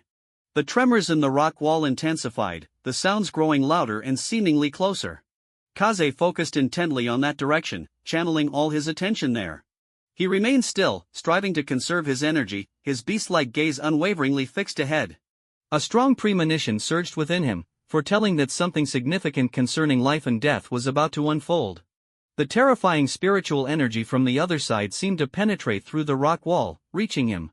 The rhythmic pounding felt like the Grim Reaper's warning bell, tightening the strings of his heart to their utmost limit. At this moment, Kaze recalled many past events, the taunts from classmates during his time in the Ninja Academy, the faces of those 2 annoying teammates, the weak and mediocre Jonin instructor, and the exhilarating feeling of having been betrayed during a mission that had nearly cost them their lives. Step by step, he had arrived at this point, with bad luck gradually fading and good fortune beginning to shine. Joining the renowned Konoha White Fanged, Tsukumo Hataki, and encountering the radiant Hyuga clan's noble lady made him feel as if he were receiving protagonist treatment. But, that brat Yasuke, that bastard's presence seemed to remind him that the darkness of the past had not truly vanished, and that the path of life would soon plunge back into impenetrable darkness. He absolutely could not allow Yasuke to continue his arrogance, he had to put an end to him. Bang! Rocks exploded as a bandaged fist thrust through the wall. In the next moment, boom! The wall crumbled, as if it had been pushed down entirely. Kaze, the spirited Yasuke, emerged from the rubble, his body covered in stone dust. "Are you ready to step onto the path of the afterlife?" Kaze revealed a sinister grin. "It's you who will die." In that instant, the accumulated emotions within both of them reached a boiling point. "Quite calm, aren't you?" I've waited so long and been careful enough, originally planning to find a suitable opportunity to ambush you. I didn't expect you to deliver yourself right to me." In other words, Kaze believed he could defeat Yasuke, but even so, he was contemplating a careful and cunning surprise attack, demonstrating his caution. "Is that so?" In the dim underground mine, Yasuke's eyes suddenly gleamed with a cold light. "Actually, I..." Before he could finish his sentence, Yasuke made his move. He hurled his fist forward, his whole body propelled like a cannonball towards Kaze, making sure he wouldn't make the mistake of hesitating in a fight. Ha ha! Water release, water chaos wave. Kaze formed hand seals and unleashed a torrent of water. This was a C-rank jutsu. Yasuke's figure flashed to the side. Though he thought the jutsu wouldn't have much lethality, he knew that caution was key and he couldn't afford to be careless. Splash! The water cascaded to the ground. Water release, water clone. Kaze formed seals again, and the water that had splashed on the ground quickly transformed and solidified, creating multiple physical clones of Kaze. Based on the knowledge he had in his mind, he knew that each water clone possessed 1/10 of his strength. Humph! Realizing he had been underestimated, Yasuke struck with determination, punching the nearest water clone. Bang! The water clone burst apart, transforming back into useless splashes. Oh! Seeing Yasuke destroy a water clone with a single punch, Kaze raised an eyebrow, clearly surprised by Yasuke's strength. However, what Kaze didn't know was that Yasuke had achieved a temporary breakthrough and had just reached the level of a chunin thanks to the Rohan Fist Taijutsu scroll given by the third Hokage, Sarutobi Hiruzen. With a few more punches, all 4 clones were destroyed. Yasuke hesitated not at all, raising his fist and charging straight towards Kaze's real body. Bang! The 2 fists collided fiercely, the force radiating outward from their point of contact. As their figures intertwined, this dark underground space instantly transformed into a life-and-death battlefield for Yasuke and Kaze. Fists and feet clashed, and each impact resonated with a thunderous sound. Rock strike! Bang! Yasuke unleashed all his power, executing the C-rank Taijutsu Rohan Fist with a force that seemed capable of shattering solid rock. Kaze, however, showed no fear and braced his arm to take the hit. To everyone's surprise, the fist capable of breaking stone was actually blocked by him. In an instant, Kaze controlled his other hand into a claw shape, lunging at Yasuke's neck like a beast, his claws seemingly able to tear apart the toughest of creatures. Yet, Yasuke merely lifted his arm slightly and effortlessly deflected the attack. Then, he quickly raised his knee and thrust it towards Kaze's groin, shouting, "Rising knee!" Ha ha! Kaze let out a wild laugh, springing into the air with the agility of a canine. While airborne, he formed seals, shouting, "Four-legged technique." As he activated the jutsu, his hands and teeth transformed into those of a beast. When he landed, his sharp fangs bared like a mad animal, he lunged at Yasuke, ready to claw and bite. But Yasuke's reaction speed was even faster. Before Kaze could land, Yasuke struck upwards with an open palm, rising palm. Bang! The blow sent Kaze flying, and Yasuke staggered back a few steps, both their arms tingling from the impact. Under Kaze's full strength, if it had been students like Hibiki or Shiranui, they would have likely suffered broken bones and crushed skulls. In other words, many of those students would have died countless times in such a confrontation. But Yasuke was not a mere student, his strength far exceeded their expectations. "Ha, Yasuke, it seems you've been hiding your strength all along." Kaze's face twisted in anger, his arm trembling from the force he had exerted and the pain he felt. After their intense exchange, it was clear that Yasuke's power was greater, and his fists were harder. "However, do you think this will be enough?" "Shut up! Die for me!" Yasuke shouted, quickly forming seals with one hand. The body flicker technique taught to him by Sakumo activated instantly, making him appear right in front of Kaze as if he had teleported. Theoretically, very few ninjas would use the body flicker technique during battle. It was usually reserved for escape, as the technique's main advantage was speed. Too much speed could also lead to a lack of clarity about one's surroundings, putting them in danger. However, Yasuke was different. After reaching a transformation degree of 20%, his visual acuity had improved, and his dynamic vision became sharper, allowing him to see everything clearly before him. Kaze was startled, but he was, after all, someone who had previously caused the deaths of 2 teammates. He widened his eyes and instinctively raised his arms to protect himself, focusing on shielding his head and heart. But just as he was fully defending himself, Yasuke's free hand suddenly flicked out, scattering a cloud of powder, sleeping powder he had obtained from a kunoichi of Iwagakure. This rapid advance using the body flicker technique was intended to catch Kaze off guard. He would never have expected Yasuke to use such a tactic. The gust of wind created by Yasuke's speed sent the powder directly towards Kaze. Realizing something was amiss, Kaze held his breath and tried to retreat, but Yasuke wouldn't let him have his way. He accelerated again, taking a step forward, and unleashed a flurry of punches, simultaneously using Rock Strike. Bang! Bang! Bang! A torrential downpour of attacks overwhelmed Kaze. Each punch held immense power, and combined with the Hyuga clan's rapid-fire strike characteristics, Yasuke's arms became mere blurs. In an instant, he unleashed 16 punches, akin to a hammer smashing down, relentlessly pummeling Kaze, who could no longer withstand the onslaught and fell backward. As Kaze was about to hit the ground, Yasuke thrust out his right palm, press palm. One of the 6 techniques of the Rohan fist, the press palm, landed heavily on Kaze, boom. Kaze coughed up blood, his back slamming against the hard ground, spiderweb-like cracks radiating outward. Yasuke had genuinely dealt a heavy blow to his opponent, causing Kaze's defensive posture to collapse, leaving him wide open. Fueled by his success, Yasuke's only thought was, "I'll kill you." He swung his fist toward Kaze's face, aiming to smash his skull. Yet, Kaze's resilience resembled that of a ferocious dog. Despite being at a disadvantage, he showed no signs of giving up. His eyes were filled with madness and the instinct to survive. As Yasuke's fist approached his head, Kaze raised his arm to block it once more. However, such a hasty defense could not compare to Yasuke's strength. With a sickening crack, several of Kaze's fingers were broken by Yasuke's iron fist, and just hearing that painful sound of bones snapping was enough to convey the intense agony. "Ah!" Kaze roared, thrashing like a trapped beast. Faced with his frenzied clawing, Yasuke smirked, stepping back a few paces. He then leisurely tore off the bandage on his forearm, revealing a hidden blade. Swish! The blackened blade glinted with a sharpness that sliced through the air as it aimed toward Kaze's claws. Due to the dim light in the underground cavern and the blackened blade, coupled with Kaze's near-manic state, Yasuke easily struck true on his first attack. Thud! Several of Kaze's fingers were severed, the cutting power and hardness of the blade superior to that of regular kunai. Ah! Kaze let out a chilling scream as he stumbled backward. Swish! The sound of slicing air echoed as Yasuke swung the blade again, pressing the attack. Kaze's complexion turned extremely grim, the pressure from Yasuke was overwhelming. Each move was brutal, beginning with powerful punches, followed by the sleeping powder, and now the hidden blade.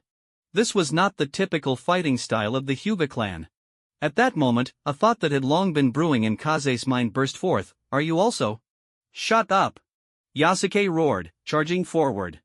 The hidden blade became a whirlwind, mercilessly cutting into Kaze. In his previous life, Yasuke had witnessed too many people perish because they trusted their opponent's words. He understood that words could be a deadly art, so he paid no heed to whatever Kaze had to say. He only knew he had to kill him, not allowing Kaze any chance to turn the tables. Thud! Thud! Yasuke stabbed the blade into Kaze's body again and again, and within just a few seconds, Kaze's body was stained red, riddled with countless wounds.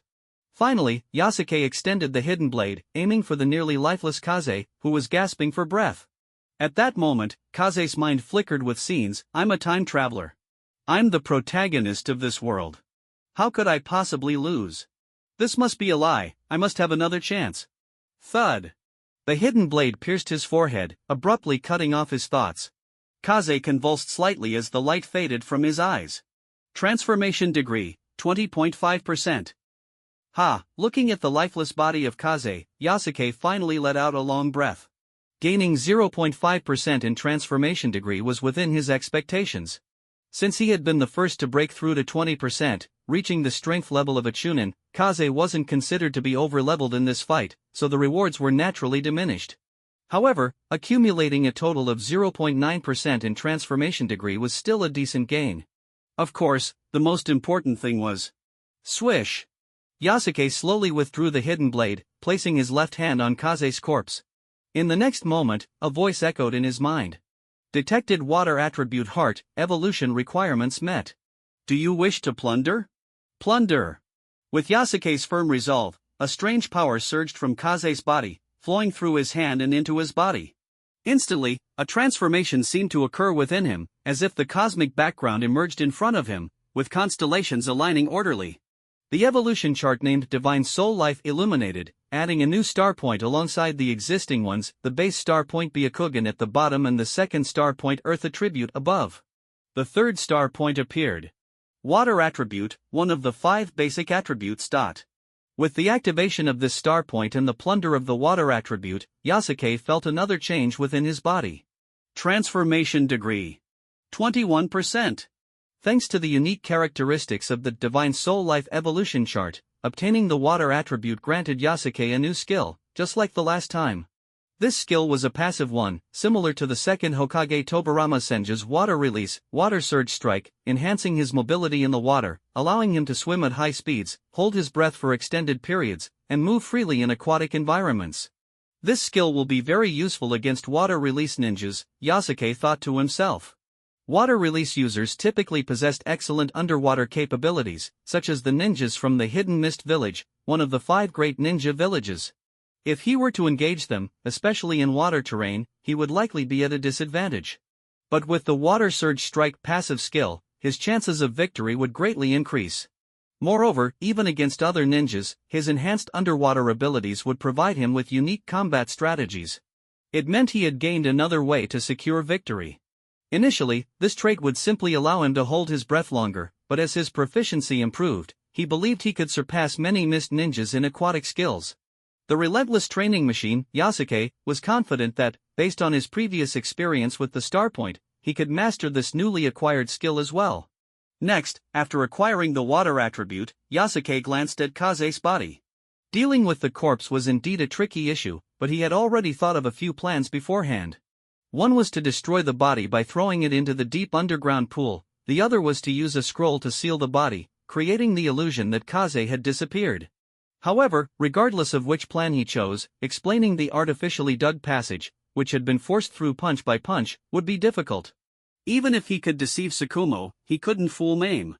Byakugan. Yasuke activated his Byakugan to survey the area. Through the perspective granted by the Byakugan, he discovered that the passage connected to the sea of the Land of Waves. This meant that if he found a suitable point to break through, the seawater would flood in, effectively submerging the cave and the entire underground base, thus destroying the evidence. He looked over at Tsukumo, Tazuna, and Kichi, who were still hard at work digging. Tsukumo, in particular, was frequently using earth release techniques, accelerating the excavation under the guidance of Tazuna and other construction experts. Probably, in about an hour, they'll break through? Yasuke estimated the time. Time waits for no one. Seal. He unrolled a scroll, quickly forming seals with his hands to properly seal Kaze's body. Afterward, he began to implement his bold plan. Mame slowly woke up, rubbing her slightly dazed head, feeling as though she had slept for a long time. But without a clock, she had no idea how long it had actually been. She was also unaware that during her slumber, Yasuke had spent over 4 hours successfully advancing to the level of a chunin and had even killed Kaze. Yasuke, the first thing Mame did upon waking was to search for Yasuke's figure. Just then, a drenched Yasuke rushed in from outside. Mame was taken aback, noticing that he was soaked, and his expression seemed somewhat tense. "My lady, it's bad. The water pressure outside is too great, and it has leaked in. This underground area is about to be submerged by seawater." Yasuke wiped the water from his face and immediately urged Mame to escape. Mame hadn't fully processed what was happening when Yasuke grabbed her and pulled her toward the exit. Rumble. A deafening noise filled the air as the entire underground base seemed to shake violently, the sound of raging water echoing. While Mame had been asleep, Yasuke had broken through the passage, allowing the seawater to flood in. At first, it was just a hole the size of a soccer ball, but under the terrifying pressure of the seawater, that hole would rapidly expand, eventually turning into a massive wave. Yasuke pulled Mame as they ran deeper, finally reaching the pool where Mame had bathed earlier. This pool was also connected to the water area, however, it was naturally formed and had a stable structure due to being a freshwater body. Yasuke had previously observed it with his Byakugan, and through the lengthy waterway, he knew it could connect to the outside. The only problem was that an ordinary person wouldn't be able to swim through such a long underwater passage without drowning. Yasuke speculated that this was likely why the mysterious individual who had infiltrated and established the secret underground base had chosen this location as an exit. That person must have been very skilled in water. "My lady, are you ready?" Yasuke asked seriously, his tone low. Ha? Mame replied, indicating that she truly wasn't mentally prepared. However, there was no time left. Deep breath. Yasuke took a deep breath. Here we go. With that, he suddenly pushed Mame into the pool. Caught off guard, Mame fell into the water, and Yasuke immediately followed, diving in after her. Boom! Ugh, Mame felt as though she had fallen into an endless abyss, and she couldn't help but feel a bit embarrassed. She wasn't particularly skilled in swimming. Indeed, as the noble lady of the Hyuga clan living in the family estate, she had rarely needed to deal with water, making her a complete landlubber. At that moment, Yasuke, acting as the swimming coach, naturally took on the role of a lifeguard. He reached out and grabbed the panicking Mame, who was submerged in water, and immediately activated the third star point of his water attribute skill, Water Surge Strike. Water Surge Strike. In an instant, Yasuke moved like a nimble swordfish, darting forward with incredible speed beneath the water. Simultaneously, he could feel his proficiency with this skill increasing at an astonishing rate. As expected, the half-hour of practice wasn't in vain. After defeating Kaze, Yasuke had spent half an hour familiarizing himself with the ability of Water Surge Strike. From initially just being able to hold his breath for a long time, he had gradually transitioned into a state of swimming freely. It was as if he had been reborn. In his previous life, Yasuke had been quite proficient in swimming, and now, with this special skill and the magical effects of Water Surge Strike, he had truly reached a level of being at home in the water. This sensation was difficult to put into words. As the ancient saying goes, you are not a fish, how can you know the joy of fish? But now, Yasuke could confidently say, I know the joy of fish. Thanks to his exceptional underwater abilities, Yasuke was moving even faster than an average adult running at full speed. In the past, he would never have imagined he could perform like this, but now, everything had changed. In contrast, Mame had her eyes tightly closed, desperately holding her breath. Yasuke's legs kicked rapidly, effortlessly displacing the water around him. This was the marvel of ninjutsu. The sound of vibrations filled his ears, indicating that the underground base was completely submerged, and even the pool was starting to fill with water. After a few seconds, Yasuke felt an inexplicable force pushing him, and he quickly swam out using the momentum from his previous efforts. Time passed, and Mame slowly regained consciousness. The warmth of sunlight greeted her, and when she saw Tsukumo and Yasuke looking relieved, she realized where she was. Mame found herself lying in the bed of Tazuna's daughter, Tsunami. Yasuke had finally emerged from the river near the town after a strenuous dive and had run back to carry her. Thank goodness, Tsukumo smiled with relief. Thanks to Yasuke, he patted Yasuke on the shoulder, appreciating his disciple even more. Yasuke had already informed Tsukumo of the events, of course omitting the details about his breakthrough to Chunin, breaking through the passage, and killing Kaze. It's a pity, Tsukumo's expression turned to concern as he wondered about his third subordinate's fate. By the way, where's that guy? Tazuna, who was also watching, asked, referring to Kaze. Senior Kaze must be fine, he has good fortune on his side, Yasuke stated firmly, even though he actually had no idea where Kaze was. In reality, Tsukumo and the others had no way of knowing that Kaze's body was currently sealed within a scroll on Yasuke. Tsukumo nodded. Given that both Yasuke and Mame, who were unfamiliar with water, had managed to escape, it was reasonable to assume that Kaze, who was skilled in water techniques, would also be okay. Then came the summary of the mission. What began as an ordinary C-rank task had, due to the appearance of a mysterious ninja, transformed into at least an A-rank and possibly even an S-rank mission. The shadow that had faced off against Tsukumo made everyone wonder who could engage a powerhouse of Tsukumo's caliber and cause him trouble while escaping unscathed. The opponent can use Earth Release. According to Yasuke, they might also be proficient in Water Release. Their taijutsu may not be as strong as mine, but their techniques are very uncanny. Tsukumo shook his head helplessly. Trying to uncover the identity of the opponent with such limited information was exceedingly difficult. Especially since the underground base had been flooded with seawater, they would likely need to send someone familiar with water techniques, perhaps even Umbu, to investigate. About the mission reward, Tazuna's lips twitched slightly. Strictly speaking, this was indeed his responsibility as the client. If Konoha needed to add more mission funds.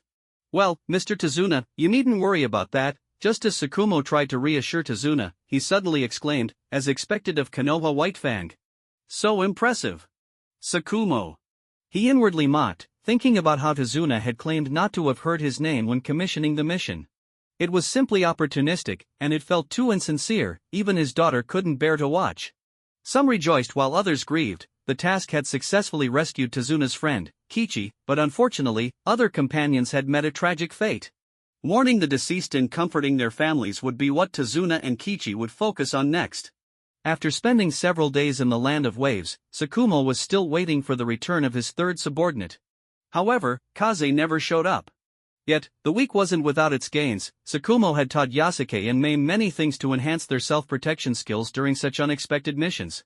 By the way, during this time, Mame had also learned how to swim, which was truly a cause for celebration.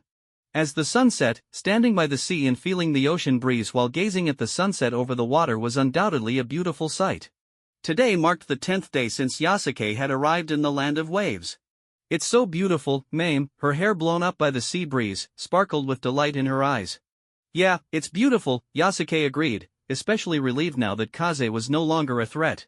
"Well then, let's set off." Tsukumo waved goodbye to Tezuna and the others. After some investigation by the Konoha reinforcement team, they still hadn't found Kaze's whereabouts. With a somewhat dejected mood, Tsukumo embarked on his journey home. 7 days later, after deducting the 4 days spent on the return journey, Yasuke had been in the village for a full 3 days. During these 3 days, Tsukumo had reported the situation to the higher-ups and, as a guiding jonin, had also made a point to greet the members of the Inuzuka clan.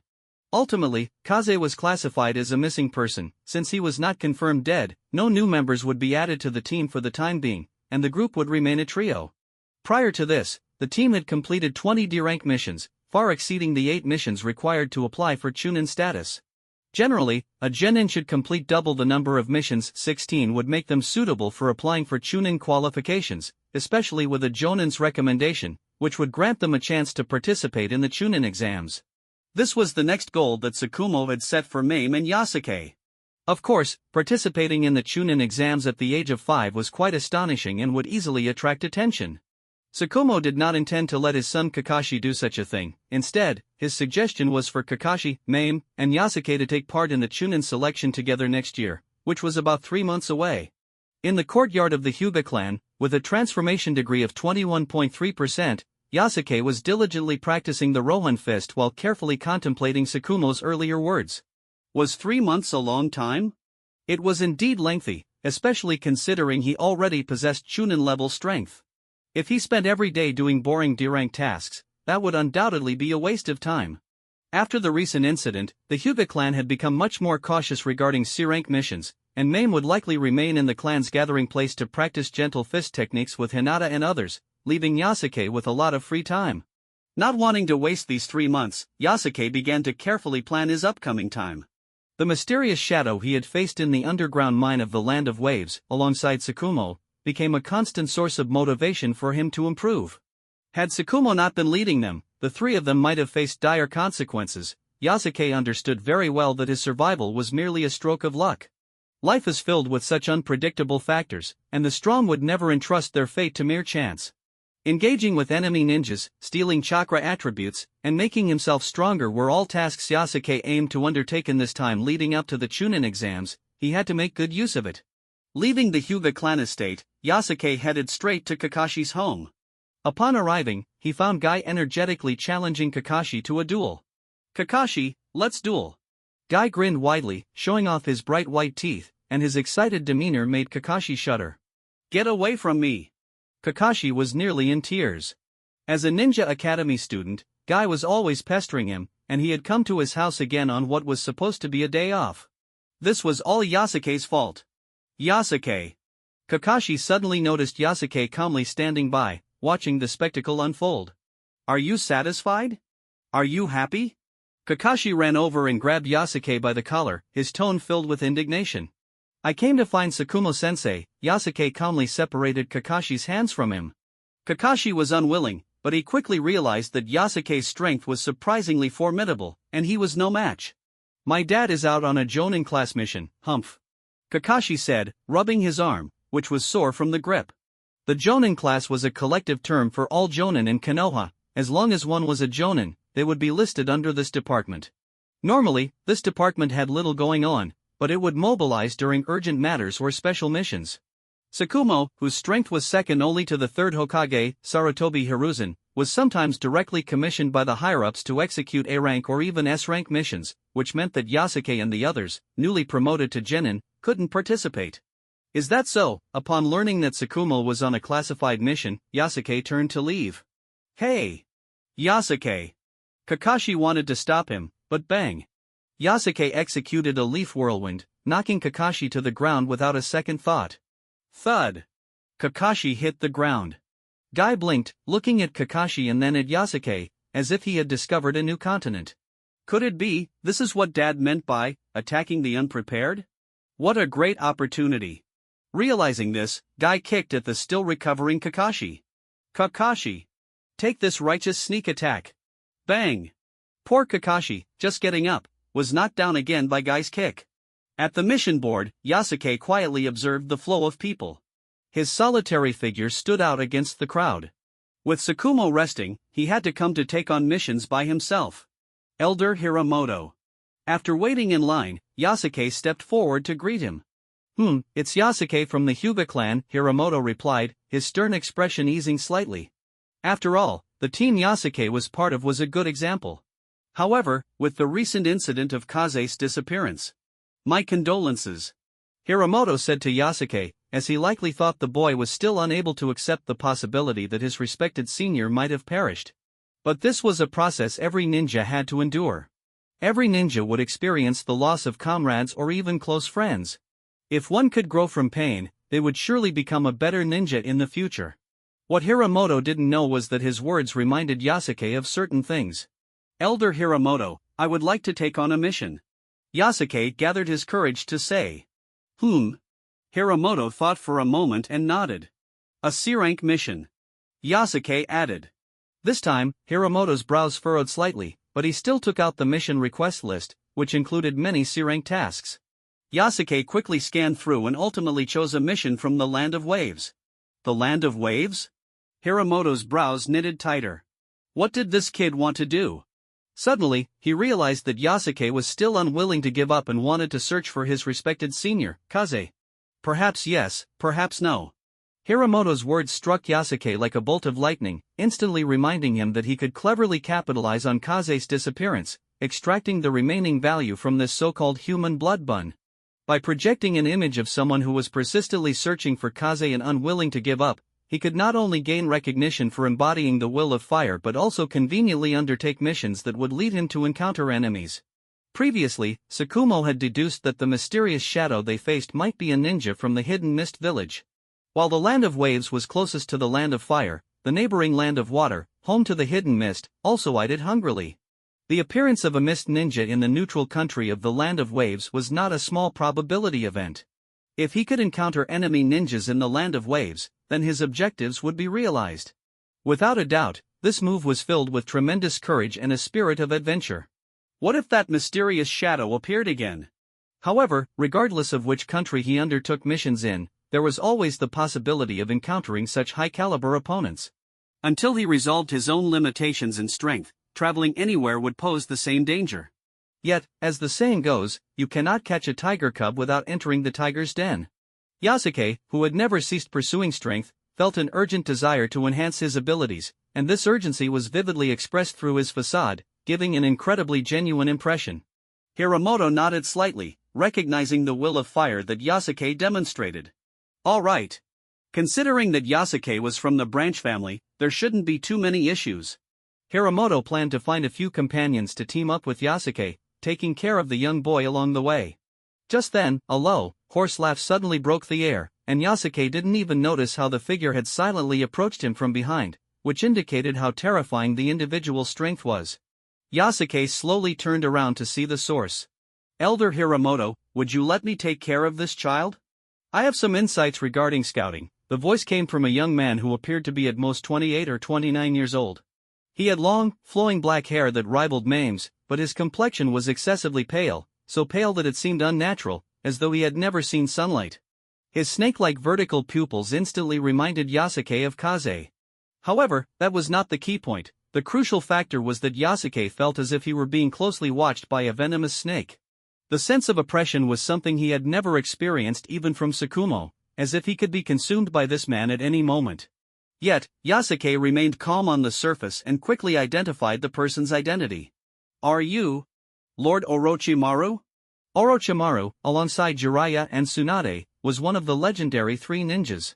He also held a notable identity as a disciple of the third Hokage, Sarutobi Hiruzen. Coming from a commoner background without even a surname, Orochimaru had displayed unprecedented talent from a young age and was taken as a disciple by Sarutobi. It was said that Orochimaru was recognized as a powerful figure in Konoha, second only to Tsukumo. "Oh? Even a child knows about me?" Orochimaru showed a hint of interest, and Yasuke was all too familiar with that gaze. In his previous life, he had encountered several mad scientists whose eyes were strikingly similar to Orochimaru's. This is an extremely dangerous character. Through a comprehensive analysis of various information and a deep understanding of human nature, Yasuke immediately reached this conclusion. "I've heard about you from teacher Sarutobi. You are this year's top graduate. Yasuke Fuga." Orochimaru had long been informed about the events at the Ninja Academy from Sarutobi, including details about Uchiha Itachi, Kakashi, and Mame. "Orochimaru, with you here, I feel much more at ease."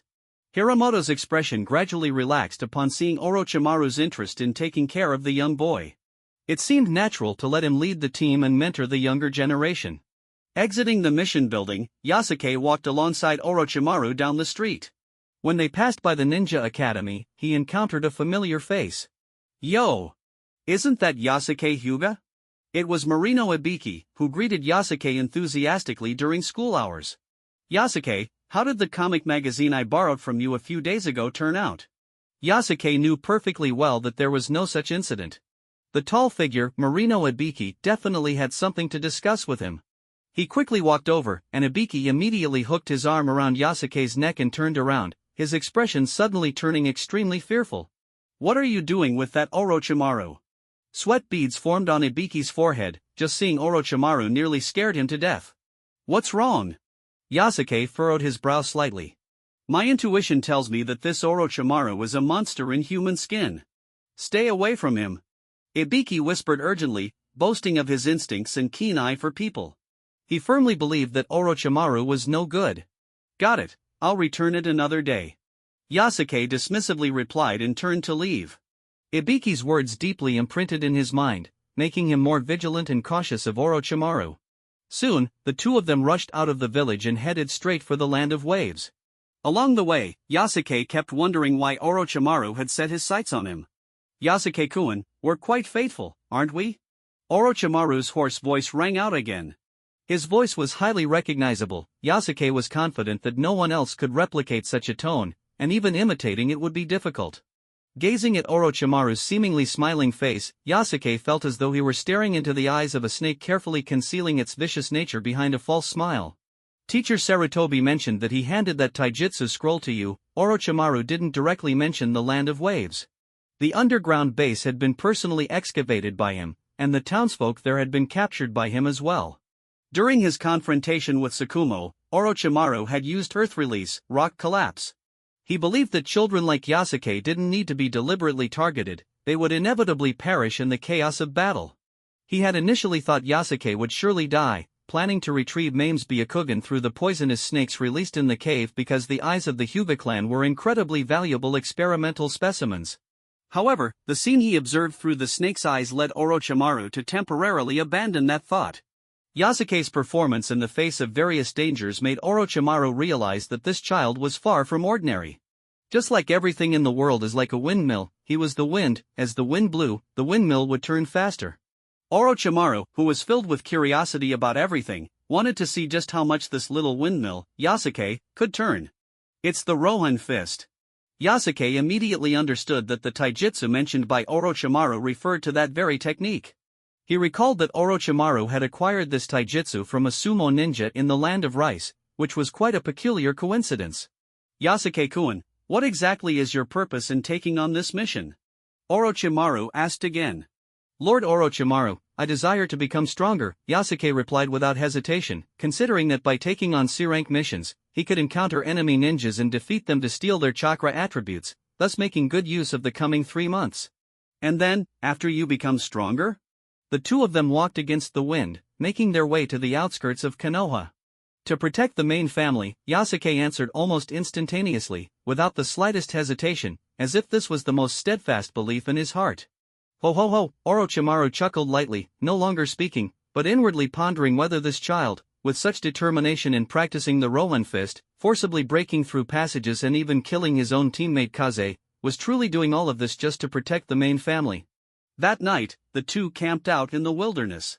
The tranquil night was filled with countless stars, and Orochimaru's pale face appeared even more twisted and eerie under the glow of the campfire. Yasuke was responsible for catching fish and grilling them. Although Orochimaru did not mention it, Yasuke remembered that during his time at the Ninja Academy, the teachers had taught that lower-ranked members of a team should handle logistical tasks. The fire crackled as Yasuke focused intently on flipping the fish. After a moment, he handed the grilled fish to Orochimaru. Orochimaru was slightly surprised but accepted it nonetheless. Ho ho, Orochimaru had intended to say that it didn't matter what ninjas ate, even military rations could fill the stomach and were no different from grilled fish. However, after taking a bite of the grilled fish, he couldn't help but exclaim, excellent cooking. He realized that military rations could not replace the deliciousness of real food, even ninjas didn't need to suffer needlessly. Yasuke-kun, what do you think a ninja truly is? Orochimaru seemed to take an interest, his gaze piercing as he stared at Yasuke, posing this seemingly simple yet deeply profound question. While Yasuke chewed on the grilled fish, he remained calm internally, well aware that this was yet another tricky, life-threatening question, just like the one posed by Hinata Hayashi before. Though it appeared casual, a wrong answer could endanger his ninja career. The textbook stated clearly, a ninja is one who can use ninjutsu, those who cannot use ninjutsu cannot be called ninjas. Just like the various difficulties faced by Might Guy and his son, Might Guy, this definition painted a true picture. However, was it true that one could not be a ninja without ninjutsu? Probably not, but that was not the key point at the moment. The key was what kind of answer the questioner, Orochimaru, wanted to hear. Speaking bluntly like the free-spirited main would not do. Yasuke carefully pondered, quickly reflecting in his mind. His understanding of Orochimaru was still superficial, but if he applied the template of the mad scientists he had encountered in his previous life to the eerily similar gaze and temperament of Orochimaru, perhaps he could arrive at an answer that would satisfy him. After contemplating for a moment, Yasuke began to answer seriously, a ninja, as the textbook states, is one who masters ninjutsu. Just like a mad scientist is one who masters science and technology. But why differentiate between a scientist and a mad scientist?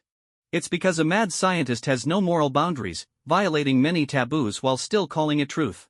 I believe a ninja who only knows ninjutsu is merely a tool of ninjutsu. Only those who thoroughly research and seek the roots and insights into ninjutsu and even the truths of the world are the true ninjas. Orochimaru's snake-like vertical pupils suddenly brightened. He hadn't expected this child to reach a dimension that few could comprehend. Could it be that this was the fabled wisdom disguised as foolishness? Both the lecherous Jiraiya and the gambling Tsunade only indulged in the trivial desires. How could a ninja's life be spent so mundanely? Truth, Orochimaru extended his hands, his eyes filled with fervor, resembling a lonely mad scientist about to share his dreams with others. Yasuke listened intently, knowing that it was best not to provoke Orochimaru at this moment. The best reaction was to feign an attentive demeanor, as he had accumulated rich experience dealing with mad scientists in his previous life. Everything! Orochimaru exclaimed.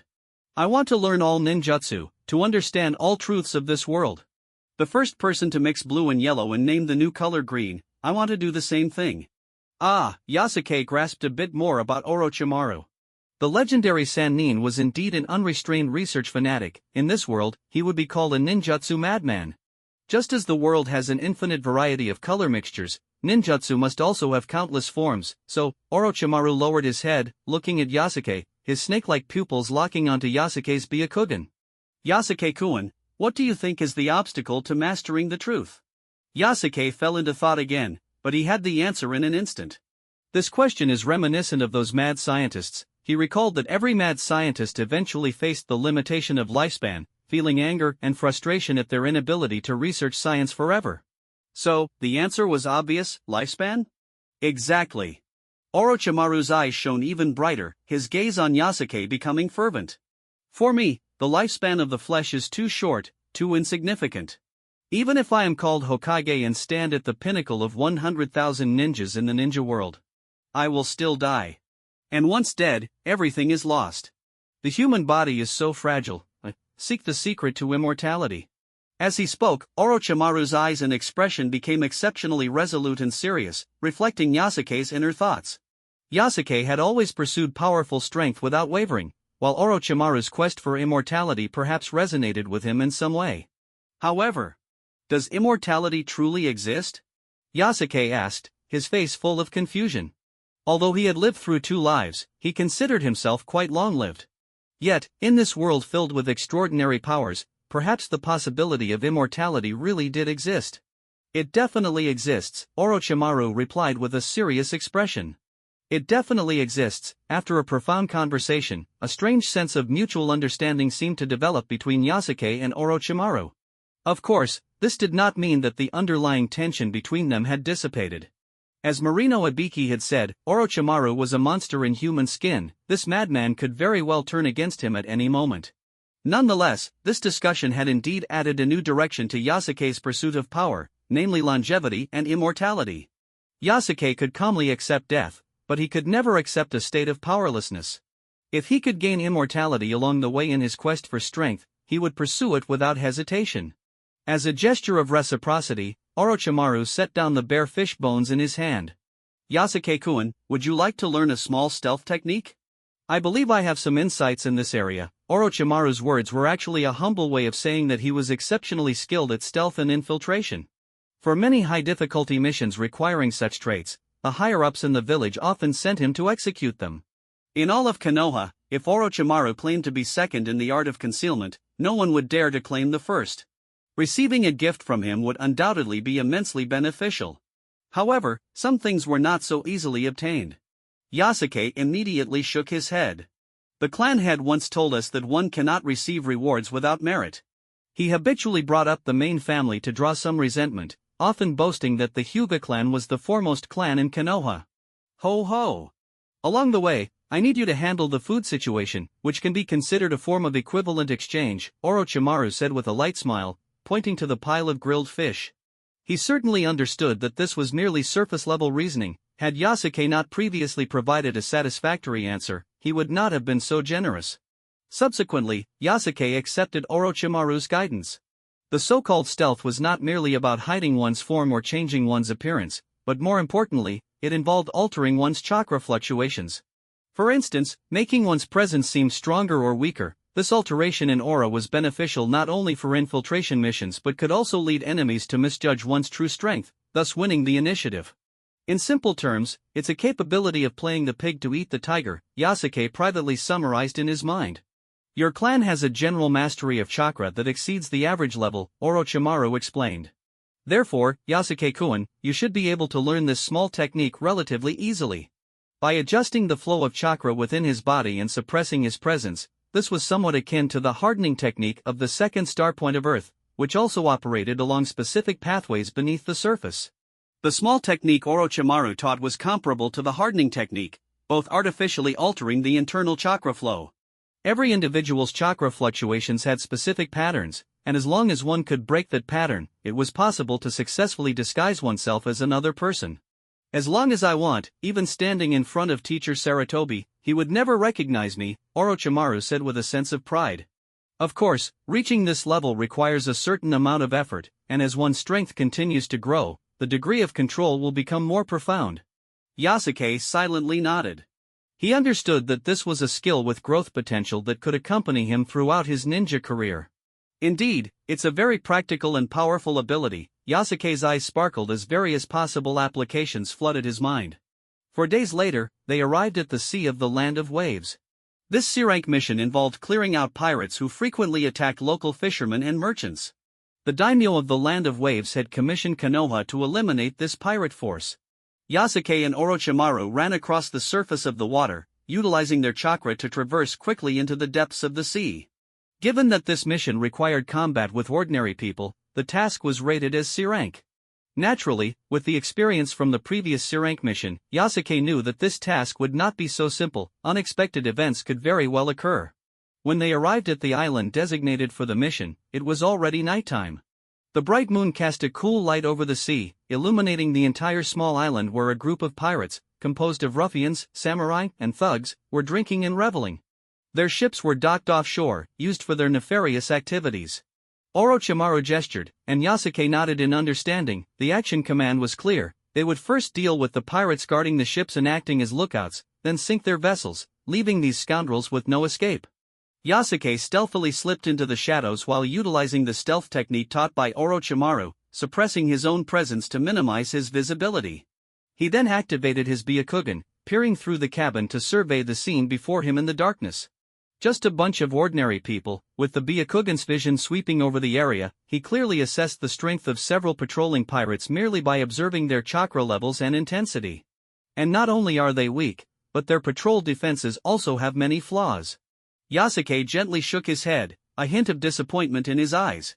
The pirates' performance was riddled with weaknesses. It was no wonder the mission was only rated as C rank.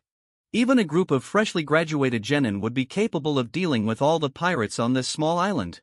A pirate dressed like a ruffian stepped out of the cabin to relieve himself, completely oblivious to Yasuke hidden beside him. When he turned to head back, Yasuke descended like a phantom, delivering a powerful gentle fist strike to his chest, the force penetrating through his skin and directly rupturing his heart. Almost instantly, the pirate fell silently to the ground. Ho ho ho! Hidden in the shadows, Orochimaru crossed his arms, quietly observing Yasuke's series of actions. He appreciated Yasuke's displayed strength and admired his merciless precision. There are still 3 more, Yasuke-kun, Orochimaru said, raising his hand and holding up 3 fingers. Yasuke nodded and moved toward the cabin.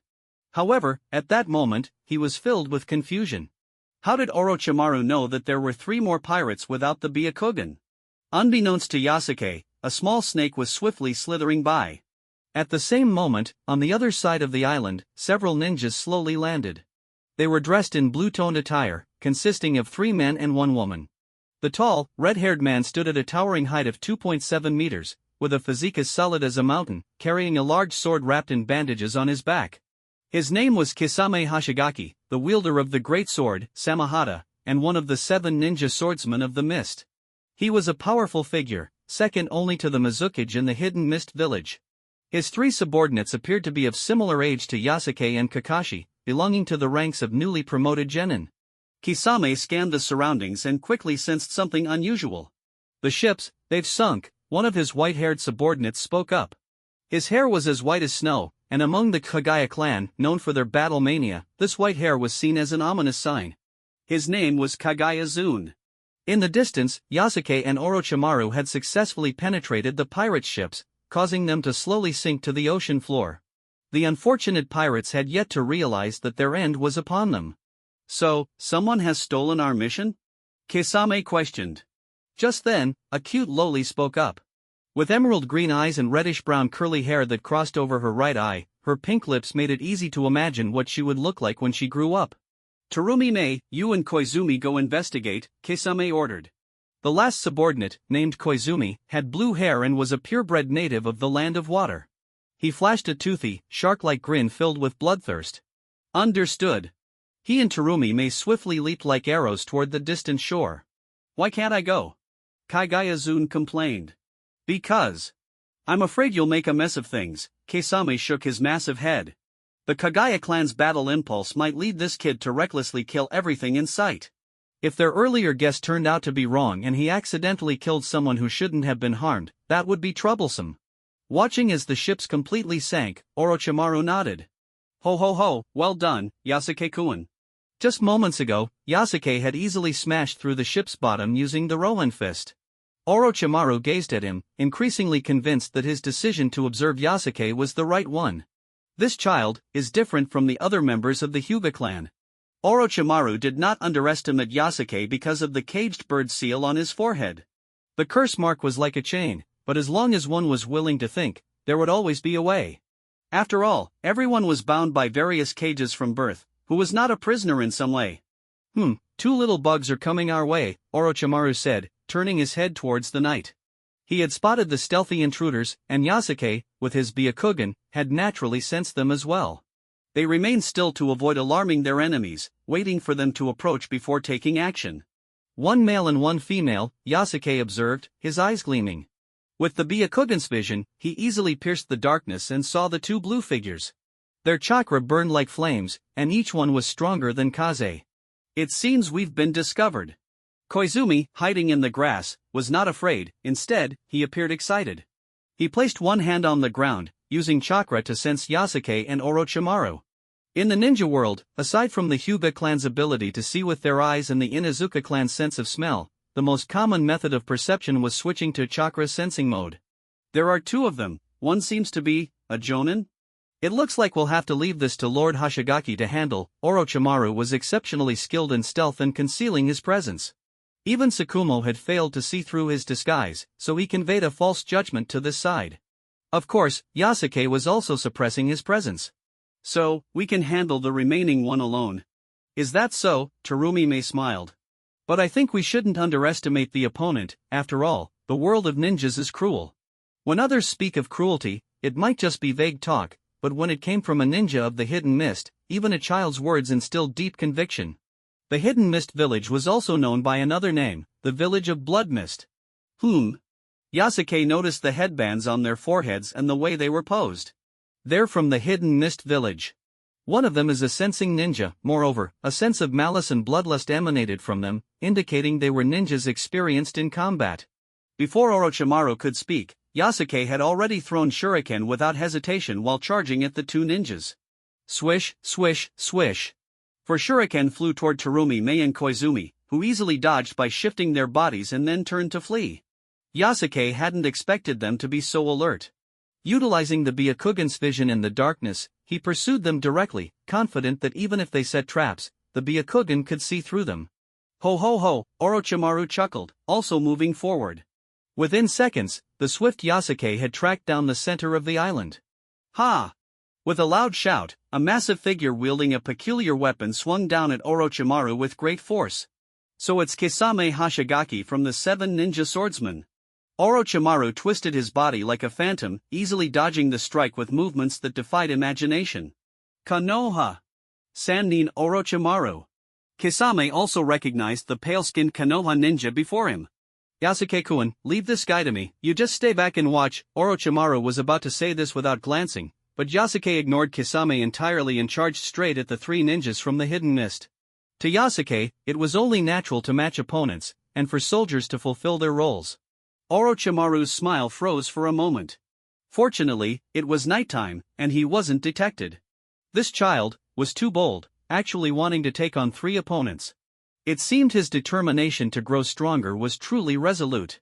As Orochimaru and Kisame faced off, Yasuke's attack was already quietly approaching. Hey, Konoha brat, you've stolen our mission. What do you have to say for yourself? Koizumi spoke up, but Yasuke seemed to be oblivious to him. To him, since they were enemies, it was only a matter of life and death, there was no room for negotiation. TCH. Koizumi spat and raised his kunai in preparation to defend himself. In an instant, the sound of metal clashing rang out. Yasuke glanced at the smiling red-haired girl and the expressionless white-haired guy beside him. They didn't seem inclined to help, but that was actually a good thing for him. He calmly wielded his kunai, and to his surprise, Koizumi's speed was incredibly fast. They exchanged a series of strikes, and Koizumi's blade skills were impressive, not faltering at all. Impressive, for a Hidden Mist ninja. Yasuke thought, showing no signs of panic on his face.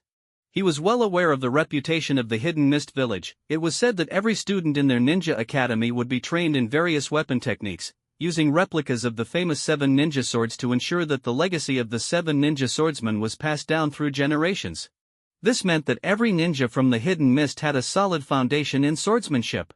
Looks like we've got a cool type here. Terumi chuckled, assessing Yasuke from the side. Her gaze finally settled on his Byakugan, the signature of the Hyuga clan. She slowly retracted her smile, secretly calculating the potential benefits of acquiring the Byakugan. It would be a significant achievement. The forehead protector concealed the caged bird seal on Yasuke's forehead, which sparked her imagination.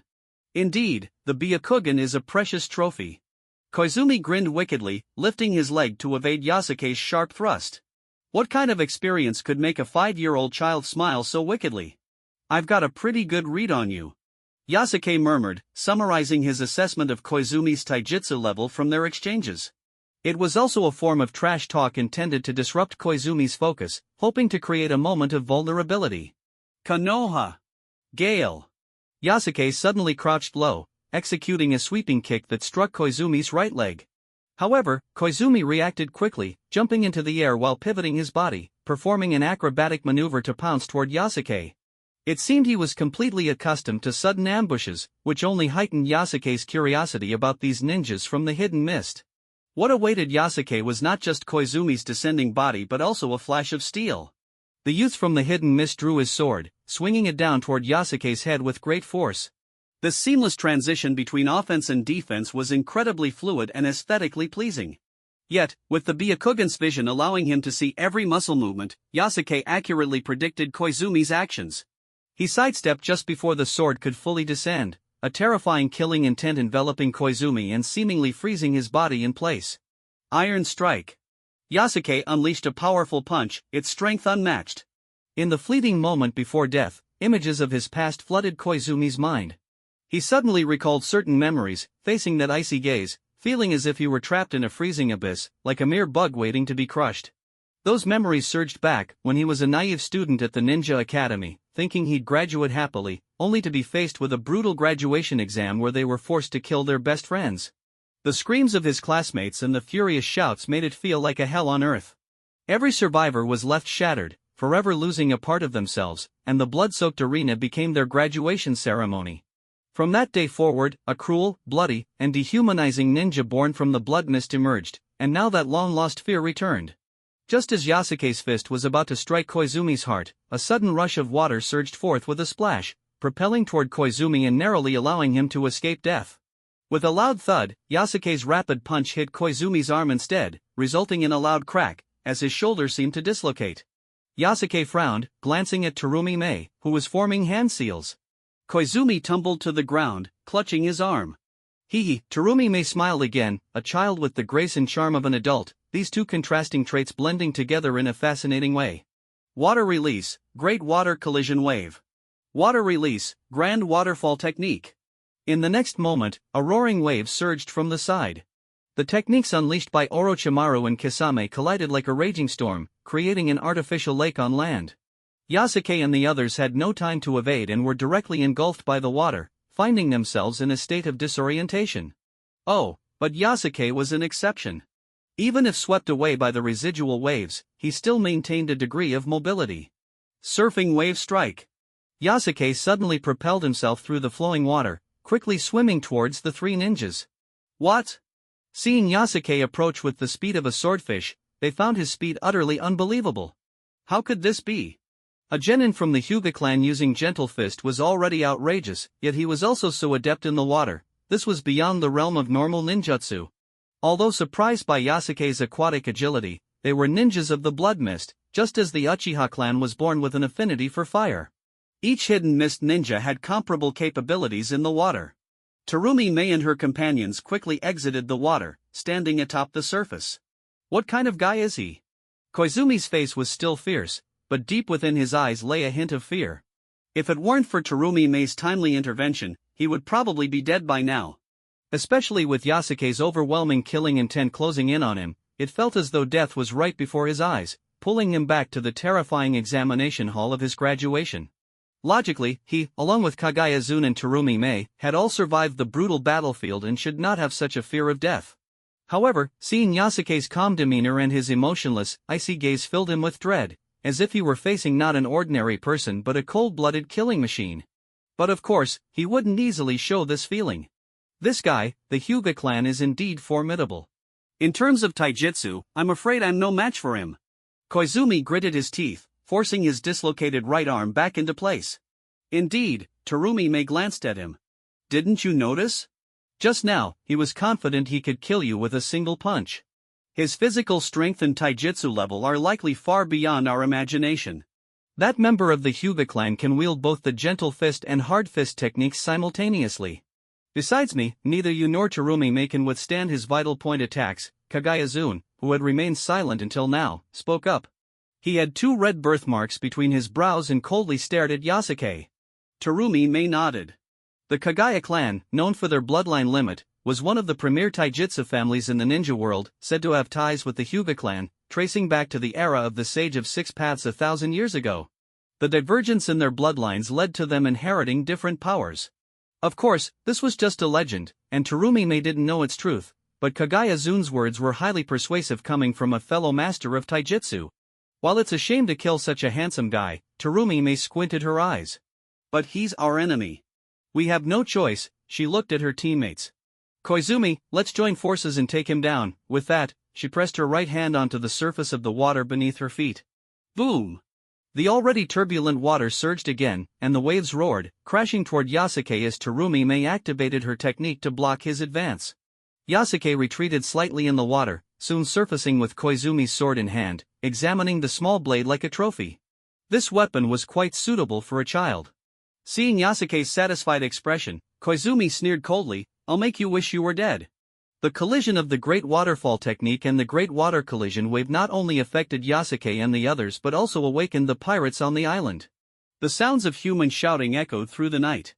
Yasuke turned his head, pondering for a moment, and in the next instant, to the astonishment of Terumi and her companions, he charged toward the pirate den. What is he doing? Even someone as clever as Terumi couldn't understand the logic behind Yasuke's strange behavior at that moment. However, this seemingly bizarre act was not without reason. After careful consideration, Yasuke made his decision. On one hand, completing the mission would yield rewards and not affect their ninja ranks. On the other hand, since the enemy had realized one of their own was not his opponent, facing three alone would be troublesome. Moreover, the outcome of Orochimaru's fight was still uncertain. Should he fail, he would have to escape quickly, which would inevitably lead to mission failure. Thus, Yasuke decided to eliminate all the pirates first before reconsidering his next move. Disguise level, 21.3%. Surfing wave strike. Yasuke instantly created a ripple, swimming toward the distant pirate den. The residual waves from his technique shook the ocean, demolishing the pirates' stronghold. The area transformed into a wasteland as pirates floated on the water, cursing, unaware that death was approaching. Swish! Yasuke swiftly closed in, darting past the pirates with astonishing speed and terrifying power, taking them down one by one. Whether they were ruffians or samurai, their heads were severed before they even had time to react, maintaining the expressions they wore in life until the very end. At that moment, describing Yasuke as a shark seemed more fitting. Soon, some pirates sensed something amiss. A guy who looked like a pirate captain, wearing a captain's hat, was about to shout. However, Yasuke, gliding freely underwater, had already reached him. He widened his eyes in horror, staring at the sudden appearance of Yasuke, who looked like a ghost with Byakugan. "Forgive me for borrowing your life." Yasuke spoke coldly, swiftly severing the pirate captain's head. Darkness and water could not hinder Yasuke, who possessed the Byakugan. He precisely captured every body emanating a chakra glow. After the last pirate fell to his blade, he sighed in relief, at least the mission was accomplished. Disguise level, 21.35%. Gazing at this minuscule increase, Yasuke nodded. Just then, an angry roar came from behind him. "Trash! How long do you think you can run?" As the tides ebbed and flowed, Yasuke stood back on the somewhat muddy ground. The moment he turned to face Koizumi, his cold gaze locked onto him. "Then die! Iron Strike!" The booming voice resonated like drums, as Yasuke activated the earth release hardening technique inside his body. At that moment, he held nothing back, his words rumbling like thunder, clearly reaching the ears of everyone present. He threw a punch at Koizumi, and with that punch, he stepped forward, producing a loud thud from the ground as if an ancient behemoth had collided with it. In Koizumi's eyes, the entire earth seemed to tremble. The opponent's punch filled his entire field of vision. Using the hardening technique to enhance his physical capabilities to the extreme, combined with C-rank taijutsu, the force of the punch approached him, accompanied by a fierce wind that slammed against him. This violent power and shocking might seemed poised to obliterate everything in its path, sweeping toward the enemy. Damn it! Koizumi was completely enraged, a wild glint flashing in his eyes. Faced with such overwhelming power, he suddenly raised his fist as if to squeeze out every ounce of strength from within him, channeling all his chakra into his right fist. With a loud boom, flames danced and ignited on the surface of his fist, showcasing a more advanced chakra control technique, chakra nature transformation. This indicated that this hidden mist youth had surpassed the level of a genin. The fiery fist, imbued with the potential to incinerate everything, charged toward Yasuke. At that moment, Yasuke finally understood why his opponent hadn't used ninjutsu earlier. In a village where almost everyone could use water release techniques, it was fascinating to encounter a fire specialist from the hidden mist.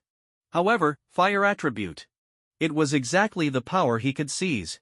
An endless killing intent surged from his heart. This guy was destined to die today. With a resounding crash, their fists collided. In the next instant, Koizumi was sent flying backward as if struck by a mammoth. He crashed into the ruins of the pirate den, splintering wood and stone everywhere, losing track of how many things he had shattered. With just one punch, he had lost his combat ability. Struggling in the wreckage, Koizumi's eyes were filled with terror. Yasuke, sensing his advantage, took a step forward, completely ignoring Terumi-mei and Kagaya-zune. "Stop him!" Terumi-mei shouted loudly, throwing kunai one after another towards the back of Yasuke's head. Each kunai whistled through the air, but Yasuke didn't even glance back. He deftly deflected the kunai with a few swift movements, utilizing the Byakugan's near 360-degree vision to perform a bare-handed defense, a feat only achievable by those with Sharingan or Byakugan. Throwing the kunai aside, he continued to advance, as if Terumi-mei didn't exist. All he saw was Koizumi. Today, he only wanted to kill Koizumi and seize his fire attribute. With a swish, Kagaya-zune made his move. As a ninja from the hidden mist, they didn't care about the lives of their comrades. From the moment they graduated from the ninja academy and killed their best friends, most of them had already lost their humanity. Kagaya-zune and Terumi-mei were concerned about Yasuke ignoring them and heading straight for Koizumi, as if he intended to kill whoever stood before him. With a hissing sound, Kagaya-zune's hands sprouted long white bone spikes. The spikes resembled blades and long needles as he moved with the swiftness of the wind, silently slicing toward Yasuke. Just as he was about to strike, Yasuke raised a hand and pointed two fingers at the white bone spike. "Humph," Kagaya-zune grunted, thinking that mere gentle fist could stop him. He aimed to cut off Yasuke's entire left hand with all his strength. But in the next moment, Yasuke suddenly changed his stance, transforming his fingers into a palm, slamming against the side of the bone spike. Palm crush. Using one of the 6 techniques of the Rohan fist, Yasuke unleashed tremendous force. The reaction force generated from Kagaya-zune's strength propelled him faster toward Koizumi. "How dare you!" Kagaya-zune suddenly realized he had been outsmarted. He was furious. His and Terumi-mei's attacks hadn't stopped Yasuke but rather accelerated his approach to his target. Koizumi looked on in horror as Yasuke drew closer. The figure in white with Byakugan seemed like the Grim Reaper descending upon him. "Bastard! Stop!" In the final moment, a whistling sound cut through the air as Kisame Hashigaki threw his sword, Samahata, with great force toward Yasuke. The massive sword looked less like a blade and more like a heavy iron weight. If it struck, death was inevitable. Even Terumi-mei and Kagaya-zune found this casual throw terrifying. After all, Kisame was a powerful figure in the hidden mist, second only to the Mizukage, and the strongest among the current 7 ninja swordsmen. His towering 2.7-meter frame added to the weight of his throw, creating a formidable force. "Ho ho ho," Orochimaru smiled, his snake-like eyes glinting coldly. "Earth release. Earth flow wall." Orochimaru slapped the ground with both hands. It was inappropriate for an adult to intervene in a child's fight. With a thunderous roar, a wall of earth shot up from the ground, blocking the path of Samahata. Another 2 thunderous crashes followed as the second and third walls sprang up like massive gates. With the Byakugan allowing him to observe everything behind him, Yasuke showed no hesitation and advanced directly to Koizumi. Water release, water barrier. At the same time, Terumi-mei completed her hand seals. With a splash, a wall of water erupted from the ground, surging forth to create a shield between Yasuke and Koizumi. With a crash, Yasuke's punch struck the water barrier, sending countless droplets flying. The punch didn't feel like it struck water. It felt like it hit a high-density rubber surface, surprisingly solid despite being a fluid. With a loud bang, the water shattered, and Yasuke's fist reached out, just inches away from being blocked. Koizumi stared wide-eyed at the approaching fist, but it was ultimately too late. "It's blocked," both Terumi-mei and Kagaya-zune thought fleetingly, but they were entirely mistaken. Yasuke's momentum remained unchanged, and his fist suddenly opened up into a palm. Crushing palm. Utilizing the Rohan fist's 6th technique, Yasuke's palm was nearly 30 centimeters away from Koizumi's head. That distance was enough. With a thunderous boom, an invisible force surged forth, releasing a massive amount of chakra from Yasuke's palm, striking Koizumi squarely on the forehead. A look of astonishment flashed in Koizumi's eyes, but the next moment, a torrent of overwhelming power exploded in his mind. He didn't even have time to react to the pain before Yasuke's crushing palm, infused with both brute and gentle fist techniques, completely shattered his consciousness. Blood gushed from his 7 orifices as he convulsed once and then fell silent. Terumi Mei, Kagayazun, and Kisame Hashigaki all looked on in horror at Koizumi's lifeless body. From the moment Yasuke made his move to when they attempted to intervene, less than 10 seconds had passed. Their efforts to stop him had ultimately allowed Yasuke to succeed. For Yasuke, if he wanted you dead, you would die, no matter how many tried to intervene. Disguise level, 22%. An endless obsession and a fierce aura radiated from Yasuke, perfectly embodying the spirit of a youth. If a boy lacked even a trace of blood and courage, how could he be called a boy? Although Yasuke's true objective was merely to seize the fire attribute, Terumi Mei's slightly parted lips remained open in shock, while Kagayazun's pride prevented him from accepting the reality before him. Watching Yasuke kill Koizumi right under his nose, despite their attempts to intervene, filled Kagayazun with humiliation. He recalled his earlier confidence in being able to easily slay Yasuke, and the anger stemming from his misjudgment quietly rose within him. After a moment, Terumi Mei chuckled softly, her green eyes narrowing as her expression toward Yasuke became increasingly friendly. The look in her eyes revealed her intent to mark him as prey, determined to eliminate him. "Well done, Yasuke-kun," Orochimaru observed, folding his hands and gazing at the scene with growing admiration. This relentless pursuit of goals by any means necessary perfectly matched his taste. Moreover, the fact that Yasuke had successfully killed Koizumi despite the heavy obstruction from Kagayazun and the formidable girl showcased his combat talent and potential. Hearing Orochimaru's laughter, the angriest among them was Kisame Hashigaki. As a prominent member of the 7 ninja swordsmen of the mist, second only to the Mizukage, he had just led a team only to have one of his subordinates killed. Upon returning to the village, he would undoubtedly face ridicule from his peers, especially the other 6 members of the 7. Just thinking about that outcome made his massive head flush with rage. Were it not for his caution regarding Orochimaru, he would have rushed over to eliminate that Hyuga brat immediately. In the next moment, Yasuke reached out and began searching Koizumi's lifeless body. He didn't care what others thought, to him, completing his objective was the most important thing. Detected fire attribute, evolution requirements met. Do you wish to plunder? Plunder. With Yasuke's resolute will, something was permanently taken from Koizumi's corpse, entering Yasuke's body to be transformed into his own power. In his consciousness, constellations shone brightly, and the evolution diagram named Soul of the Divine lit up with the 4th star point. Without a doubt, this was the star point he had just obtained. Following the Byakugan, he now possessed earth and water attributes, and now he had also gained fire. Fire attribute, one of the 5 basic attributes. Disguise level, 22.5%. With the addition of the fire attribute, Yasuke's disguise level increased, and a new ability emerged. This ability granted him a degree of fire resistance, specifically high temperature resistance, allowing him to withstand flames and high temperatures to some extent, and absorb heat for his own use. At first glance, this seemed like an unremarkable ability, but upon closer reflection, he realized that combining this skill with the stealth technique taught by Orochimaru, he could manipulate chakra fluctuations, reduce his presence, and eliminate the heat emitted from his body, i.e., infrared radiation, achieving a certain level of invisibility. Against ordinary ninjas, this should suffice for assassination. Yasuke immediately thought of the application of this ability. Stealth and assassination were key in the ninja world. After all, those with Sharingan or Byakugan were rare, while the vast majority were ordinary people. After plundering the fire attribute, Yasuke felt greatly satisfied. To Terumi Mei and the others, it looked as though Yasuke was merely closing Koizumi's eyes, as if showing respect for the enemy. Ho ho ho! With Orochimaru's laughter, the atmosphere around them grew tense once more at the moment Yasuke completed his task. Just as Terumi Mei thought another fight was about to break out, Orochimaru spoke lazily and hoarsely, "Alright. Yasuke-kun, let's head back."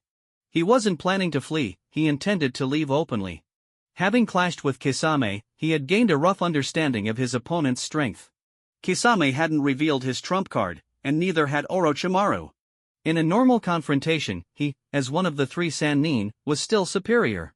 Even though Kisame's chakra levels were immense, and the scale of his techniques was unprecedented, he was still just the strongest of the 7 ninja swordsmen. Sometimes, the outcome depended on the number of techniques one mastered. Yasuke turned and nodded, then calmly walked away under the watchful eyes of Kagaya-zune and Terumi Mei. Kisame did not make a move, and his attitude set the tone for his subordinates. Even if Kagaya-zune and Terumi Mei believed themselves to be stronger than Yasuke, they could only watch him depart, for sometimes, the tide was determined by top-tier figures like Orochimaru. Bitterness and anger could not change that reality. Of course, letting Yasuke go so easily was not the style of the Blood Mist. He. A sweet, lowly-like laugh echoed in the night sky as Terumi Mei narrowed her eyes and stepped forward. Yasuke, right? I remember, in 3 months, Konoha will hold the Chunin exam. Her words sounded like an invitation but were actually a threat, clearly implying, if you dare show up at the Chunin exam in 3 months, I will kill you. Kagaya-zune voiced the unspoken thoughts of both him and Terumi Mei in a cold tone. Spouting threats won't do you any good. Yasuke suddenly stopped, turning to glare at Kagaya-zune and Terumi Mei. That only makes you look pathetic in your rage. With that, he resumed walking with an air of indifference, rejoining Orochimaru. Ha. Moments later, Kagaya-zune trembled, a strange smile spread across his face. Terumi Mei furrowed her brow, instinctively stepping away from Kagaya-zune. Even as a ninja from the hidden mist, she found the Kagaya clan's battle maniacs to be too dangerous. At the same time, Terumi Mei felt a twinge of sympathy for Yasuke. That Hyuga brat being targeted by a Kagaya ninja isn't a good thing, she murmured, then swiftly turned and walked toward her leader, Kisame Hashigaki. On the way back, Yasuke began to carefully reflect on his combat experience from this encounter.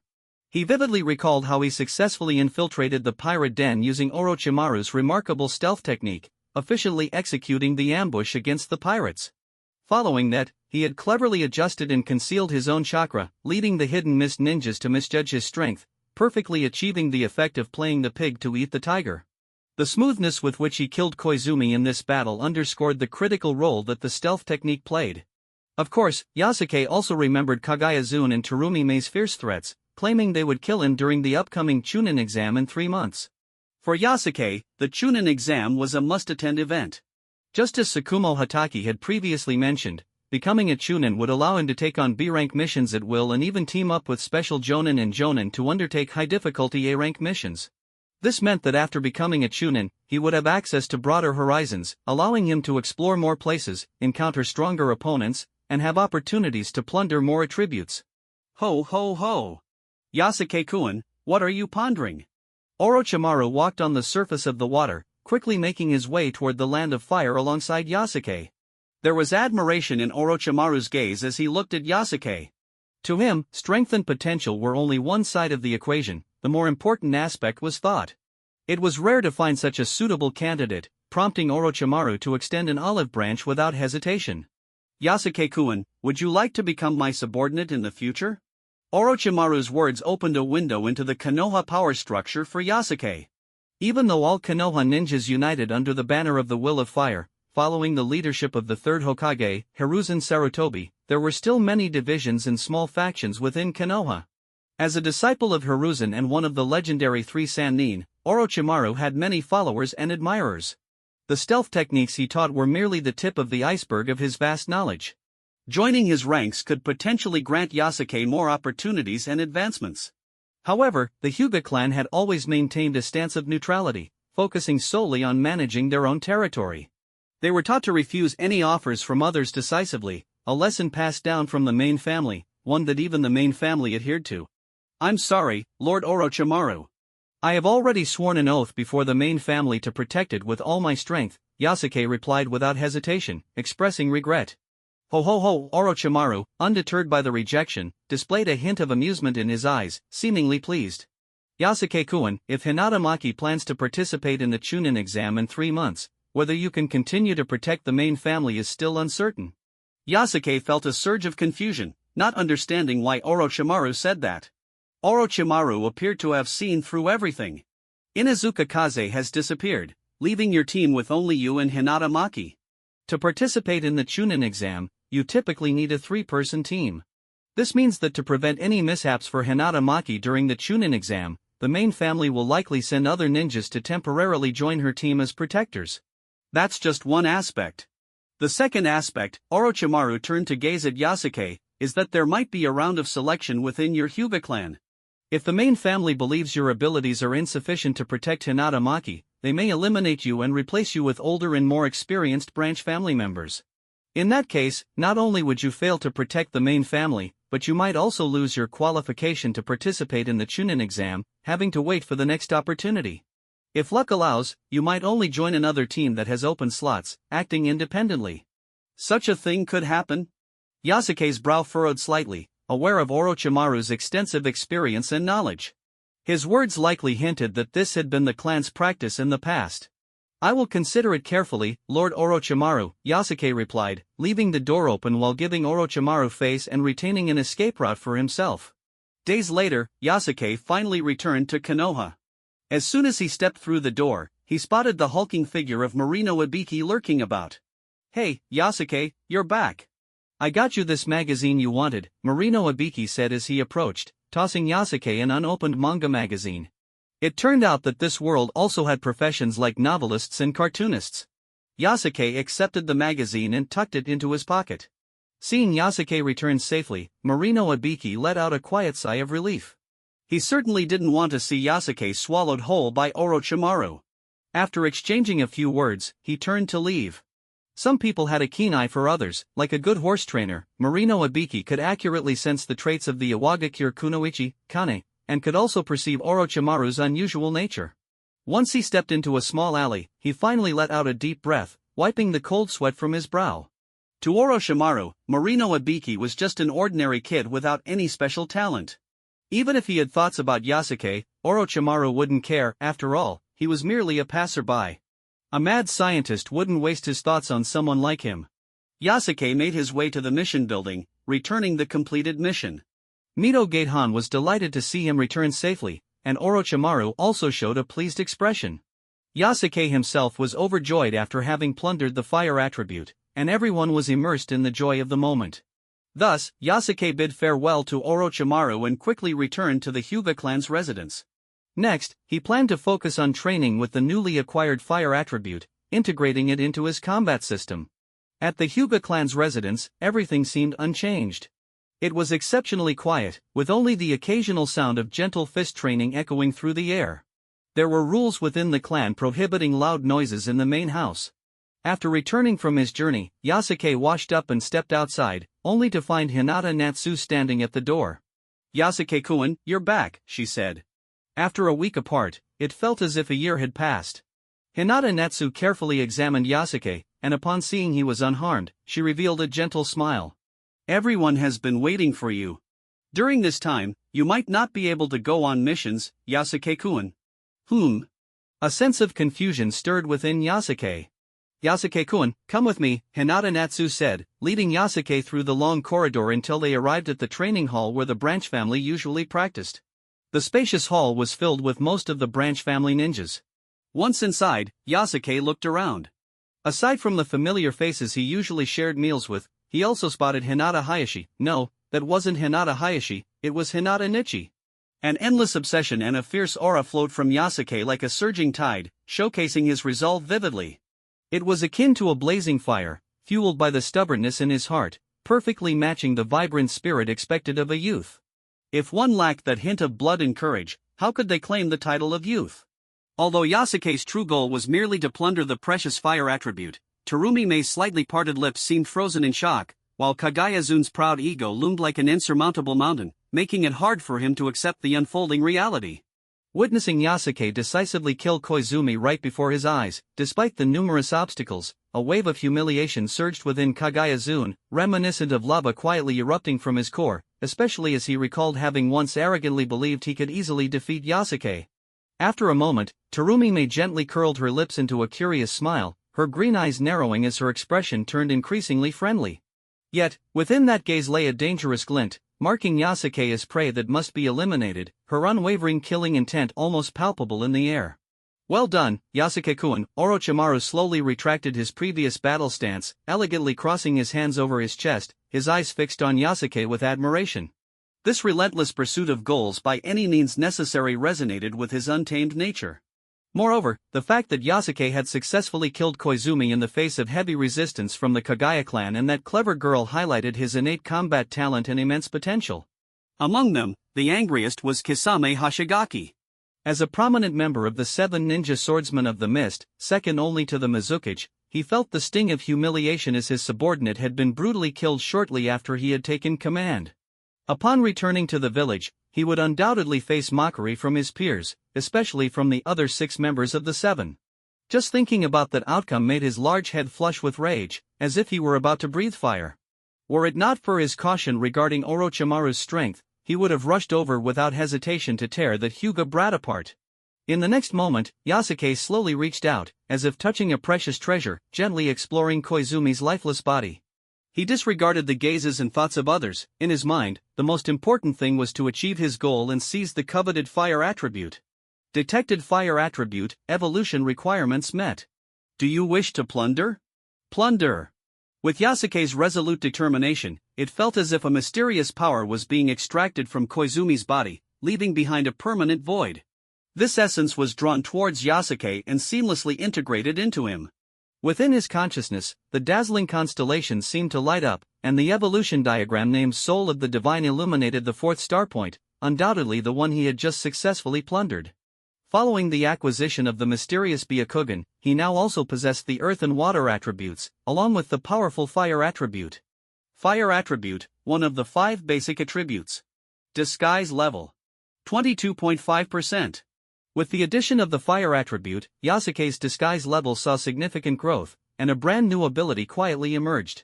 This ability was like a hidden mechanism within him that, when activated, granted him a certain degree of flame resistance, more precisely, high-temperature resistance, enabling him to withstand flames and high temperatures to some extent while cleverly absorbing heat to convert it into his own power. At first glance, this ability seemed unremarkable, but upon deeper contemplation, one could discern its immense potential. If combined with the stealth technique taught by Orochimaru, by skillfully altering chakra fluctuations, reducing the emitted aura of his movements, and dissipating the heat radiated from his body, i.e., infrared radiation, he could achieve an impressive level of invisibility. For dealing with ordinary ninjas, this should be sufficient for assassination. Yasuke's mind immediately conjured up clever applications of this ability, focusing on stealth and assassination. In the brutal world of ninjas, those possessing Sharingan or Byakugan were few and far between. The vast majority were just ordinary people. After plundering the fire attribute, Yasuke felt a deep sense of satisfaction, as if he had acquired an unstoppable weapon. To Terumi Mei and the others, it appeared as if Yasuke was merely reaching out to close Koizumi's dimmed eyes, a gesture that seemed like a respect for the enemy but also a declaration of his victory. Ho ho ho! As Orochimaru's deep laugh echoed, the atmosphere suddenly thickened, almost solidifying with tension. Just as Terumi Mei anticipated another fierce battle about to unfold, Orochimaru's languid, gravelly voice cut through the air. All right. Yasuke-kun, let's head back. His words carried no hint of hesitation or retreat. He was not fleeing in a panic but leaving openly and with purpose. Having just engaged in a fierce confrontation with Kisame, he had roughly gauged the power of his opponent. Kisame had not revealed his trump card, and neither had Orochimaru. In a normal contest, he, as one of the 3 Sannin, held the upper hand. Even though Kisame's chakra was vast and the scale of his jutsu was unprecedented, he was still merely the strongest among the 7 ninja swordsmen. In this cruel world of ninjas, outcomes were often determined by the quantity and clever application of techniques. Yasuke slowly turned, nodding slightly. He then calmly walked away under the complex gazes of Kagaya-zune and Terumi Mei. Kisame made no move to stop him, and his demeanor seemed to set the tone for his subordinates. Even if Kagaya-zune and Terumi Mei considered themselves stronger than Yasuke, they could only watch him depart, for sometimes, the tide was controlled by top-tier figures like Orochimaru. Their bitterness and anger could not alter this established fact. Of course, allowing Yasuke to leave so easily was not the brutal style of the Blood Mist. He. A melodious lowly laugh echoed in the night sky as Terumi Mei narrowed her green eyes, a sly glint flickering within them. She stepped forward, closing the distance to Yasuke's retreating form. Yasuke, right? I remember that in 3 months, Konoha will be hosting the Chunin exam. Her words sounded like a hidden snake in the darkness, seemingly an invitation but in truth a threat, clearly conveying, if you dare show up at the Chunin exam in 3 months, I will kill you. Kagaya-zun's voice, cold as if spoken from a frozen cavern, echoed the shared thoughts of both him and Terumi Mei. Threats like that are unnecessary. Yasuke suddenly halted, turning slowly to gaze at Kagaya-zun and Terumi Mei, devoid of any fear. His eyes seemed to look down upon two ignorant children. That only makes you appear foolishly furious. With that, he continued on, his demeanor radiating an air of inviolable authority as he rejoined Orochimaru. Ha! Ha ha ha! Moments later, Kagaya-zun's body began to tremble involuntarily, a strange smile creeping across his face, a mix of madness and jealousy. Terumi Mei frowned slightly, a sense of inexplicable unease rising within her. She instinctively distanced herself from Kagaya-zun, for even as a ninja of the hidden mist, she could clearly sense the dangerous aura emanating from the battle maniacs of the Kagaya clan. At the same time, Terumi Mei felt a twinge of sympathy for Yasuke. That Hyuga brat being targeted by a Kagaya ninja isn't a good thing at all, she murmured softly, quickly turning to head toward her leader, Kisame Hashigaki. Her hurried back seemed to hide a hint of resignation. At this moment, only 18 people remained in place, including Yasuke. Yasuke, do you also have thoughts of participating in the Chunin exam? Hinata Nichi's voice was low and serious, sounding like a gentle, kind-hearted person. However, to Yasuke, it felt as if it were coming from a deep, oppressive abyss, carrying an inexplicable sense of weight.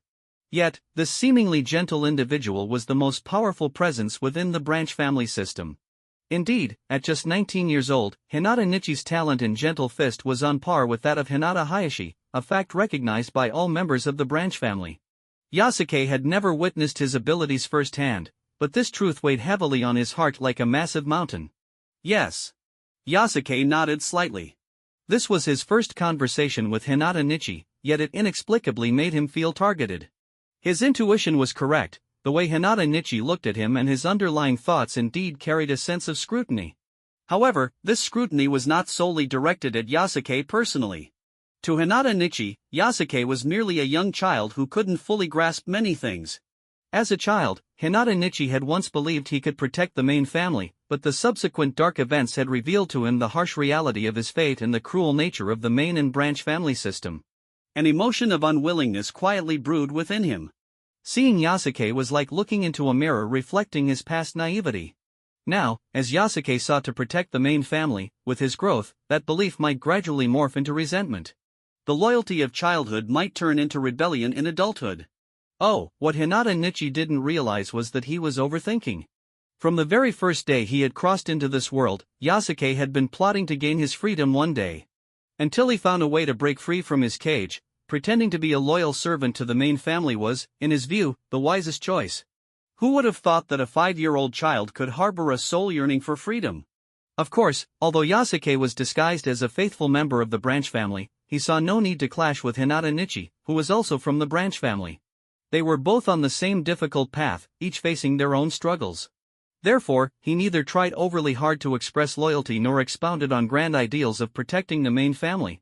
He simply gazed at Hinata Nichi, using a determined look to convey his desire to participate in the Chunin exam. Hinata Nichi nodded slightly, as if he had accepted Yasuke's decision. I can understand your desire to participate in the Chunin exam, however, his tone shifted. Ultimately, whether you can participate is not solely up to you and me. For this Chunin exam, we have invited ninjas from various countries to participate, which contains numerous dangers. Yasuke, you should understand what I mean. Hinata Maki was the main family's young lady, carrying the precious bloodline limit of the Hyuga clan. When the ninjas from various countries arrived, it was inevitable that some would harbor ill intentions, masquerading under the guise of participating in the Chunin exam while secretly plotting to seize Hinata Maki's Byakugan. Thus, strong protectors are needed. Hinata Nichi spoke calmly, the implication clear. Whether one was qualified to protect Hinata Maki was crucial for participating in the Chunin exam and was an important condition for being assigned to her team. There is still one person needed in Hinata Maki's team. Hinata Nichi implied that Tsukumo Hataki, the kind-hearted individual, would certainly agree to the arrangements of the main family, adding one member to the team or even replacing Yasuke with 2 branch family members. So what must I do to earn the qualification to participate? Yasuke asked Hinata Nichi directly, bypassing the discussions of the others. Testing. Hinata Nichi uttered this word. Only those who meet the requirements will qualify to accompany Hinata Maki during this Chunin exam and in future missions. In other words, if one could pass the test, continuing to protect her after Hinata Maki became a Chunin would become possible, and even play a role in the Great Ninja Wars. In the next moment, Hinata Nichi began to walk slowly. The ninja world is vast, with many who covet the bloodline limits of our Hyuga clan. Protecting the main family requires not only strength but also the intelligence, strategy, and even valor to match it. Mere strength can easily fall to schemes and traps, only with intelligence, paired with sufficient strength, can one achieve their goals. He turned to face the gathered crowd. The test will be decided by the clan leader, set to take place at the 43rd training ground. As soon as Hinata Nichi's words were spoken, the expressions of everyone present changed drastically. Even the Chunin and special Jonin among them showed signs of fear on their faces. Hinata Nichi paid no mind to this change and continued, "What you need to do is stay there for at least 2 months, the last one standing will be the winner." The 43rd training ground? Konoha had a total of 44 training grounds, each designated for different purposes and levels of difficulty. For instance, the 3rd training ground, where the bell-grabbing test took place, was relatively safe. In contrast, the infamous 44th training ground was the Death Forest, where even Chunin struggled to leave unscathed. And the 43rd training ground? Isn't that the one designed by the renowned illusionist, Akane? One branch family member exclaimed, and as they discussed, Yasuke realized the nature of that place. The 43rd training ground, primarily designed by the legendary illusionist Akane, featured a maze with illusions at its core. Once activated, outsiders could clearly observe every action of those inside, while those within would be troubled by the activated illusion barrier. Due to the lingering nature of the illusion, even if one temporarily broke free, they would find themselves ensnared again in the next moment. What are the specific rules and requirements? Yasuke didn't join the discussions but posed this crucial question to Hinata Nichi. Hinata Nichi provided an answer on the spot. 1. No unrelated items are allowed, you can only bring kunai, shuriken, wire, and other ninja tools. 2. You must stay inside for at least 2 months, there is a water source, but you must find your own food. Special enemies may appear within the training ground. 3. Surviving for 2 months while also finding the exit of the maze is necessary for victory. 4. If you cannot endure it and wish to quit, you can unravel the special scroll to indicate your withdrawal. I won't let you die inside, we will intervene if necessary. If you wish to withdraw, you can decide now. As Hinata Nichi's words fell, a branch family member slowly raised his right hand. After receiving Hinata Nichi's nod, he asked, "Lord Nichi, is it possible to not participate in this test yet still qualify for the Chunin exam?" His question rippled through the gathered crowd like a stone thrown into a calm lake, for not all branch family members were eager to protect the main family. Each had their own motives, some yearned to become Chunin to take on more missions and improve their lives, while others simply wanted to grow stronger. No, it's not possible. Hinata Nichi's refusal was like a cold raindrop, instantly extinguishing their fantasies. Did they really think they had the luxury of choice? What do you think is the purpose of the branch family? Hinata Nichi's tone remained calm and his expression unchanged, just as before. The destiny of the branch family is to protect the main family. This is an inescapable fate. His heavy words fell upon the young genin like a shackle, causing them to exchange glances. The older, more experienced ninjas in the group began to display increasingly somber expressions. This shadowy figure, this harbinger of negativity, the ender of the branch family, Hinata Nichi, was inflicting psychological torment on everyone present. In previous years, such a harsh trial had never existed, but this year was special. Those who were unlucky would have to face it. I choose to participate. Yasuke stepped forward, his gaze resolute. Although it seemed regrettable to waste 2 months in this dreary training ground, he understood the wisdom of the saying, a blessing in disguise. Losing something might lead to greater gains, especially the opportunity to personally experience the illusion barrier designed by Akane, the father of Akane Hinata. Yasuke-kun, on the other side, Hinata Natsu looked at Yasuke, her white eyes filled with concern.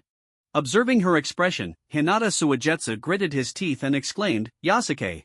He spoke urgently, "Do you know how dangerous the 43rd training ground is? Natsu is very worried about you." Suigetsu, Yasuke turned to face his younger brother. Lord Nichi is right, protecting the main family is our destiny as branch family members. Since it's our fate, we cannot escape it. Suigetsu stomped his feet in frustration as Yasuke refused to heed his advice. Enough. Hinata Nichi interjected, cutting through their argument. Since no one has chosen to withdraw, let's begin. Half an hour later, at the outskirts of Konoha, within the mountains behind the carved Hokage rock, the true face of the 43rd training ground gradually revealed itself. It was located about 2 kilometers from Hokage Rock, surrounded by lush trees and heavily fortified with barbed wire, marked with signs reading danger. And 43rd training ground. Because it was situated in a remote area, there would be no idle people wandering in. Bring it over, Hinata Nichi gestured, and a branch family jonin brought forth a scroll. This is a special scroll that I created based on last year's Chunin exams Heaven and Earth scrolls. Each of you will carry one. If you wish to give up, just open it. Yasuke and the others stepped forward to receive their scrolls. Upon receiving his, Yasuke examined it closely. It was palm-sized and quite compact. He casually placed it into his ninja tool pouch before stepping through the entrance. There are a total of 20 entrances, and you have 18 people. Choose one randomly. After drawing lots, Yasuke received number 18, the last in line, so he walked to the cave entrance marked with the number 18. Once the test begins, the stone doors will fall. You will survive inside for 2 months. I'll ask you again, is there truly no one who wants to withdraw? Hinata Nichi scanned the crowd, noting the anxious and determined expressions on their faces. Alright, then, let's begin. With that, as Yasuke and the others entered the cave, the stone door thundered shut behind them. Yasuke-kun. Hinata Natsu followed closely beside him, the last thing she saw being Yasuke turning around to reveal a smile. Boom! The scene before them instantly plunged into darkness, as if they had entered another world. Phew, Yasuke let out a slow breath, feeling a sense of returning home. This enclosed, quiet, and nearly undisturbed environment provided him with immense comfort. He glanced back at the sealed stone door, noticing no gaps or light seeping through. A candle flickered gently on the wall, indicating that the air was circulating. Yasuke activated his Byakugan, instinctively wanting to survey his surroundings, but this time, the Byakugan failed to work. Have I already fallen into an illusion? Yasuke quickly realized that he was trapped in an illusion, or rather, the illusion barrier of the 43rd training ground had been activated. It was only when ensnared by an illusion that he would experience the phenomenon of my Byakugan not functioning. He surmised that the illusion affecting his brain was misleading signals received from his eyes, disguising the actual scene. His eyes should still be able to see through, but once the information reached his brain, it was translated into a different image, much like how dreams present various scenes that are not genuinely seen by the eyes but are merely constructed by the brain. Returning to normal vision isn't an issue, Yasuke murmured to himself. After all, even for the Hyuga clan, it was impossible to maintain the Byakugan 24/7. He glanced around and then slowly made his way deeper into the maze. Outside, while Yasuke and the others temporarily lost the Byakugan's benefits due to the illusion, Hinata Nichi and the others could clearly see the scenes inside. Not only that, but within a spacious cave on the side, everyone had gathered. This was the observation room for the 43rd training ground, where rows of screens displayed the internal happenings. The technology of this world was somewhat peculiar. Despite having monitors and cameras, there were no firearms or similar weapons. Yasuke had previously lamented this oddity, concluding that the existence of ninjas limited technological advancement, as many tasks could be accomplished with ninjutsu, naturally hindering progress. Someone is already starting to move. Who do you think will ultimately emerge victorious from inside? The crowd engaged in lively discussion, and finally, Hinata Nichi spoke up, perhaps no one will survive. Why do you say that? Hinata Natsu and Hinata Suigetsu looked at him in confusion. 2 months in confinement, without seeing anyone, surrounded by eternal darkness and imprisonment, is enough to drive anyone mad. Hinata Nichi calmly articulated this frightening sentiment. In my previous life, I spent much more than half a year in that narrow darkroom, Yasuke silently recited in his mind. I feel no fear of enclosed environments. Moreover, this place is much more spacious than that darkroom. He was confident that 2 months would be a trivial matter for him. The passage ahead was quite wide, approximately several meters across, with exquisite murals occasionally visible on the rock walls. This indicated that the maze's designer, Akane, was not only skilled in illusions but also possessed notable artistic talent. As Yasuke examined the murals with interest, suddenly the monsters depicted on them seemed to come to life, clawing and lunging toward him. Yasuke instantly assumed a defensive posture, but the next moment he realized it was merely an illusion. Still an illusion? Yasuke rubbed his temples, feeling a bit helpless as he muttered to himself. Without hesitation, he launched a punch. Rock smash. With a thunderous boom, the rock wall shook violently, and in an instant, the mural shattered, spiderweb-like cracks spreading out in all directions like lightning. With just a single strike, he completely obliterated the monster murals. After doing this, Yasuke nodded in satisfaction. To avoid prolonged troubles, it's better to eliminate these potential dangers early, he thought to himself. Outside, Hinata Nichi and the others quietly observed Yasuke's actions, surprise flickering in their eyes. This kid is truly extraordinary. After a while, Hinata Nichi slowly spoke. It turned out that these murals were not merely decorative but part of a mechanism composed of simple machinery and illusions, capable of disturbing intruders or inflicting harm, such as shooting kunai or spewing flames. If Yasuke had continued walking and crossed specific lines, he would have triggered the traps. However, Yasuke defied expectations by directly destroying the traps, making his approach quite unpredictable. Hinata-fu, eliminated, announced a branch family member observing the scene. Indeed, not everyone could be as alert and fortunate as Yasuke. Someone had triggered a trap after crossing a line and was injured, leading to their exit. Hinata Nichi called out, and a jonin swiftly disappeared, entering the maze to bring the injured person out. Meanwhile, Yasuke continued deeper into the maze with the remaining participants. Squeak! A faint squeaking sound suddenly came from beside him, and Yasuke turned to see a mouse watching him warily. Without a second thought, he lunged forward and caught the mouse as if he had rehearsed this countless times. Hinata Nichi and the others, they watched in silence as Yasuke ruthlessly crushed the mouse and placed it into a prepared cloth bag, rendered speechless. In the 43rd training ground, food is extremely scarce. We can only obtain sustenance by capturing mice and other creatures, he explained. However, most people don't realize this immediately. They usually only consider it when they can't bear their hunger any longer, at which point they discover that mice are the key to our survival. The others exchanged glances, eventually looking to Hinata Natsu, who often interacted with Yasuke. I don't know, Hinata Natsu shook her head helplessly.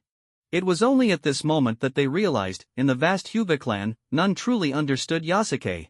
With his food reserves established, Yasuke, now embodying a survival expert, continued to move forward calmly. However, Hinata Nichi spoke again, mice aren't that tasty. As his words fell, a shadow suddenly darted out from the depths of the maze. It was a massive rat, nearly the size of an orange cat. Yasuke looked at the giant rat charging toward him without fear and kicked it fiercely. The large rat was sent staggering, and he continued on, holding it by the tail as if nothing had happened. Hinata Nichi, when he first encountered various oversized creatures, Yasuke had indeed been taken aback. In this world, tigers could grow to be 3 meters tall, and fish could reach lengths of over 10 meters. He had undertaken several D-rank missions with Tsukumo Hataki and Hinata Maki, witnessing such wonders. From Tsukumo, he learned that the biological limits in this world exceeded even that, as evidenced by Jiraiya, one of the 3 Sannin, whose summoned toads could reach heights of 18 meters, resembling a mountain. Thus, encountering a giant rat was hardly surprising. Additionally, rats could survive without food or water for 15 to 30 days, which meant Yasuke didn't need to worry about food for the time being. He explored for a while longer and found several rooms with clear signs of life, likely left by previous occupants. After all, the training ground couldn't remain unused year-round. People would have come here before. After casually dispatching a few more rats, Yasuke tied their tails together and stored them in one of the rooms, planning to use it as both a temporary sleeping quarters and storage area. Everyone turned their attention to the other branch family members who were also taking action, and on the screens, others began to notice the utility of the mice, starting to catch them to stockpile food. As time passed, more and more people began catching mice, each one seemingly embodying the spirit of a survival expert, lamenting the harshness of the ninja profession. If so, we should be able to get through this period safely, Hinata Natsu murmured. Though the giant rat was frightening, at least they now had a reliable food source. No, Hinata Nichi shook his head, a strange glimmer passing through his eyes. The group looked at him in confusion, seeking answers. If our Hyuga clan members were captured by enemies, what would you do? Of course, we would go to rescue them. Hinata Suigetsu answered without hesitation. What if the enemies had 10 people? Hinata Nichi continued to ask. Then we would mobilize 20. 30. Suigetsu declared confidently. Exactly. Hinata Nichi nodded, a smile that was almost a smirk appeared on his face. The mice think the same way. Suigetsu and the others hadn't processed what he meant when suddenly, multiple monitors began to shake violently. What's happening? What's going on? Not only the observers noticed the anomaly, but Yasuke also sensed the impending crisis. He focused on the darkness ahead, feeling the maze tremble slightly. Squeak, squeak, squeak. Something was stirring in the shadows, as if it were about to burst forth. In the next moment, Yasuke's pupils constricted in alarm. Without a second thought, he turned and ran, quickly retreating to the stone chamber he had initially designated as his sleeping quarters. He slammed his hand against the mechanism. Boom! The stone door crashed down, sealing the chamber tightly, creating a sturdy barrier that cut off everything from the outside. Yasuke found himself staring at an endless sea of mice, as if an ocean composed entirely of rodents was spreading out before him. He couldn't help but furrow his brow, silently contemplating, is it because I injured a dozen mice that their companions have come to investigate? He knew well that creatures in the natural world had their own ways of communicating. It was common for group-living animals to come to the aid of an individual in crisis. However, he had never considered that mice could exhibit such behavior. With so many mice surrounding him, no matter how capable he was, he would likely be overwhelmed and reduced to bones. The real test begins now. Hinata Nichi's lips curled into a slight smile. This was the true face of the 43rd training ground, where a special population of mice was confined. The dark, enclosed environment and the lack of food were all testing how long a person could remain sane in such conditions. Already, someone had cracked under the pressure of the terrifying sea of mice. Hinata Nichi glanced at the monitors and noticed that all 17 participants, including Yasuke, had caught mice, but only Yasuke had gone so far as to capture a large number, causing the mouse horde to gravitate toward him. Among the other 17, 12 had chosen to lock themselves in a secure chamber, while 4 had fought off the mice and continued their exploration, leaving only 12 participants. Seeing such a massive number of mice, Yasuke muttered, with so many rats, aren't they afraid of running into Konoha? This was a question shared by Hinata Natsu and the others. No problem, Hinata Nichi replied with a slight smile. Typically, this area is sealed by the 5 sealing barriers. These 5 talismans were buried deep within the maze when the seals were established. These mice absolutely cannot escape. The 5 sealing barriers comprised a technique that spanned several kilometers. Unless all 5 talismans at different locations were removed simultaneously, the barriers could not be breached physically. Unless one possessed strength like Tsunade, one of the 3 Sannin, the mice could only remain trapped inside. Due to limited food resources, their population could not exceed a certain number. This ingenious training ground, crafted by Akane, reflected her high intelligence and careful consideration of various outcomes. So, Yasuke, what will you do next? Hinata Nichi murmured as he watched the monitors. Inside the stone chamber, Yasuke stepped back and pressed against the stone door, as if anticipating the mice to burst through at any moment. After a while, the rumbling seemed to subside, but without being able to see outside, he didn't dare open the door recklessly. Once he confirmed there was no further disturbance, he began to reassess the chamber, rummaging through it for useful items. The airflow in the room was normal, which made him feel quite fortunate. Eventually, he found a box of water and some miscellaneous items, including a notebook and several spare lamps. Flipping open the notebook, Yasuke discovered it appeared to be a diary. By the flickering candlelight in the room, he could make out the handwriting, which seemed to document the experiences of the previous occupant. It began with normalcy but gradually descended into anxiety and ultimately madness, detailing the transformation of a sane person into an insane one. He understood that this journal was likely left by Hinata Nichi intentionally to mess with his mindset, but his will was incredibly strong, and he remained unfazed, setting the diary aside as he began to explore the airflow further. After a moment, he found a ventilation hole in the ceiling. After observing it for a while, he punched it open a few times, enlarging it slightly to allow more air to flow in. Satisfied, he nodded at his progress. Now, with a small mouse, 10 large rats, and a box of bottled water, it seemed he would be set for quite a while. Bored, he glanced at the large rats he had incapacitated on the ground and suddenly had an idea. In the past, there were 2 notorious brothers in the Cloud Village known as Goldhorn and Silverhorn, who reportedly consumed the flesh and blood of the Ninetails, becoming extraordinarily powerful and able to use its chakra. Perhaps I can. He gazed at the large rat before him, pondering whether such a massive body could provide different energy and influence his own chakra. Alright, I'll eat this one. Yasuke picked up a large rat, deftly used a kunai to peel off its skin, revealing its flesh, and took a bite, beginning his shocking performance. Outside, Hinata Nichi and the others looked quite pale, while Suigetsu and the other children began to gag. As Yasuke took a bite, the horrendous taste exploded in his mouth, causing him to grimace. With tremendous willpower, veins bulged on his forehead as he forced himself to swallow. He knew full well that what he was eating was disgustingly vile, far worse than a gas bomb, yet he pressed on, holding the skinned rat and devouring it as if it were a roasted pig. This scene deeply shocked Hinata Nichi and the others. While it was not uncommon for ninjas to face situations requiring them to consume raw flesh, witnessing such a thing happen to a mere 5-year-old genin left them astonished. If a 5-year-old child could possess such resolve, what excuse did these adults have to complain? Hinata Nichi concealed his mocking expression, now regarding Yasuke with seriousness. Perhaps this child truly could. Yasuke's gruesome act of eating the large rat left a lasting impression on everyone, like a branding mark that lingered in their minds, impossible to shake off. After satisfying his hunger, he slowly got up, casually wiping the remnants of rat meat from the corner of his mouth, and without hesitation, began to implement his next plan. He gently tapped on the heavy stone door, and with a thunderous sound, chaos erupted outside, indicating that the terrifying sea of mice had not dispersed, they were still poised to devour him. Yasuke frowned slightly, a glimmer of contemplation flashing in his eyes, then decisively opted for his secondary plan.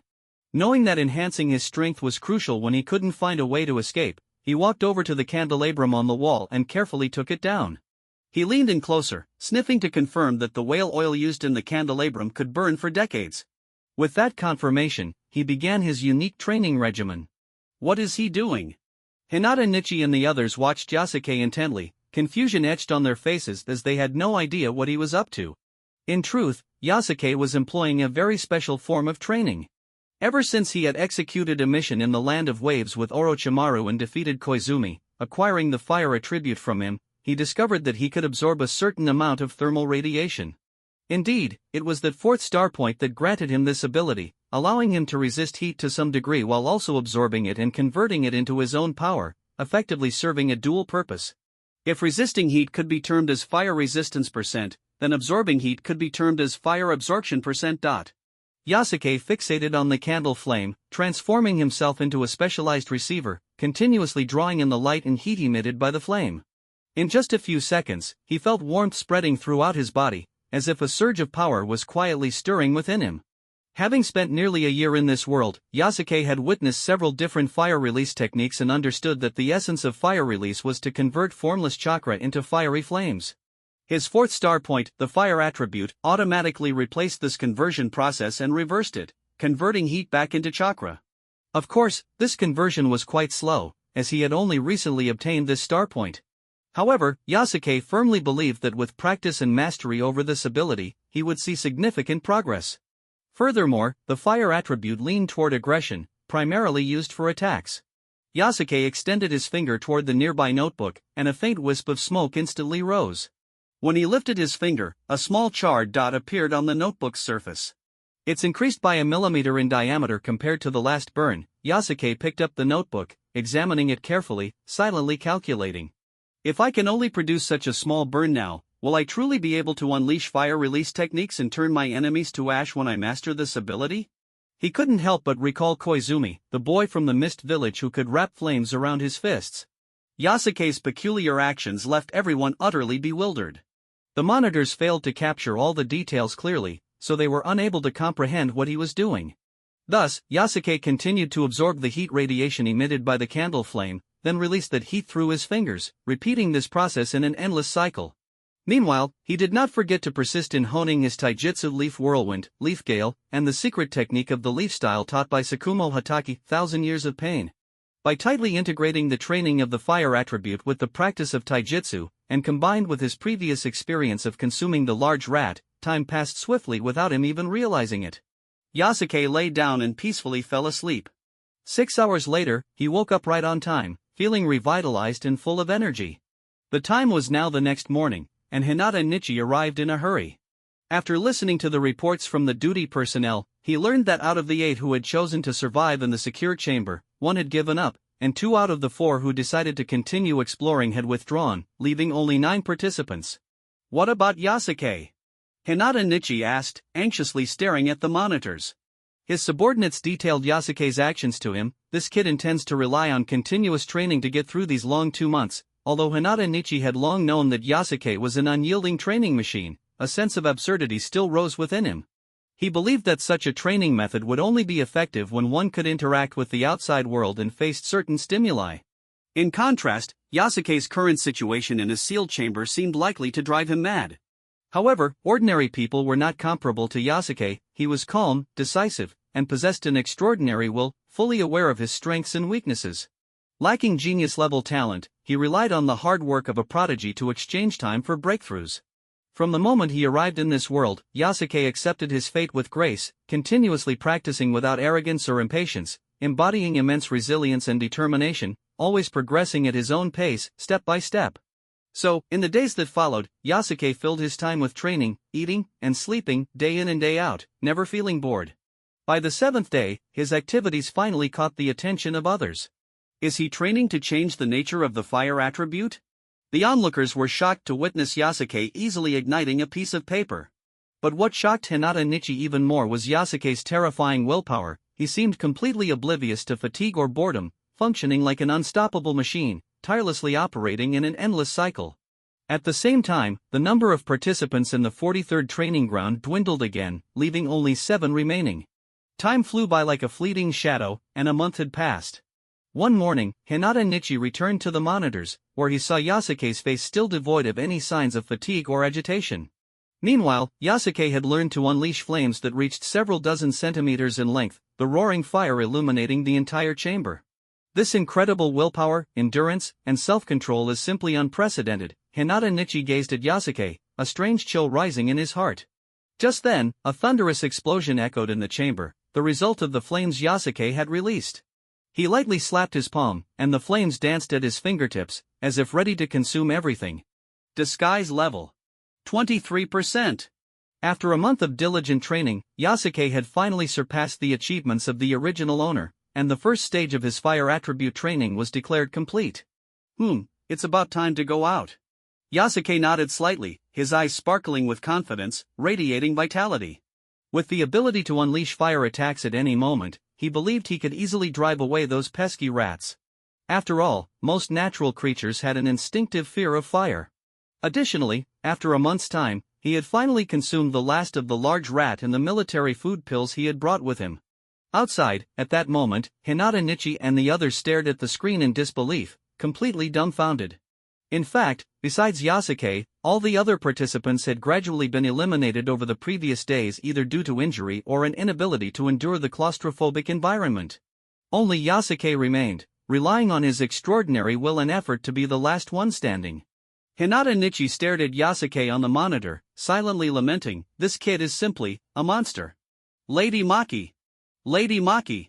At this critical moment, several people hurriedly approached from outside, surrounding Hinata Maki as they entered the cave together.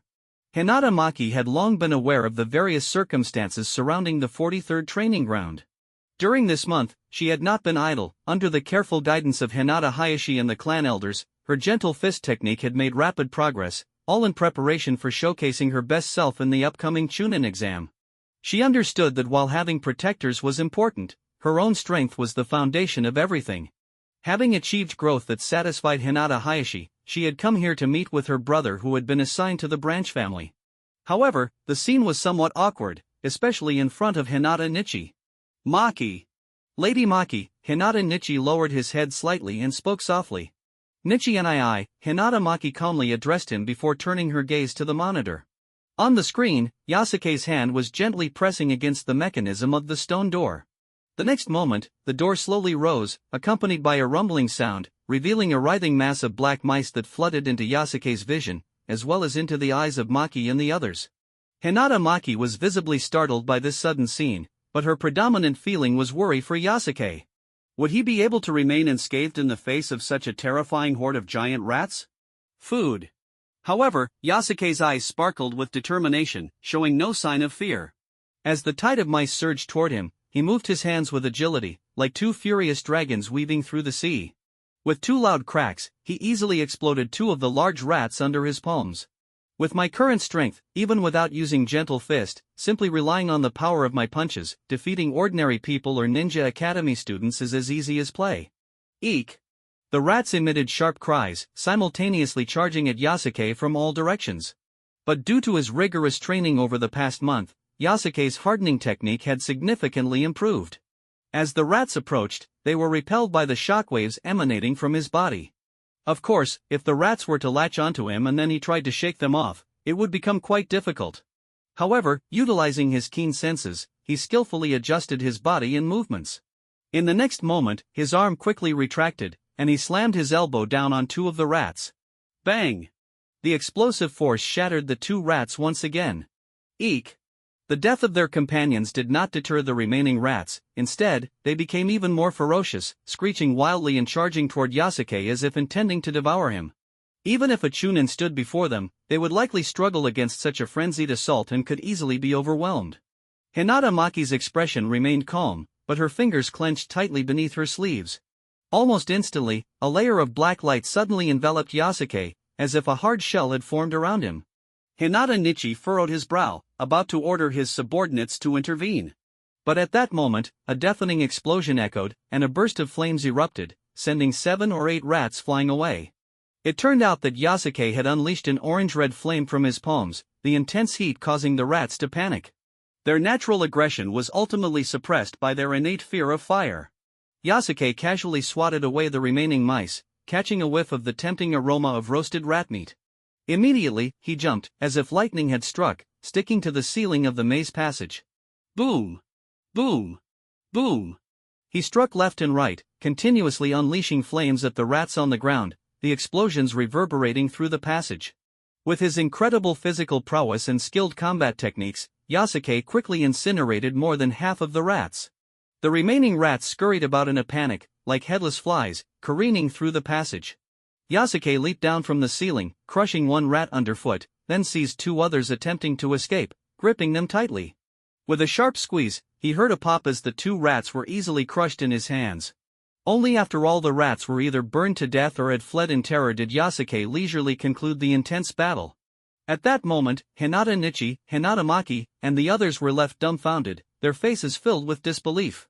What shocked them even more was that after all this, Yasuke calmly picked up 2 large rats and walked toward his quarters, as if he hadn't just fought for his life, but had merely gone out to catch a couple of chickens. The observers remained mesmerized by Yasuke's astonishing skills and unique style, unable to regain their composure. Nearby, Hinata Suigetsu timidly asked, "Lord Nichi, do we have illusions here too?" The others chimed in, "We really can't believe this. Maybe what we saw was all an illusion." "No doubt. We're just like that Yasuke in the 43rd training ground. We're also caught in an illusion." "Probably not." Hinata Nichi, unsure of how to face this situation, replied blankly. Sticks, racks, flames. Yasuke continued to train in the fire attribute while roasting rats with the flames he emitted, perfectly balancing his training in mealtimes. Having mastered the first stage of the fire attribute star point, he had finally escaped the predicament of consuming raw flesh and rats, allowing him to enjoy the delightful experience of roasted rat meat. On the wall, more than 30 tally marks clearly recorded the passage of time, each mark representing a day gone by. Yasuke calmly finished the roasted rat, then began to delve deeper into the exploration of the 43rd training ground. The rules required survival in the training ground for 2 months, but unbeknownst to him, all other participants had already been eliminated.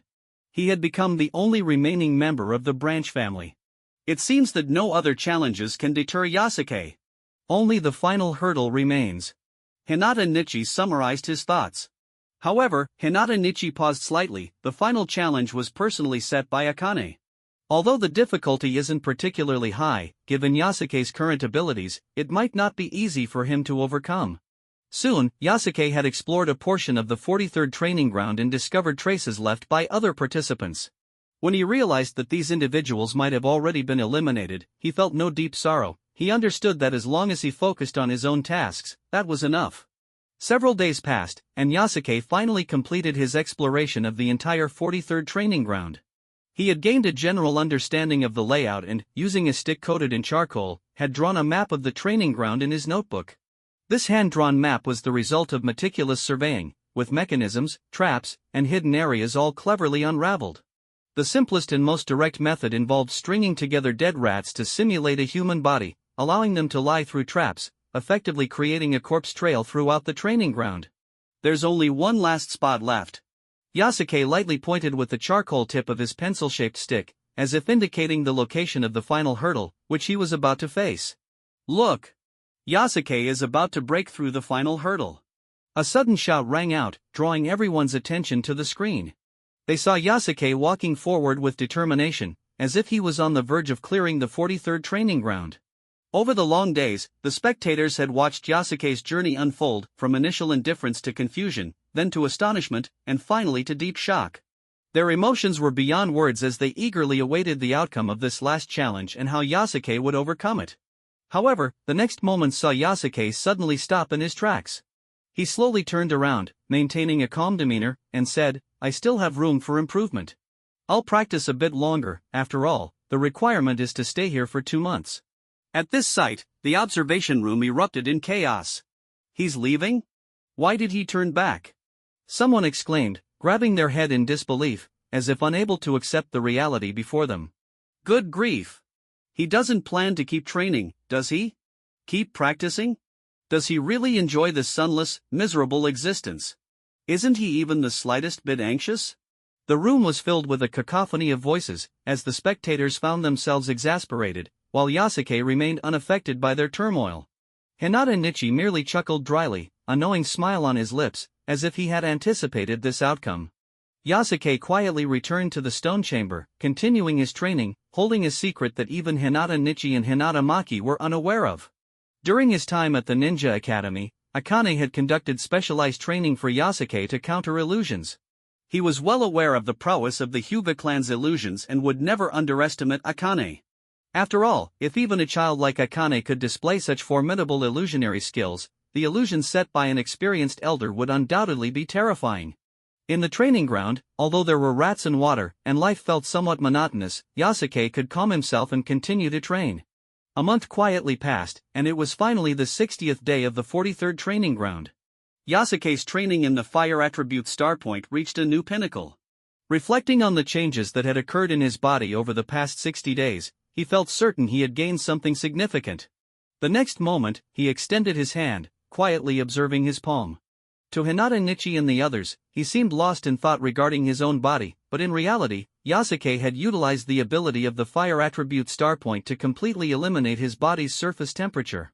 Like a cold-blooded creature, he had acquired a certain degree of stealth, which, combined with the concealment technique given by Orochimaru, formed a powerful disguise. Then, Yasuke stopped absorbing the heat from his body, allowing himself to return to a normal appearance. He sat in the center of 6 lit lamps, quickly absorbing heat and replenishing his energy with the fire attribute star point. Before long, he felt a warm sensation enveloping him, as if basking in gentle sunlight, yet it was more comforting than mere sunlight. After about an hour, Yasuke felt a swelling, heated sensation throughout his body, indicating that the thermal energy he had stored was now at its maximum capacity. Phew, Yasuke took a deep breath, slowly raising a finger, ready to release something. But in the next moment, he suddenly retracted it, standing up and heading directly toward the final hurdle. At the end of this 60th day, the clan leader, Hinata Hayashi, hurried over to observe Yasuke's final actions alongside the others. Everyone focused intently on the screen, knowing that Yasuke had already secured the opportunity to protect Hinata Maki.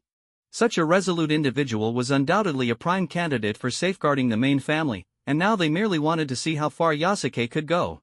Yasuke tossed a dead rat into the final challenge without any reaction.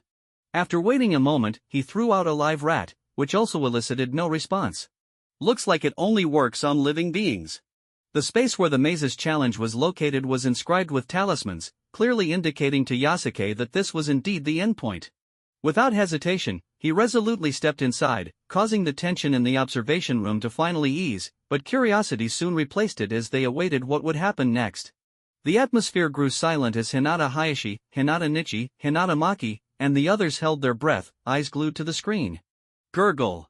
A strange sound of something surging echoed, and a figure identical to Yasuke gradually materialized in the air, appearing before everyone. Is that an illusion? Someone exclaimed. No, Hinata Nichi shook his head in denial, it's a physical body. Just like the techniques of mirror body jutsu, water mirror technique, and real waterfall, the endpoint of the 43rd training ground was a copy of oneself. What a twisted sense of humor. Yasuke gazed at his identical doppelganger, calmly stating, and the replica responded in kind, with identical expressions and words.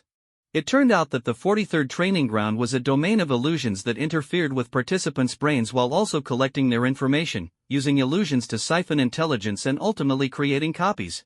The longer participants stayed, the stronger the copies became. Yasuke had spent 60 days here, meaning all of his abilities had been replicated. Leaf. Whirlwind. Bang. The two launched their attacks almost simultaneously, colliding with each other, and thus began a dazzling exchange of offense and defense, escalating from D-rank taijutsu to C-rank, from hard strikes to gentle fist, with both sides evenly matched. Hinata Nichi explained, the chakra of the copy is sustained by the barrier, meaning that it was inevitable for Yasuke to exhaust his chakra first and fall to the copy. It was only a matter of time. Swish! Yasuke drew a kunai, and the copy did the same. Flames coiled around the kunai as they engaged in yet another intense battle, filled with peril. The observers couldn't help but sweat for Yasuke, contemplating how they would handle such a situation in his place. There's only one way, Hinata Nichi murmured, and that is, the brothers spoke in unison, to become stronger than one's current self. Fire. Yasuke calmly raised his hand, extending his index and middle fingers. In an instant, an orange-red beam of light erupted from his fingertips. Flame Finger. Swish. The technique named Flame Finger shot toward the copy like a laser. The copy raised its fingers, but nothing occurred. It turned out Yasuke had deliberately held back a trick. This skill, just established at the brink of completion, was now fully realized. Thud.